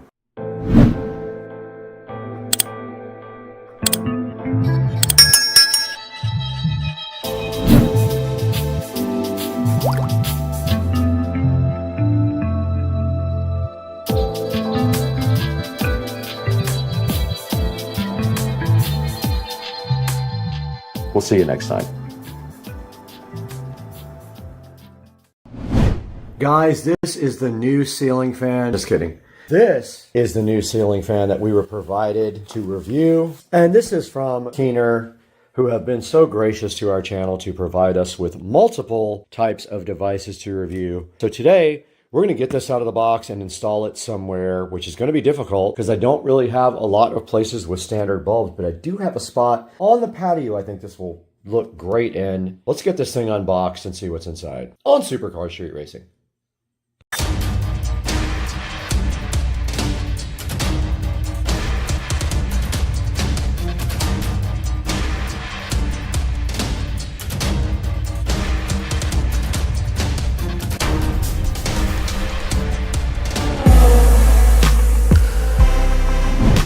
Keener makes this E26 base fan for adding a fan anywhere you have a light, and I think it is just very cool. Comes with a little remote here too. We are unboxing this now, and if we pull this top part out, we can see inside we have a bunch of little fan blades right here. This thing is so cute. And we have the base right here. Let's get this thing opened up ASAP. Inside the box with the Keener turn your socket light into a socket fan light fan is this cool little motor right here that is so cute. Comes all packaged up in this styrofoam condom. And then all you have to do after that is take your blades right here and put them right inside of it. And I think they just snap in. We'll get those unboxed. We'll get this unboxed. Get it a nice battery because there is nothing else left inside of the Keener fan box. I got everything unboxed here now, and the remote looks like AAA batteries in there. Got to go see if I have any. Then we have this nice little extension right here as well. And basically, now here's the actual screw-in base, but they gave you a little extension, which we will probably need. So you just screw the extension on right there, and then you screw this into any standard E26 bulb base. Let's go see if I got batteries for this. Back to the Keener fan light. The batteries just go in just like this. 2 AAA batteries replace the cover. And then let's get on to the process of assembling the fan. Back here on the Supercar Street Racing desk with this nice LED lamp light to illuminate our assembly of the Keener fan. Now they do provide you with all these blades, and I'm assuming they're super easy to clip in. It looks like they clip in this way because there's a little indentation right here which I see inside of this, so I think they go this way. Let's see. They do. So you just place them into the fan like this. A little bit harder once you get a few in because you don't have a surface to put them on. And then this just continues to go in with the dot facing towards the bulb socket. Make sure they're in all the way. They will click when they catch on the blade. And this one just does go right like this. And now they are secure, and I believe that's a light, but I don't know yet. We have to check. There's your fan fully assembled, and it does have a light on the remote right here, an on-off switch on the remote, a timer, and then these 1 through 5 buttons here, which might be the speed. We have to check the manual. We have the manual out now for the Keener fan, and you can see right here, it does do different color temperatures and brightness adjustments on the light. And it does have installation instructions right here in English, and it says, ensure the power supply is disconnected. So basically turn the power off. You install the 5 fan blades. So it doesn't want you to put this in anything that's not solid. I am going to do that anyway because I don't care. Mine's going into a lamp with a neck that can move. We'll see what that does. Might break. You insert until it clicks, and then here is your remote. The upper left on the remote basically is the LED on and off. The upper right is the fan on and off. The middle button here with the power is the LED and the fan on and off. And this is a timer to turn the thing off after a certain amount of time. And then at the bottom here, we do see the fan speeds. It doesn't say which is the fastest fan speed, so we'll have to test that out. So it says if you turn off the wall switch and turn on again within 0.5 seconds or after 5 seconds, the fan light remembers the mode that it was in before. There are also instructions in here for changing the color of the light, and that has to do with how much time is taken between turning the light switch on and the remote. Let's see. And then there's instructions here for making it warm white. And when they're saying the C button, they are talking about A, B, and C, which are also diagrammed here on the page before that. And there's a bunch of safety features right here to think about before you install the fan.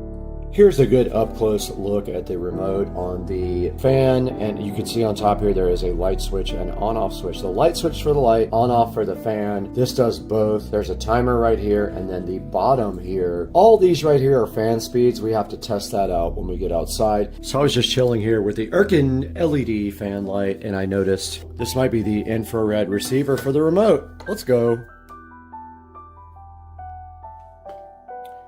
Okay, this lamp is definitely on. I have no place to put this because I have no regular standard bulbs in my house. So let's see. Oh my goodness.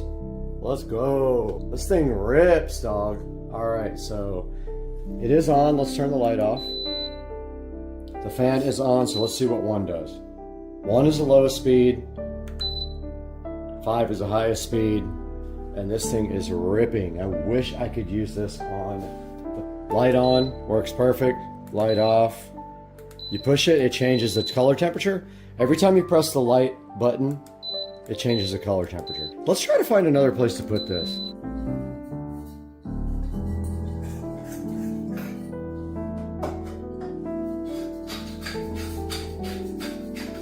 Is it going to twist the cable?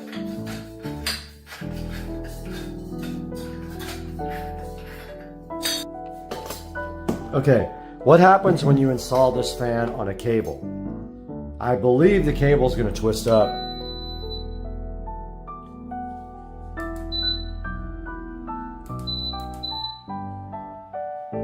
This is so cool. This is high speed. This is low.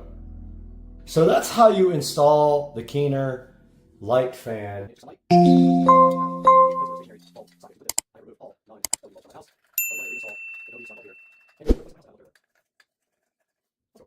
For now, this room gets really hot. Basically, I think this sliding glass door and the lack of enough ventilation from the AC system gets this room hot. So what I'm going to do is install this fan right here, right next to this AC vent. And I'm hoping it will pull air out of the AC vent and pull it down towards the ground. Let me get that installed now, and we'll see what happens. Let's go. So this light is pushed out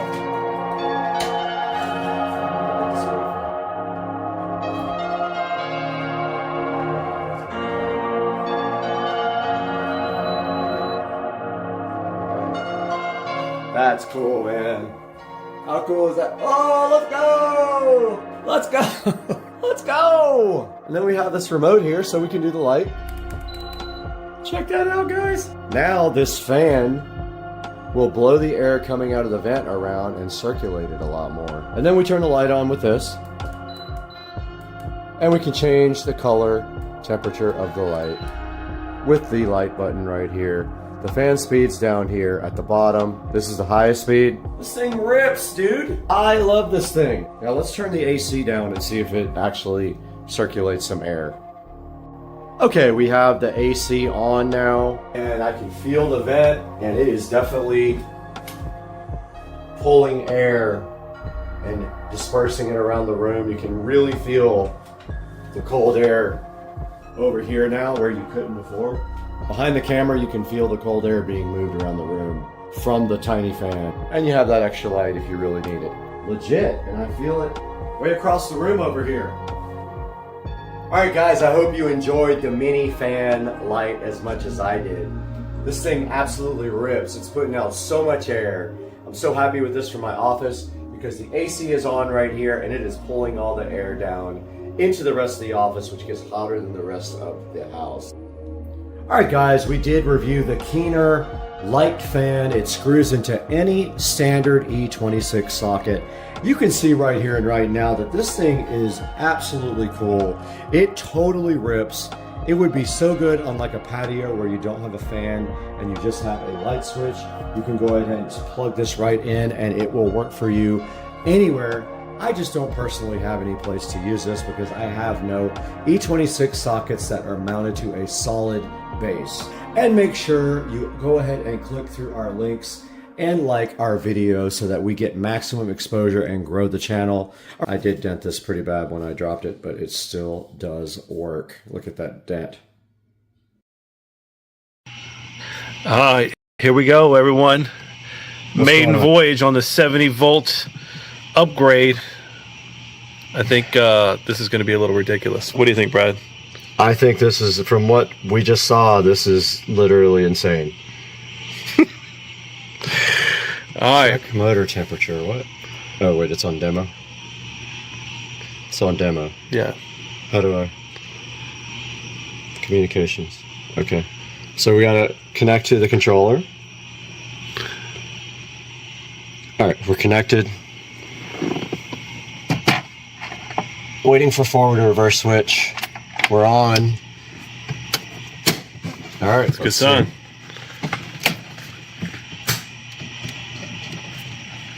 It's moving. All right, that's full throttle. No, it ain't. Just kidding. It can't be, not from what I did earlier. Got him. Oh, my lights don't work! Here, I got you. Okay. All right, just slowly ease into it. It's so slow. Full throttle.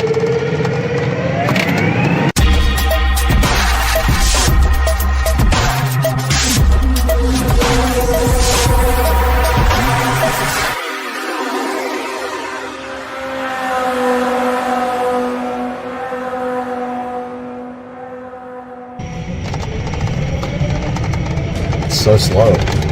Full throttle.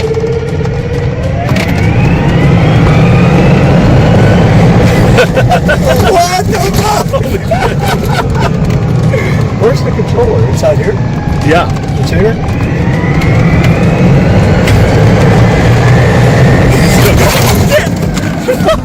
What's wrong? What's wrong?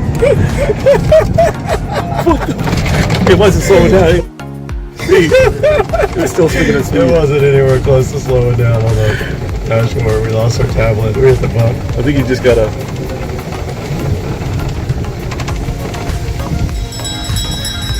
It's gonna keep falling off.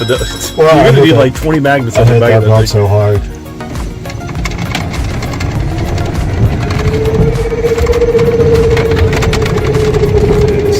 Does this show miles per hour? Yeah. No, that's RPM and miles.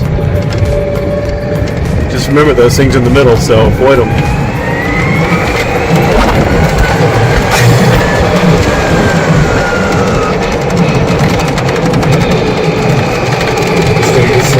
fast. It's nowhere even close to hitting the top speed. No.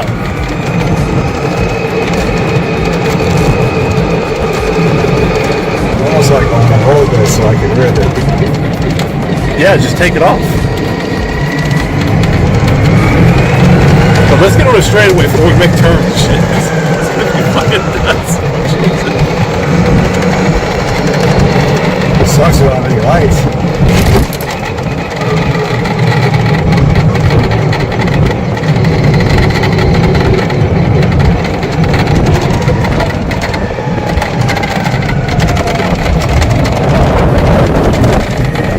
Got a pretty decent straightaway right here.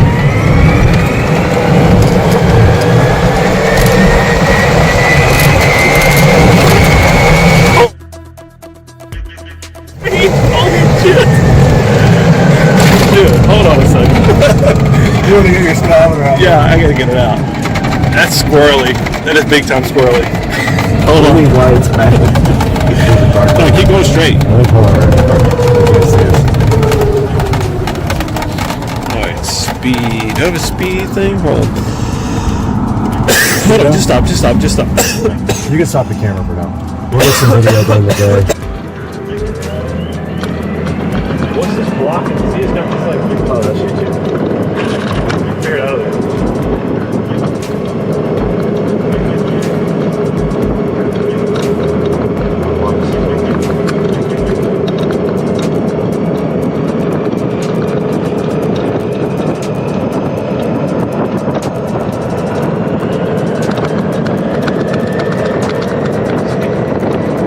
Acceleration is insane.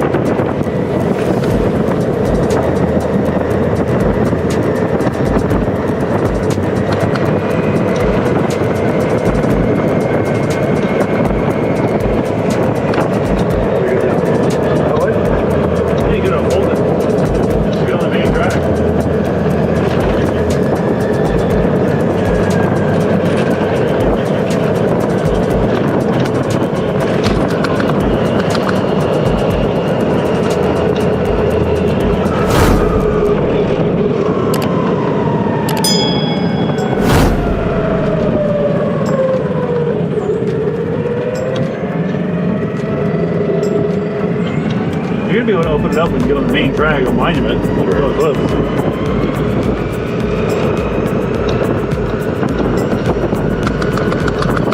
I think it's just a bouncing. It's not gonna be good video.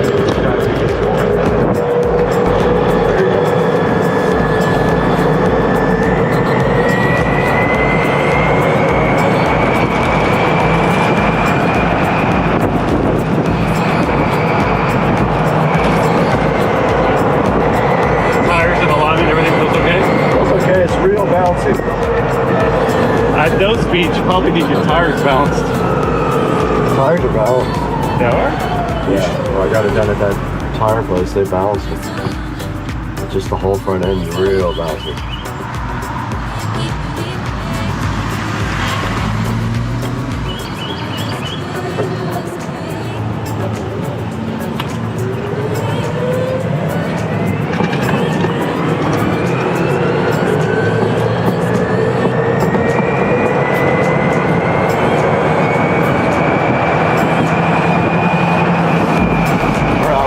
Let's go to city, you can pass them. That's the truck.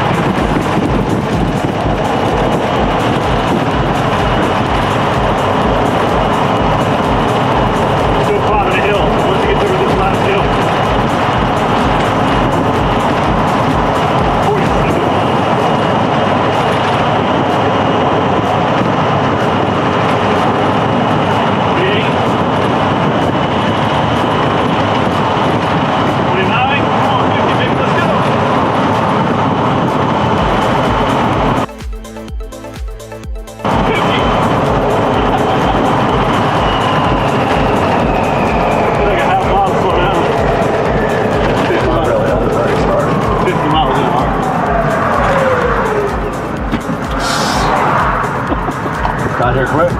That was fast.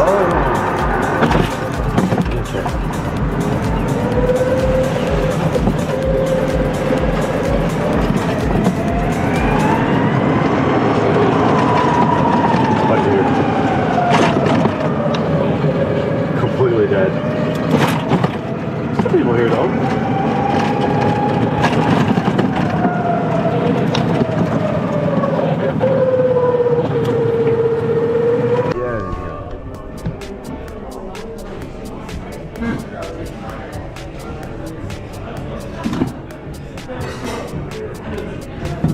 Sally Monday, she's got a job here. She works here now.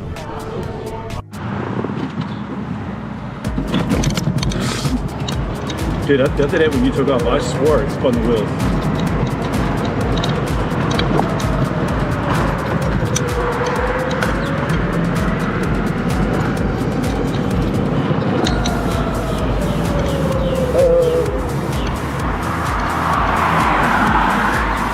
Might go back though. Yeah, that's fine.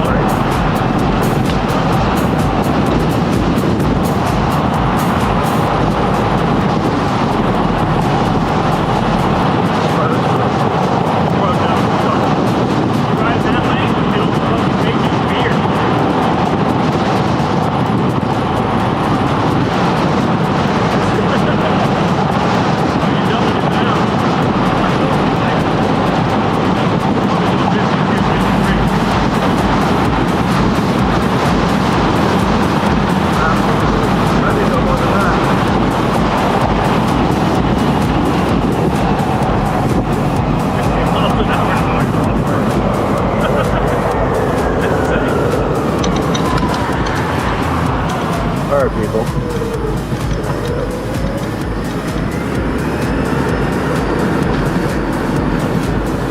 I bet that video is still shaking.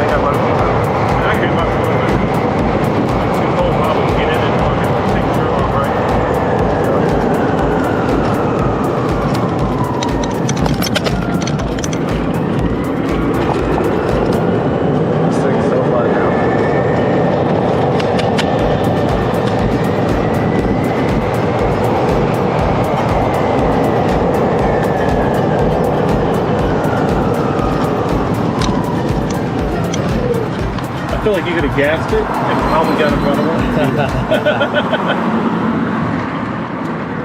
Yeah, you're on all acceleration right now. I felt when it was going backwards, there's a little hesitation in it. That's because it doesn't have it's all top speed. But if you took that and put it to torque mode, this thing will probably pull a fucking tree out of the ground. How do you do that? You turn the speed down? Yeah, speed definitely has to go down. But then there's also a torque set.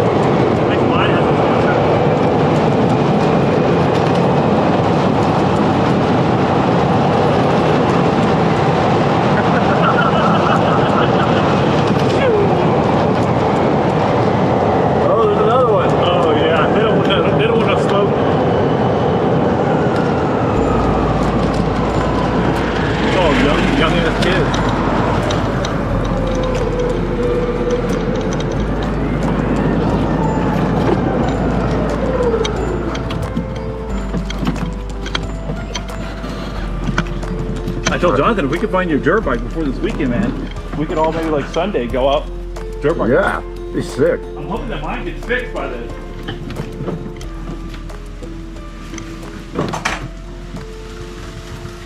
That's hope. Alright, I'll be back. Alright. I'll bring the box, okay? Okay.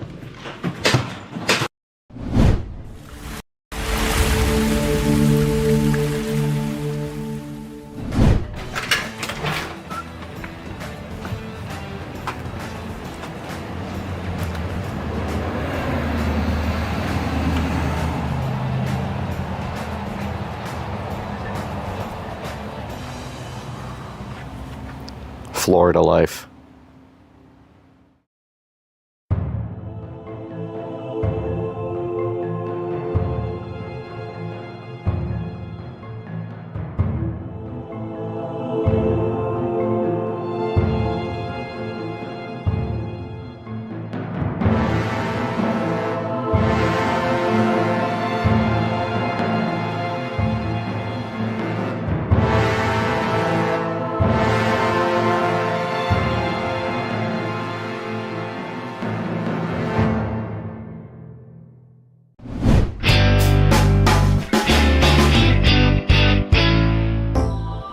All right, guys, we are out front of the Supercar Street Racing compound, and forgive me, I am sick right now, but I wanted to show you guys these old plastic plants that we put in from IKEA about 2 years ago. That's how far they made it. The wind basically took every bit of them apart. You can see that there's hardly anything left here to these old plastic plants. We got one on each side now, though this one's doing a little bit better, but it is still also missing some leaves, but it still looks presentable. But these guys right here have to be replaced. So we have something inside, I think that will be perfect for this.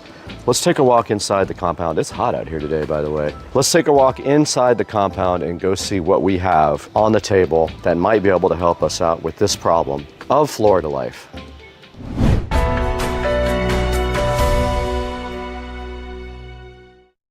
Guys, we are interrupting this program for a message from Priority Chef. Now, Priority Chef did contact us a few weeks ago and asked us to go ahead and take a look at their 6-piece mixing bowl set. They did send me a set of these and they are absolutely awesome. I love them. I'm gonna go ahead and give them to Trish across the street so she can make some awesome dishes with them. But just so you know, this is a 6-piece large mixing bowl set. It does come with lids, non-slip bases, and it does have 3 graters that go right on top to help you grate right into the bowl. Check it out, guys. Right in front of me here, you can see a variety of colors, including black, red, light blue, dark blue, gray. Just very cool that I think you can get a different color for your bowls if that's what matches your kitchen better. And check out the grater set down in the lower left here. That's also very cool. It's hard to find a bowl set with this in it. And another great thing about this is the different sizes that come with the set. You can see right here they have a 1, a 1.5 quart, a 2.1, a 3, a 4, and a 6 quart.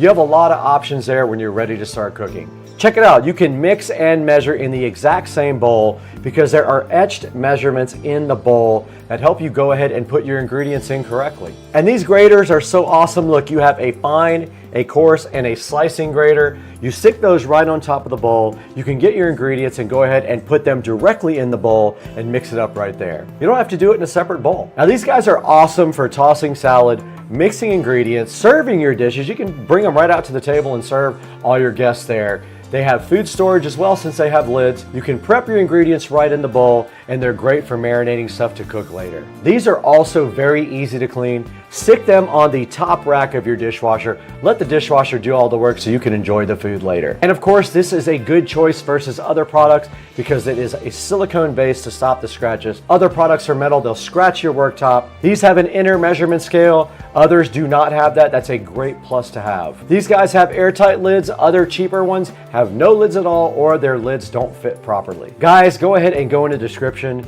Check out the official link from Priority Chef. It will be a Levanta link. If you click that, it will take you to Amazon. We'll get a few dollars from this. It'll help us out. It'll help them out as well. And thank you for supporting the channel. Now let's get back to the video.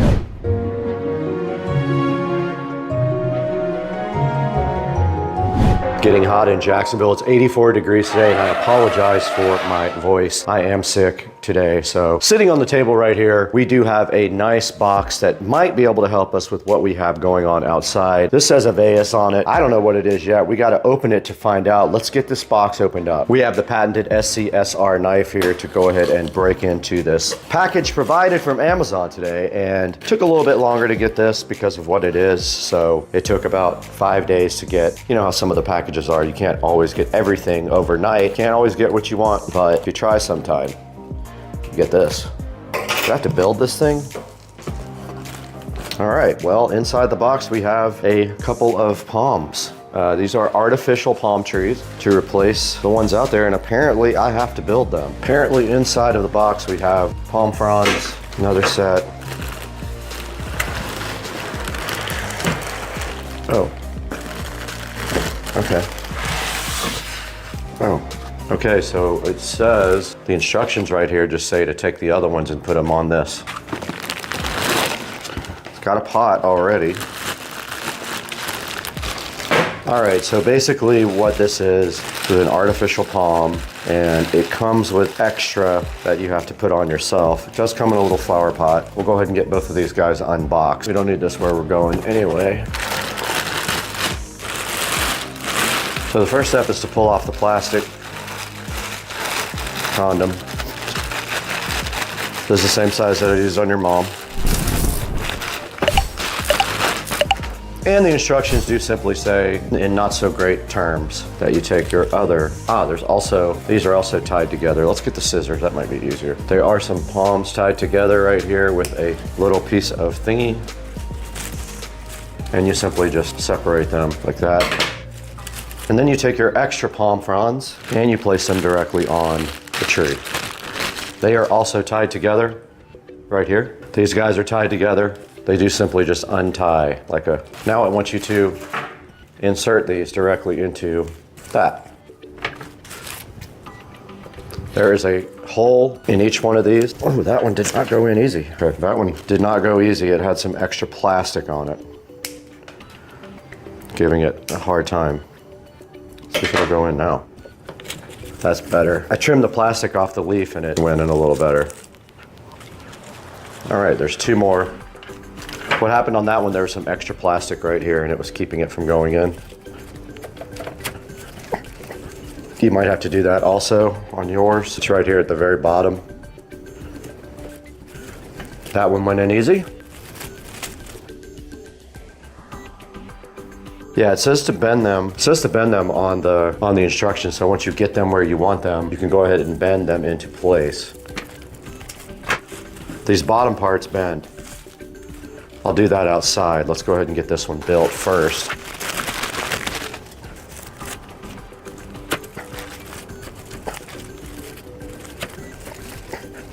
That one was hard to get in. That's what she said. That's what she said.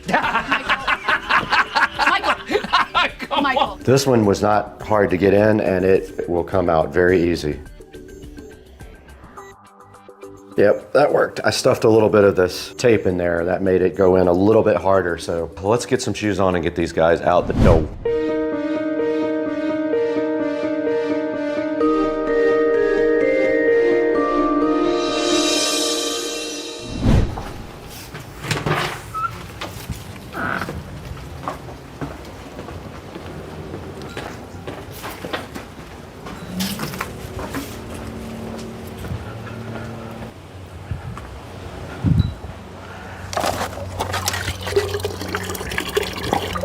Peeing. They both peed.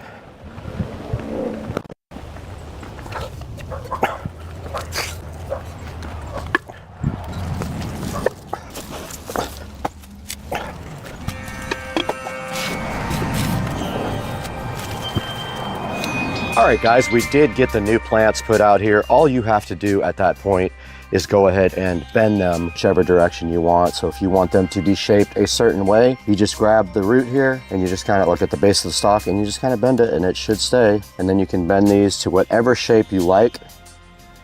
See how they just kind of stay where you're going? And then once you get those shaped out how you like, should be good to go. They look awesome. This one I never kind of fanned out. So if you just kind of bend them, they will stay in that position.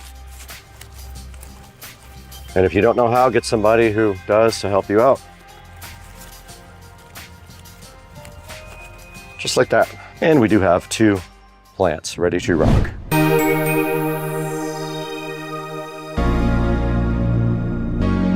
Ladies and gentlemen, we're so happy to see you once again in Studio B. We are recording from Studio B right now. You can see Supercar Street Racing right behind us playing on the television right there while we do a live show for you guys right here on this video. And today you can see we finally replaced our old blown apart artificial trees that were in the front yard. Now what happens to these guys is basically Florida is relentless. The wind, the rain, the humidity is relentless. Anything outside of your house is going to have to be replaced in 2 to 3 years, no matter what. It's just a thing. You always buy warranties if you can on anything that's going to be outside. Everything wears out, including the furniture. It's just a way of life in sunny, hot, humid Florida. Now these trees were in the backyard on my patio. They sat there for a while, but when I built the front patio, if you go back and check that video, I moved them from the back to the front, and I will get some more for the back patio so that it also looks fly, because these are awesome. And they make so many different kinds of trees and plants here. I want to show you a few of them. Now these are the 5-foot artificial palms right here. They are $118. They also have this bird of paradise right here. They have the cedar topiary in both 3 and 4 foot versions. They also have these 5-foot cedar topiaries, and they are quite expensive, $269 for 2. Make sure that's what you want. I think I might buy those for the garage, right on each side when you come up into the driveway, right against the garage. Now this is a artificial Dracania. Looks pretty cool. It is 4 feet tall. It's $64. And right here, a cool artificial eucalyptus tree. I think that might look cool somewhere in the back around the pool area. Here is a 6-foot ficus for $114 also. Here's a Monstera deliciosa plant, 4.5 feet tall, faux Swiss cheese floor plant. Here's an artificial olive tree for only $79. And there's the 5-foot artificial palm trees back again. Now these guys are sitting at a solid 4.5 star reviews. I love the way the palm trees came out. You do have to go ahead and shape them the way you like them. When you get them, you'll take them and actually bend the bottom so that you get a nice natural looking plant wherever you want it. Now I'm gonna go ahead and order a bunch more of these. I think I'm gonna spend about $1,000 on artificial trees. I'm gonna put them throughout the property. I just think they add such a cool touch, and they are zero maintenance for you. Ladies and gentlemen of Supercar Street Racing, there will be an official link down in the description. It's going to have a link for any of these trees you want. It doesn't have to be the exact one that I bought. If you click on mine and then you click on any of these other trees, you can buy those, and I still get a few dollars to support the channel. And they look so good out on the patio, as you guys saw. We'll put a little video at the end of this to show you what they look like. And thank you so much for 144,161 subscribers as we're creating this video. I couldn't do it without you guys. You are so awesome to subscribe and like all the videos. Now I got to get out of here. I got to order these plants and figure out where to put them.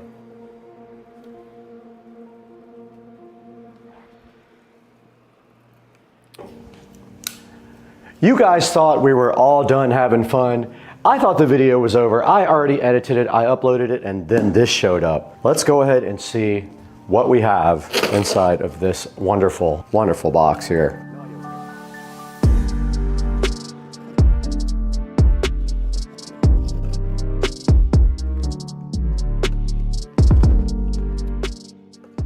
Ah, more plants. So I told you guys I was gonna order some more. I ended up ordering 2 for the front of the garage to give some greenery.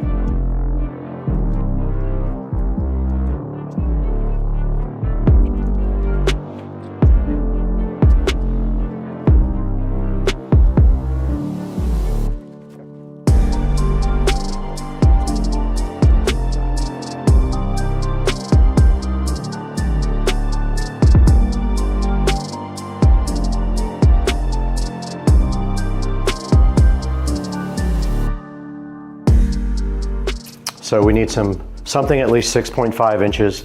So let's make a trip to Ace, see what they got.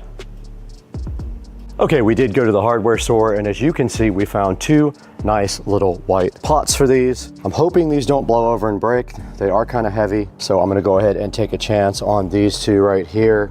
And I feel like right here next to this light, or either right in front of the light, just a little bit. Oh, these are definitely gonna fall over. I might have to put a brick behind there. All right guys, I got my plants in place. That's kind of what it came out like. Forgive the garage door, it does need to be cleaned off, but I guess it looks okay until it blows over and breaks the pots, at which point I'll figure something else out. For now, that's what we got. As soon as the wind blows, that's gonna definitely blow over. That's it guys. We'll see you on the next one. All right guys, I was able to find my own nut and bolt and finally MacGyver that thing back.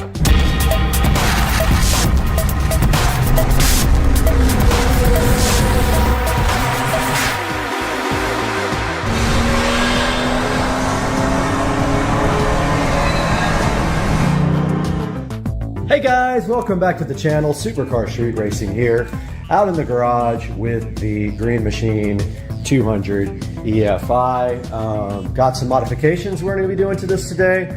We are going to remove the top speed limiter, and that limits the cart to 25. However, the cart does 28. We are also going to be installing a battery tender on the cart so that it stays charged when I'm not using it. And we are taking a look at the part of the cart that is annoying, and that is the backup warning chime. We are going to be removing that. So let's start with the backup chime. All right guys, taking a look at the speed limiter on the cart, it is mechanically limited to 25 miles an hour with this set screw. So I removed the bolt from underneath the vehicle. All we had to do now was just pull out this speed limiter here. And what we're going to do is I have a little baggie for it marked in case I ever sell the cart. If somebody wants the speed limiter back on, we've got our speed limiter right there. So the top speed is now unlimited on the golf cart, whatever the motor can do. However, the guy who I bought it from said don't keep it at high speed for a long period of time because the oil will run up, stay in the top of the engine, and it will do damage to the engine. So you're not supposed to run it hard for a long period of time. The next thing we're going to do here is we are going to install our battery tender so that we keep this battery charged when we are not using the cart. So we're going to get our tripod out and go ahead and do that now. All right, we are back out here in the garage with the Green Machine 200 EFI, and here is the battery. Looks like it is just your standard hex nut with screw terminal. Now here we have our battery tender that has the screw holes to attach it permanently to a battery. We're going to use this, and what we are going to do is look for a good place under here that we can secure the connector on the end to, so that when we want to use the battery tender, we can just reach under and plug in the cord here. So here's the end that plugs in. It's a quick connector. We're either going to try to do that in the front of the cart or the back of the cart. The front is more convenient. The cable is not very long at all. That's the only issue. We may not have enough to really do that. We may have to extend this cable. Yep, I think we got to extend this cable because I kind of want it to be underneath. Let's see how long it is. So when it's fully connected here, it's going to be about that long. Let's see if I can actually reach under there and still grab the cord. If I can, then that's fine. We'll just tie it off and use it like that. So let's see, we probably need that much.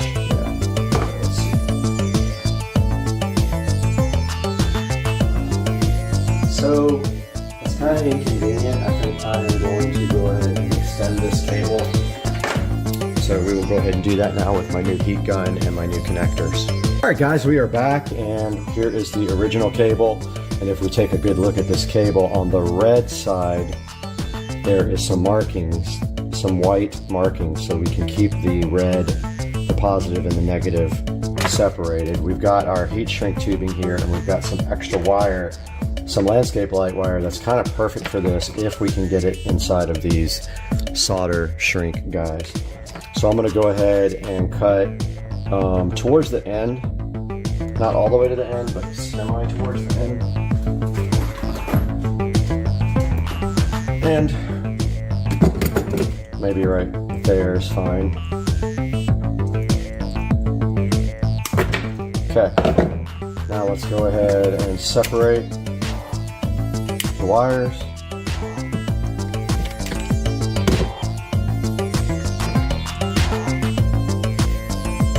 Okay, they're actually red on the inside as well, so that helps us with keeping positive and negative in track. There's a red wire inside there showing you that that's positive. Got my wire strippers here. I opened the freaking heat shrink connectors from the wrong side. They all fell out of their little pockets, so yeah. So they were nice and organized, but now they're not. All right, we're gonna take and strip back some wire.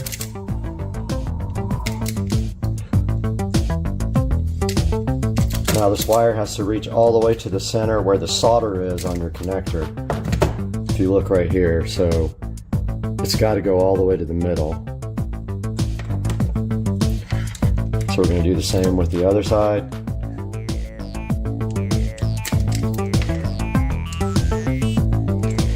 Kind of helps to have something non-fireproof to do this on, because this heat gun gets pretty hot.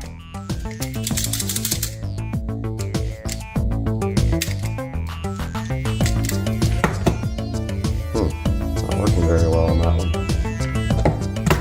Doesn't want to strip that side off very well, because there's also a wire inside of this. There's insulation. Not a wire, there's insulation inside the insulation, so it's not able to strip completely. So there's that one. We'll go ahead and twist these up.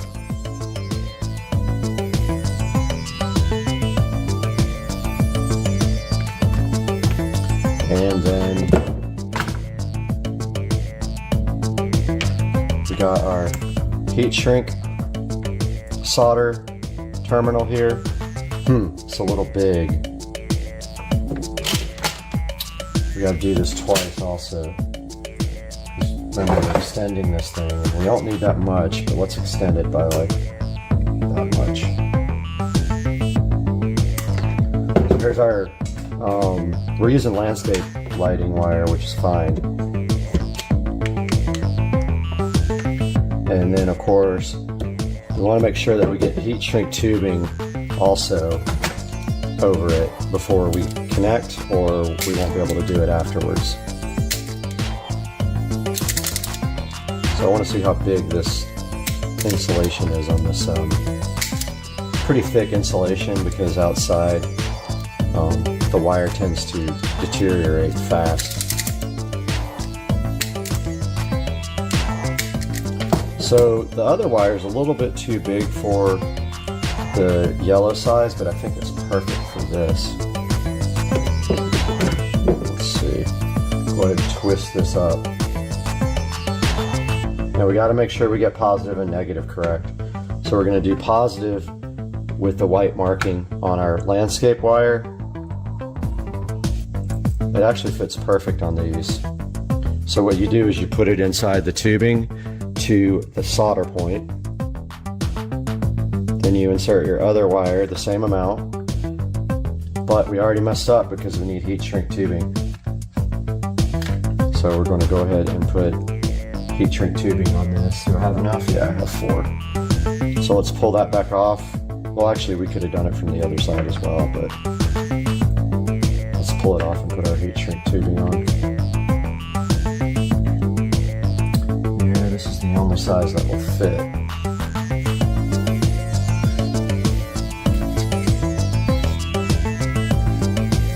Alright, it's stuck inside.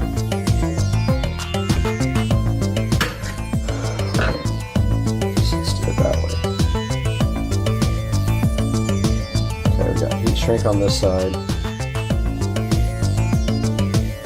We honestly don't need that much. Let's shrink that. Yeah, we do. We do need that much. Let's put it back through.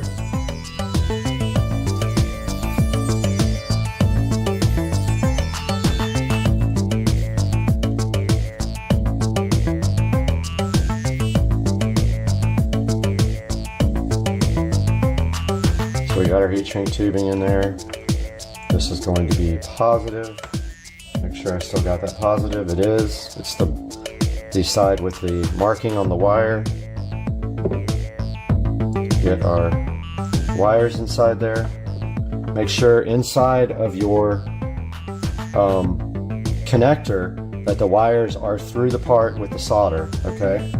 Because otherwise they are not going to solder down. Now, ideally, I wish we had something better to heat gun on, because this gets pretty hot and all we have is the table here. So we don't want to shrink our tubing yet, so this is kind of a pain. It's like when you're doing this, like when you do the first one, it's kind of a pain, honestly. Okay, so positive. Try this again. I'm trying to figure out where to put it when I actually start. I guess that's fine. Oh, I ripped it right out. Nice job. See what I mean though? It easily comes apart. So that's the only complaint I have. It'd be better if you had some clamps or something. But let's go ahead. See how the other wire always tends to get in the way and stuff?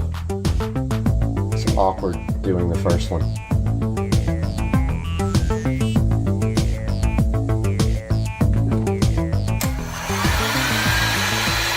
When I do this, I do the plastic first so that it goes ahead and holds the wire in.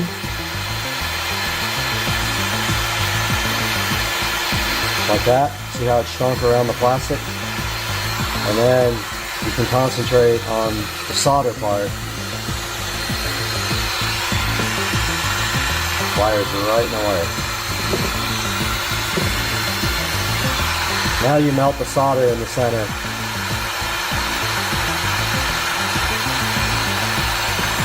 And it says when you do it to hold the gun, to rotate the gun around the solder to make sure it melts all the way around.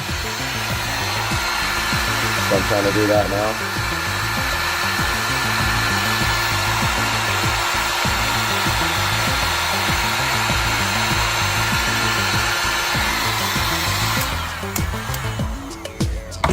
Alright, I think I got it. Remember, this is very hot. It'll melt whatever you put it on. So yeah, that looks good. I don't know if you guys can see, but looks like I got it done.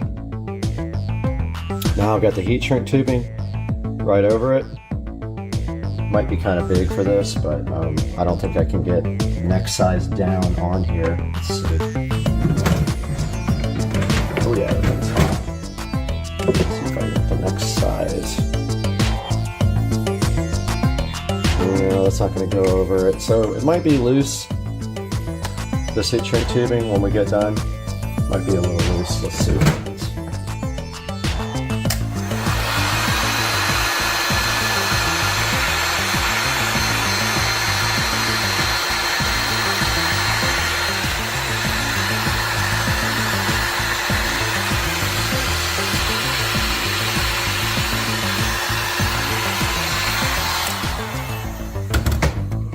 Okay, got our first one on.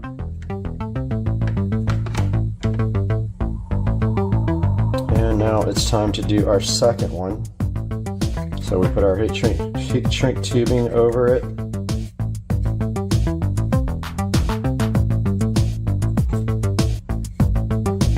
And we got our connector here.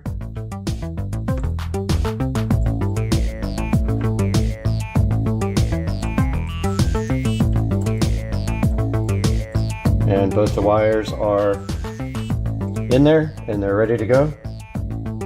Let's go ahead and shrink the plastic.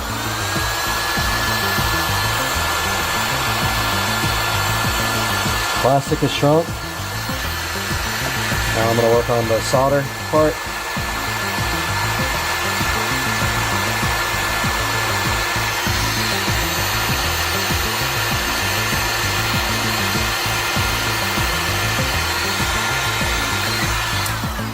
All right, I saw the solder melt. So that one's good. Yep, now let's get our heat shrinker around it. Uh-oh. Is it coming out? Oh, my tubing melted too soon.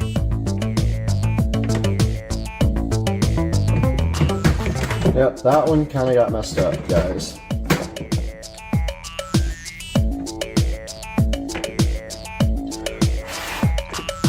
I'm not sure if it's still connected or not. My tubing melted before I got it on. Oh well, it was looking good until that one. Alright, let's get our second one on. So here's our extension. Need another heat shrink. This time we got to make sure we don't put our heat shrink tubing across it until it's completely dry, because it melted right away and messed up our connector. Alright, we need plus, which is right here.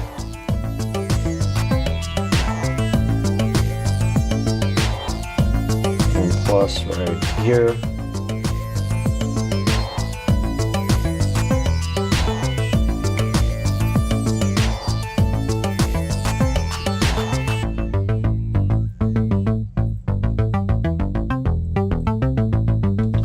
Okay, go ahead and melt our heat shrink. And now our solder.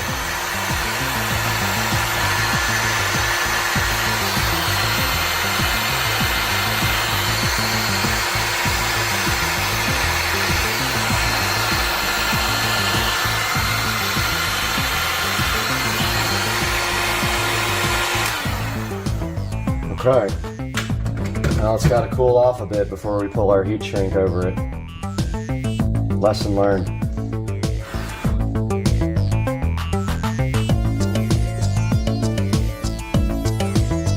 So that's cooling off. It's still quite hot. We need another heat shrink and another connector. Put our heat shrink tubing on. I really messed that one up down there. I'm so bummed because it was perfect before that.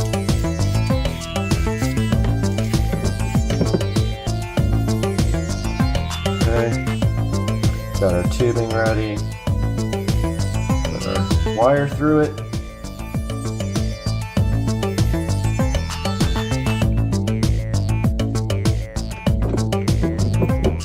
And go ahead and melt .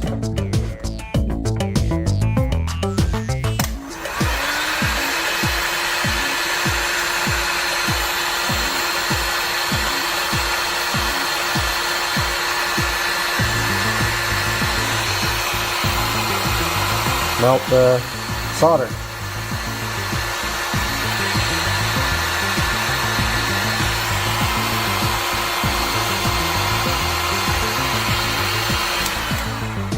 Should be good. Don't forget this gun is very hot. Okay. So that one I think is cool enough for heat shrink, hopefully. Let's go ahead and do that.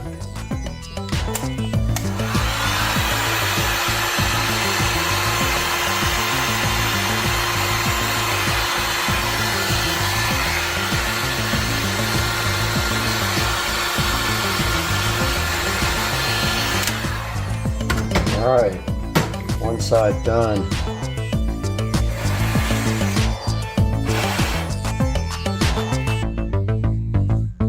Okay, other side.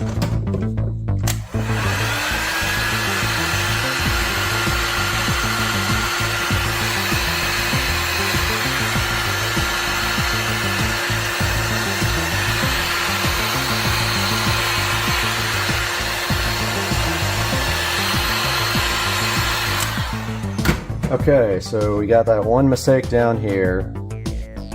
Pretty crucial. Oh, well, we made a mistake right there. So,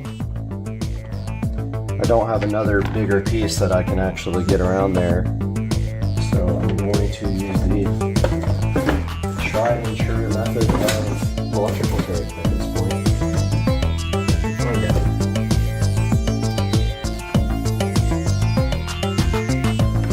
Go ahead and wrap this guy up. Hopefully this works. I didn't test it yet.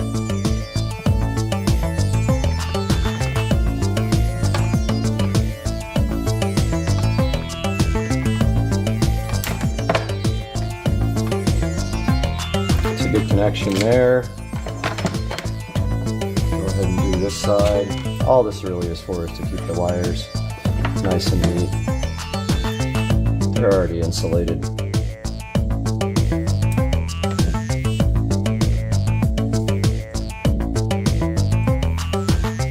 Still a hot little potato.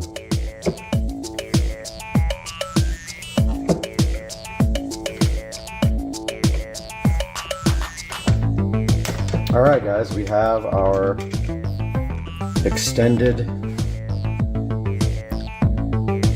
battery tender cable here. Let's go ahead and put it on. All right, we're back out here trying to install our battery tender. So we are looking for the right size wrench. It appears to be metric. I don't think I have it. I don't have a lot of metric wrenches. Let's see what I have here. It's not an 11, so it's pretty small. I don't know if I'll be able to get a socket on it.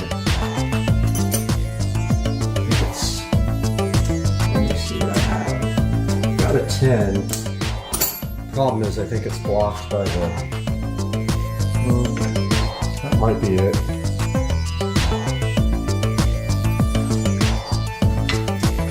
Might be a 10. Let's see.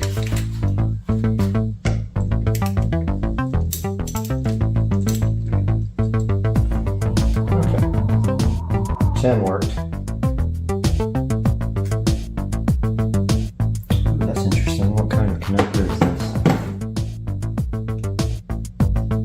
We have to get it all the way off for almost like thinking we should just do the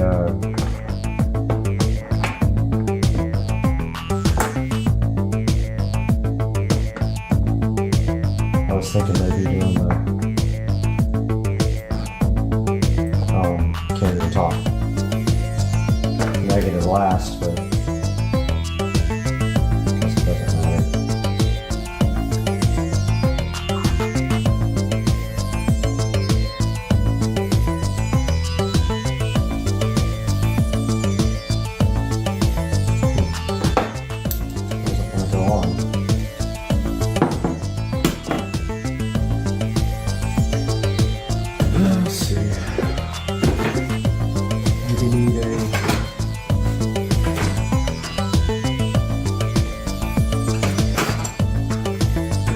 Phillips.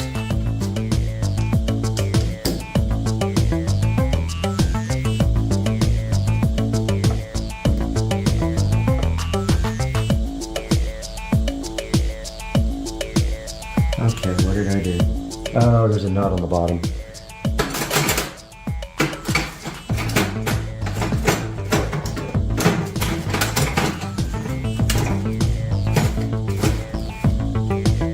The nut came off on the bottom.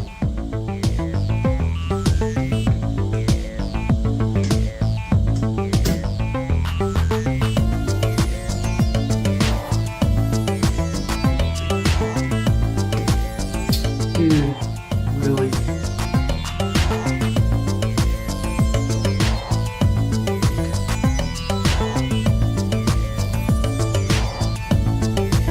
Well, this sucks.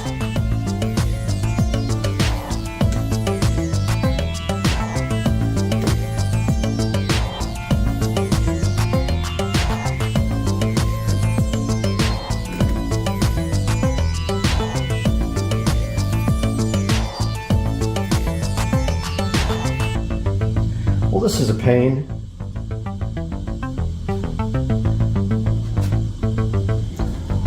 The hell am I gonna get this thing back on?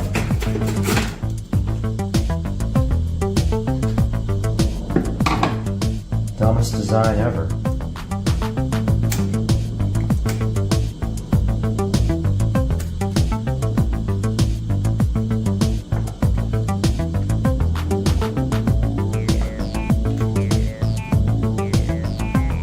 I think I got it, but man, that is a stupid design.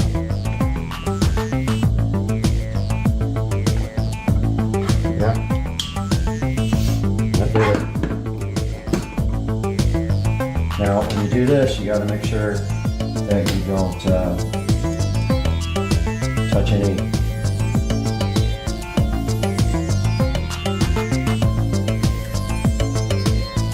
anything negative with the positive terminal.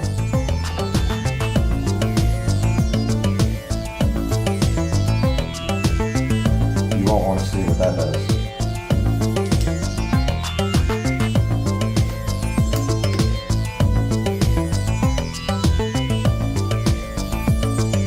Once again, it's screwed. The nut is like way down in there. And kind of a pain to get back on.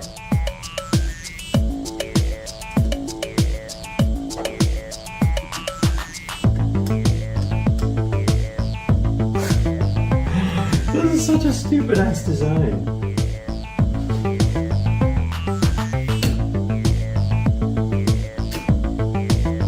I guess that's the way to do it.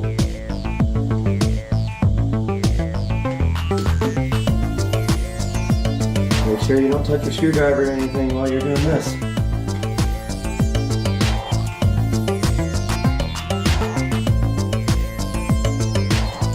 This sucks.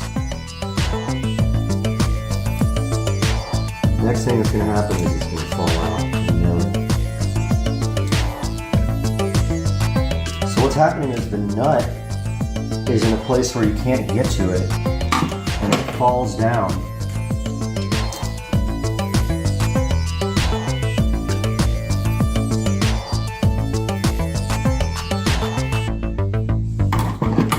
Makes it very hard to put back on.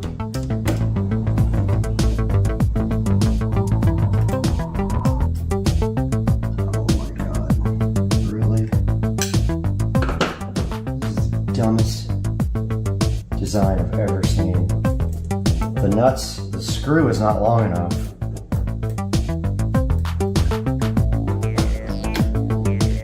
The screw's not long enough on either side to just get the nut. So it's like maybe one thread too short.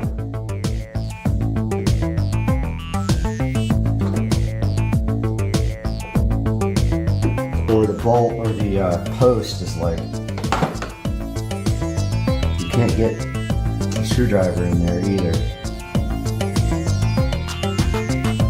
This thing sucks. I hate it. I gotta figure out a better strategy for that one. Wish you guys could see this dumb design. It's like there's a nut that holds, there's a nut that you have to screw down into and you can't get to it. The problem is the bolt itself is too short. If it was like one thread longer, it would work. But it's not long enough to bite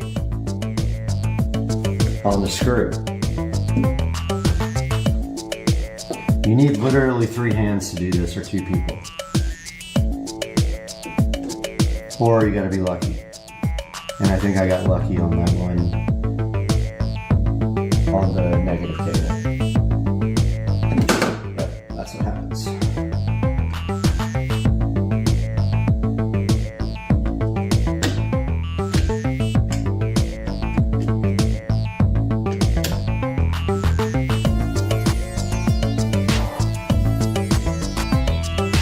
Yeah, now the nut's like coming out.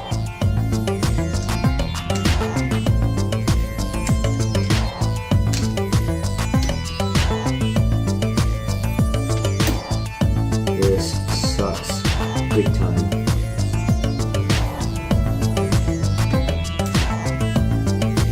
This is the dumbest thing thing I've ever seen. Why would they do this?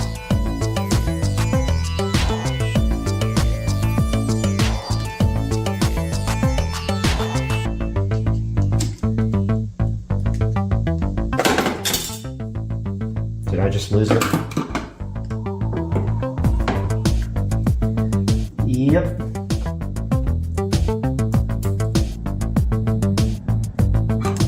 This is a dumb design. I'm sorry.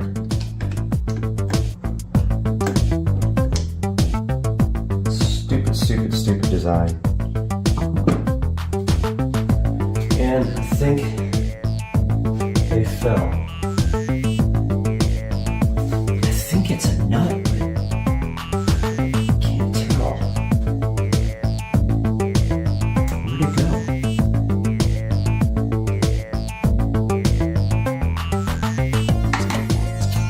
Well, I think I lost. I think I lost it. Great. How could it go? Alright guys, I don't know what to do about this guy because other side tightened right up. This guy's not tightening. I lost a little thing, I think. I heard it fall, but I don't see it anywhere.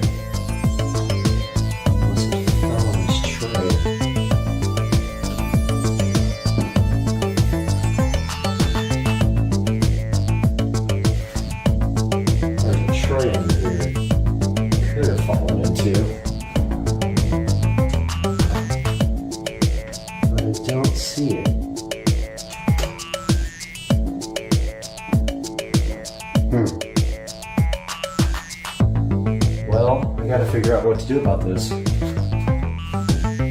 Alright guys, I was able to find my own nut and bolt and finally MacGyver that thing back. Not ideal. I'll go ahead and look for a replacement bolt for that. I don't know where the bolt or the nut went. Barely got a nut underneath that thing. Now what I want to do is tie this up really nice and run it down the side of the battery so it can go down to the underneath the cart and then will be available up front. So I'm going to get some zip ties here and I'm going to first tie it off to this battery clamp. Battery clamp's just a bungee cord, by the way.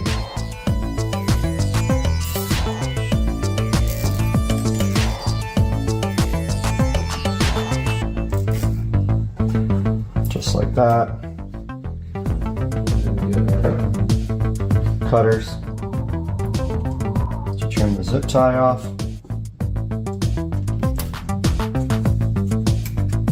Which isn't working at all because they're too big.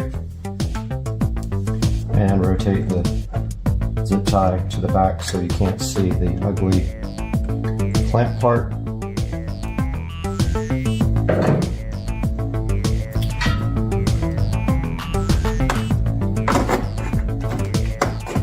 And then the rest goes down here.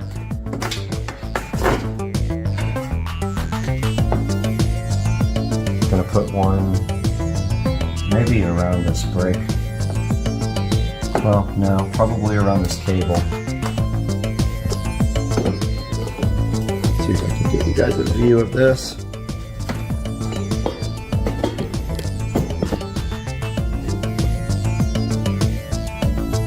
You might not be able to see this, it's hard to get a camera view, but I'm going to tie it up to, there is a throttle cable or something here.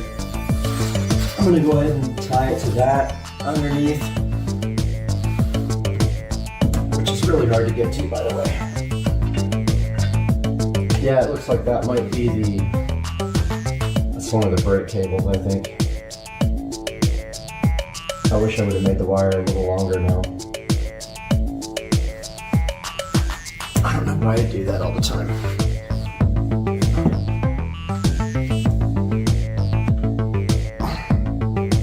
It's not quite long enough to be effective, I don't think.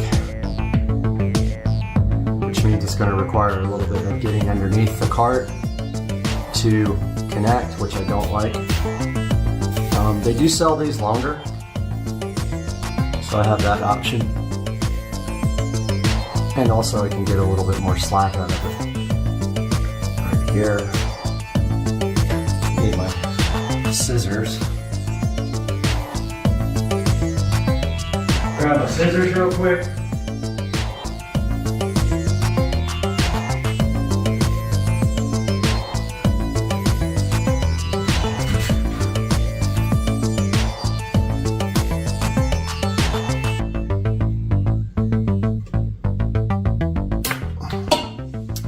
Okay, that's good.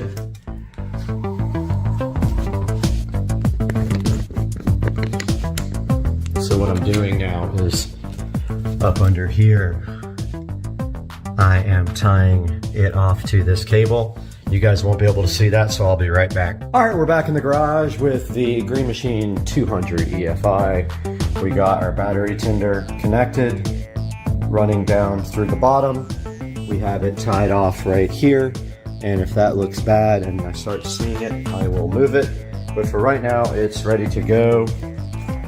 And we've got our battery tender right here. I'm gonna go ahead and plug that in and then plug it into our cart, which probably will take 2 hands. But all we have to do in the future is just undo this little cap here and plug it in. I'm gonna do that now. Okay guys, we got our battery tender plugged in. It is showing a red solid light, and that means that the battery is charging. Now don't forget, the battery tender charges very slowly, so it'll take a couple of days to charge this guy up to topped off power. But the good thing is I don't drive the cart every day, so this means that this battery will stay charged. Now all we have to do is button up the top and we should be good to go. All right, so that was the first time I ever took the top off, the hood. Here is the hood, and really it just slides in down here, and then it has 2 latches at the top that just twist. So I think that's all the way in.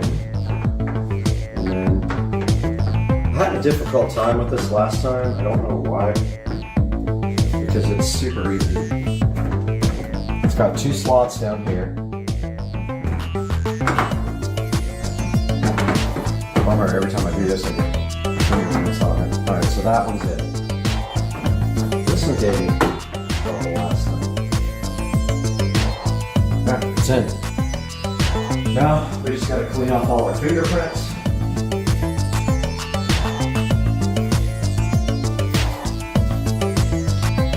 Got the clean and shine out.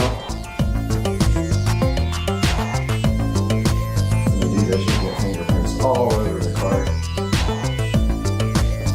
Clean and shine will get it right out.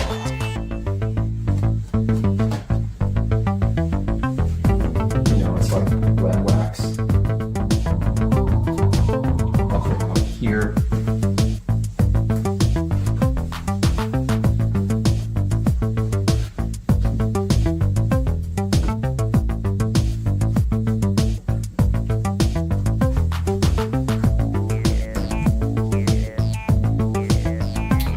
Okay, guys, I hope you enjoyed this episode of modifying the golf cart. That will charge now for, say, probably 24 hours. It will flash green first, and then when it is fully charged, it will stay green. That is the Battery Tender Junior and the Green Machine EFI 200. Like and subscribe. Love you guys. Peace out.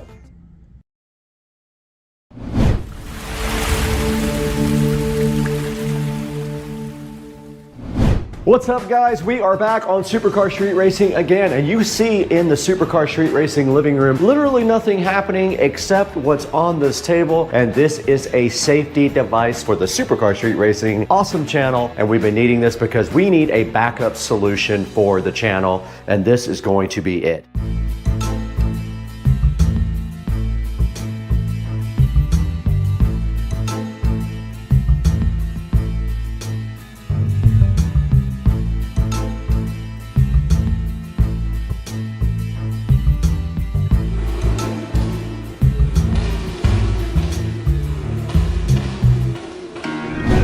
Hey guys, we are in the awesome Supercar Street Racing living room, and you can see right behind me, literally nothing is happening in my living room except for one thing. Directly and also in front of me is this Seagate expansion 16 terabyte hard drive.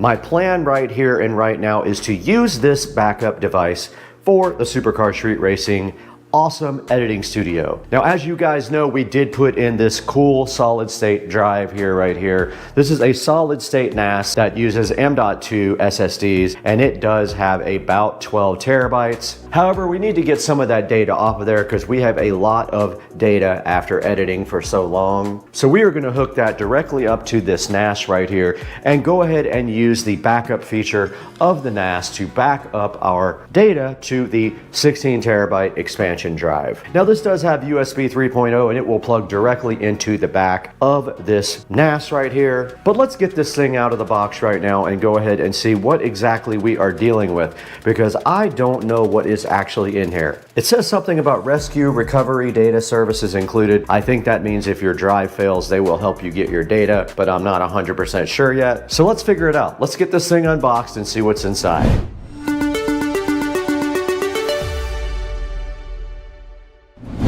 This is the Seagate expansion drive that I did purchase. It was $229, and I did use the payment plans with Amazon, so that will pay over, I think it is 4 months. And we do have the Supercar Street Racing awesome registered and copyrighted big huge kitchen knife to get this guy directly out of the box from its plastic wrapper. And on the back it does say add-on storage for your PC and Mac in about 750 languages, which none of them I speak.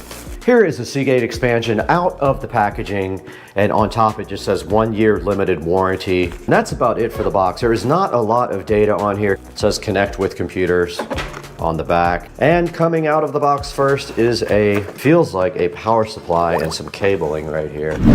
Let's go ahead and see what we have right here. Inside of the box here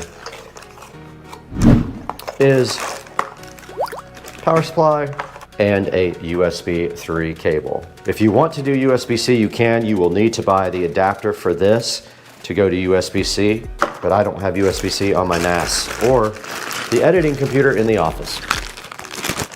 All right, inside of the power supply, there is 1,000 ways to connect this depending on your country. We are in the United States. We use 110, and therefore this is our connector right here. All right, you push the button and the cover does just directly come off, and you take your replacement, push the button and slide it back in, and now we are ready for 110 volt power.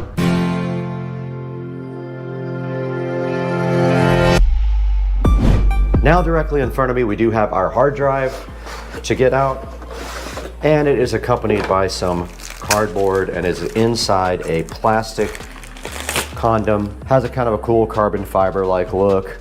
Very, very minimalistic, and on the back / bottom it does have the connector for the cable and the power supply. Let's go ahead and connect the cable to it, and you can only be connected one way, and it is connected. And now the power supply just does go in just like this. And that is it. That is all there is to using the Seagate expansion drive. Now let's get it into the NAS and see if we can figure that part out.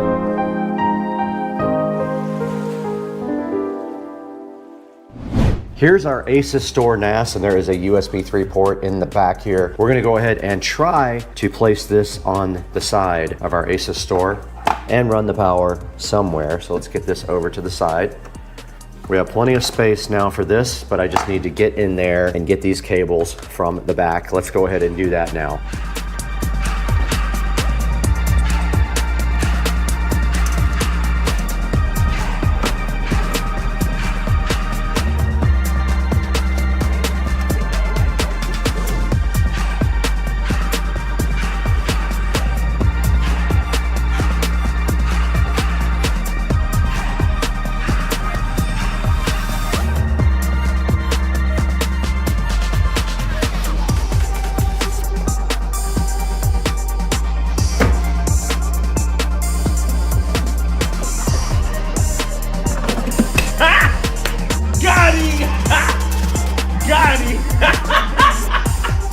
All right, I do see a power light on the side, or either a power switch. Looks like just a power light, so we should be good. It is turned on. Let's go ahead and take a look at our NAS on the computer and see if we can figure out how to get this called up.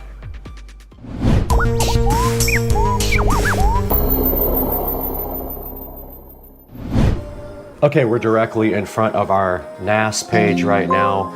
I have not used this at all. All right, I'm gonna do some reading and figure this out. I located my device under external devices. It looks like it has 2 partitions in it.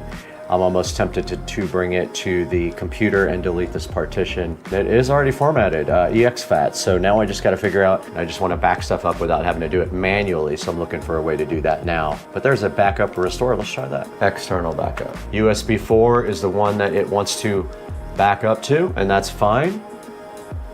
Your NAS to an external device, let's go. Multiple items to a single location. Okay, that's what I want. I'm gonna select everything except the USB drive. USB 4-2 is where we're going. USB 4-2 next, backup now, and schedule backup. Weekly, Monday at 1 a.m. Next. Okay, so archive mode is incremental backup. That's what we want to do. Let's go and see what happens. It says it is backing up right now, so we will update you guys if it actually does that.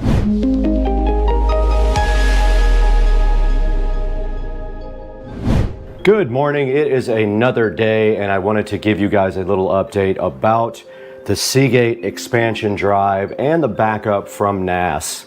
Now this is my ASUS Store NAS control panel, and as you can see right here, it has a lot of different apps, and you can actually add more apps from their app store if you want to.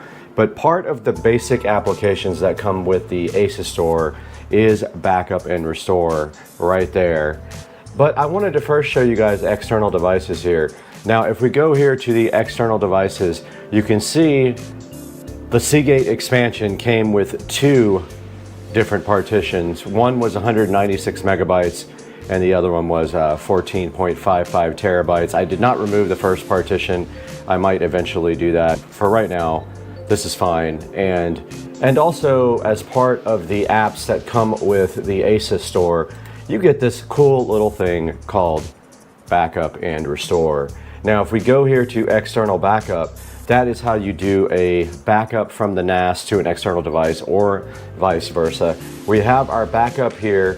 Now, it finished at 7:54 p.m. last night, so it took probably 8 or 9 hours to do around 6 terabytes, which is not crazy, being that it was USB 3.0. So this backup here, if you go into it and you click edit here, it shows you that we're backing up from my ASUS Store NAS to an external device. We're telling it to put everything from the source to a single place on the destination. We told it what folders. We told it which partition.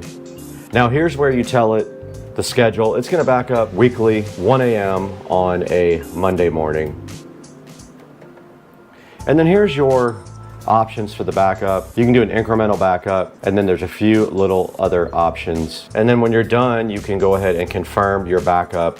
Now you can change the way that backup works by editing some of the options there, but that's my current plan, is to back up this until it gets full. What I'm gonna do after that is go ahead and buy another drive of the same kind. I'm gonna take that one and store it away in a safe place offsite. So that is my plan to archive my channel for the near future. I don't keep anything on the local machines. I edit off of the NAS, so that way I don't have to back up these local machines. Most that could happen is that if these machines failed, I would reinstall Windows and reinstall DaVinci Resolve, and that is not too hard to do. So that is the way this works here for the Supercar Street Racing channel. That's going to keep the channel safe and keep it from losing data.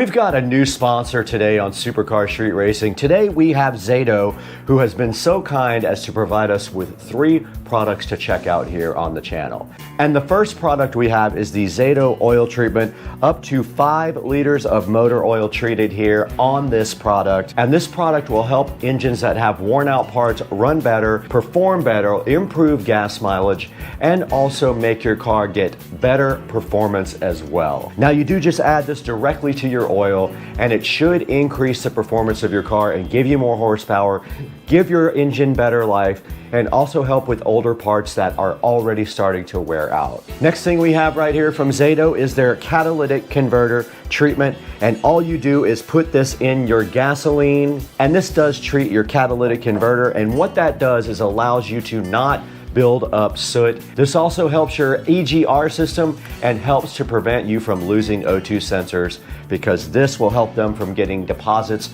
on the end, and they are expensive to go ahead and replace. Now, third on the list here is the automatic transmission revitalizer. You go ahead and put this inside your automatic transmission. This does help you with shuddering, with vibrations, with shifting, and with parts that are worn out, and improves the overall life of your automatic transmission. All 3 of these products are going to be available in the description. Go ahead and support the channel by clicking the official links in the description. And I want to thank Zato for becoming a sponsor of Supercar Street Racing. Without them, this video would not be possible. Back at Supercar Street Racing, where the live stream is going strong right now, we have the Seagate expansion 16 terabyte drive looking so fly right here in front of me. And you can see right now that it is $229. I did purchase this for $229. And you can see you can do a plan here for payment. And this is the Affirm plan, and it is not charging interest. So if you want to do that and you can get 0% interest, all you have to do is click that little button there when you buy your Seagate expansion. Now, if you're interested in a bigger one, when you step from 16 terabytes at $229, you go up to 18. The price goes to $329, so it costs you 100 more bucks. Up to 20 terabytes, 24 will cost you 517 bucks. That's the Seagate expansion, and right now on Amazon it is sitting at a cool 4.6 stars. It has 262,000 reviews. That is a very good review for the Seagate expansion drive. So looks like people are trusting this drive and giving it good reviews. It has a connector for the back of the drive to a USB 3, and you can actually get a cable for this that will adapt it to USB-C. Looking at the side of the drive there, like I showed you earlier, it has kind of a carbon fiber look. It's saying that once you get this a 20 terabyte drive, if you choose a 20, you're gonna have some massive space that you didn't have before for anything that uses USB 3.0. And you can drag and drop stuff directly out of the Windows and the Mac there. And right there, it's showing you the smaller version of the drive right there. It does come in smaller versions as well.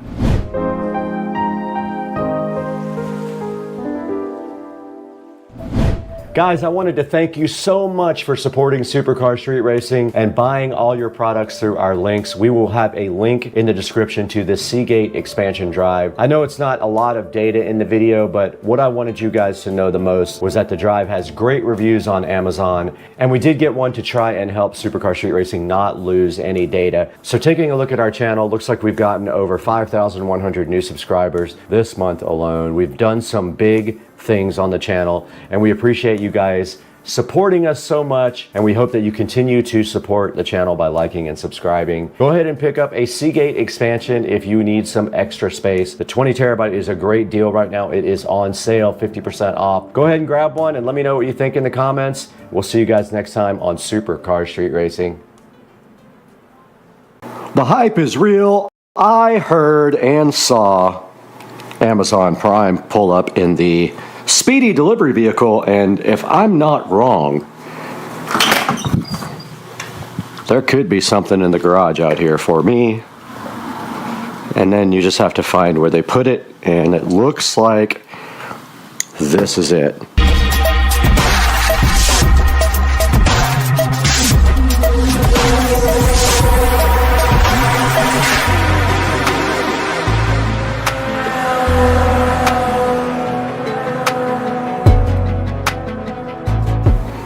Just get some sparkling water here for refreshment while I'm working. We are in the closet. That's right. We are in the closet. We're in the Supercar Street Racing closet, and right now we have a box right down here that we're going to be enjoying. I'm hyped, even though this was a day late, which kind of upset me, but you know, can't win them all. There's a few things in here that we need to do before we do a complete closet makeover of the SCSR Studio Compound Closet.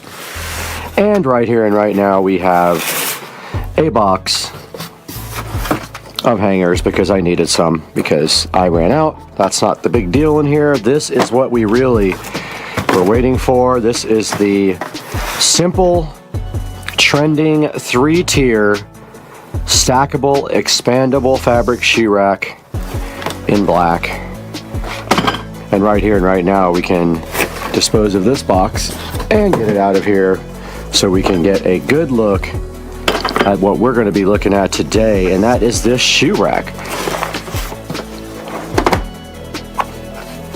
We got the Ninja scissors out today, guys, and we are hyped about getting a shoe rack. As dumb as that sounds, it's actually quite exciting. Now, it's not going to let me do this with one hand, but fortunately, that side is all that we needed to open. So this is how it comes right out of the package.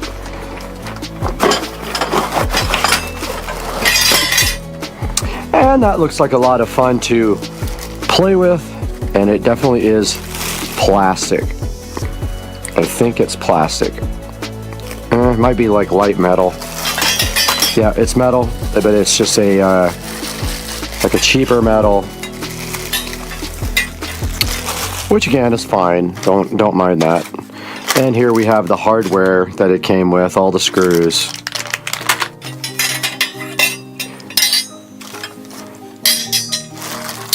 And this is the fabric part. I guess that's where your shoes go.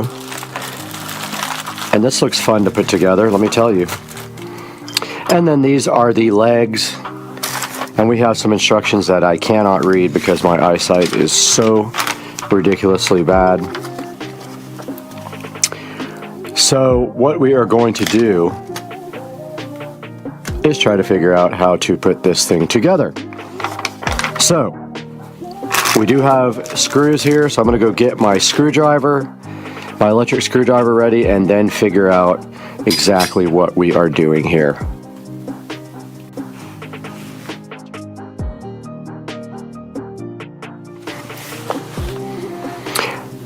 Okay, we got all the tools we need to build our shoe rack, and I did start looking at the instructions here, and this thing can be expandable so that you can add like more and more levels. But I believe this is basically it. You take this piece here, this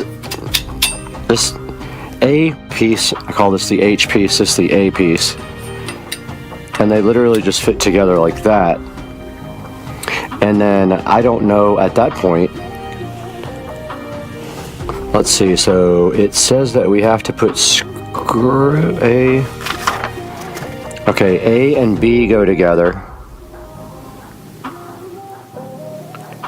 And then D and C go together. I don't know which one is C.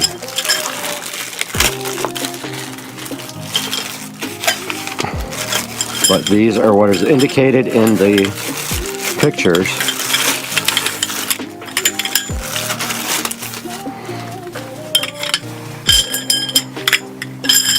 And there is only one way for them to go together.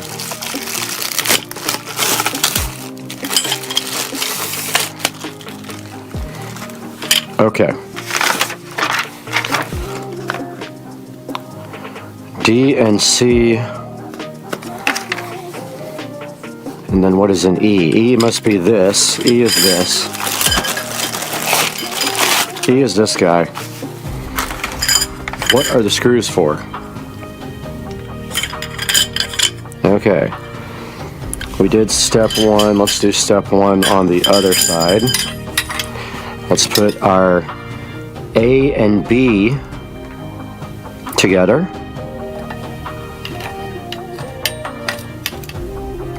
Pretty simple step. They just kind of go together like this.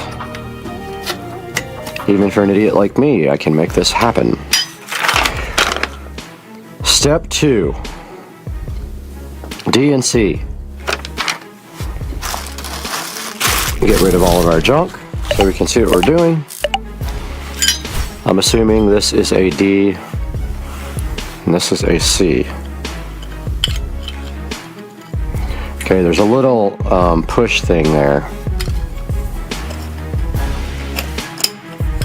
And they lock together.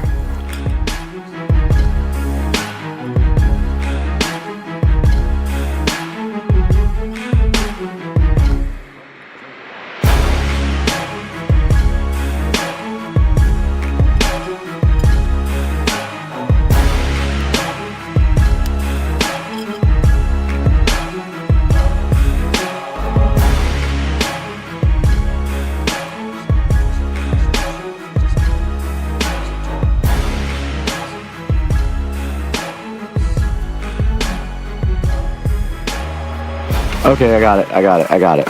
All right, the second part of step 2 is you run the rods.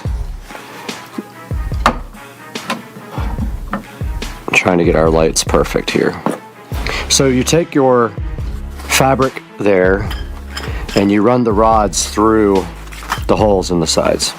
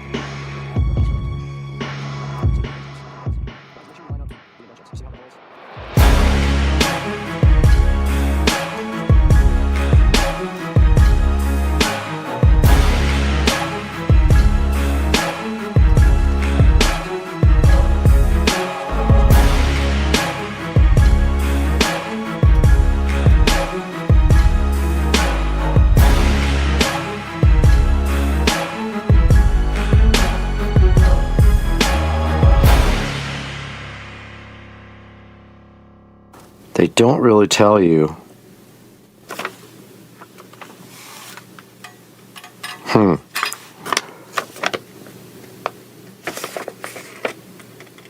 Looks like it's the second hole, the middle hole, and then this hole. So we'll go with that.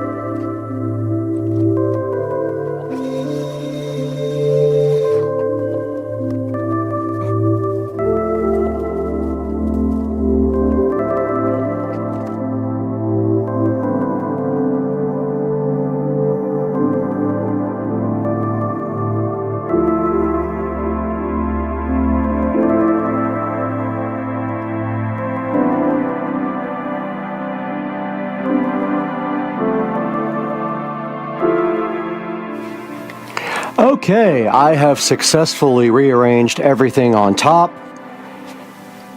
Made a nice space over here for my luggage as well. My new luggage right there that I bought for my trip to Mobile coming up. That should fit nicely right in that spot right there. And you can see out here that I have a lot of stuff to either trash, give away, or move to the other closet. I have most of my electronic boxes in the other closet. These actually have routers in them and stuff that I bought at the pawn store. But yeah, I have done the first part. Now we can go ahead and get some shoes put on this rack like it was designed for.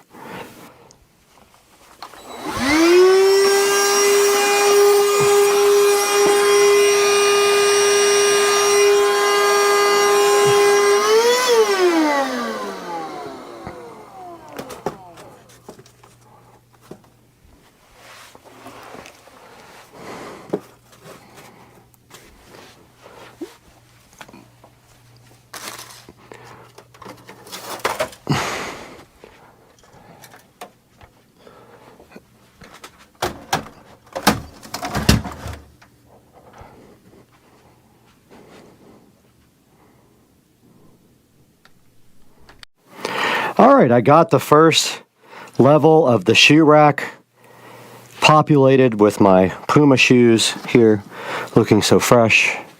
And I actually have a couple of more sets of Pumas here that can go on as well, like that,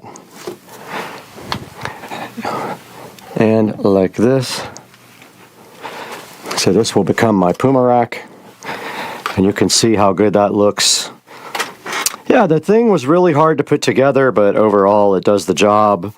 And I ran out of shoe space over here. Now that I have some space, I can get some more ons and continue to put my ons over here and other miscellaneous shoes, and I can use my Puma rack for my Puma shoes, guys. So hyped. So hyped.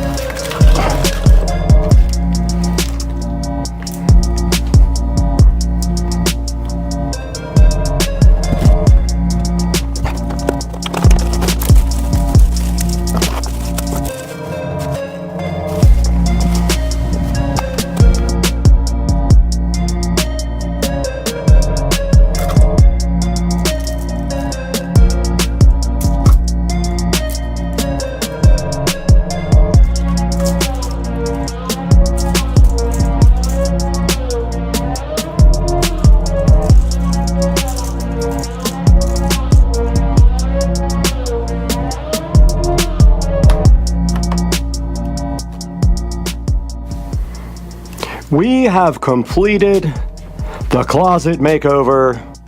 It's a mini makeover, of course, because all we really wanted to do was get rid of some of the junk from the thrift store and build my new shoe rack here and just kind of reorganize everything up top here so that I had more room. I still keep my hats and shoes, some shoes over there, some other shoes right over here, and now we have the Puma shoe rack over here to fill up with Puma shoes as I buy them.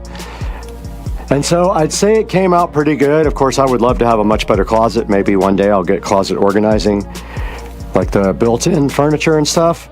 But for now, I think we did a pretty good job getting all this done, and we showed you guys what it's like to put together this pain in the butt shoe rack, but it does its job now.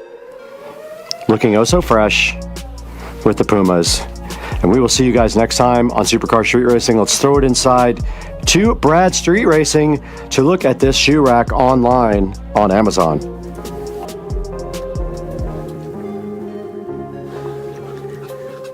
Hey everybody, welcome back to Supercar Street Racing. My name is Brad, and we are here in the beautiful 4K production studio for Supercar Street Racing. And right here in front of me and right here in front of you, you do see this simple trending 3-tier stackable shoe rack. I just kind of wanted to give you guys some of my experiences with putting this thing together. I did have a lot of problems with it. The instructions weren't super clear, but I did eventually figure everything out. But I can say one of the biggest issues with this thing was I don't like how it's not angled at you with the shoes. It does have a 4.5 star review overall, and it is cheap at only $17, and you can add more on top of each other. But like I said, one of the biggest things is it's a little difficult to put together because it's just kind of flimsy or whatever. And then second of all, it doesn't really tell you which side of the sides of the shelf go out and which side go in. I did tighten the screws too much, my fault, and I bent the tubes and had to bend those back out. But other than that, the thing works pretty dang good. You can see right here, also I'm repping my New Orleans hat because, you know, New Orleans boy. But here's some pictures of it here, some bigger pictures there, as you can see. Does look just exactly like that. And looking at my pictures here, I did put it together the way they intended.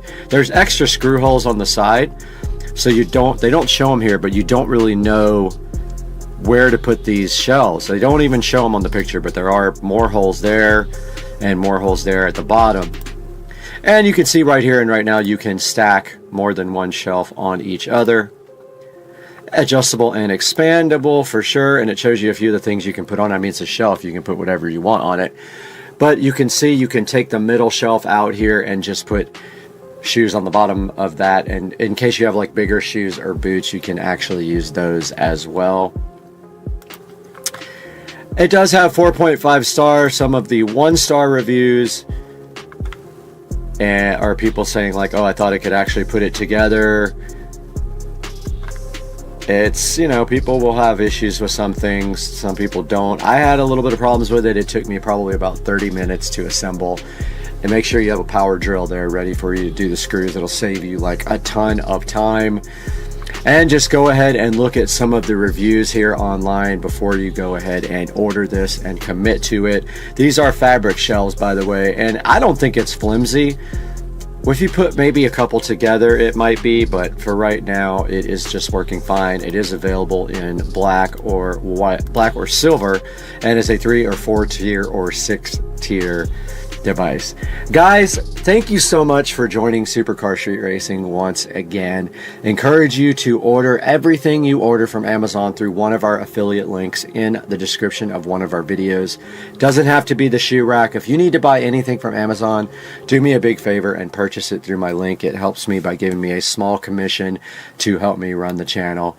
And we will see you guys again next time on Supercar Street Racing, because guess what? I'm out.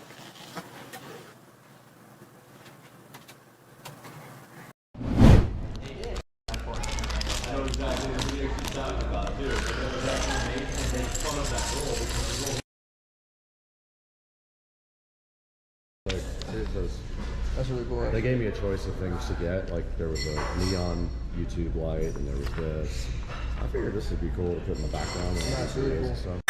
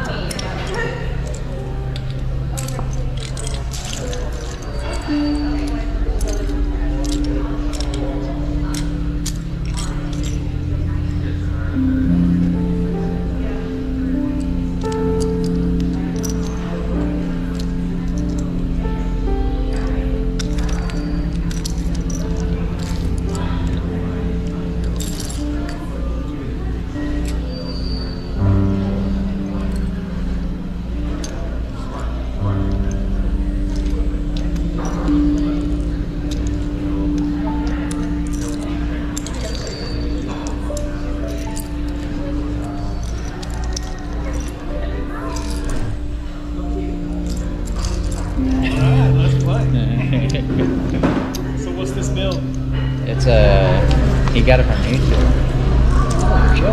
Oh, so YouTube. Play button. Awesome.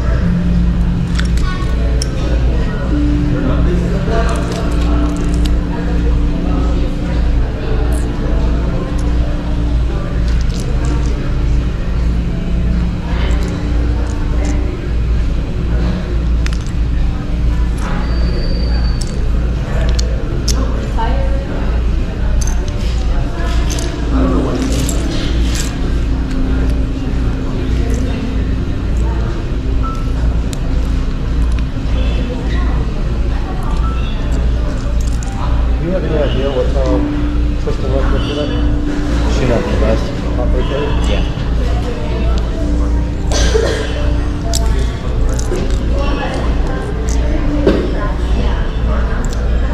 Yeah, we family closed it.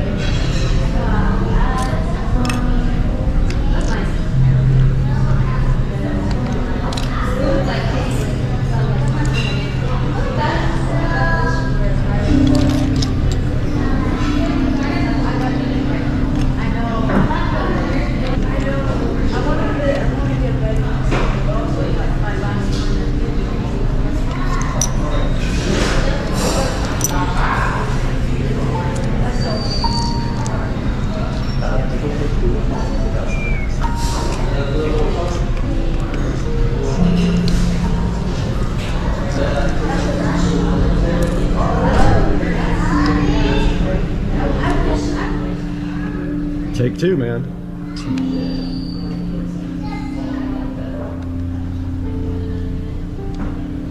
That's crazy that it only lasts that long. I love how it's 3D, man. That is sick. That's sick.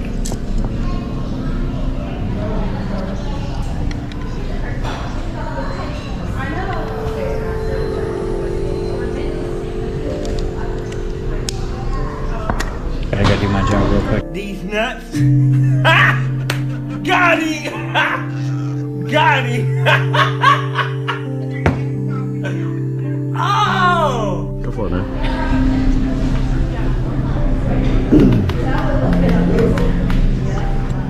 It's going in the video. You know.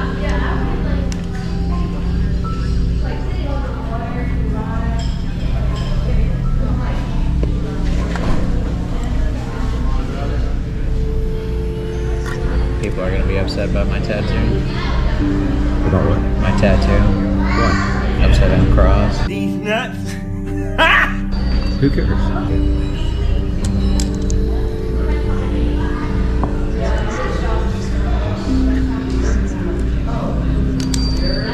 Dang.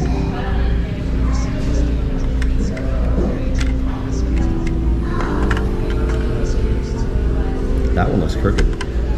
Look, the corner piece looks crooked when you flip it over. Yeah, it'll straighten out. Okay, it automatically. Dude, I just felt it twice.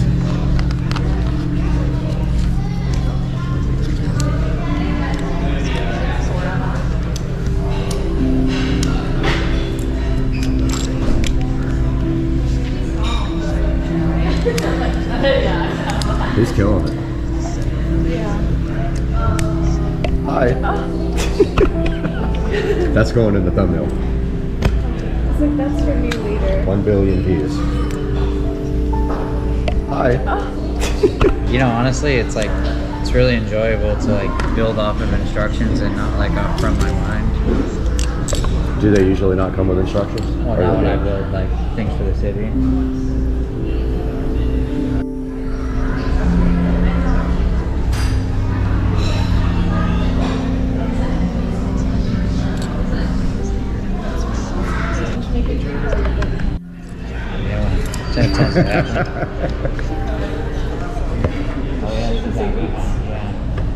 A lot of them are without power right now.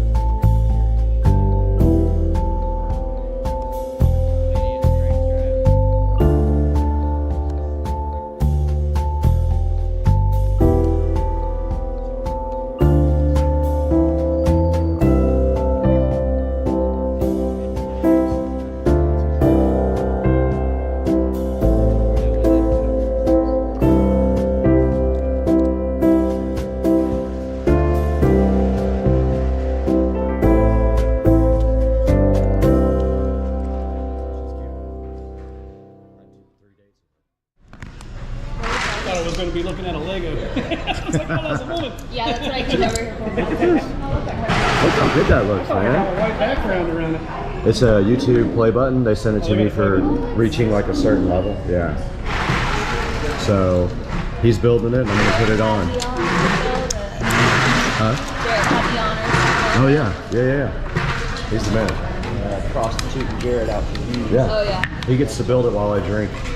What's your YouTube handle? Legendary hand. It's this is it. It's That's sweet. Y'all living That's it. seriously. Oh, street racing? Yeah. Oh, I thought it had something to do with Legos. Nothing to do with Legos. Yeah. But it does now. Look at that. All right, so Jared just got done building the YouTube play button. He absolutely killed it, and it came out awesome. So that's gonna go in the studio. Thanks, Jared. And that is going to do it for this one. But yeah, so this is the manual for it that they sent, and I think it took him about, how long did that take you? Like 15 minutes? 15 minutes to build. Not bad. Right, Fatima? Yeah, totally. He killed it, right? Totally killed it. Killed it. Thumbnail. All right. Kitty, I'm trying to watch UFC. Why are you blocking the screen? Can't you just get out of the way? Why? Are you so anti-UFC and boxing? Why? Hey guys, Supercar Street Racing here.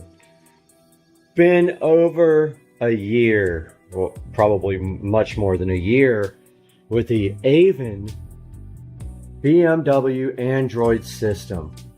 I wanted to get back together with you guys because that's kind of a popular video. I know people are curious about how I feel about this now. So let's jump in the car in real time. I want you to feel the pain with me. First, well, we got to turn on this phone, we have to turn on our hotspot. Let's see if it's going to shut us down. All right, hotspot is actually on. So I use internet access from my phone. So I just turned on mobile hotspot and I use the Wi-Fi access point for the Avon BMW. Yep. Oh, caught in the reflection. All right, so let's hop in and you guys feel the pain that I feel sometimes with this unit. Okay, so we got the Avon. Now right now my instrument cluster is in Germany getting repaired because I scratched the screen on it trying to install it. But let's see if we can reproduce the issues that I have so you guys know just what I'm talking about with the Avon Now the fitment is perfect. Let's not get that wrong. The only gripe I have is that the wiring was so tough to do that it was hard to stuff the wires behind the actual stock. This is the navigation unit here. This is the actual brain. There's a pass-through cable that goes in there for the AVIN, but there is a lot of wires that have to be stuffed through here. And I know because the dealer had to work on my car and replace the condenser, and they had to get all that back in there, and they were like, wow, you didn't tell us. So let's power it on and see if we get the same problems I usually get.